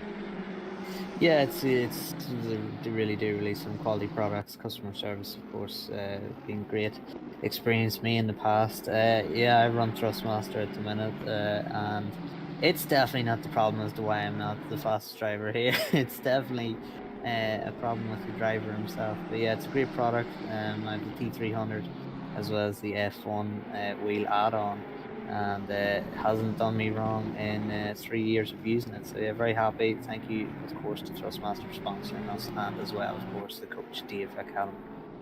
And speaking of the Coach Dave Academy, you said it can't be you can't blame your machinery to blame you. So obviously, if you do want to go quicker in ACC, you can go onto the Coach Dave Academy website. You can find all the setups that you may need, all the track maps, and of course, coaching from the Coach Dave Academy, which has got to be pretty priceless there as well. And obviously, Coach Dave Academy is releasing their setups for the car we're looking at the moment. In the very near future, we've got the Honda out on circuit. So Coach Dave Academy, as we speak, working on their setups for that Honda, hopefully bringing it back up into fighting fit positions. Also, we do have we also have the custom BOP on the way from us here at the SimGrid, so that will see the Honda yet more competitive as well. So a lot to look forward to as well. And I'm being spoken to in my ear that although the Honda out on track at the moment might not be on pace, Michael Hamlet, our director here at the SimGrid, tried out one of the Coach Dave Academy setups and was in the 121s, and that just shows how quick they are, because the people we've got in the 121s, it's only Jardiere and Jimmy Broadbent and people like that. Only the leading teams have got into the 121s, and that just shows how quick and just generally great the Coach Dave setups are. Yeah, subtle flex there from Michael, just casually dropping it. Yeah, no, it just shows, of course, that really when you look at it, when you're looking to improve, you really just, it's all in the head sometimes, and you can't focus too much on the Porsches dominate here or X, Y, and Z dominate. It really is all about what you find comfortable, and a lot of times what I found when running Coach Dave Academy, and a little bit of contact there, a lot of time what I find running the Coach Dave Academy setups, and especially I've had a couple of runs there in the Lexus, is just that more feeling of comfort. I was fast but a little bit too inconsistent just running default setups, where I could set that one time in qualifying, but then when it comes to the race, over the course of an hour or an hour and a half, I just couldn't keep that pace up consistently, and just the setups has enabled me just to feel a lot more balanced in the car and to be able to pump out those times a lot more consistently. So it's definitely worth your while checking it out if you feel you're struggling in certain areas. Definitely, but somebody that isn't struggling on the straight is that Nissan there, Steve Joey. We've seen the Aston Martin behind of Cohenberg getting very, very close through the corners and through the twiddly bits, but look at the Nissan on the straights. It's just way more comfortable. It's got the grunt coming out of the corners, going through turn 10 now, and the Aston's still looking to the inside, very close, tucked through, and going into turn 11. Can Cohenberg have a look up the inside? A big old dive, no contact between the pair of them. Please, a little bit of door-to-door contact, but the Nissan is much, much stronger on the straight. So let's see what happens on the run up to the Andretti hairpin. I think the Nissan will have the legs around the outside, but that's exactly it. It's around the outside. It won't be the preferred line. It's a longer way around. Aston Martin on the brake, secures the position for the moment. Can Cohenberg get the cut back? Not as yet. So I think we might have to wait another lap before this position is once again decided. Yeah, a little bit of contact there, but not enough to be anything consequential. Just a little bit of bumping, just a little bit of touring car action, as we see. But yeah, it was a great move, and we've seen the pace was just a real scary punch out of the corner there. But gets the pass done, and again, as we say, 18th. It doesn't sound like much, but when you're battling for pride, please, oh no, he's on the stand. Please don't make that mistake. As we cut back to Kandachioglu, we've got Owen Kauernberg now making that pass and opening that gap. But it just shows you the pace that he's on. Now that he's been released, he's trying to open that gap. He's probably driving at about 110%, just over his limits, trying to stretch that gap so that he doesn't get attacked with a counter attack with 24 minutes to go, and just run a little bit wide into that sand, run a little bit wide there in the last corner, burn the corner off and still getting the drive and saying that. But what a team name there for Stephen Cowie, the Ocean Midnight Tune. I'd love to know the context behind that team name, or maybe I wouldn't, maybe it wouldn't be available to broadcast. But yeah, some interesting team names, but I have to say, I know I missed the middle portion of this race, but I've seen the first 2 hours, and I've been covering, of course, the past 2 hours, the last 2 hours of this race. Really have been some fantastic moves, some fantastic battles here, and some great driving all throughout the field, and new blood being injected into SimGrid racing, and we've seen a lot of these people. We should see, hopefully, some of this new blood in future events that we will be covering here to SimGrid. It'll be very interesting to see how they mix in with the established hands of the SimGrid community. Yeah, it will be interesting to see. You can still see Jimmy Broadbent leading the way from Marco De Plato. Arno Visagi still in 3rd position. I'm looking for the closest cars we've got out on circuit. I can't see them on first glance really. It seems like everybody's got quite comfortable in the position that they're in, if I'm honest. I'm still looking for the cars that are yet to pit. We've got a couple that will have to pit in the very latter stages of the race, much like Kevin Niles, because he came into the pit lane with 1 hour and 6 minutes left to go. Why is Kauernberg now right up on the tail end of Cowie, and there's a Porsche working their way through well. So now Cowie has worked his way through somehow. Not sure what happened there, and that's a big old gap. Must have had a slight mistake there from Kauernberg. We knew that the Nissan was good on the straights, but not that good. I mean, come on, the 50 machine is slowly starting to disappear up the road. 3.8 seconds the gap. So where has that time gone? Did you see anything? No, I can't see anything. The only thing is there's a lot of cars in front of him right now. As we see a Ferrari, and is that Cowie? That is Yankovic again, and was that Cowie? No, it wasn't. It's. So we're going to see this incident. It looks as though Yankovic is trying to make a pass on a back marker. I believe the back marker is now going to have a... No, Yankovic followed. Yeah, Yankovic followed the back marker of the Mercedes into the sand, and then, unfortunately... Yeah, and then a little nudge against the tire wall. I don't know, is that... Yeah. Very, very unfortunate for Yankovic, and of course the Mercedes, the number 706 car that was involved, but...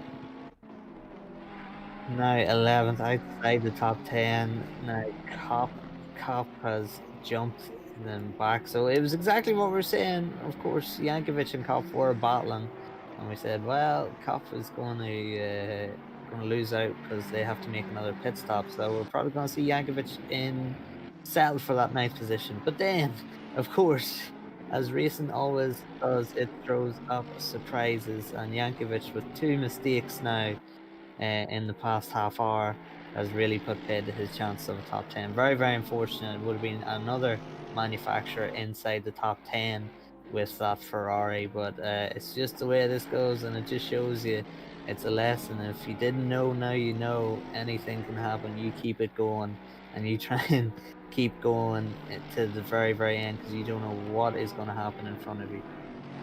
Yeah, that is definitely the danger, though, going into the latter stages of the race where you're feeling a bit, just think, oh, it's a similar sort of pace, I'll just sit and follow him. But that's proven, if the car in front makes the mistake and runs wide, you do exactly the same. And into the gravel trap, and that time they did end up making contact in the gravel trap as well. And it just shows that that saying is all but true. If you follow the car, if you follow too closely, you'll end up following him into the gravel if they make a mistake. And there you go, that's exactly what happened. Now riding on board with Kundacoglu, ticking another lap in the books. That is lap 324 completed, only 2 laps down, still in that final wildcard slot in 4th position overall, 3rd in the runners. Marco De Plateau still in 2nd position, trying to chase down Jimmy Broadbent, but nothing is coming of it. Jimmy's still lapping incredibly quickly. He's dropped back into the 1 minute 23s now. 1 minute 23.331 was his most recent lap time. Marco De Plateau with a 1 minute 24 dead, and then Arnaud Visagi also in the 123s, a 123.4, and Kundacoglu with a 123.0, so a very, very quick time from Kundacoglu. I think that just puts pay to how quick he's been throughout the race, not just at the start and at his stints in the middle. Just even though you're in the closing stage of the race, only 18 minutes left to go, he's more than happy to run the car ragged and see what positions he might be able to make up. Yeah, absolutely. It's really now last 18 minutes. Just go for it. I mean, obviously don't take too many liberties with your driving, but yeah, just bring it home. But at the same time, don't be afraid to have a little bit of a go in terms of the pace.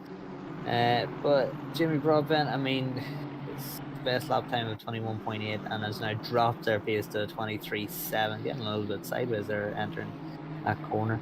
21.8 was from Jordier, so the Nissan, it is best time per car, not for the driver. But 21.8 and 23 dropped the pace down to 23s. I mean, that is still blisteringly quick for dropping off the pace and bringing it home. As we see Giovanni Nieto in the Rivetto Racing team, the number 21 Italian driver. He is now only 1.7 seconds off that non-mint condition as Nissan, that Sturber car we've seen have a couple of instances, a couple of the corkscrew, and the car is looking a little worse for wear now, trying to close down Sturber in that number 9 car. But we're seeing, I mean, I'd love, oh no, another incident for again Reber. Caught the gravel on the outside of the firewall. They were in 9th position at one point in this race for Yves Reber in the number 895 Porsche. They had shown potential. His last lap time was a 22.87, so his pace was good, but unfortunately too many mistakes, and that cost them in an endurance race. You can't get away with too many mistakes in an endurance race because the teams that are just lapping nice and consistent will jump you in the pits, will jump you on track while you're pitting for repairs. So it's that catch-22, and it's that balance that you have to find between pushing to your absolute limit and just bringing the car home. Yeah, definitely a busy job for everybody out on the circuit, and it's been a busy job for everybody involved here at the SimGrid. So once again, a massive thank you to everybody involved. Really have helped along, and everybody watching along as well. Thank you very much for your interactions throughout the stream. If you are enjoying and you have enjoyed what you've seen, please feel free to leave a like and subscribe for much more. Keep an eye out for upcoming events as well. There are a fair few of them on their way. But speaking of upcoming events, I think Karwenberg is going to be hot on the heels of Koei come the end of this lap. Never mind the end of this lap, more like the end of this corner. Look at this, he's within half a second now up towards the final corner. The Aston Martin might be quicker coming out of the corners, but then the Nissan has got the grunt coming out of the corner exit and then going onto the straights. Look, that gap is building and building and building. By the time they get to the Andretti hairpin, gap will have extended very nicely. But then look at that, the Aston Martin almost, I think that might have just been a little bit too deep on the brakes. Takes the first apex, misses the second, does Olivier Karwenberg, the number 912, looking to pick up a position in the final 15 minutes of this race. I'm saying that like it's gone quickly, but it feels like some parts of the race have gone quickly, some parts have gone pretty slowly. But pretty much 8 hours ago, people were sat on the grid ready to get underway. And if you told me that, yeah, 8 hours from then, that there would be cars up and down the order that had started pretty much dead last and they're up in towards the top 10, I wouldn't have believed you, but I would have been a fool for doing that, because everybody out on the grid today has put in a hell of a stint. We've had a couple of mistakes here and there, but that is just part and parcel of endurance racing. Still got position changes though. Literally the final 15 minutes of an 8-hour race, we're still changing for position. That's just immense to see. With it being an open setup as well, there's so much difference, or potential difference, in pace, and to see two completely different cars, one of them favoured over the other, and with it being an open setup and both on different strategies, to see them battling tooth and nail in the final closing stages is just brilliant. Yeah, I mean, the way they're racing almost resembles a sort of spec series where everyone's so nicely balanced together. But the fact that there's open setup and the various manufacturers, and it's still so close racing, really is a testament to not only these drivers but the SimGrid and the organisation and staff. It really is a fantastic organisation. We're spoiled really with some phenomenal races here throughout the course of my time with SimGrid. Instead, of course, competition only, of course, we have to give hats off to for being great too, as we see Oliver Kallenberg now really putting the pressure on Cowie in that Nissan. We've seen this is almost a mirror image of about 15-20 minutes ago, where Kallenberg made the pass on Cowie, but not making it through the corkscrew, getting very close to the rear end of that Nissan, and there appears to be traffic on the way in front of him, so that might change the complexion of this battle. But Oliver in the number 912 Aston Martin, looking to use the strengths of that Aston Martin here, trying to get the punch out. Nissan really does get a good kick out initially of this corner. The Aston Martin struggling a little bit. Cowie is driving well, not too defensive to the point where he's losing time, but also he's just defending enough so that he's not giving Kallenberg a way through. But the Nissan just punched off the corner so well. It really is a struggle. Oh, and there's contact! And there is contact again. I believe Cowie had to stand on the brakes because of back marker here, and not just snowball affected into Kallenberg. So I think the 87 car was trying to let them through, but at the same time you just can't stop. You can't. It's the point of being predictable when you're letting a lapper through. You can't be unpredictable, because incidents like that happen.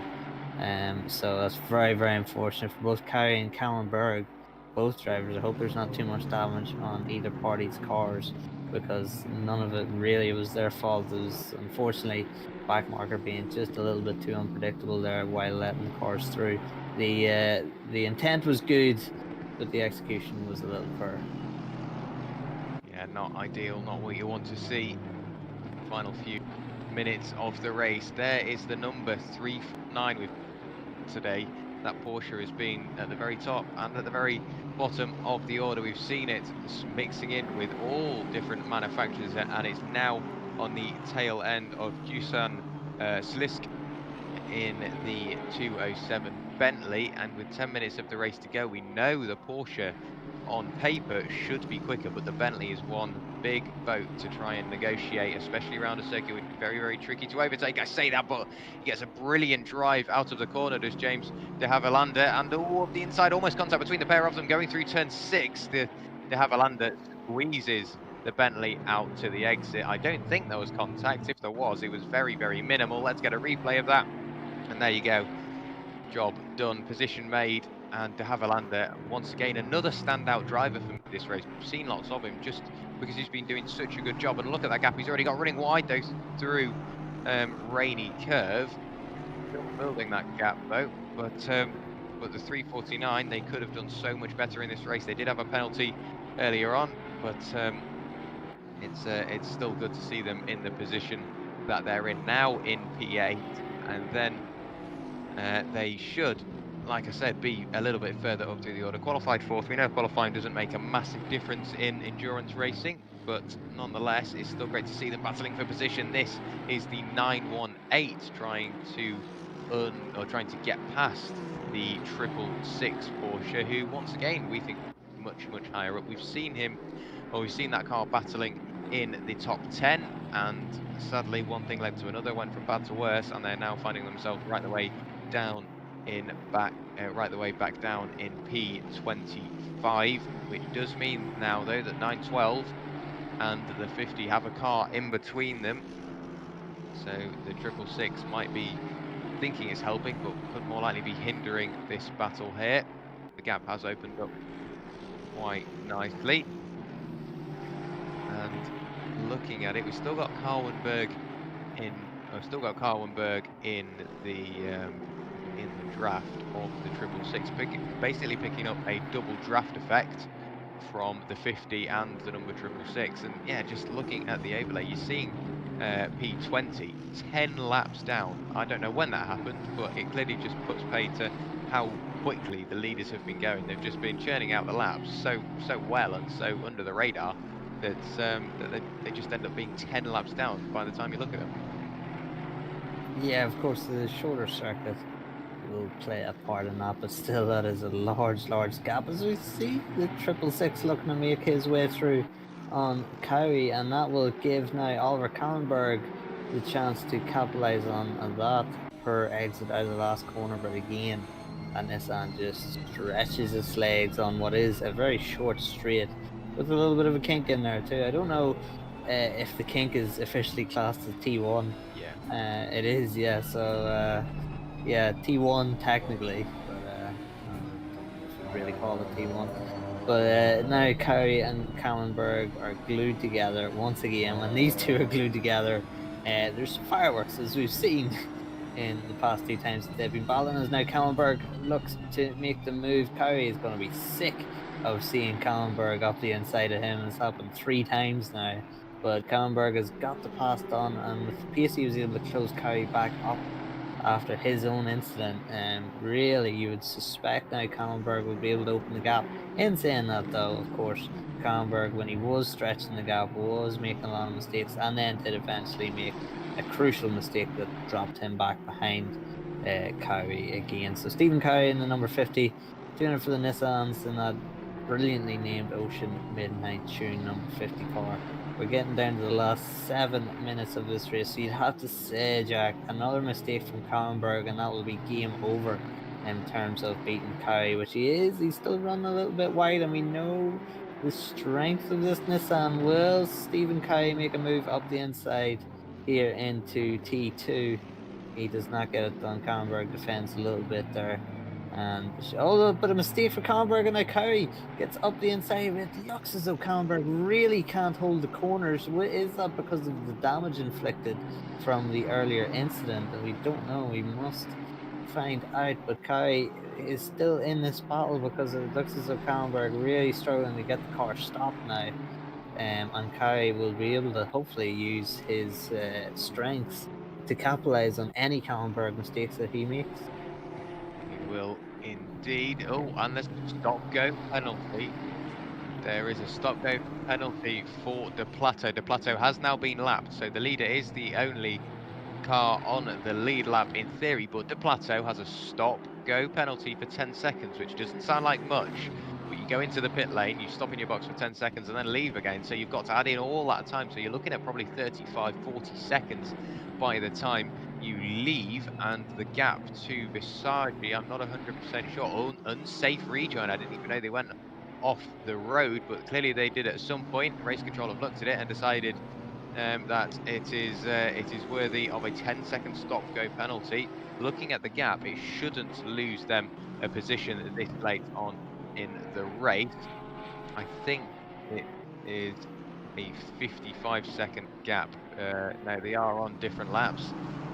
So I think at the moment Visagi will remain in P3 and De Plateau retain his P2 status, but that will all be played out in the final 5 minutes. Also, now is the time. We need to keep an eye on Kevin Niles, because he came into the pit lane with 1 hour and 1 hour and with 1 hour 6.5 minutes left to go of the race, and we know that 6.5 or 65 minutes is the limit.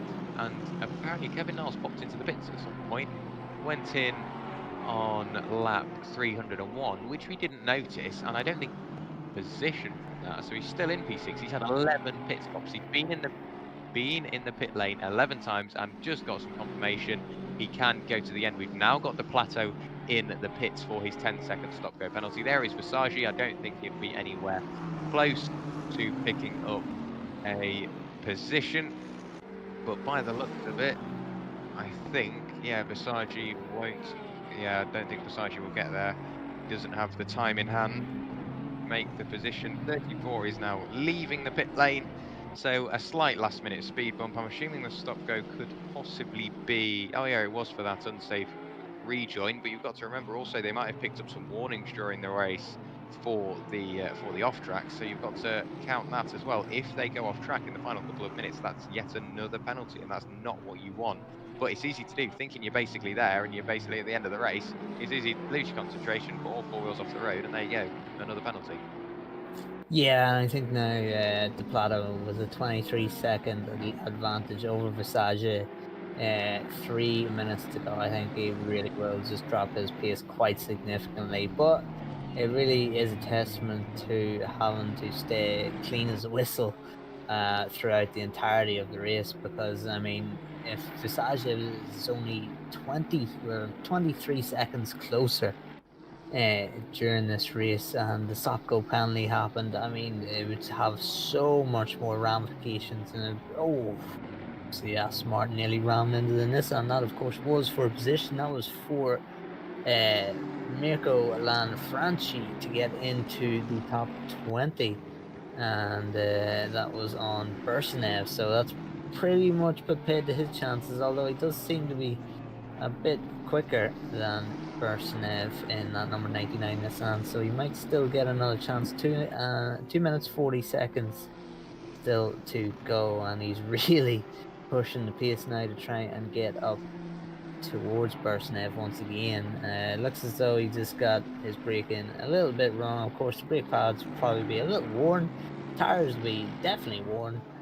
Very hard to stay consistent, especially it's a tricky last corner. It can rope you into thinking you have more time to gain on the braking, but once you're just that fraction deeper on the brakes, you can find yourself going very, very wide. But no problems for the number 39 Nissan of Jimmy Broadbent. Last lap, almost into the 24s. That is no problem at all. 338 laps completed, about to be 339.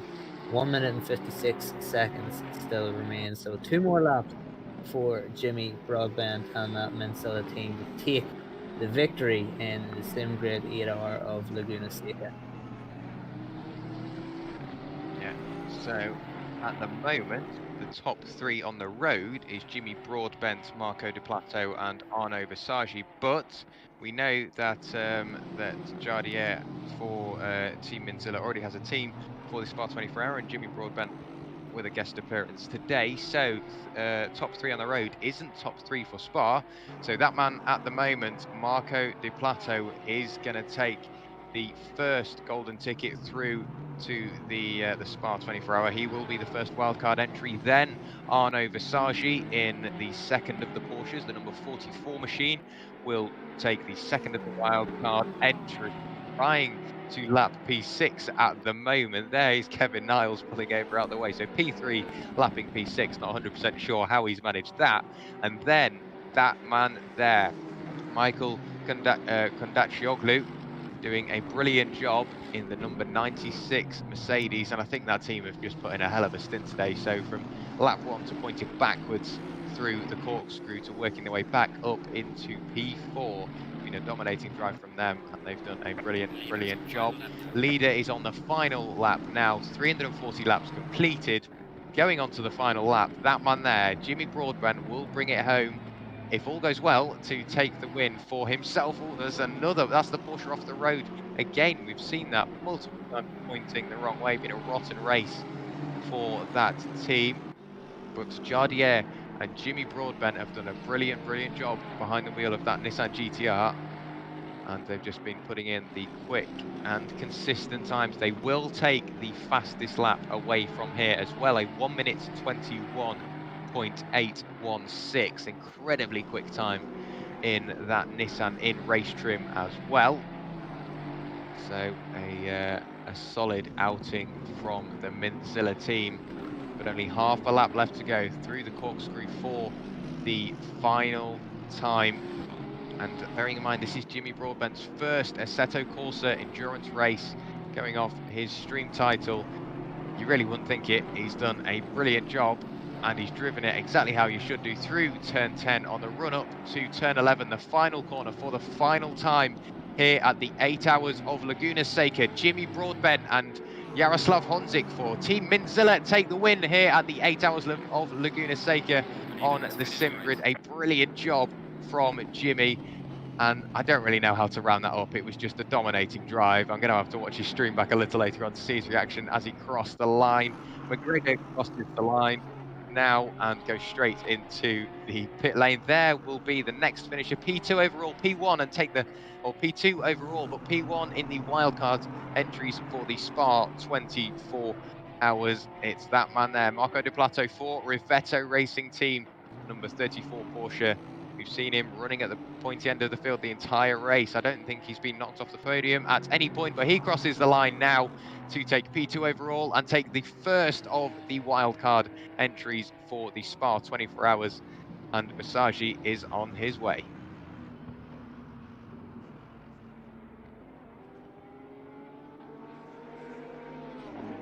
So Visagi crossing the line there, taking P3 overall on the second of the wildcard entries. Kondaccioglu has already crossed the line to take the final of the wildcard entries for the Spa 24 Hour.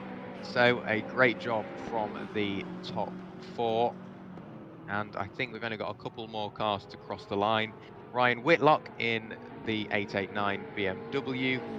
There you go, crosses the line there. And I think that is everybody crossing the line. But to sum up your stint here in the commentary box in the latter stages of the race, how would you do it?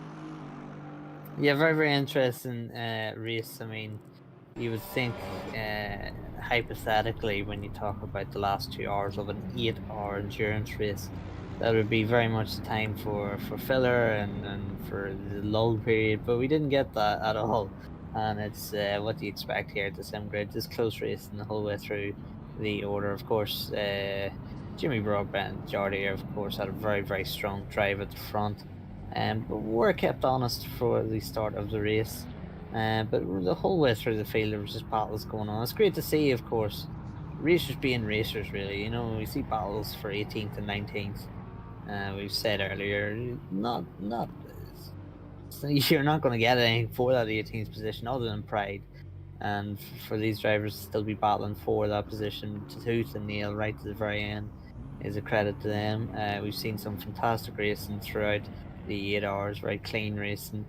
Of course, you have the odd incident here or there, which is to be expected, and the race stewards did their job. Yeah, very happy to have got this 8 hour of Laguna finished, and I'm really looking forward, more importantly, I'm really looking forward to seeing that number 34, the number 44, and the number 96 cars in the Spa 24. I really want to track their progress and see how they get on in that 24-hour race. It will be great to see, but we can run you through the final results from the 8 Hours of Laguna Seca. Jimmy Broadbent and Jaroslav Honzik, also known as Jardier, take top honours here in the unfavoured car, the Nissan GTR Nismo GT3. The number 39 car crossed the line 480 minutes later from the start, one lap ahead of everybody else in the field. From and I'm going to have to get the team names up because they're not popping up on my screen for some reason, but I know that it was Team Mintzilla that took top honours. I'm just going to get the team names up so I can give you some better results so you know who finished where. Please do bear with me a moment. but a brilliant race from everybody involved. If my PC could speed up, it would be greatly appreciated. There we go. A quick question for you, Jack. Who is your team or driver of the day? Who is my team and driver of the day? Yes. At the start, I wanted to say the 777 for obvious reasons. A brilliant job from the TPC racing team. They went from not necessarily the best position to work their way back up through the order and pick up some nice positions. I don't want to tarnish their legacy, obviously, with that incident, but it wasn't ideal to see. I think for me, I've got to say that the 349 Porsche did a brilliant job. It would have been nice to see, obviously, the 38 being able to get towards the Spa 24. I'm struggling to give you a solid answer. Let's go with, I'm going to go the 207 Bentley. They went from the tail end of the grid right up into the top 10, and with it being the only Bentley on the grid, I think they deserve it. Yeah, I could agree with that. They did a stellar job. The 256 Ferrari as well. But for me, I think it has to. I'm probably going to have to give it to the 96 Sidemax Motorworks. It looked like it had all gone wrong for them a little bit at the start, at least in my mind, when George Boothby lost it at corkscrew on that one, some 8 and a bit hours ago. But a stellar drive from those 4, and they took the last place for Spa 24 Hour. But I think the reason I'll give my vote to them is because they were under pressure. Michael Condacciolo under pressure from Prendergast for so long, and he just held out. And I don't think anyone else on the grids had to deal with that kind of pressure for such a long period of time during a stint. It was great to watch. I do have the team names for you now. So Team Mintzilla take the win. Jimmy Broadbent and Giardier. Then the number 34 of Rivetto Racing take P2. Number 44 of ATK Academy and the second of the Porsches round out the overall podium. Then the number 96 team, which I've now lost, of Side Max Motorworks take the final wildcard entry for Spa, finished P4 overall. Then the number 616 NSN Racing finished in 5th position. Number 38 finished in 6th position. Who was that? That's Fordzilla with CRG. The 777 of TPC Sim Racing finished in 7th position. 349 finished in 8th position of NCL Motorsport. The number 207 finished in 9th position. I am trying to find as I go along. 207, where are they? That was the Moto Domec community team. Brilliant job from them. And then the number 91 finished in P10. That's the Porsche Junior team in the Gulf colours. So brilliant job from the top 10. We do have a couple of drivers waiting to interview. If we can bring them in. We do have the Sidemax guys. So let's bring both of the Sidemax drivers in, or all of the Sidemax drivers in. There we go. So welcome to the commentary box, guys. First of all, massive well done on getting the final wildcard entry to Spa 24. But second of all, lap 1, it didn't go your way, but you never you never sort of thought, oh well, this isn't happening now. You just took it on the chin, carried on, and you ended up coming home P4. Yeah, I think it's fair to say after the first couple of laps, we quite disheartened. I think we were P16. George had a little spin and a little off, which it was certainly scary, as we thought we had some good pace and managed to fight our way through with some. And I think we had a little bit of fate or luck go our way at the end, but that's the fun of enduro. Never give up. George is also in the waiting for an interview as well. He joined a bit late, so if you want to whip him in. Nice one, cheers. But yeah, I mean, after that first lap, it was just heads down for the entire remainder of the 7.5 hours. Obviously, our goal was the wildcard entry, so that's what we were focused on the entire race, and we got it done. So super proud of everyone. Well, you definitely deserve to be proud of your entire team. You did a brilliant job. We kept on mentioning traffic played a part during the race. How did that affect your race? Would you say it was negotiated easily, or was it something you struggled throughout? I think it was fair to say it was difficult at the best of times. It's such a tight track. It's trying to communicate what each car's going to do is very difficult. Yeah, it was. And we had a nice battle going near the end with I think the number 38 BMW, and traffic played a huge role, a strategic role in that battle. That actually is probably what kept us P4. So it was, using it to our advantage. Definitely important throughout the entire race. And as Sam said, Laguna is just such a tight track. So Yeah, Michael, we were seeing that battle between yourself and Kieran Prendergast in the BMW, and to us, looking the outsiders looking in, it looked as though whilst you seemed to be at 100% on your limit, it looked as though maybe Kieran was at 110% trying to get past you, and we seen he did get past you, of course, open up a gap and then make a mistake. What was your mentality when he got by, and then when he was pressuring you? Of course, he was pressuring you for what seemed, I'm sure, what seemed to you like about 2 yeah, hours. yeah, What was and your yeah, I think mentality going into that? yeah, you definitely got that right on. I think I was trying to just be as consistent as possible, knowing that he would, be pushing to try and get by us and hopefully make a mistake. We were, just hoping that would happen the entire time, and it went our way. So it's a little bit of fate there, but I don't know. I think it was it was honestly a fantastic battle to start. He actually came out of the pits ahead of us, and he made a mistake, which is what allowed me to get by him.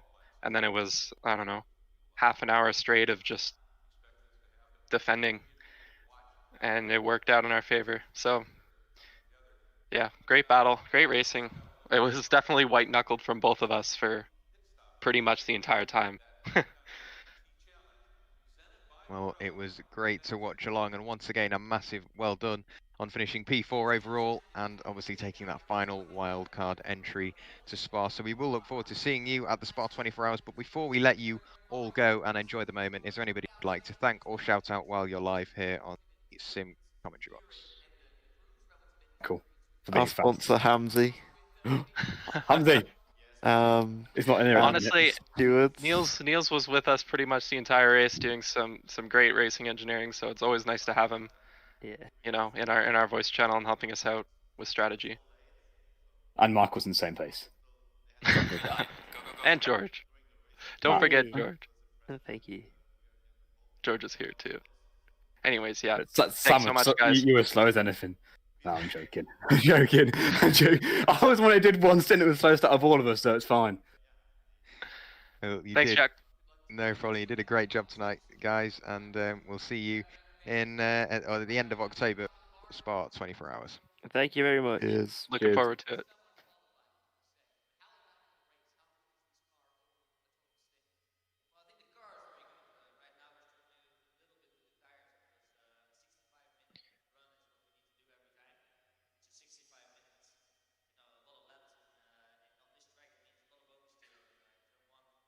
So what we're going to do is we're now going to bring in Mr. Grobler, who finished in. Where did he finish in the end? I can't remember. Did he finish? We finished third. You did finish third. I thought you did. I was getting you mixed up because the Porsche in front of you is number 34.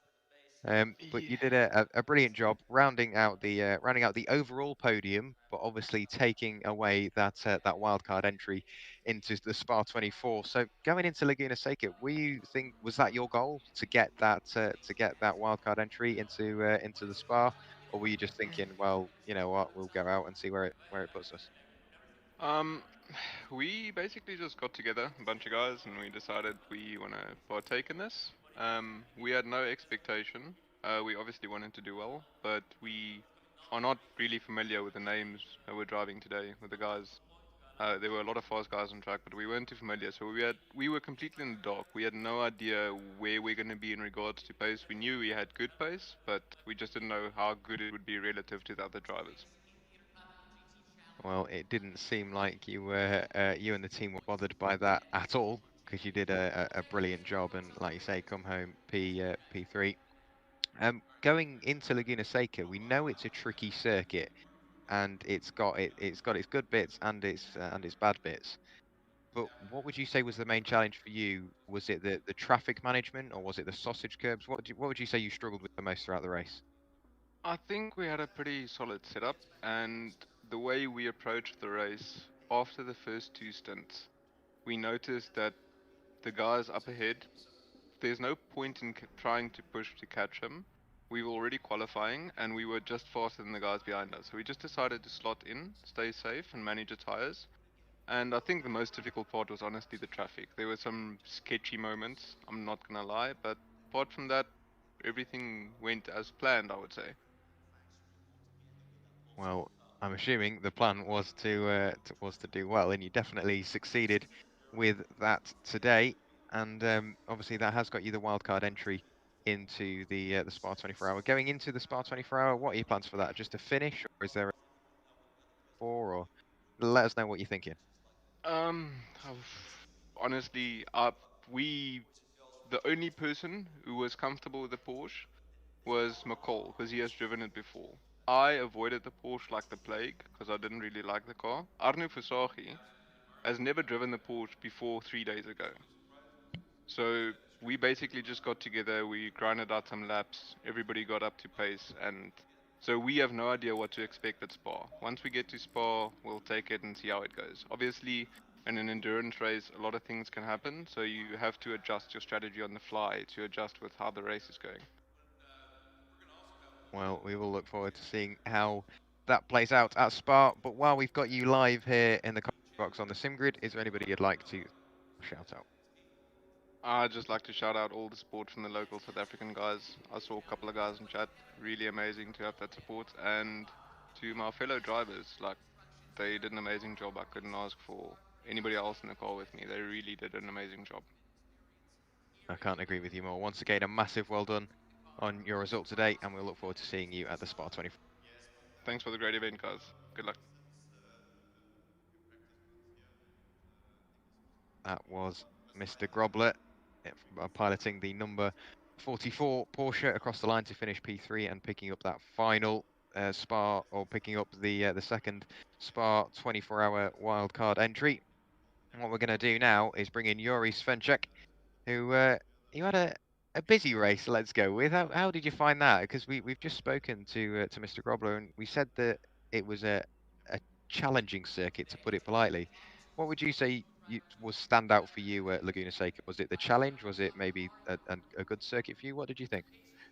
Hello, first of all, and yeah, it was challenging. I didn't actually expect to enjoy the track that much. I actually enjoyed.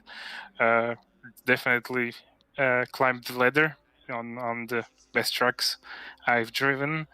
Yeah, it was challenging. I think it's more challenging than Bathurst. I know it's bold to say that, but yeah, if you make a tiny mistake, you're instantly in sand. You basically have no chance to escape that, and the walls are close too.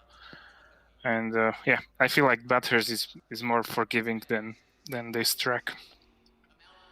Well, it did look like it was a challenge for you nonetheless, but you coped with it brilliantly. And being the lone Bentley in the field, what did that have any sort of stigma around it? Were you thinking, oh God, we're the only one here? I was extremely proud because I love the Bentley, and I think it should be more driven at the top guys. I mean, the Porsches are getting a bit ridiculous.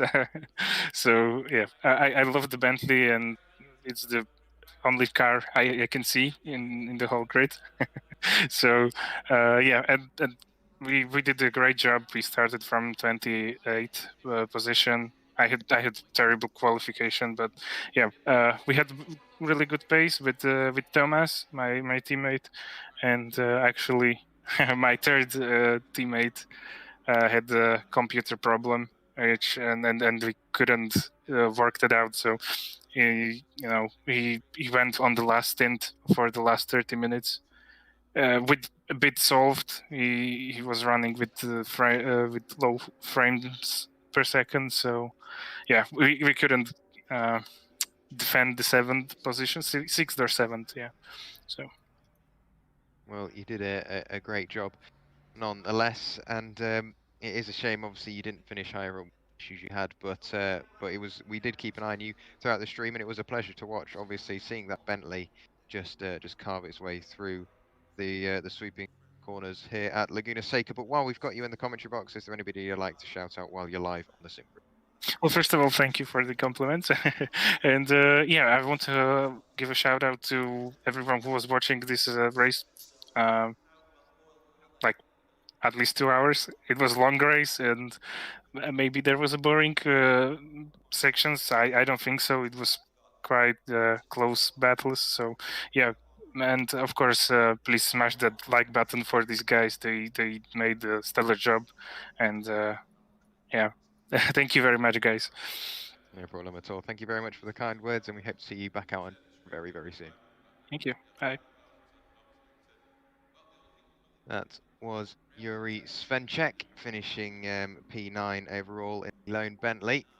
What we're going to do is we're going to bring in the team from the number 50 Nissan, who have sadly finished in P19, but with a great battle going into the closing stages of the race. So Daniel Monteiro and Fabian Schmidberger, welcome to the commentary box.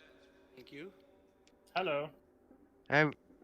Tell me, the Nissan, a lot of people say that it maybe isn't the best car here on ACC, but even with the Nissan eventually winning and you putting in one hell of a performance, both of you doing a great job behind the wheel, what did you think sort of separated you from the pack today? Well, I think the car, we were just talking to Jardir as well, and the car is very well suited for this track, especially with also with the temperatures. So the car is very forgiving, and also it's easy to predict when we're driving. Of course, we're not as fast as the top guys, but at least when you're driving 8 hours, it's very nice to have a car that you know will handle the way you want it and in a safe way. So, and also it looks cool. So what else can you say? Well, it looked more than cool. It looks very quick out on circuit today. Traffic, how was that for you? Was it like something you enjoyed carving your way through, or was it something you had to get over and done with and then get focused on the next car up the road? It was very enjoyable, actually. Well, after we had a stop-and-go 30 penalty in the second stint, where Daniel was still driving, and I took over for the third stint, I actually was, I think, a lap down or so on most other drivers, but I was faster than them. So even being down a lap, I got to overtake those guys, and I think that was actually very fun. Well, it was great to watch, just seeing that Nissan carve its way through all kinds of traffic. Laguna Seca, we've asked a lot of the other drivers we've brought in. Did you think that it was a tricky circuit, obviously with the high curbs and only 3 real overtaking opportunities throughout the circuit? What did you think of Laguna Seca? Tricky track, something you quite liked? Tell me what you think. It's a track. Well, it's pretty much you have to nail the laps. There's not many margin for errors, especially after the corkscrew, or if you go wide, you go to the sand and you slow down a lot. The problem is that you lose a lot of time by going into the sand. It really slows down the car. So there's an extra feeling of achievement when we nail lap after lap, keeping it on the track. It's like, okay, we did got another good one. And well, Steven is not here with us, but he had to go, but he did an amazing last stint as well. And he was fighting for. We were actually, I think, P19 in the end, but we were in a great fight with an Aston.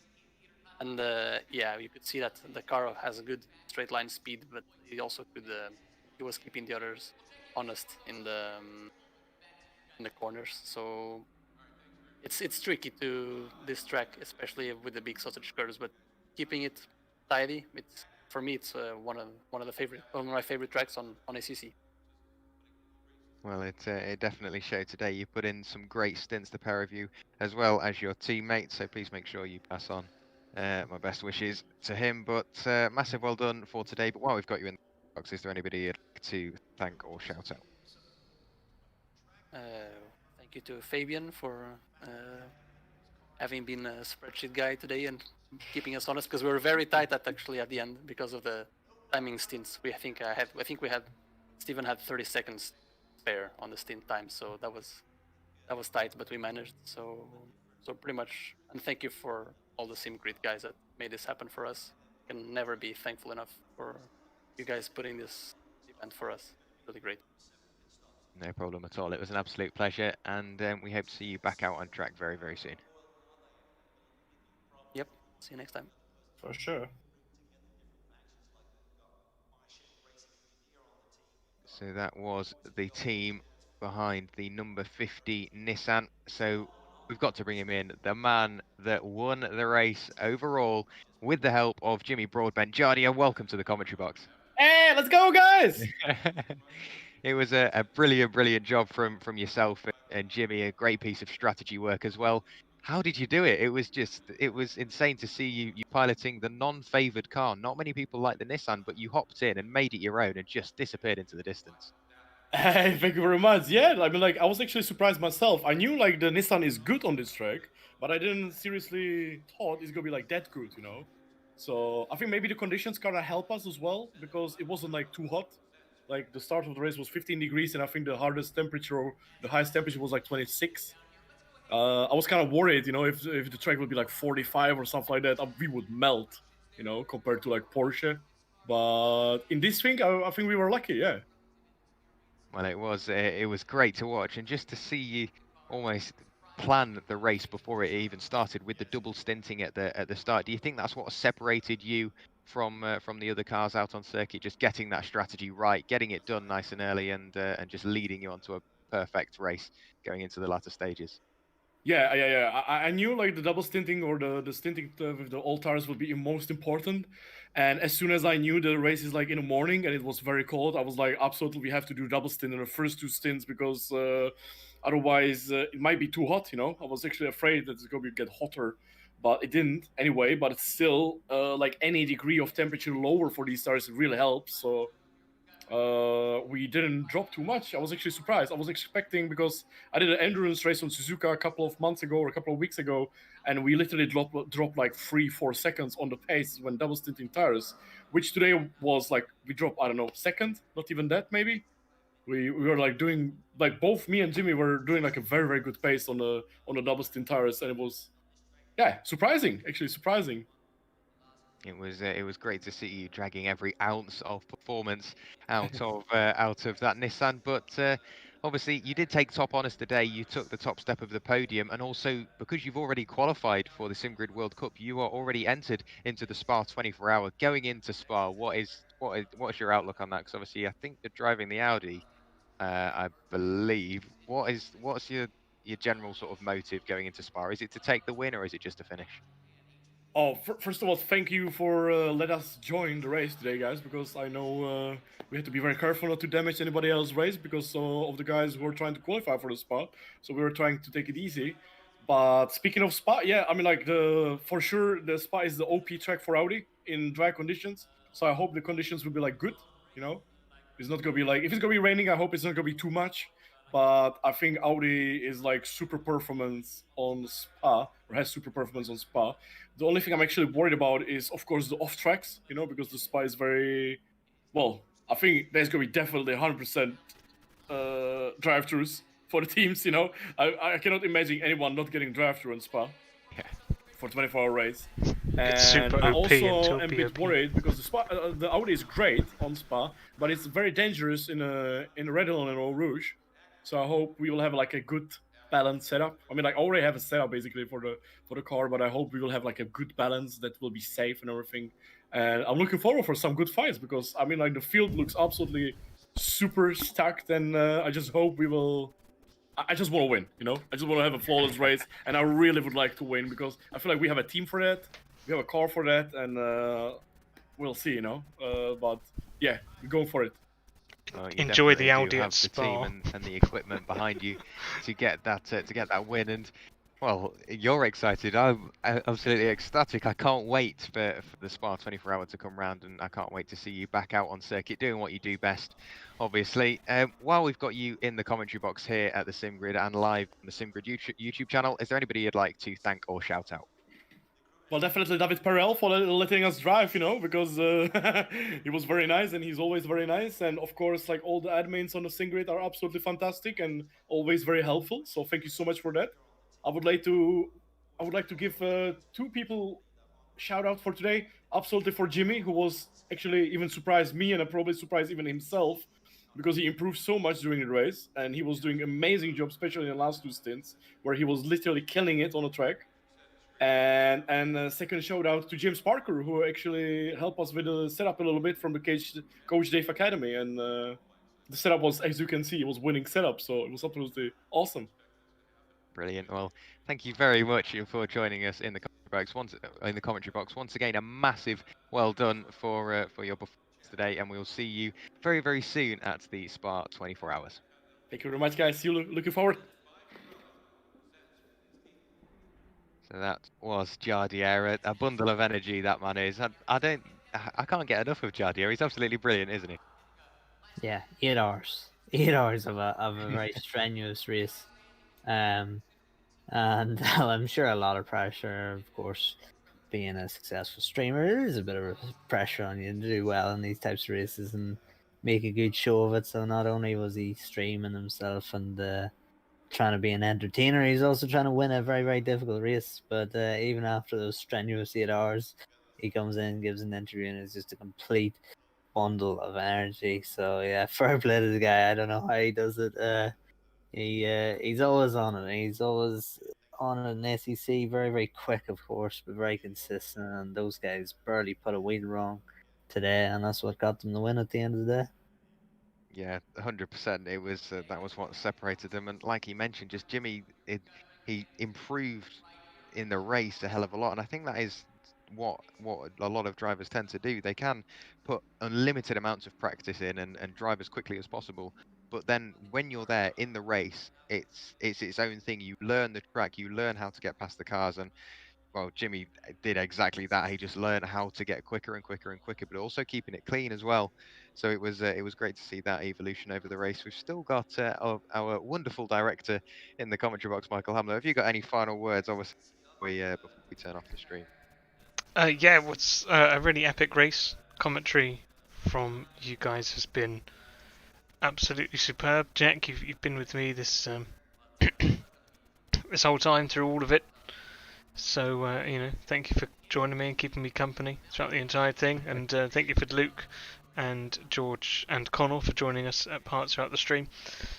It's been a really great race to watch, and Jardier talks about the Audi at Spa for the 24 hours at the end of October, but as I said in the YouTube chat, he's got to enjoy it while it lasts, because we're working on the Simgrid's working on our own BOP, so that Audi is not going to be dominating at Spa for very much longer.